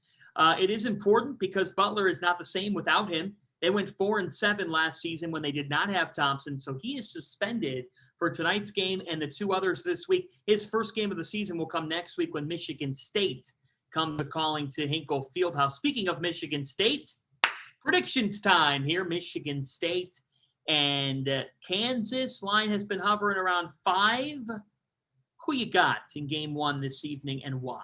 You know what? The loss of Jalen Wilson's obviously going to hurt. He's suspended 3 games. I picked Kansas initially. I'm not as confident right now. I still think Kansas wins because they have a lot of shooting in there. I think Christian Braun's going to have a much better year. I think they're going to be a team that gets better as the season goes along.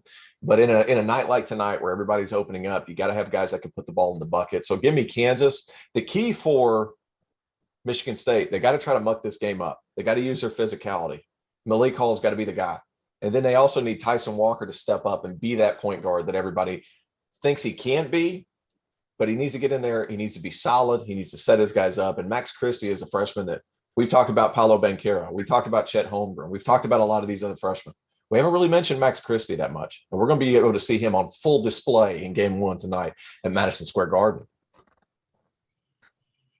So I'm with you on that. I'm interested to see what Remy Martin looks like in his debut as a Kansas Jayhawk and how that all works out.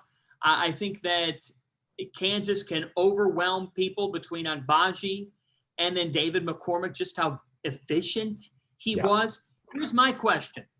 Okay. So you've got Walker coming in. You got Tyson Walker coming in if you're Michigan State. You have a team that last year, frankly, on the offensive end of the floor had little consistency. They just were not a consistent team. They need Malik Hall to be a breakout guy this year, T.O. They're going to need him to give them something on a consistent basis. And could they get something more from Joey Hauser? He's a player. He transferred. He's got it in him, but can he find a rhythm here? So I'm really curious to see what Michigan State looks like on offense. I don't get very concerned with Tom Izzo's team's ability to play defense and rebound the basketball, but it's a level up for Walker, and it's a Michigan State team that is coming off a year where offensively they just did not have much consistency, and I think there are still questions that remain on the offensive end of the floor, hence why they're not ranked. Well, they didn't have a point guard that could get into the lane and make the right play. Rocket Watts could get in there, but once he got in there, he wasn't a skilled enough passer to get the ball out and let guys attack closeouts. I think Gabe Brown with Tyson Walker, I love Gabe Brown's game. big, can really shoot it, probably needs to be a little bit more aggressive around the cup so he can be more efficient inside the three-point line. But he's a terrific player. Joey Hauser kind of fits the mold a little bit. He's probably a better shooter, but kind of the same dynamic in which they like to play. Joey Hauser's a better shooter, but John Fulkerson and him are at their best when they attack closeouts. I think that's the biggest portion to Joey Hauser. I think you're going to see an improvement in percentages because guys are going to have to run at him as opposed to them sitting in his lap and then him trying to figure something out. I think Tyson Walker is going to make a huge difference this season for Michigan State simply because if he's able to get into the paint and just pitch back out to guys, I mean, they have guys that can attack off the catch. Gabe Brown, Joey Hauser, Malik Hall. He can do it a little bit. But Max Christie as well. If Max Christie can be the guy that we think he is, that gives you star power. It gives you quickness with Tyson Walker, and you got a bunch of guys that can kind of fit around him. The key for tonight for Michigan State, though, you talk about McCormick at Kansas. Marcus Bingham Jr. has got to be really good. 7 feet. He's got to be. He's got to be excellent because he cannot lose focus and stand straight up, or else McCormick might take his knees out because he is going to duck in around the basket so hard that it's going to hurt if he's not ready to play. He has to be locked in defensively. He has to be a rim presence defensively. And then I think Michigan State has some other guys around there that can do some nice things offensively. Yeah, I got a feeling like this is going to be tight. I'm going to take Michigan State to cover, I guess. I think it'll be a tight game. I could see the Spartans pulling off the upset, an upset on opening night. Folks, it's November. It's November. These teams, you don't know exactly what you're going to see tonight from some of these teams. Like, don't automatically watch a player, and if they put up a dud tonight, now that's how you categorize that player. Okay, folks, if Paolo Banchero has a tough night from the field, folks, relax. It's the first game of the season. Okay, I know that's really hard to do, but just like that first NFL Monday where you want to overreact, we're going to be doing a DTF pod tomorrow, and I guarantee you that Dauster's going to come inside because you guys are coming over to my house and doing it from my house. I guarantee you he's going to come in and try to light the house on fire with some hot take. Everybody, we love hot takes. But we got to scale back here. I'm going to go with Michigan State side. I know you're on Kansas. I think it'll be close. I'm going Kentucky tonight. I think that the Wildcats are the better team on November the 9th. I really do. I like Paolo Banchero, and I realize we got to get out of here, so I'm going to make it quick. I love Paolo Banchero. Nobody at Kentucky can guard that man. I will say this, though. We talk about all these other guys, Ty Washington. We talk about Keon Brooks, Kellen Grady. Severe Wheeler can guard the freaking basketball. And having Duke, who's going to bring the ball up for them consistently, I would have nightmares if I were about to play and have to bring the ball up against Severe Wheeler. I think he could change the game. That's something to look out for. I like Duke. I don't think they have anything for Duke's bigs. I think Ty Washington might steal the show at the Garden tonight. I like the fact they put Wheeler and Kellen Grady around him. I like Ty's ability to make an impact right away. I like Kentucky's system. And, hey, let's grab our popcorn. Let's get to Madison Square Garden. Champions Classic ahead, my friend. I will see you over at the Mecca. Folks, college basketball in all its glory is back.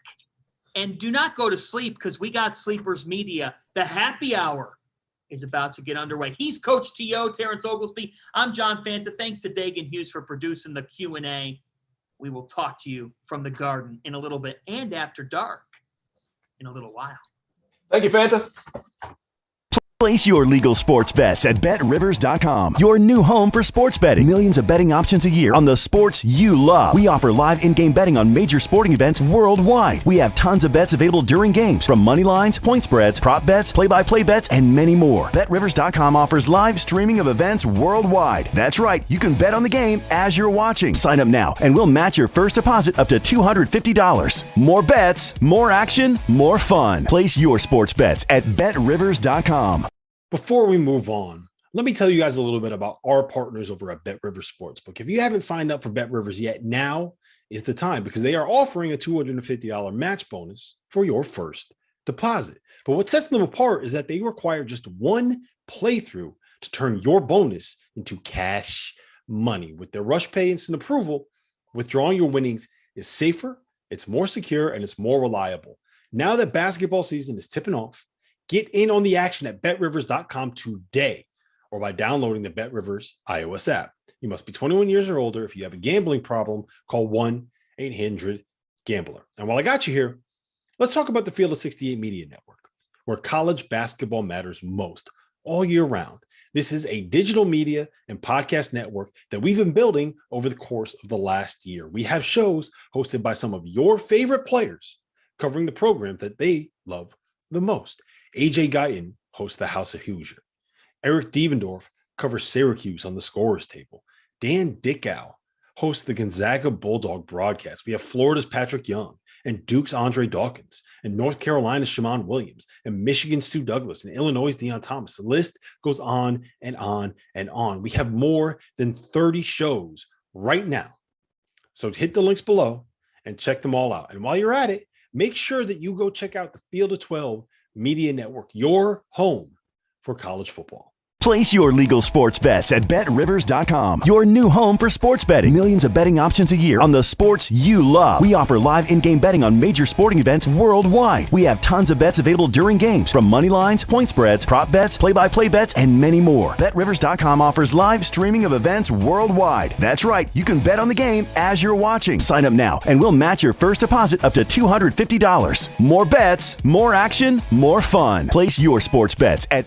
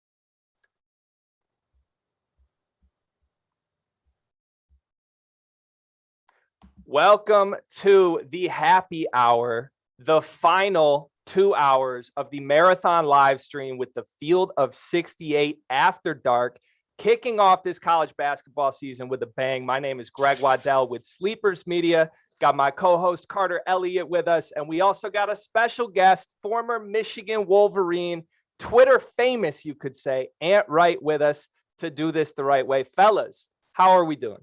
Ant lead a Rocket. Don't disrespect the Rockets. Talk about it. You're right. That's fair.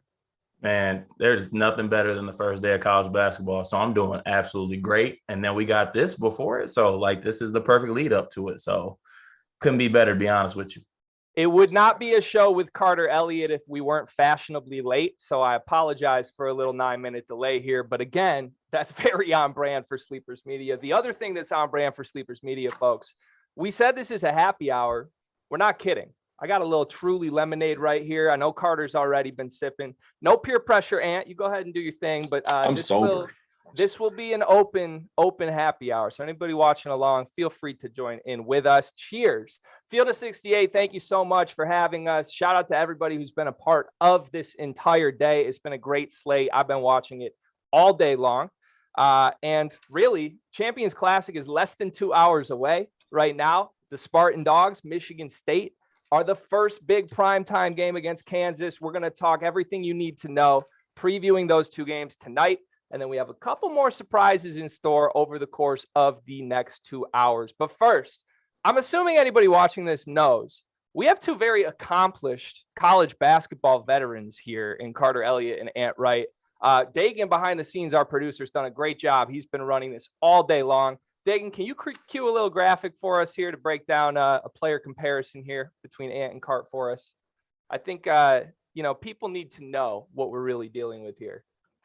I don't know if you guys can see this or not, but Carter Elliott at Albion, 5-5, 47% from the floor, pretty solid. And he's got you in 5 categories, my guy.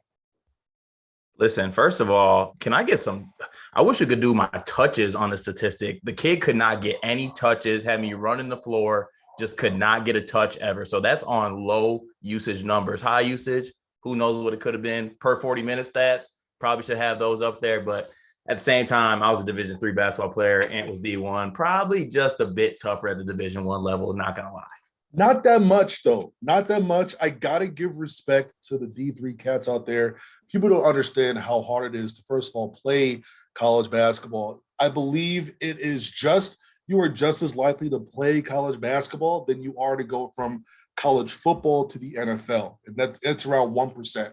To play high major basketball, I believe it's like 0.0 something percent. Is something wild, but either way, it is very hard to play at that level, and nothing but respect for that. So I'm not gonna doo-doo on the D3. I'm not gonna do that.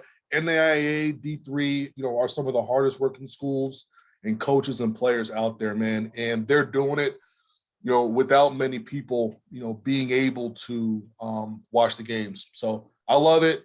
I like it. I got a young cat, Blake Lund. He's over at Lawrence Tech right now. He's given many of buckets to dudes I see at the Division II and Division I level. So it's all good. It's all good. I will never hate because I know how hard it is to get to that next level. Hey, Ant, love that answer, but I'm going to go ahead and say this. Graphic aside, division aside, Ant Wright, I'm going to say it right now, cannot check me. I'm just going to say it. And that's in the current state. You want to go there. Yeah, I'm just saying, right at this current time and date, if we roll the ball out, what's it looking like? Oh, at this current time? Oh man, I would say going to 11 buckets. I'd probably win like 11-6. 11-6. Let's go. Hey, let's go ahead and move on to the Champions Classic. And that's that is giving you all the respect in the world. The fact that I'm giving you 6, just understand that that's okay. All right, that's okay. That's fine. You could even have G. It'd probably be 11-7, 11-8. Okay, all right. No, hey, can we? All right, Ant's over here trying to give us participation medals. We got to move on. No, oh man. I said no disrespect. I said no disrespect. Yeah, okay, yeah, and you pulled the classic with all due respect and then followed it with just complete disrespect. But the fact that you said it. But I said no disrespect. If you put me on Cart's team, you better make sure you're guarding me and not the big fella. If you leave me open, that game's over real quick. I'm just saying. Let's move on. Hey, I got some people. Isaiah We got Dolman eyes. over here. We got eyes on the comments all hour here. Shout out to Daniel Greer. I see you in the comments. I know you're a Sleepers fan. Appreciate you joining for this. Let's get into the games this evening. Michigan State, Kansas. Some big headlines in this one. Jalen Wilson is out, folks. You can drink, but don't drink and drive, please. Sleepers do not approve of that message. He's gone. That's a big loss for Kansas. Remy Martin came off the bench in their exhibition. Seems like Bill Self is trying to give a little statement to their new point guard. They still have dudes. They have the advantage in the front court in this game. David McCormack is a legitimate Division I starting center, something that I'm not necessarily sure Michigan State has. However, the pieces on this Michigan State team do fit a lot more than they did last season. I'm excited to see what the Spartans look like tonight. Ant, let's go to you first. What is your expectation of this game? Are you leaning one way or the other on who has the advantage? Carter is hilarious because he just gave you the come on dog reaction, which is fine. I get it. What I do like about this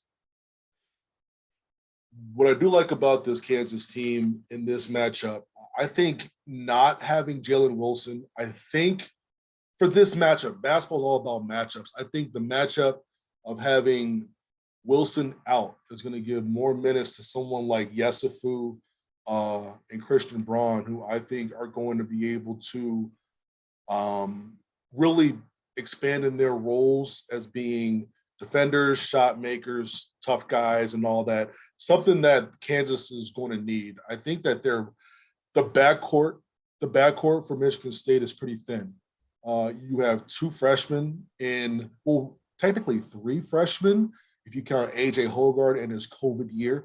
You have AJ Hoggard, Jaden Akins, and then you have Max Christie, who should be a first-round pick, but this is his first real game in the lights, right? And then you have Tyson Walker. He's good, but at the end of the day, you have guys over on Kansas who have played in big games for Kansas. You have Harris. You have Yesufu. You got Agbaji. I mean, you got Brown, you got Remy Martin. I mean, you got so many weapons, and I think they can go three guards today and not lose much defensively due to the fact that Gabe Brown isn't really someone who's going to create off the bounce, get in the pick and roll, really use his size to his advantage, being much more of a spot-up shooter than anything else. I think they can get away with playing 2 point guards. Yesufu's pretty strong. If Remy's in the game, Max, and he's guarding Max Christie, Max has got to go at his head until he's off of him. I just think that the backcourt is going to be a little bit too much. And yeah, I mean, with McCormack is tough, but you also got, Clements and you got Adams, who are both high-level recruits backing them up. Cam Martin, 6'10" shooter, is a Division II All-American. He can come in the game. I just think it's just too much, especially in their backcourt, and they're not good enough in their front court to really balance it out. So I do have Kansas by 9 or 10 in this game, but I do expect a good, fun, fast game. 9 or 10 points? 9 or 10 points. Okay. Wow. Didn't know we were going to get up in the double digits, but let me say this. I do love Remy Martin. Okay, I do. And everyone this whole summer and leading up to this year has been talking about all the questions at point guard for Michigan State. And I think that those same questions need to be answered of Kansas, even though they are bringing in a player like Remy Martin. Remy Martin is a stat sheet stuffer. You know what else he stuffs? The L column at the end of the day. All right. He's always taking losses. He's getting his numbers, but can he be a winning basketball player? There's been situations where transfers have been successful going to their new schools, adjusting in their previous roles. To shout you guys out in Michigan fans, Mike Smith did an unbelievable job of changing the way he played basketball for the betterment of the team. I don't know if Remy Martin can be that player. To me, he just seems like he's just someone who wants to stuff the stat sheet and go home and say he scored 20 and post sweet IG pics and, you know, do all that nonsense. But he's got to show me he can be a winning player. And also, I think the biggest takeaway from Jalen Wilson being gone is that last year when I watched Jalen Wilson play, he was crashing the offensive glass every single play. Him and McCormack on the glass together were absolute beasts. And defensive rebounding was one of the issues with Michigan State this year. And I think it's going to hurt us at some points this year unless we figure it out. And Marcus Bingham acts like he has an 8'9" wingspan and he can rebound like that. But, you know, without Jalen Wilson, I don't think they're going to be able to crash the glass as much. And I think that'll help us on the defensive rebounding side of things. And when you look across the matchups, I mean, are we really overwhelmed that much? Like David McCormack is a really good high-level Division I center, but I think he's more of a role player. He does extremely well in his role, but I'm not really scared that David McCormack's going to come out there and beat us. Like a Travion Williams or something like that. You know what I'm saying? He's not, but you could have stopped after he's a very, very good Division I starting center because that's something Michigan State still doesn't have. And I'm sorry. I get Marcus Bingham is a great defensive player when he's playing Ferris State or Grand Valley State. He stuffs the sheet with a bunch of blocks. He's been good in moments when given opportunities in the Big Ten. He still has never played more than 12 minutes per game. And even through the exhibition games, he's not playing 20 minutes a game. And is that just going to randomly jump? Who is playing 20 minutes a game in exhibition games? We've had this argument though, Carr. I still think the center position breaks down at Michigan State this season, where Bingham's like 18 minutes a game max, and then you're getting like 12 from Sissoko or 12 from Marble and 10 from the other guy, and it's a carousel, and that's not good. Like, to me, if one of these guys can be given 25 minutes and play just competent basketball, it totally changes things for Michigan State. But when they do go up against a team that has a solid center, they're going to lose that matchup 9 times out of 10. To me, that doesn't mean Michigan State's going to lose this game, though. They just have to win it in other areas. They have to win what we have on our, you know what we have on our side, though, in this game? This is a battle of two damn near 7-foot centers who don't really play like they're 7 feet. Like, David McCormack's favorite shot and go-to post move is a fadeaway jump shot. That's not even true. Why are you lying? Marcus Bingham's go-to post move is, I can't say what it is because he doesn't have one. But I don't think David McCormack really has a go-to post move. He has a little fadeaway, but he doesn't have like a jump hook or anything like that. And am I wrong? Come on now. You're lying on video. You're lying on video. Back to the basket, he does have a right hook. Back to the basket, he can also go left. I mean, those are two things that no Michigan State post player can do outside of Joey Hauser. I mean, he does have a little bit of a jump shot, but not really. I just think that here's the thing with Remy. Bill Self doesn't have to play him. They have enough guards to where if Remy's in the game BSing around, he could just sit him down because he has viable guards at his position who will do the right things, and then he'll treat this as a lesson. Like, look, I don't have to play you here. This is how you can get on the court. That's why he didn't start him. Yes, he can score a lot of points, but if you really watch that game, it's really the same Remy out there scoring, not really there on defense. That's the whole thing with him himself. He's still playing Arizona State basketball. He's not playing Kansas basketball. That's the biggest thing. And if he's not going to play Kansas basketball tonight, he'll put in a guard who is maybe not as talented, but he's going to help them win the game tonight. That's the biggest thing. That's the biggest difference I see with like Remy, because I'm with you where I don't think Remy right now moves the needle with this team. I think over time he will, because he'll get better, become a winner, because at Arizona State he didn't really have to do that. Average 22, go 4-13. Who cares? Remy is so good, right? So I just think with Braun, Harris, Yesufu, Agbaji, even Pettiford, the point guard coming off the bench. I mean, he doesn't have to play Martin. Like where at Michigan State, you have to play Tyson, you have to play Hogarth. He doesn't have that. He doesn't have that type of situation there at Kansas. Carl, let me ask you a question. Are you taking Tyson Walker or Remy Martin if you could pick just one to play point guard for Michigan State?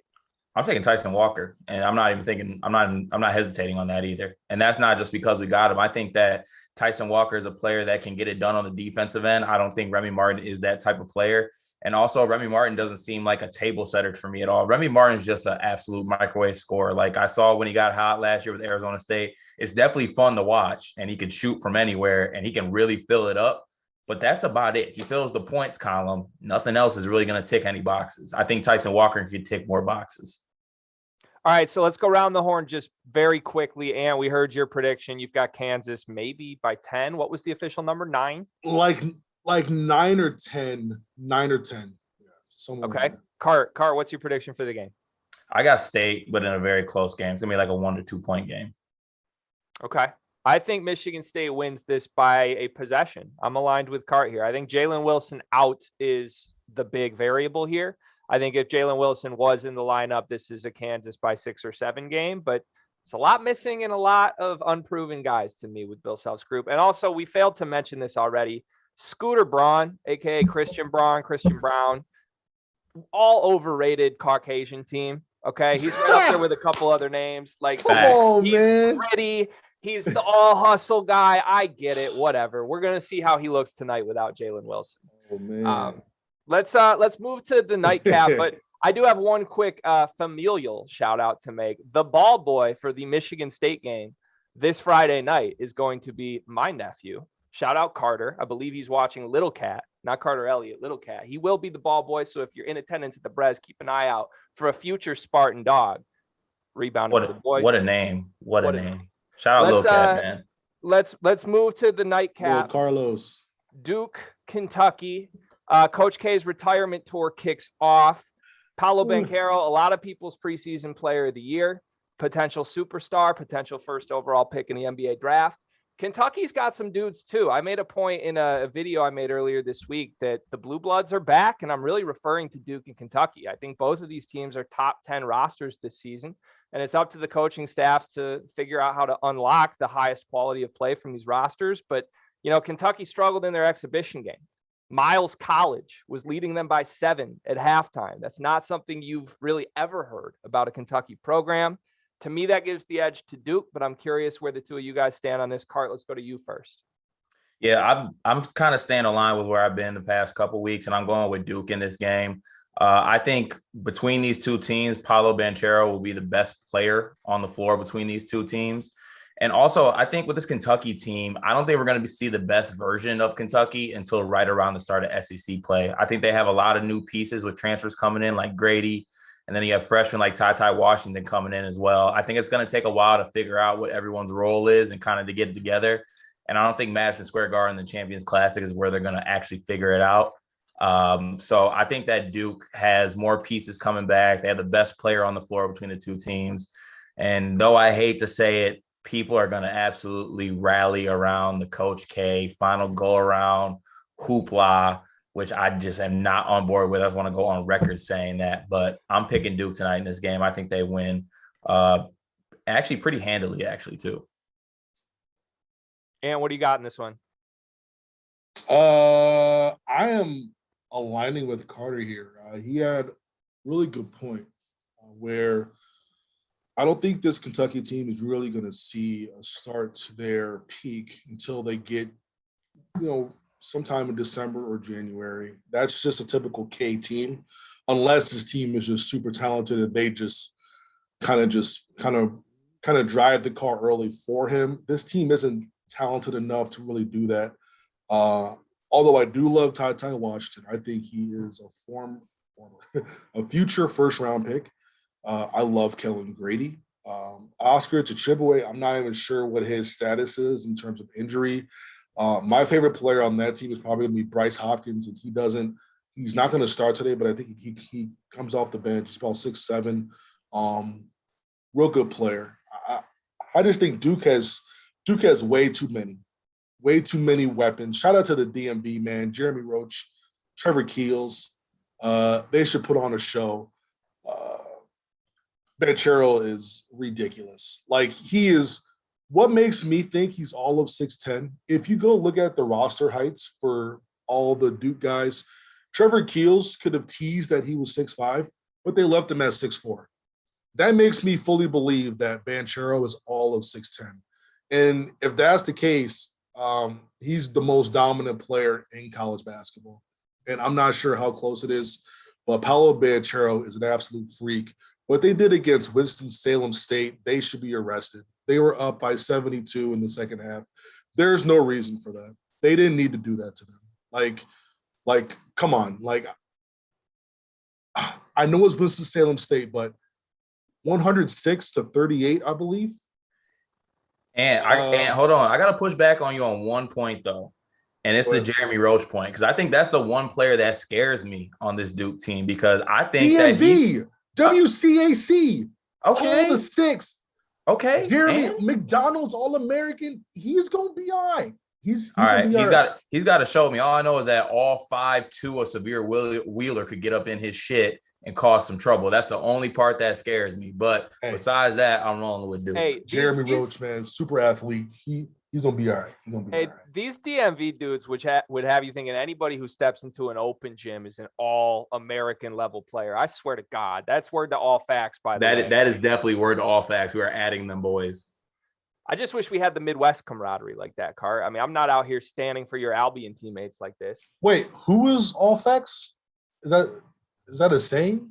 No, they're friends of the show, All Facts Media. Shout out Ace and the Robinson twins. Yeah. Gotcha. Are they from the DMV? Yeah. Oh, gotcha. Okay, sweet. Yeah. So they were on here spitting Ant's their biggest fans now. Hey, at first, Ant's like, all facts. Oh, they're from the DMV? Oh, yeah. Oh, them boys different. Yeah. Exactly. Oh, they different. Exactly. Dog, I'm telling you, hey, DMV basketball is just different. It's not for everybody. You know what I mean? It's not for everybody. Hey, Carter, if you played in the DMV, dog, you'd be at George Mason. You would have went to George Mason. You would have went to a Final Four. I respect the DMV, and I do. But the only part that gets to me is that it'll be quiet. No one will be saying a thing. No one will ask anything, and someone will come out of nowhere and be like, "Oh yeah, the DMV, they're different." And we're like, "All right, didn't know we were even discussing that, but good to know." It needs to be said every 30 seconds. But dog, I'm telling you, we would have sent you to Villanova. Oh, good Lord. You would have been right there with Archie Diacono. Listen, all of that's fine. I'm game for that, but I swear, if you dare disrespect Mark Turgeon to someone from the DMV, like, you've crossed a line, and that's what I can't get Depends behind. which barbershop you're in. Okay, some of them dudes don't like Mark. Trust me. That's fair. There's a reason why Mark Turgeon, he can't recruit in some spots up here. Yeah, he also can't fight. All right, let's get back quickly to Kentucky Duke. We got Bucket Boy in the comments saying Kentucky has way more options. LMAO, except I think he spelled LMAO wrong. I don't. Who has more options? Kentucky has more options than Duke. I don't know that they do. I think maybe hypothetically they do. Like, if CJ Frederick's playing, I like him. Frederick just started practicing like 4 days ago. Right, he might not play. I don't know. Like, to me, the one thing we haven't said is this game is at Madison Square Garden, right? The mecca of college basketball. The primetime arena where, like, Ricky Rubio just went for damn near 40 in the Garden 3 days ago, right? Ty Washington is a dude who could go all Tyrese Maxey in this game and just carry that team to a victory. So to me, that combination with the questions in Duke's backcourt does open the door for a Kentucky victory tonight, but I still think Duke is more talented at every other position. And frankly, they have Paolo Banchero. That's enough for me. I just don't think they're going to be able to score the way that they think that they're going to. And on top of that, I don't think they're going to be able to stop Duke the way that they think that they want to. Kentucky gave up 70-some points to Kentucky Wesleyan, and then they're in a tough, jib jab with Miles. I just don't see them. I just don't see them stopping Duke. While I see Duke can at least be par on the defensive end, and I think that's going to be the huge separation. And I don't want to say my man's name wrong. I think it's Bucket something, but he might be right that Kentucky has more weapons. But like I said, I don't think the best version of this Kentucky team is going to be right now.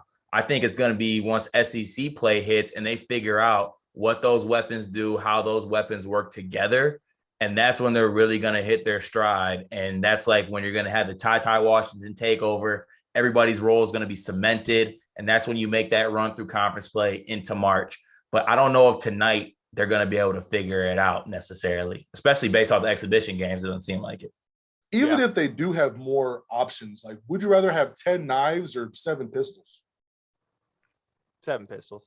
Right, exactly. So like, but like one has more options. I had to think about that because I'm kind of different, but go ahead. Yeah, I probably. Dang, you DMV different over there? Oh, good Lord. Good Lord. All right, quick round the horn. I got Duke in this one, and I think they're going to actually pull away down the stretch. Give me Duke by, let's call it 12. Cart, what you got? Yeah, I got Duke by like 8 to 10. What's spread? It was basically pick 'em this morning. I think Duke is minus. Pick 'em? Now. I don't know. Let me check Bet Rivers. I think it's at 3.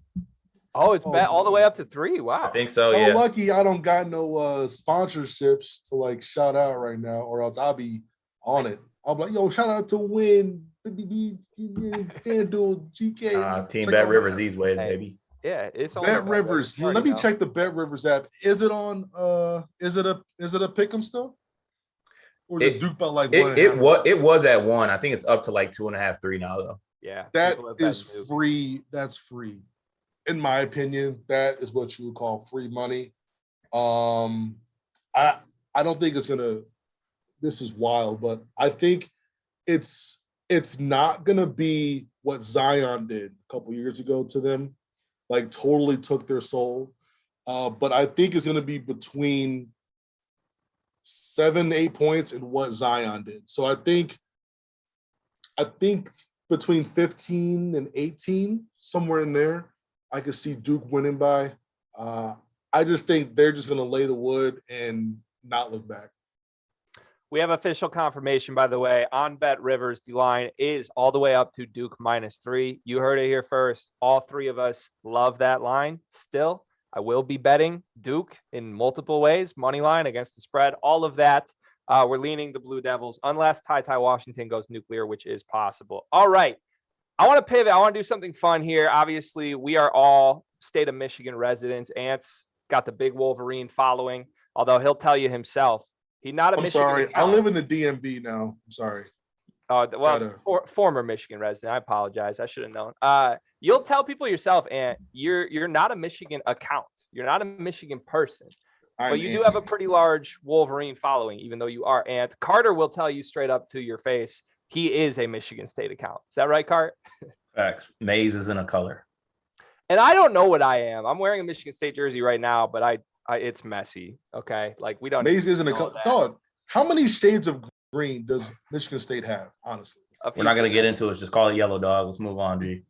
All right. We want to do a little game here. I want to do a player draft where each of the 3 of us are going to draft a starting 5 from players that are on the Michigan State and Michigan rosters going into this season. So I got a graphic Dagan's going to pull up here that has names that we can draft. It's basically the top 10 guys on both sides.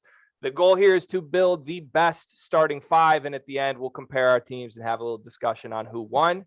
Because I'm such a generous person here and a generous host, I'd like to offer the opportunity to the 2 of you to select your draft spots here. So, Ant, as you are the guest of the Sleepers today, you can go first, second, or third, and we will do a snake-style draft.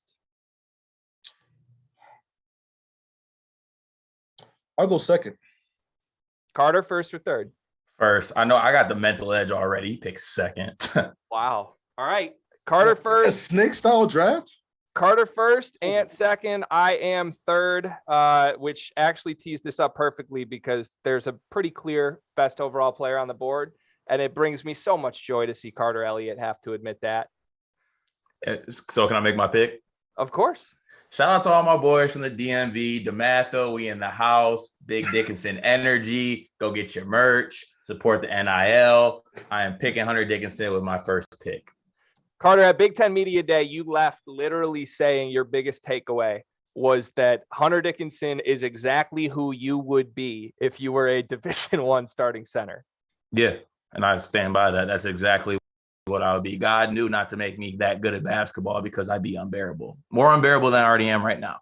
if you were in the DMV, you would have been a monster. I'll tell you that right now. All right. Hunter Dickinson off the board first to Carter Elliott. Ant is up second. A lot of different ways you could go with this pick. Very curious to see where you go. Yeah, there is a lot of ways I can go through it, but I do have to go with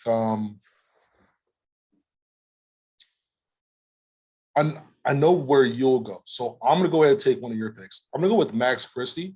Oh. All right. That was a defensive pick, by the way. That was a defensive pick.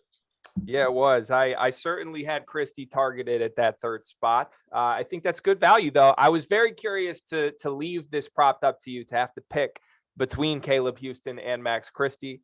Do you want to elaborate on why you would choose Christie over Houston here? I just think Houston is, even though he is going to be a better pro, I think that at Christie at that 2 and 3, I'm going to be able to build a decent team around him where I could possibly put Christie at the 3 or the 2, depending on how this game goes. I think Caleb right now is just solid 3 right now. So I think I get a little bit more versatility with Max Christie and how I'm trying to use him. Love it. All right. I'm going to do something I think that might surprise a few folks here. I'm going to take the obvious pick at 3 here, which is Caleb Houston. He is a locked pick in the NBA lottery next season, as far as I'm concerned. He's going to be a top 14 guy in that draft. I actually don't like his odds to win Big Ten Freshman of the Year as much as I like Max Christie's, because Christie's going to have to do a little more on that team. I think if you flip them, though, I mean, they're different skill sets a little bit, but they're very similar impact-wise is what they can bring to a team right now. Houston's going to be great for Michigan. Give me the lottery pick. And while we're talking about potential lottery picks, I'm going to take another one. Maybe not necessarily this year, maybe 2 years from now. I'm taking Musa Diabate. I'm taking the most talented player other than Hunter Dickinson, the most talented future pro in these front courts on these 2 rosters. And really, I'm a little nervous now because that means I'm not getting a point guard until very late in this draft. I can't believe this man just picked Musa Diabate based off an absolute dogfight against the Wayne State Warriors. But go ahead. Hey, he was special, Cart. He is special. I'll give you that, but he's special. Let's throw it your way, and you have your pick of the point guards now. You also don't have a front court player yet with Dickinson and Diabate off the board. Well, this is by far, this is easy. Do you want to go ahead and pick for me, G? Because you already know who I'm picking up here. I actually don't. It's either I gotta think you're taking either Devontae Jones or Eli Brooks. Devontae Jones is going to be my pick.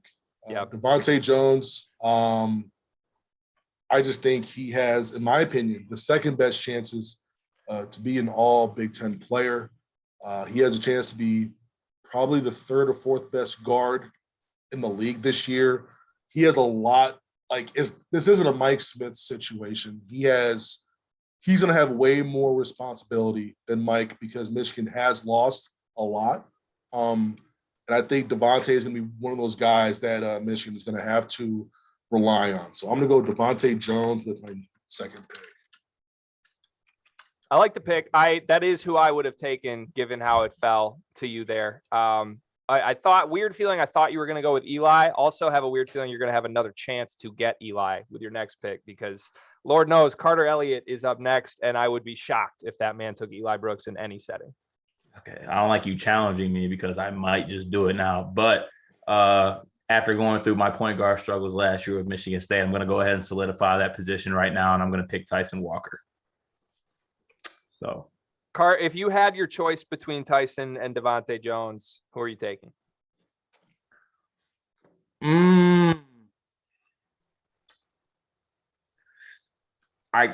Someone's gonna pull up my close. Someone's gonna pull up my tweets. Someone's gonna pull up my tweets. So it's definitely Devontae. That's who I would have picked. But Tyson Walker is gonna be better. I think Tyson Walker could be better in pick and rolls. I don't know that he'll be a better player overall, but I do like what he has potential wise in pick and rolls. I'm still a little iffy on Jones. I will say Tyson Walker on the ball defense may be a little bit better. I'll give him that. which is saying something because I think Jones can be an impact defender, although he gambles for a lot. Exactly. Of steals, so. He gambles a lot. Third in steals nationally. He is your G Wizzy of point guards. He gambles a lot. Yeah, that's on brand. Well done. All right, Card, it's back to you for a third pick. And once again, you have a variety of ways you could go here. Yeah, I could go agenda way. I could go non-agenda. There's a lot of ways I can go here. I think I'm going to go ahead and pick Gabe Brown with this pick. I need some shooting. Boo. The fans in attendance hate that pick. Yeah, good thing they're not picking. You do need shooting, though. That's fair. You have a core now of Tyson Walker, Gabe Brown, Hunter Dickinson. That's basically Michigan State's core this season with an actual body at center. So that's solid. Yeah, my center can use his right hand. Go ahead, Ant. Hunter did have a right hand hook against Wayne State, so you better watch out. Yeah, you should also check on hell and see if it froze over. I actually broke it down too. So with my next pick. Ooh. I can go so many ways with this. I'm gonna go with Joey Hauser. Wow. Joey Hauser. I did not see that coming. I didn't either, to be honest, but I like it because I think I've been waving the flag as one of Joey's biggest vocal supporters still. I'm not out on Joey Hauser. I think the best case version of Michigan State this season includes a really impactful Joey Hauser. And do you think that's going to happen? I don't know, because what Joey needs is better backcourt play, and that's what he'll get this year. Last year, he didn't get that. He didn't have a point guard on the roster, really. So this year he will. And he'll have AJ Hogard, who's trimmed up. He looks a lot better. Tyson Walker, once he really starts to get real comfortable and expands his game, he's going to be a lot better for Joey. And even Jaden Akins coming off the bench, who's grown up as a point guard, but he's been off the ball a lot. So basically, and you have Max Christie, who's going to be strong with the ball. Those guys in the backcourt, there's really nobody who you can look at they're like, oh my gosh, they are a liability in like a majority of the areas that we need to play at a high level. They just don't have that this year. I think AJ and Tyson having 1A and 1B right there, the depth at that point guard position is one of the best in the Big Ten, in my opinion. I'm not saying they are the best, but the depth, being able to go one or two is right there. And I think that's going to help out Joey long-term for sure. All right, for those counting at home, through 7 picks in this draft, there have been 4 Michigan State Spartans selected and 3 Michigan Wolverines. Little bit of an interesting note there. I have 2 picks now coming back to back. One of them is just abundantly obvious, and the second one is really going to test my mental fortitude here. I'm taking Eli Brooks first. You had to go into this draft either getting one of the 2 starting point guards or getting Eli Brooks. I was a little scared someone was going to take him prior to this spot at 9. But at the very least, I have a veteran guard who I trust, who can knock down shots and defend, manning my backcourt. So I'm good with that. Now, this is where things get tricky, folks, because I have 3 Wolverines right now. I have Eli Brooks, Caleb Houston, Moussa Diabate. I feel obligated to not pick entirely Michigan Wolverines. However, this is a team that's already built around upside with Houston and Diabate. I got to pick the next highest upside guy, and that's Kobe Buffkin. Damn it. Oh, okay. I'm taking Kobe Buffkin. You know he was going to do it, Cart. I really want him to come back around. Damn it. I had to do it. I was honestly thinking Cart might reach for him with his 3rd pick because there's no way I was letting him get through that. Now, I will say Buffkin did not exactly steal the moment in the exhibition game. It's an exhibition game. Take that for what it's worth. He did hit a 3. He didn't look horrible. The TikTok star got in ahead of him. The TikTok star got in ahead. Renegade. And I'd like to toss it your way for your thoughts on the TikTok star getting in the game before Kobe. TikTok. I was going to ask you because I hit up Connor and like, yo, what was G's reaction when TikTok got in?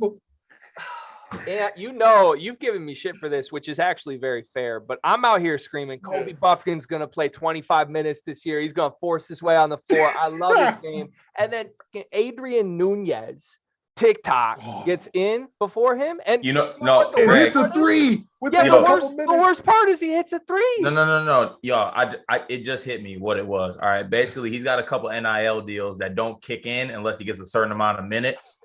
So my dog Juwan's is looking out for Nunez bag, gonna get him his minutes, cut him off once he reaches the NIL standpoint, and then move on to putting somebody else out there. That's the only way I can think about it. Oh man, their agents had a dinner and say, "Yo, dude, this is what we can do for you. This is what you can do for me." Right. That's funny. Also, I'm 90% sure that Nunez was in California as of like 1 day ago. So like, I don't know what's going on if this man's just like flying to and from like a TikTok house to Michigan's practice. His family's got bread now. His family's got a lot of bread. Something's happening. If that man gets in a game before Kobe Buffkin during the actual season, like prayers to everything in my living room because things are going to break. So I have full Wolverines right now. I have Brooks, Buffkin, Houston, Diabate. And it is back to you. You've got Jones, Christie, and Hauser right now. You know what? I love versatility. I like when my guys can do plenty of things. So I'm going to go at the 5. I'm going to put Brandon Johns. I thought you said you like guys that can do plenty of things. He can do plenty of things. Don't disrespect East Lansing's finest. Are you kidding me? Oh, I forgot you didn't say plenty of things well. You just said plenty of things. Oh, wait. Excuse me. I forgot. I'm Lansing born and raised. This is where I'm supposed to step in and defend my guy, right? Brandon Johns is that boy, man. He's so good. The disrespect to Brandon Johns is I can't even fathom what I'm hearing right now. Especially you, Cart. Y'all look alike. Let's be real. If Brandon Johns, like what Brandon Johns is, he's if you took an NBA player's body and put a toddler's brain in that body. That's Brandon Johns. That is disrespect. That is so disrespectful. But it's kind of true. Is it not? That's pretty true. Like this man's entire career has been like mental lapses and confidence issues. Oh, sounds like a light-skinned Marcus Bingham to me. Anyway, all right, Ant, that's your center. I don't hate it. Brandon Johns, Joey Hauser, Christie, and Jones. Cart, you have back-to-back picks. Okay, so I got Dickinson. All right. Gabe Tyson. Oh, okay. I'm going to go. I need a 4-man. I need a 4-man that actually does some things well. So I'm going to go with Malik Hall at the 4. And then my last pick, man.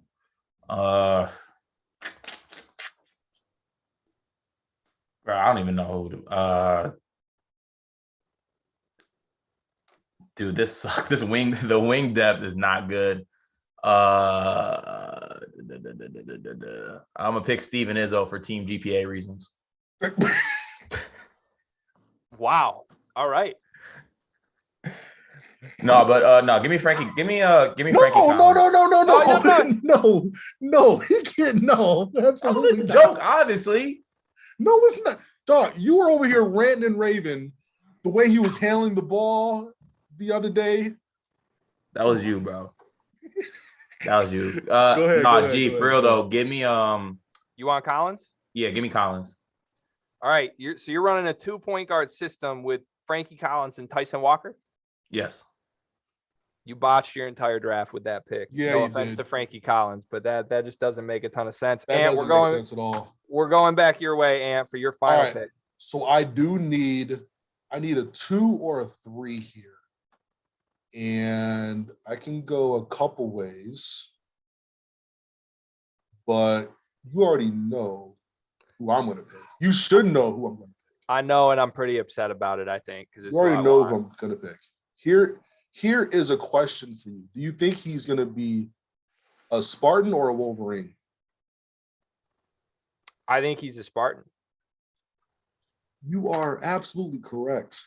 It's the guy I want, damn it. Cart, you messed all this up. Sorry.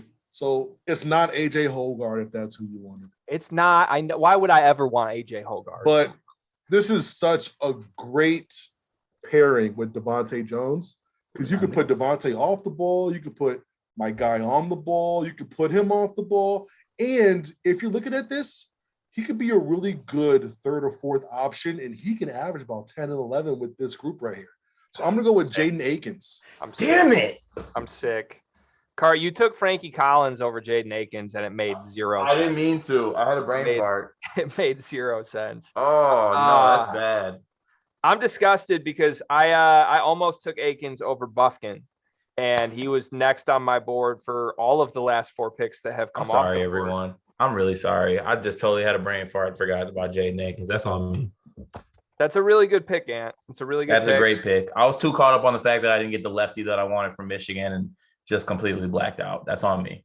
And then I had to play a little offense. I had to keep you distracted to the point where you weren't going to come back to Akins.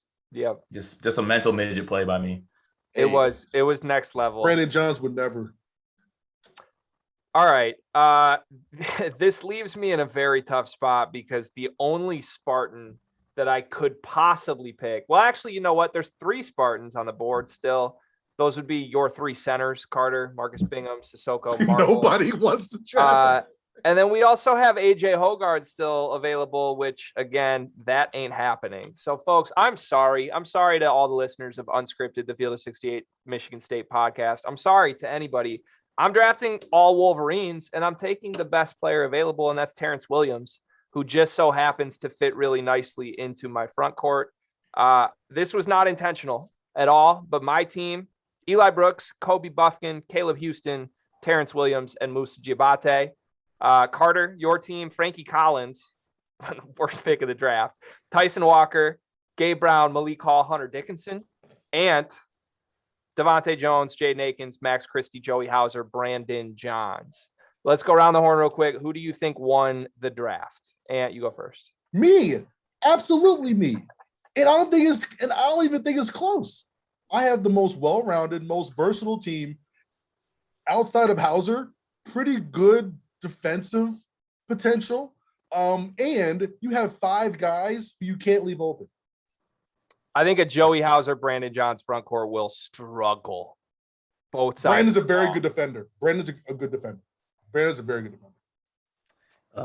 Remember that Michigan-Oregon game a couple years ago? My man's was eating everything.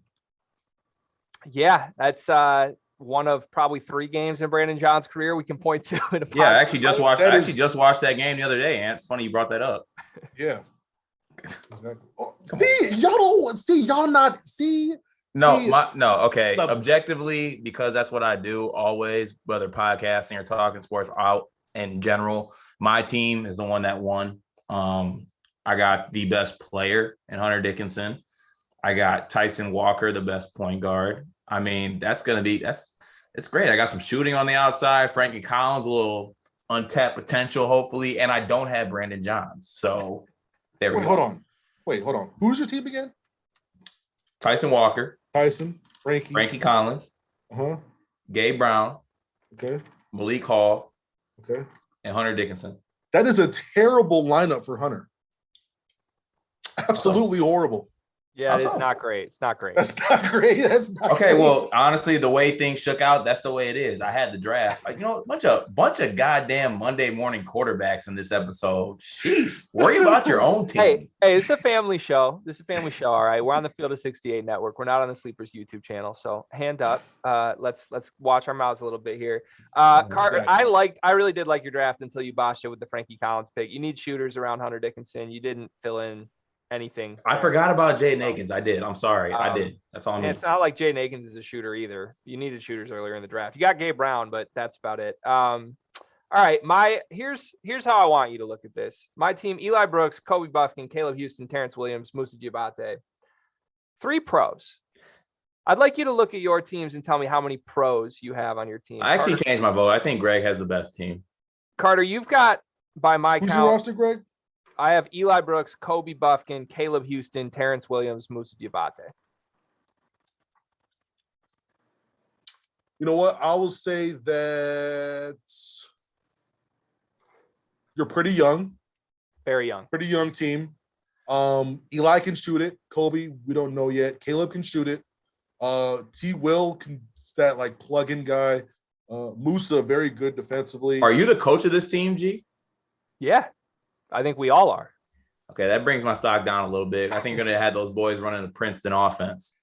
Yo, that's disrespectful. Come on, Car. They might be playing 2-3 zone full time though. this guy, Bayhive over here. Oh, good Lord. All right, well, one end, flex on the other.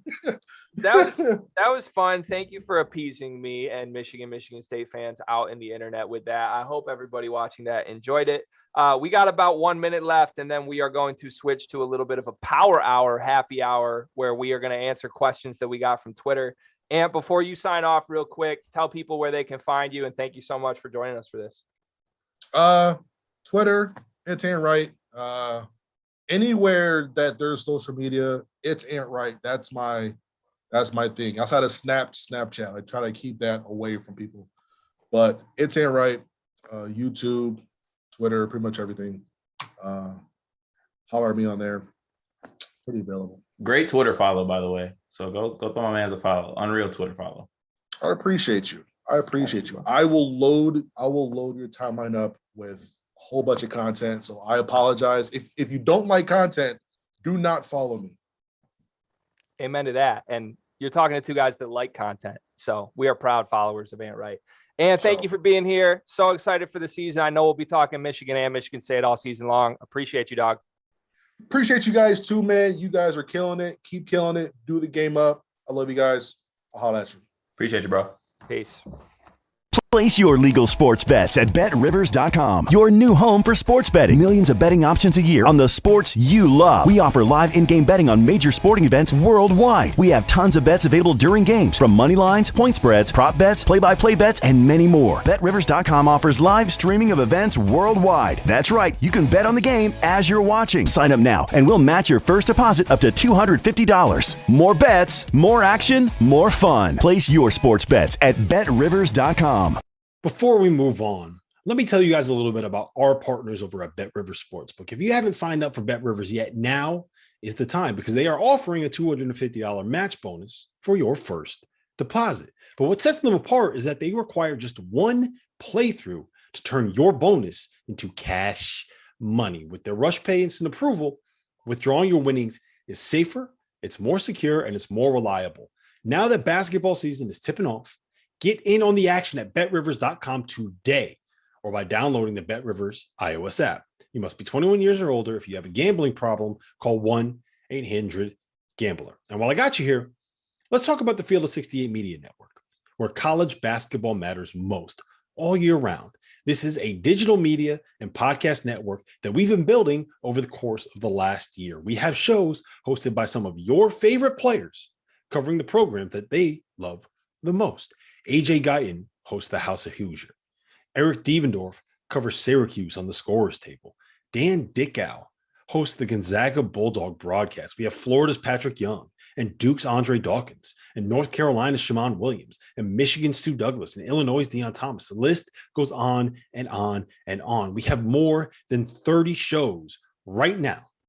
So hit the links below and check them all out. And while you're at it, make sure that you go check out the Field of 12 Media Network, your home for college football. Place your legal sports bets at BetRivers.com, your new home for sports betting. Millions of betting options a year on the sports you love. We offer live in-game betting on major sporting events worldwide. We have tons of bets available during games, from money lines, point spreads, prop bets, play-by-play bets, and many more. BetRivers.com offers live streaming of events worldwide. That's right, you can bet on the game as you're watching. Sign up now, and we'll match your first deposit up to $250. More bets, more action, more fun. Place your sports bets at BetRivers.com. All right, folks, it is time to up our game with the happy hour just a little bit here. You've seen us probably on Sleepers Media on the YouTube channel. We do a series called Drunk Scouts. We play drinking games. We break down NBA prospects. We're going to do a power hour for the next 30 minutes, so really a power half hour. Carter, I believe you've got some tequila. I just want to throw this out there. I have a very nice looking bottle of Don Julio 1942 gifted to me by my former boss in the corporate world that I've been saving to open on a special occasion. Now's a very special occasion, my friend. What do you got? I actually have my good friend Dwayne Johnson, The Rock's Terramana tequila.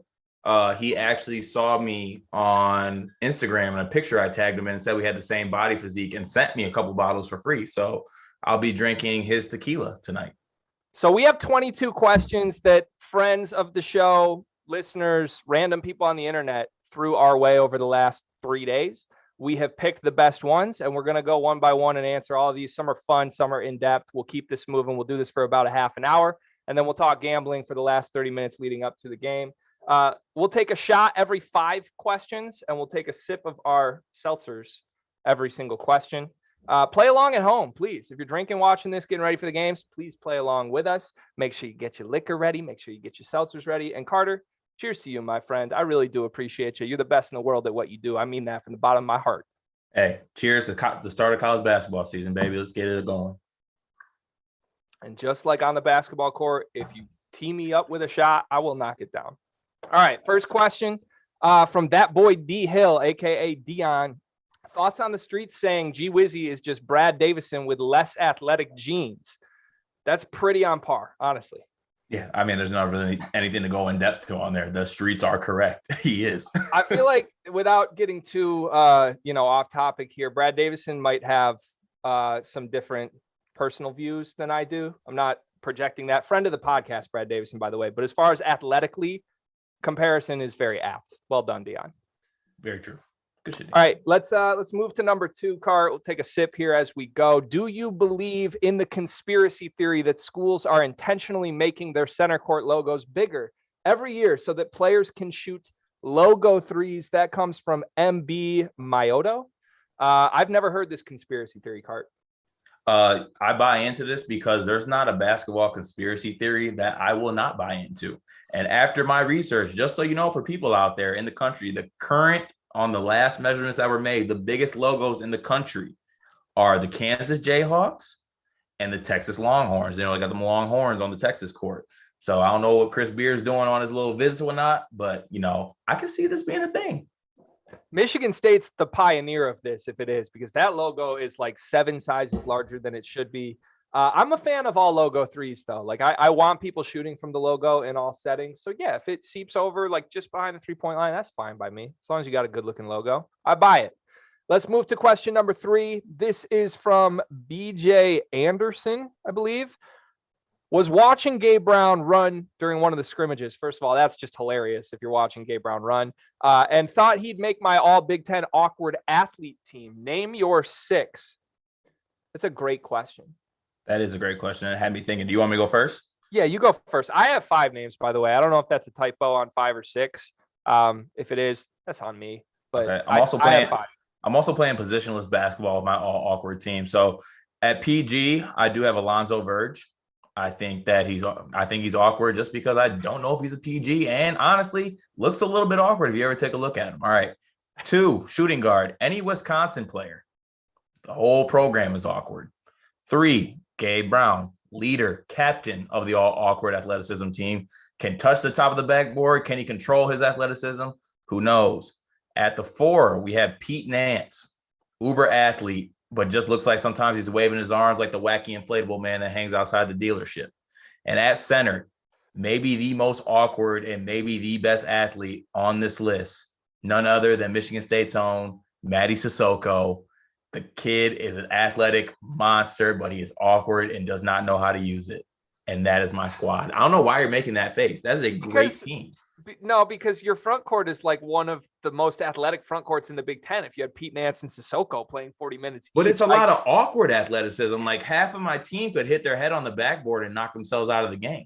I think Sissoko's more awkward basketball player than he is awkward athlete. I think he's a good athlete. I just think he doesn't know how to play basketball. Okay. We'll see. And there you go, judging teams that aren't yours. But also to mention who I have coming off the bench, I have Hunter Dickinson and Trace Jackson Davis because they both run extremely upright. Okay, well done. I'll give you mine. And the one big miss I have after hearing yours, I don't have a Wisconsin player on this, and I'm disgusted with myself that I don't.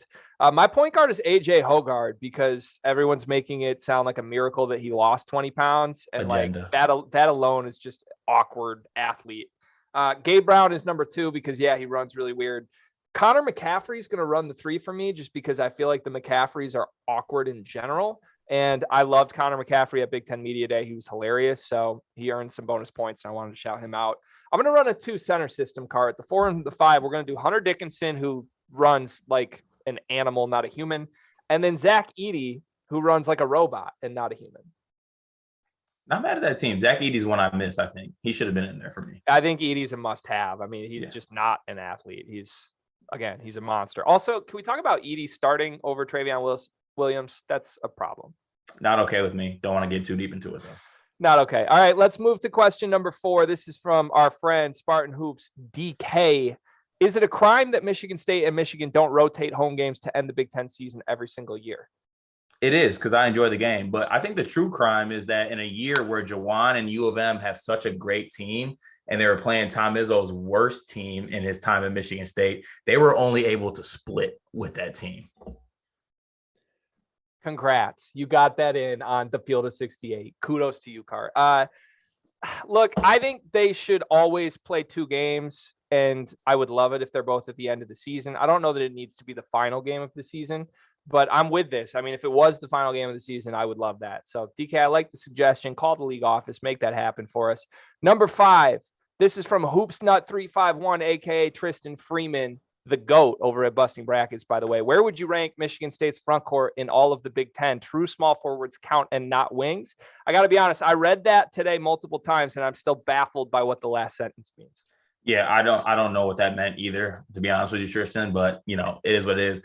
I took it the way I thought I read it, and I said they're in the 9 range probably. I think they're ahead of Penn State, Northwestern, Minnesota, Wisconsin, and Nebraska. Okay, that's way more disrespectful than I expected you to be, but my answer was in the bottom half because they don't have a center and Marcus Bingham stinks. Carter, do you want to go on record and dispute that? You have them 9th, so I feel like you pretty much agree with me here. I wouldn't say stink. There's a really good front courts in the Big Ten. Being 9th is not disrespectful. And Michigan State isn't one of them because Marcus Bingham stinks. God forbid if Marcus Bingham gives y'all to work at Chrysler Arena, I will be unbearable, and we will probably be done as a podcast because I'm going to let you have it. It's not fine that we be done as a podcast, but that's fine. Cart, by the way, we're 5 questions in. We're taking a shot of liquor for every 5 questions. Pour up, my friend. To Marcus Bingham having a breakout season. Everybody at home can cheers to that. Cheers. She already had a pour, but here we go. Yeah, you're, again, behind schedule. All right, let's move to number 6. I'm also very thankful I'm drinking tequila and not something else, by the way. God, I love tequila. Hashtag save the limes. Number 6. Can Caleb Love play his way into the NBA lottery? That's from Max Weezy, a.k.a. Maxwell Millington. Max Weezy in the morning on Spotify Green Room. No. Can I play my way into the NBA lottery? No, I can't. Can Caleb Love? No. He's not a good player until I see otherwise. I am disgusted that you just made a player comparison on basketball and had the audacity to throw you and Caleb Love in the same sentence.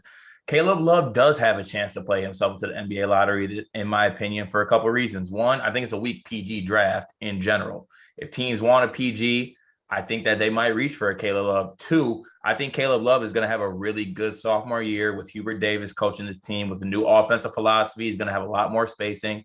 And let's not forget that Caleb Love was a highly touted recruit. He's a McDonald's All-American type talent. Like, it has cosigns from players like Bradley Beal. Like, he's a really good basketball player. I think he has a big sophomore year. He could potentially use that to catapult him into the lottery conversation. I can see it happening. I know a team that wants a PG, and if we drafted Caleb Love, Detroit Pistons, I'm talking, you'll find me at a very, very high rooftop very soon. Oh, we don't need a PG. Oh, is Cade the PG? Sorry, Yeah. I was referring to Roddy Boubois with a haircut. Yeah, we're not talking about Frank Ntilikina with a wrist tat. All right, let's move to number 7. This is from Shravan NBA, one of the best NBA follows out there. Which team has a better chance to win the Big Ten, Michigan or Michigan State? Cart, you want to take this one? Easiest question of the night, Michigan. Amen to that. Let's move on to number 8. From Quinn Hazard, any teams you're looking to back or fade early in the season specifically? I've got 2 for both back and fade. Cart, you want to go first? Yeah, I'll go first. First of all, 2 sips, by the way. I'm behind on that. We support betting. We support betting. And earlier when I was placing my bet on Bet Rivers, I back teams with productive seniors and talent playing against teams that have new pieces. Those are my favorite teams to bet against this year or bet with this year. And as far as, betting against teams as well. I like betting with teams that have really good home court advantages. Last year, there was no type of fans in the stands, and that affected a lot of teams. So I like betting on teams that have really, really good home court advantage and can feed off the crowd. So I think those are the teams that I'm backing early in the year, because early in the year bets are sometimes a crapshoot. Like, you really don't know what you're going to get from teams. You can't base too much on exhibitions. Yeah, for sure. I want to go to my two that I like early. St. Bonaventure, I think, is a legit top 25 team. I think they have a chance at going undefeated in the regular season and potentially having a top 4 seed in the NCAA tournament. I don't think the lines are going to catch up quickly to that. Belmont, a team that I have in daily picks today, I absolutely love them. They bring everybody back. Nick Mazinski's a star. I think that, they're -3 on the road tonight against an Ohio team that lost Jason Preston. That's undervalued to me. Take Belmont for the first month until the books catch up. I'm fading Ohio State. I don't think they're a top 15 team in the country. A lot of people kind of have them lumped into the Big Ten contenders. I don't think they are. They have EJ Liddell and basically nothing else to me. I think they were 16-point favorites tonight. It wasn't great value because they're playing, a bunch of nobodies, quite frankly. But, as they get into more competitive games, I think there's going to be value to fade Ohio State. And then lastly, we're fading Villanova. I'm literally watching Villanova on a screen right now. They're up roughly 38 points. I don't trust Colin Gillespie. We are forever fading DMV Aaron Craft. We are. I'll drink to that. Cheers to that. Cheers to that. Number 9, moving on. This is from Colin Dilworth. Which number will be greater, MSU's NCAA tournament seed or their number of losses in the regular season and the Big Ten tournament? I struggle with this one mentally because I feel like it's always going to be losses. Even if they were really good, it would be losses. Yeah, I saw the question. I started really thinking on it. And I was like, it's got to be losses, right? Like, there's no other way. Yeah, unless I'm trying to think if they were if they were a 10-loss team, they'd be a higher seed. So it's definitely losses. It's definitely losses easily. I think if you can find that as a line somewhere, go bet that. My challenge to this Michigan State team is avoid the 8 line. I honestly think they're in line for a 7-8 seed type, and they need to elevate from that because they're in trouble if they catch one of the best 4 teams in the country. I agree. All right. Number 10. This is from, again, Dion, that boy D Hill. Why do Carter's knees hit the nay-nay every time he tries to move laterally? That's an easy question because I had the body type of Boris Diaw, but I had the mental capacity and the mental fortitude on the basketball court of DeMarcus Cousins. So basically, I try to do way too much, and my knees don't agree with me, and that is why they hit the nay-nay, like you said. But that's disrespectful. Don't sleep on me. I got feet, and I got a mean left to right as well. I have always said that you're Boogie Cousins post Achilles. That's my NBA comparison for you. You've been very disrespected by that fact, but I feel like that coincides with your knees hitting the nay-nay every time you move. I was disrespected because you called the guy you compared to next to me prime Chris Webber, and then you followed me up with post Achilles Boogie Cousins. It was the context. He's nasty, bro. He's good. I'm just telling you, it is what it is. Our listeners won't know this. Cart, we're 10 questions in. That means another shot. This is the point in Drunk Scouts where you start rambling, by the way. So I'm gonna hold you to this. We're gonna stick to this. Cheers, my friend. Cheers. Everybody should be playing along out there for real. I'm really sick if they're not. So I just chased with a lemonade. Truly, don't recommend doing that. This tequila is really nice, though. Shout out my ex-boss. Number 11, again from Shravan.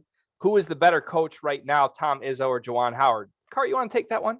I don't know why you're doing this. Juwan is currently the better coach. I think he's doing more on the recruiting trail.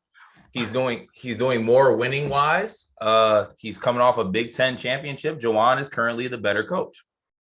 Listen, folks, I meant to put this on and I didn't at the change here. That's a Hunter Dickinson jersey, by the way. I challenge anyone out there to have a better college jersey collection than I do. But Cart, the reason I'm doing this is because it's so funny to watch you squirm when you have to admit that Michigan's program is firing on all cylinders right now. Yeah, and if anyone else wants to have a jersey collection like Greg, go type in DHgate to your normal web browser. You can get that jersey for $12.97. It takes dedication and commitment to do what I've done. You know this. My future son will have an inheritance that other kids will be so jealous of. Let's move on to number 12. This is from the Queen. This is from my wife, folks, at Mallory Wad. Who is more that? I'm assuming I'm more of that because I don't I. look. I'm more of that because I don't look like my dream school is Wisconsin. That is so damn disrespectful. Look, I'll be honest. I don't lie to the people. Carter is more that. I'll just be honest. He is. I've told him this. Have I not told you this multiple times in the last week, Cart? The difference between Sleepers Media and everybody else who does college basketball content is that we have you. And I mean that with my heart and soul. And you don't honestly reciprocate that to me very much, but that's fine. It is what it is. You are more that, my friend. Cheers to you. Truly lemonade. Appreciate that, Greg. Wow. Kind words. Once again, I'm getting no love here. Let's move to number 13. This is from, I think, a Twitter bot at user 173842069. Is Michigan's schedule competitive enough to get them ready for big games in March? I can't tell if this question is just trolling or if it's a robot or like what is the story here? They play in the Big Ten. Yes, it's competitive enough to get them ready for March. Maybe they were referring to the non-conference. Well, this actually came from my burner account. So I'll go ahead and answer it. No, because their schedule's weak as beep. The schedule is really terrible in the non-conference. Their toughest games against UNC, and then the next one is maybe Seton Hall, who is not even a top 25 team. Could be a good team, but the non-conference is trash. But with that said, you can never say a Big Ten team's schedule is trash because they play in the Big Ten. Like you're going to be playing Big Ten teams. So listen, it's not trash. I've already said that Michigan's going to go undefeated in the non-conference. I mean that. The only game that's in question is North Carolina, and I think North Carolina stinks. I think. Are you sleeping on Tarleton State? No. Michigan's going to go undefeated in the non-conference. Do I think that their non-conference has anything to do with their success in March? No, I don't. I think the Big Ten is cursed, and I think someone needs to fix that. And I think Juwan Howard might be the guy to fix that. I don't think it's this year, though. He needs a more dynamic guard in the backcourt. Shout out to the chat, by the way. I see we got Larry and Akil very active in the chat. Shout out to y'all. Larry talking about too bad you got the same barber. No comment on that. Also, producer Dagan, by the way, waving my hands. Everybody that's watched this stream at all today needs to know Dagan is the machine that powers the field of 68. Dagan, I am your understudy. I hope to be the Robin to your Batman one day. You have killed this today, my friend. You deserve a cheers, a drink of whatever your drink of choice is, and a long, relaxing sit on the couch after 9 hours of this. Kudos to you. Let's move on to our next question. Card number 14. Which mid-major has the best chance to get into the top 10 of the polls this year? Gonzaga is not a mid-major. This is from David Gruber fans. Who you got?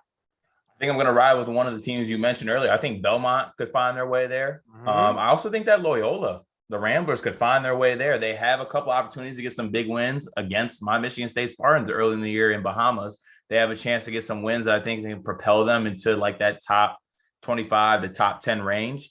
But I think that Belmont is the team I would pick to be the team that could maybe make their way into the top 10. I would have to look at their non-conference to see if they could get a couple wins there, but I think they're going to have the actual wins no matter who they're playing to make an argument to be in that range. I got 4. Belmont's on my list. I love Belmont. I already said this earlier. St. Bonaventure. I think they can go undefeated. I'm not kidding. But the Bonnies are in the top 25 already. Are they? Okay. Then excuse them. But I just want to make it known. I legitimately think St. Bonaventure can have a St. Joseph's Jameer Nelson type season where they go undefeated, get like a 2 seed. Legitimately. We'll see. The other two, Loyola and Drake. Shout out Drew Valentine. Shout out Loyola Chicago. I think they're the favorites in that conference. But Drake brings everybody but Joseph Yesufu back. That's going to be a heated race. It's going to be a very fun race to watch. Those are the two teams to me that if they both make the NCAA tournament, can make a deep run, regardless of what their seed is. Loyola, to me, legitimate Final Four potential. I mean, I'm not kidding. Braden Norris breakout year, Lucas Williamson, Jacob Hudson in the front court. They got dudes. They got everybody but Cameron Krutwig back. I mean, that's a great team that returns everybody. Eyes on Loyola, I swear to God. Get behind it now. Don't wait 3 months and get behind it. Let's move on to number 15. This is from @SoulStealer Alex Soul. How you guys doing? Blessed and highly favored. I could not be more happy with where we're at right now. And to that note, we're 5 more questions in, Card. That's a shot of liquor going. I'm pouring a little 1942, boy. Hey, shout out to Terramana, shout out to The Rock. To Alex Soul. Can't believe I just took a shot to Alex Soul on a field of 68. Chase with a smile. All right. Number 16, who are your top 5 candidates for player of the year? I'm going to run through this. Chet Holmgren is the player of the year. I can't believe more people are talking about this. There is no Chet Holmgren, folks. There is not another Chet Holmgren. I'm sorry, I'm screaming. There's not another Chet Holmgren. Paolo Banchero's number 2. Johnny Juzang's number 3. Hunter Dickinson, number 4. Max A-Smith's number 5. Cart, who you got? I got Drew Timme because I think that the voters are going to give it to Drew Timme over Chet Holmgren, even though Gonzaga might be the best team. Hunter Dickinson, Travion Williams, Paolo Banchero, and my sleeper pick, EJ Liddell. Wait. You have a man who's coming off the bench in your 5 most likely player of the years. Elaborate, because that's just, yeah, like, I love you. I think, again, you're great. No one else has you. That's a horrible, horrible take. Okay, just because you come off the bench doesn't mean you can't play starter minutes. Is that not true? It's not true, but it's dumb. It's dumb. Like, if Travion Williams is an All-American, why is he not starting? That's just stupid. I think Matt Painter's being too cute, but he can't, like, if he's coming off the bench, he can't win National Player of the Year. He could. If he plays starter minutes, he definitely could. But no, I had Drew. A sixth man cannot win National Player of the Year. Just can't. Says who? Who are you, the NCAA? Yes, says me. 17. Again from Tristan, Hoopsnut351. Which statement makes me sound more drunk? Now you're talking my language. Georgia would not win the Sun Belt, or Loyola Chicago would finish top 6 in the Big Ten. I think more drunk is Georgia not win the Sun Belt because Georgia stinks. They're bad. They're really bad. Yeah, I mean, it's not drunk at all to say Loyola Chicago would finish top 6 in the Big Ten. They would.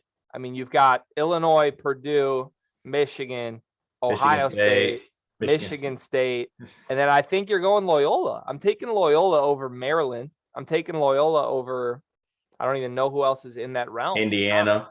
Yeah, I'm taking Loyola over both those schools. So by default, it's Georgia because Loyola would be top 6 in the Big Ten. You struggling with that bottle there? A little bit. I really stuck that in there. Sip of the Truly. My bad. From Daniel Greer, number 18. Pick 3 to 5 teams to win the championship. Whoever doesn't pick the correct team has to do the one chip challenge.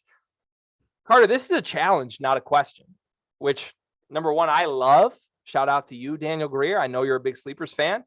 So I willingly accept. I looked up the one chip challenge. I didn't know what that meant. I thought it was like eat a potato chip and don't eat another one. It's apparently something where like you eat a very hot chip.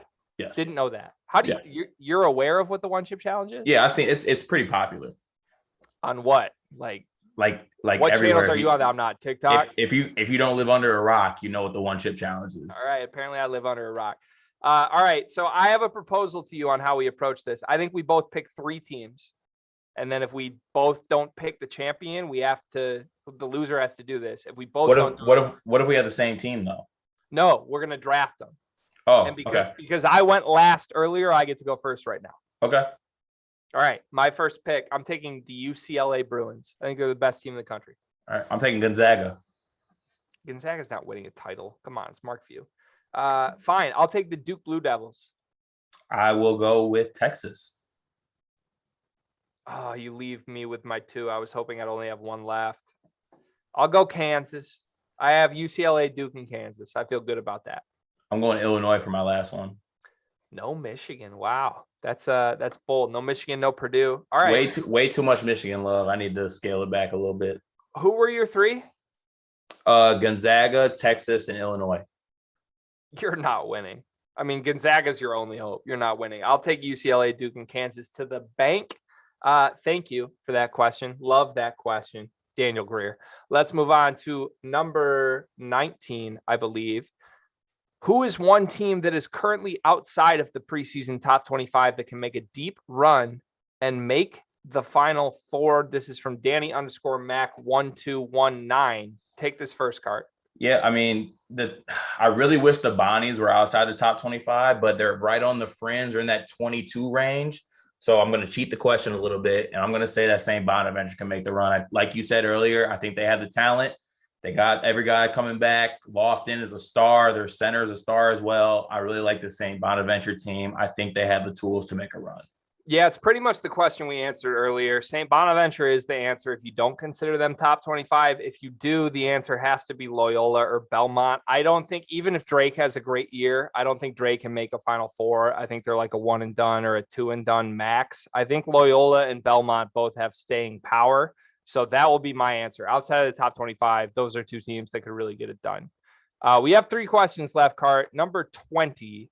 Which, again, let's take a shot before this one, Cart, because every 5 questions, we have to take a shot. I've lost my shot glass. I just found it. 1942. Cheers to you. This one could get spicy. Who is the best podcaster? Who knows more college hoops? Quote, unquote, near the end, please. I want an in-depth drunk argument. John Surratt, you got what you asked for, my friend. John Surratt, another producer with the Field of 68. Carter, I'll let you answer this first. Who's the best podcaster between you and I? I think Greg is the best podcaster. I do. Did not expect that. I do. I think you keep things on track. You keep things going. You're efficient. You're organized. You attack everything that needs to be attacked. I think you're the best podcaster. I'm all over the place sometimes, and I'm unpredictable. You're not. So I think you're the best podcaster. So here's the thing. I don't think that saying I'm the best podcaster means that I'm the most organized. Like, I think by default, with the decision I've made to go full time with this route, gives me the time to execute on this shit. Like, I am here to hold you accountable, to make sure we're doing our shit and doing it well. I think if we're talking who's the best asset on a show, it's you. No question, it's you. If it's who, can make sure we're on target, then maybe that's me. But if it's just who's the best asset on a live show, 100% Carter Elliott. Who knows more college hoops? This one could get dicey. I think I know more college hoops, but I'll let you say why you do. I know more college hoops. I do. I do. Look, you are more entertaining by far. You're more quote unquote that, to answer a question from earlier. I would rather be Carter Elliott than not be Carter Elliott. But as far as knowledge of the game, as far as the ability to coach the game, as far as the ability to interpret the game, as far as the ability to watch the game, as far as the ability to comment on the game, that's me. As far as the ability to bet on the game, that's me. It is me. And now you can rebut. You can rebut. No, I don't know, Greg. I mean, you see it through a different lens when you played the game, okay? Bullshit. And you haven't played the game. Oh, excuse me. You averaged 5 and 5 at Albion. My bad. Averaged 5 more than you and 5 more rebounds than you. Yeah, damn Skippy, you did. That's right. Hey, what happened the last time you and I played one-on-one in my driveway, though? One-on-one at Bronson Athletic Club. What happened? At the Athletic Club, I won. I did. We're going to need to call Joey Romance and talk about that one. Yeah, good luck getting that phone call answered. I'm just saying. Look, I respect the hell out of you. As far as who knows college hoops, I'll take my chances. Yeah, we'll let the people decide. We will let the people decide. All right, number 21. This is a very fun one. Can we get Carter doing the Millie Rock without hurting his knees while G spits a quick 16 about MSU? Please and thank you. This is from Larry H718, Larry Hammonds, our boy. Carter, how do you want to address this one? I got the Millie Rock down. Can you give me the 16? Oh, I got the 16. You ready? You start Millie Rock and I'll start spitting. For the record, for people here, I did have a rap background. I opened for Chance the Rapper. I haven't rapped in 7 years, so this is a little tight, but we'll see what happens. Yo, college hoops is here. It's time to get busy. Pour up the Remy Martin. I'm high on Max Christie.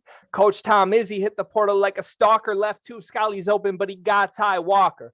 Awkward. That's what I call it when Rocket Watts takes an L on a big stage. Word to Papa Doc, block a shot. Marcus Bingham with his wings spanned out. Not top 25. Let's see how things pan out. Hand down, Gabe Brown. Gonna hit you with a swish. And it's word to Aaron Henry, dog. You don't applaud a fish for swimming back upstream. This is a good team. They got some big dreams. We got some big things cooking. Cart looking like Bowser ate Joey Hauser. Wowzers. Can't believe they gave us 2 full hours. If you ain't watching Field of 68, hit the showers, and you better give the Sleepers boys their flowers. Bitch. I may have mispronounced the word flowers, but other than that, I think I killed that. I'm not gonna lie. I didn't think I would come in this episode having a Millie Rock to my own diss track, but here we are. Look, does Cart not look like Bowser ate Joey Hauser though? I mean, no offense. No, I don't. Truly. Cheers. Good Lord, man. This is where the night gets fun, my friend. We're almost to basketball times here. All right, that was number 21. I believe we have one question left from Finding Nemo. Oh, we have one question left, but it's really 4 questions. This is basically the best end result we could have had. From Finding Nemo 23, Nemo, who is doing massive things in the NBA world. Favorite mid-major prospect? We'll start with that. Cart, you have one off the top of your head? Yeah, I think I think the easy answer here is Baldwin. I think Baldwin is the best mid-major. Baldwin. Best mid-major prospect. It's Baldwin. It's Patrick Baldwin, Wisconsin, Milwaukee. Let's move on. Memphis or Houston? This one's dicey. I'm taking Houston, personally. I'm taking Houston, too. Hey, mostly because Penny Hardaway stinks. Yeah. Also, I'm a firm believer of when you're the best team and you're at the mountaintop, you got to show them. You got to show me. You got to prove to me. Like, Houston's been at the top of that conference for a good amount of time now. And until Memphis can prove they can knock them off that pedestal, then I got to roll with Houston on this one. And you know me, G. I'm a Houston guy. Marcus Sasser, breakout year. Tremont Mark, let's get it. Kelvin Sampson, my boy. I love Houston. Always will. Listen, you've always loved Houston. And it makes no sense why. I mean, they haven't done anything. They haven't won anything. And yet Carter Elliott is out here defending them. They made the Final Four last year. Relax. I thought they made the Elite Eight. They made the Final Four. I don't remember that. Look, I do like Houston. I think they win this conference. Tremont Mark, Marcus Sasser. I love that combo. I really do. Kyler Edwards. I mean, they got dudes. Over here, though, with Memphis, I mean, they have more talent, but you have to remember Penny Hardaway is coaching this team. Penny Hardaway does color by numbers in timeouts. I've been saying this for years. I swear to God, it's true. Juwan does the same thing. Penny Hardaway did a great thing. He took a page out of Juwan's book. He just looks cool, gets the recruits, is a solid guy, would want to hang out with them, want to give him the aux cord. And then you get a staff who can actually teach can we cut him? Dagan, can we please you got a staff that can actually teach the X's and O's. Please remove his video. This man is problematic. This man is a disservice to what the Field of 68 stands for. If he's going to disrespect Juwan Howard like that, the show's over. I don't know if I said anything disrespectful. Let's move on. Which of you is more able to jump a hurdle? That's Carter. I can't jump. I can barely touch the backboard. Yeah, I have 2 career dunks. Respect me. I have 0 career dunks. That's Carter. Will Kobe Buffkin average more points than Carter has knee ligaments? I'm not gonna lie. How many knee ligaments does a normal person have? I have no idea. I heard the number was 6.5 when this question was asked. Okay. I don't really know what that means though. Well, Kobe Buffkin will average under 6.5, so I'm good. No, he won't. He's going to average 7. He's going to average 7 this year, which means more than Carter. Wait, hold on. Is there a bet coming on here? Do you want to bet this? Kobe Buffkin will average under 6.5 points. Deal. What do you want to bet on this right now? Last year, to be clear, you are 0-3 in bets against me on camera. You are 0-3. You've had to eat pancakes. You've had to run on a soccer field, and you've had to do something else that we haven't talked about publicly, and I will never. You are 0-3 against me. What do you want to do for this bet? Because you're going to lose. I don't know. I'll spend the day in Ann Arbor in a Michigan jersey. How about that? You taking a shot with me for this? Cheers. Of course. All right. Always. Cheers to that. That's officially a bet. Shout out to everybody who submitted questions. We love you. We appreciate you. Sleepers Media still can't believe they gave us 2 hours on this bullshit. It's crazy. We have Blair Montgomery, betting expert, the best gambler in the world. I swear to God, this man has won more money than I have in the last month and a half. He's here to break it all down with us. Blair will be joining any second. I'm going to take a shot at tequila while we wait for Blair. There he is. Blair.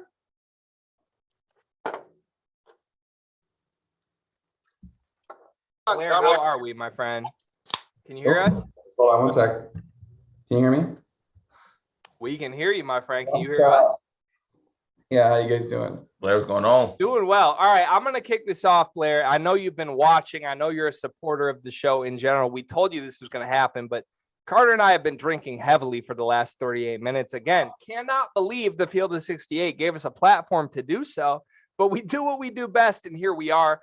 Blair, some big things are in store for really the three of us on this call. We may or may not be doing a little betting show that will stream live this Saturday. No obligations here. I'm just saying, stay tuned for that. Blair, you have been making more money than anybody that's betting in the world on NFL, college football in general in the last month. It is an honor to have you here, my friend. And you're a Spartan dog, class of 2011, just like I am. Well, 2015. I apologize. Yeah, freshman. About 4 years off here. Second freshman year. Yeah, just no, it is what it is. Thank you for being here, my friend. I see you sipping, by the way. I appreciate that. Champions Classic tonight. Blair, first of all, intro yourself. Tell the people who you are, and thank you again for being here. Yeah. So thanks for having me. This has been fun to follow. Like Greg said, I'm a Spartan, grew up in Michigan, moved to Chicago a few years ago, big sports fan, also a big gambler. So when all this stuff became legal over the last few years, it's made watching basketball, football, etc. a lot more interesting. So I've kind of blown up a little bit unexpectedly in the last, I would say, like 6 weeks, hitting some pretty ridiculous NFL parlays. So it's been good living the last month or so. I can't complain, but I tend to be decent at this thing. Not really sure how, but absolutely love it. Excited to be, working with you guys, and I'm pumped to see some of the stuff that we're gonna be able to put together for everybody in terms of. Let me tell y'all guys. Let me tell y'all the best part of following Blair. Blair's not one of the guys that just posts his ticket and posts his winning ticket and is like, oh, like, look at me, I hit my big parlay. Sometimes he posts that Allen Robinson couldn't take that last night touchdown all the way. sometimes that happens. Oh, man. Hey, I don't want to talk about it, but he's always transparent with it. He knows his stuff. I mean, the proof is in the pudding. The proof is in his bank account. He's hitting all these things, and we're excited to have him here. And I'm really excited to hear about his college basketball takes. I know the NFL stuff. I know the college football stuff, but I'm very interested to hear where you stand on the college basketball front. Yeah. The Allen Robinson one last night was tough. Dude gets tackled at the 7-yard line. Hey, this is the Field of 68 after dark, but really it's 6:41 p.m. We're sipping. Come on. I got to by the bottle at this point. Let's go ahead and let it out, Blair. Come on. That was a big 7 yards that I needed Allen Robinson to stay in bounds for. It was a 26K swing. So that was it's a big swing, Blair. That's a big swing. Yeah. Man, college basketball traditionally has been probably my second best sport to bet on over the last few years. It's always so tough early in the season to get a feel for everything with these matchups. And, I think COVID has made that even more challenging because a lot of these kids are going to be playing in front of fans for the first time in a while. So how is this really going to impact them? Obviously, three of us are Spartans, so we're excited for the Champions Classic. I'm going to be rooting my heart out, but I have a bad feeling this is not going to be an enjoyable 2 hours. No, Blair, no. Blair, we just got finished telling people that Michigan State money line's the way to go. So I have two theories in this game, and I think you guys will completely agree with this. Okay. I think so. You look at this MSU team, and this is like one of those like vintage MSU teams that like doesn't really have an identity. Probably will have like some good pieces on the roster, but we need to figure out kind of who's going to be the go-to scorer. Shout out, really hoping it's Tyson Walker. It's going to take a little bit of time. And I know Kansas is kind of like a little bit of like a weird makeup, but this feels like one of those games where like Kansas like makes themselves look better than they really are. And they come out and they just shoot the lights out and, they beat us by, 12. Or on the flip side, they come out and they lay like the grossest egg and we completely lock them up and win. So the play in my opinion in this game, and so I already have 2 of them in, but it's you're either taking Kansas to cover or you're taking MSU money line, because I just don't see a world where we lose like a super tight game like that comes down to the last possession. We're either going to control the tempo, rebound well, take care of the ball, score a little bit, and hold them, keep them from scoring on the outside, and we're going to win, reasonably. I don't want to say comfortably, but we'll have a nice lead and win. Or Kansas is just going to go, off the charts and just honestly potentially blow us out. So I'm a little nervous.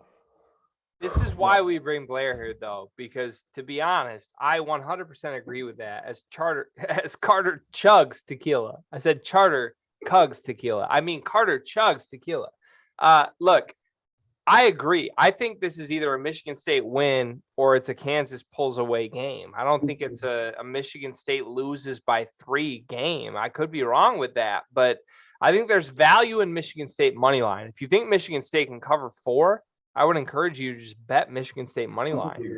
Yeah. If you think it's not going to happen, then I would work Kansas either into a parlay with Kansas money line or just bet Kansas minus the spread. But again, I don't know. I lean Michigan State because Jalen Wilson is not in this game. Mm-hmm. He's just not, and he's a crucial player. It's like if Michigan State was missing Max Christie, would I bet Michigan State in this game? No.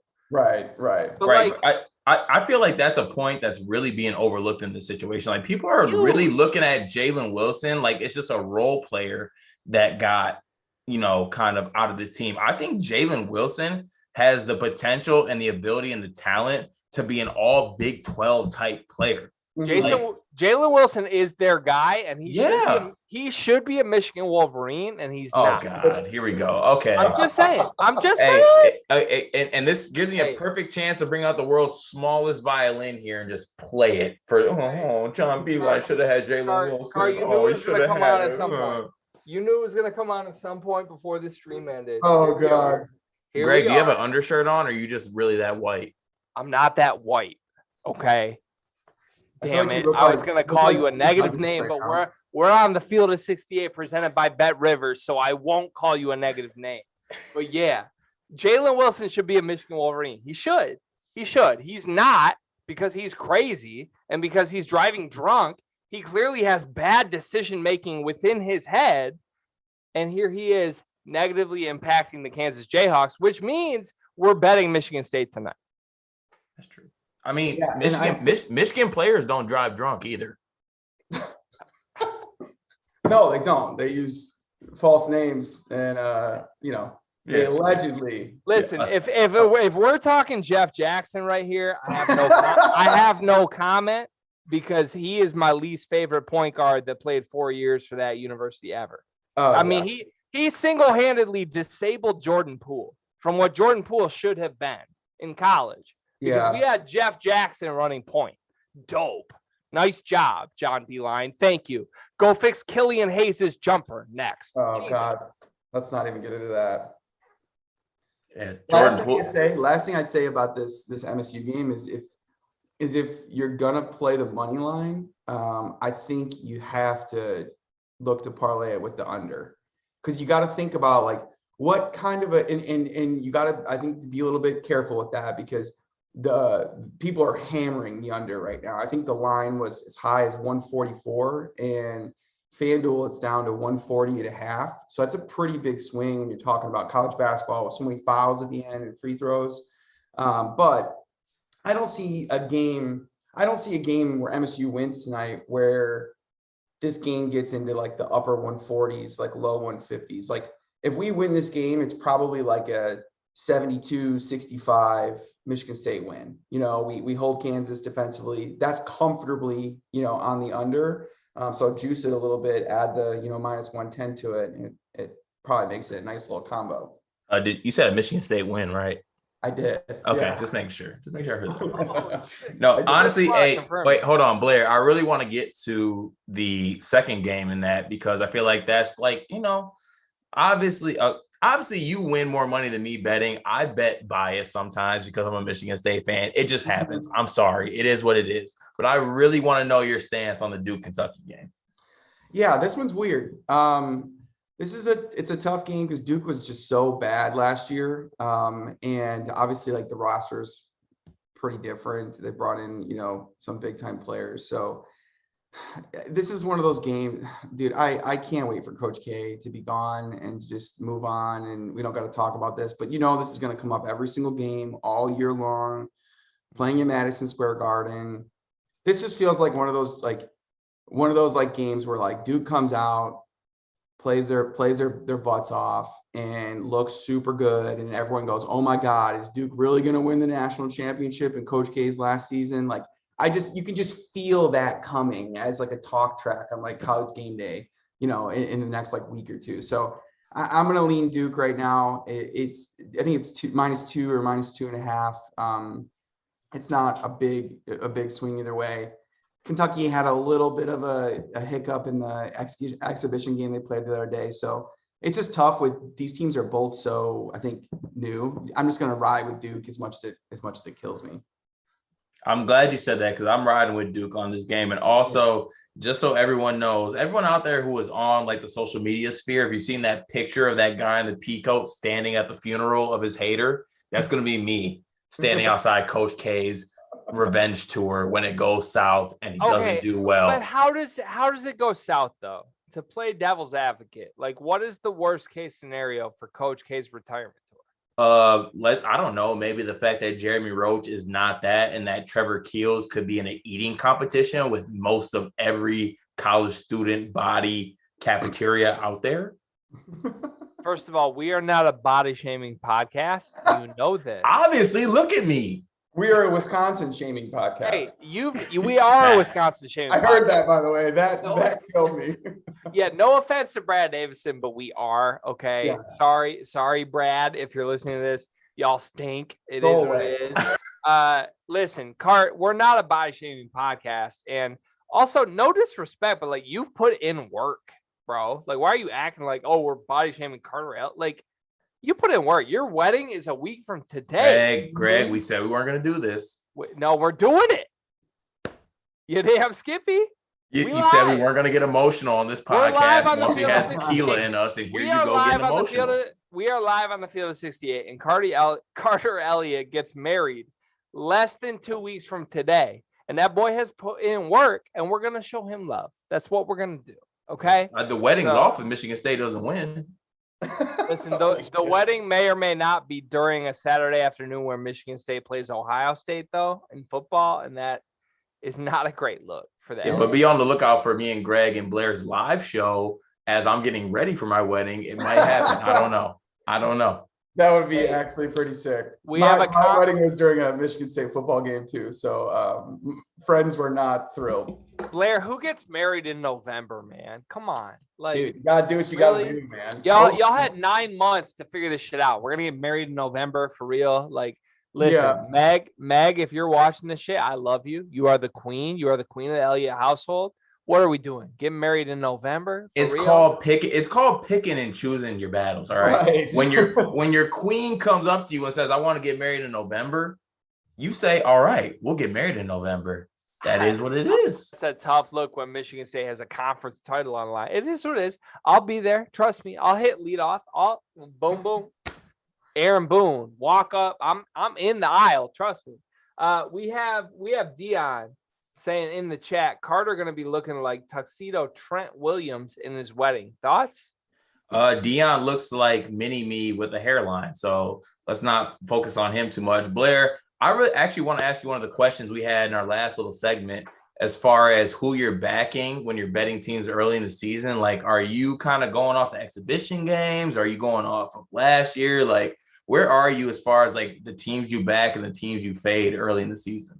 Yeah, that's so tough too, because what happens, especially on a night like tonight, like when you're looking at the slate, there's like 80 games. Like, it's absurd how many games are there.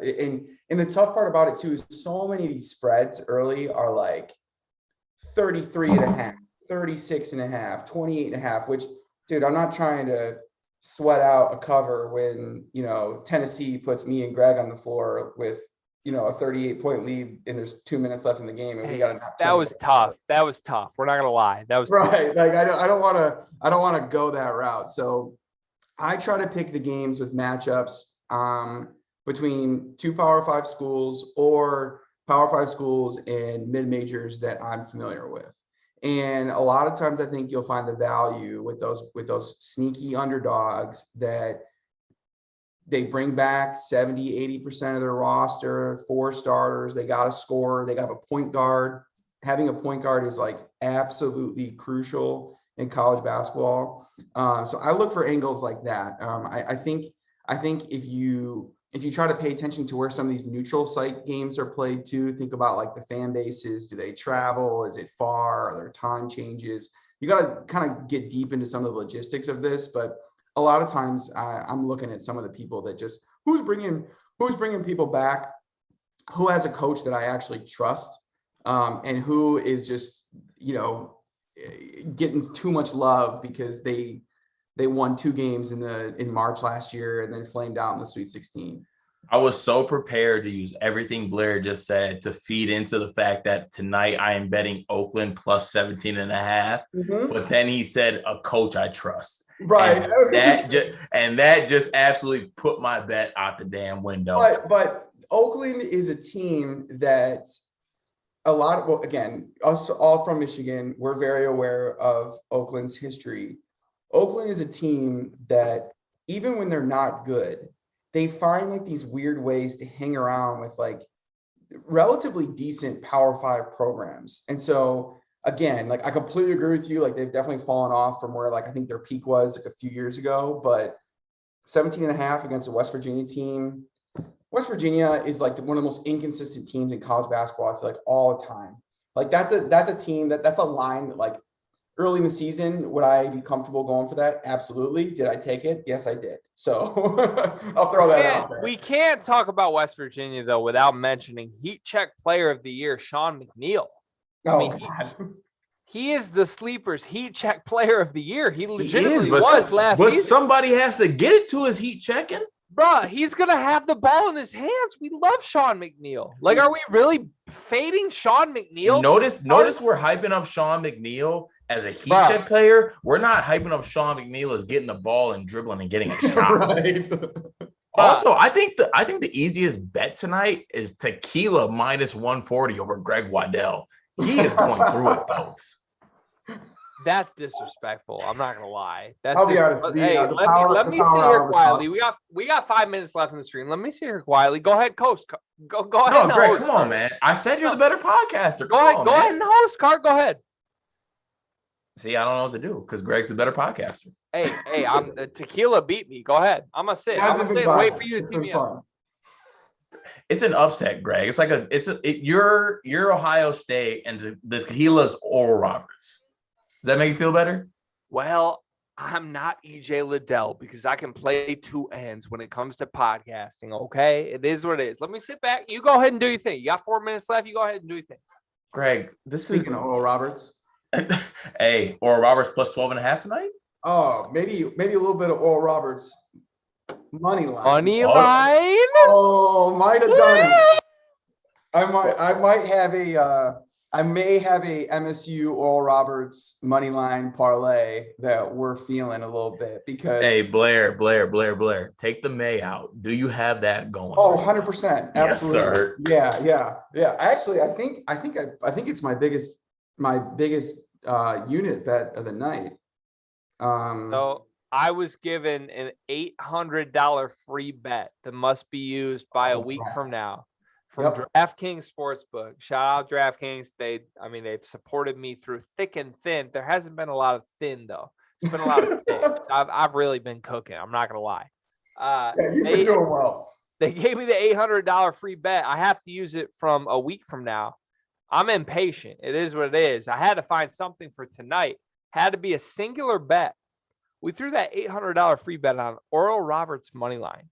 Folks, $800 to win $4,000. That has been placed. It is locked and loaded. Max Aceman, take me to the promised land, please. Right. He's like the perfect example of like like, don't get me wrong. Like, is it possible that he just got hot for 4 days in the tournament? Not really, because he actually did that all year last year. Yeah, right. And most people are like, oh, Oral Roberts, who are they? But this dude is nuts. He's nuts. And I just have a feeling like he's going to go full Steph Curry tonight and just drop like 34 and they're going to win. And Colorado State, I think, actually returns like a decent amount of stuff. But like, dude, I'm riding this Oral Roberts wave until it dies. Last thing I'm going to say, we all talk about Coach K and his like little last dance tour or whatever.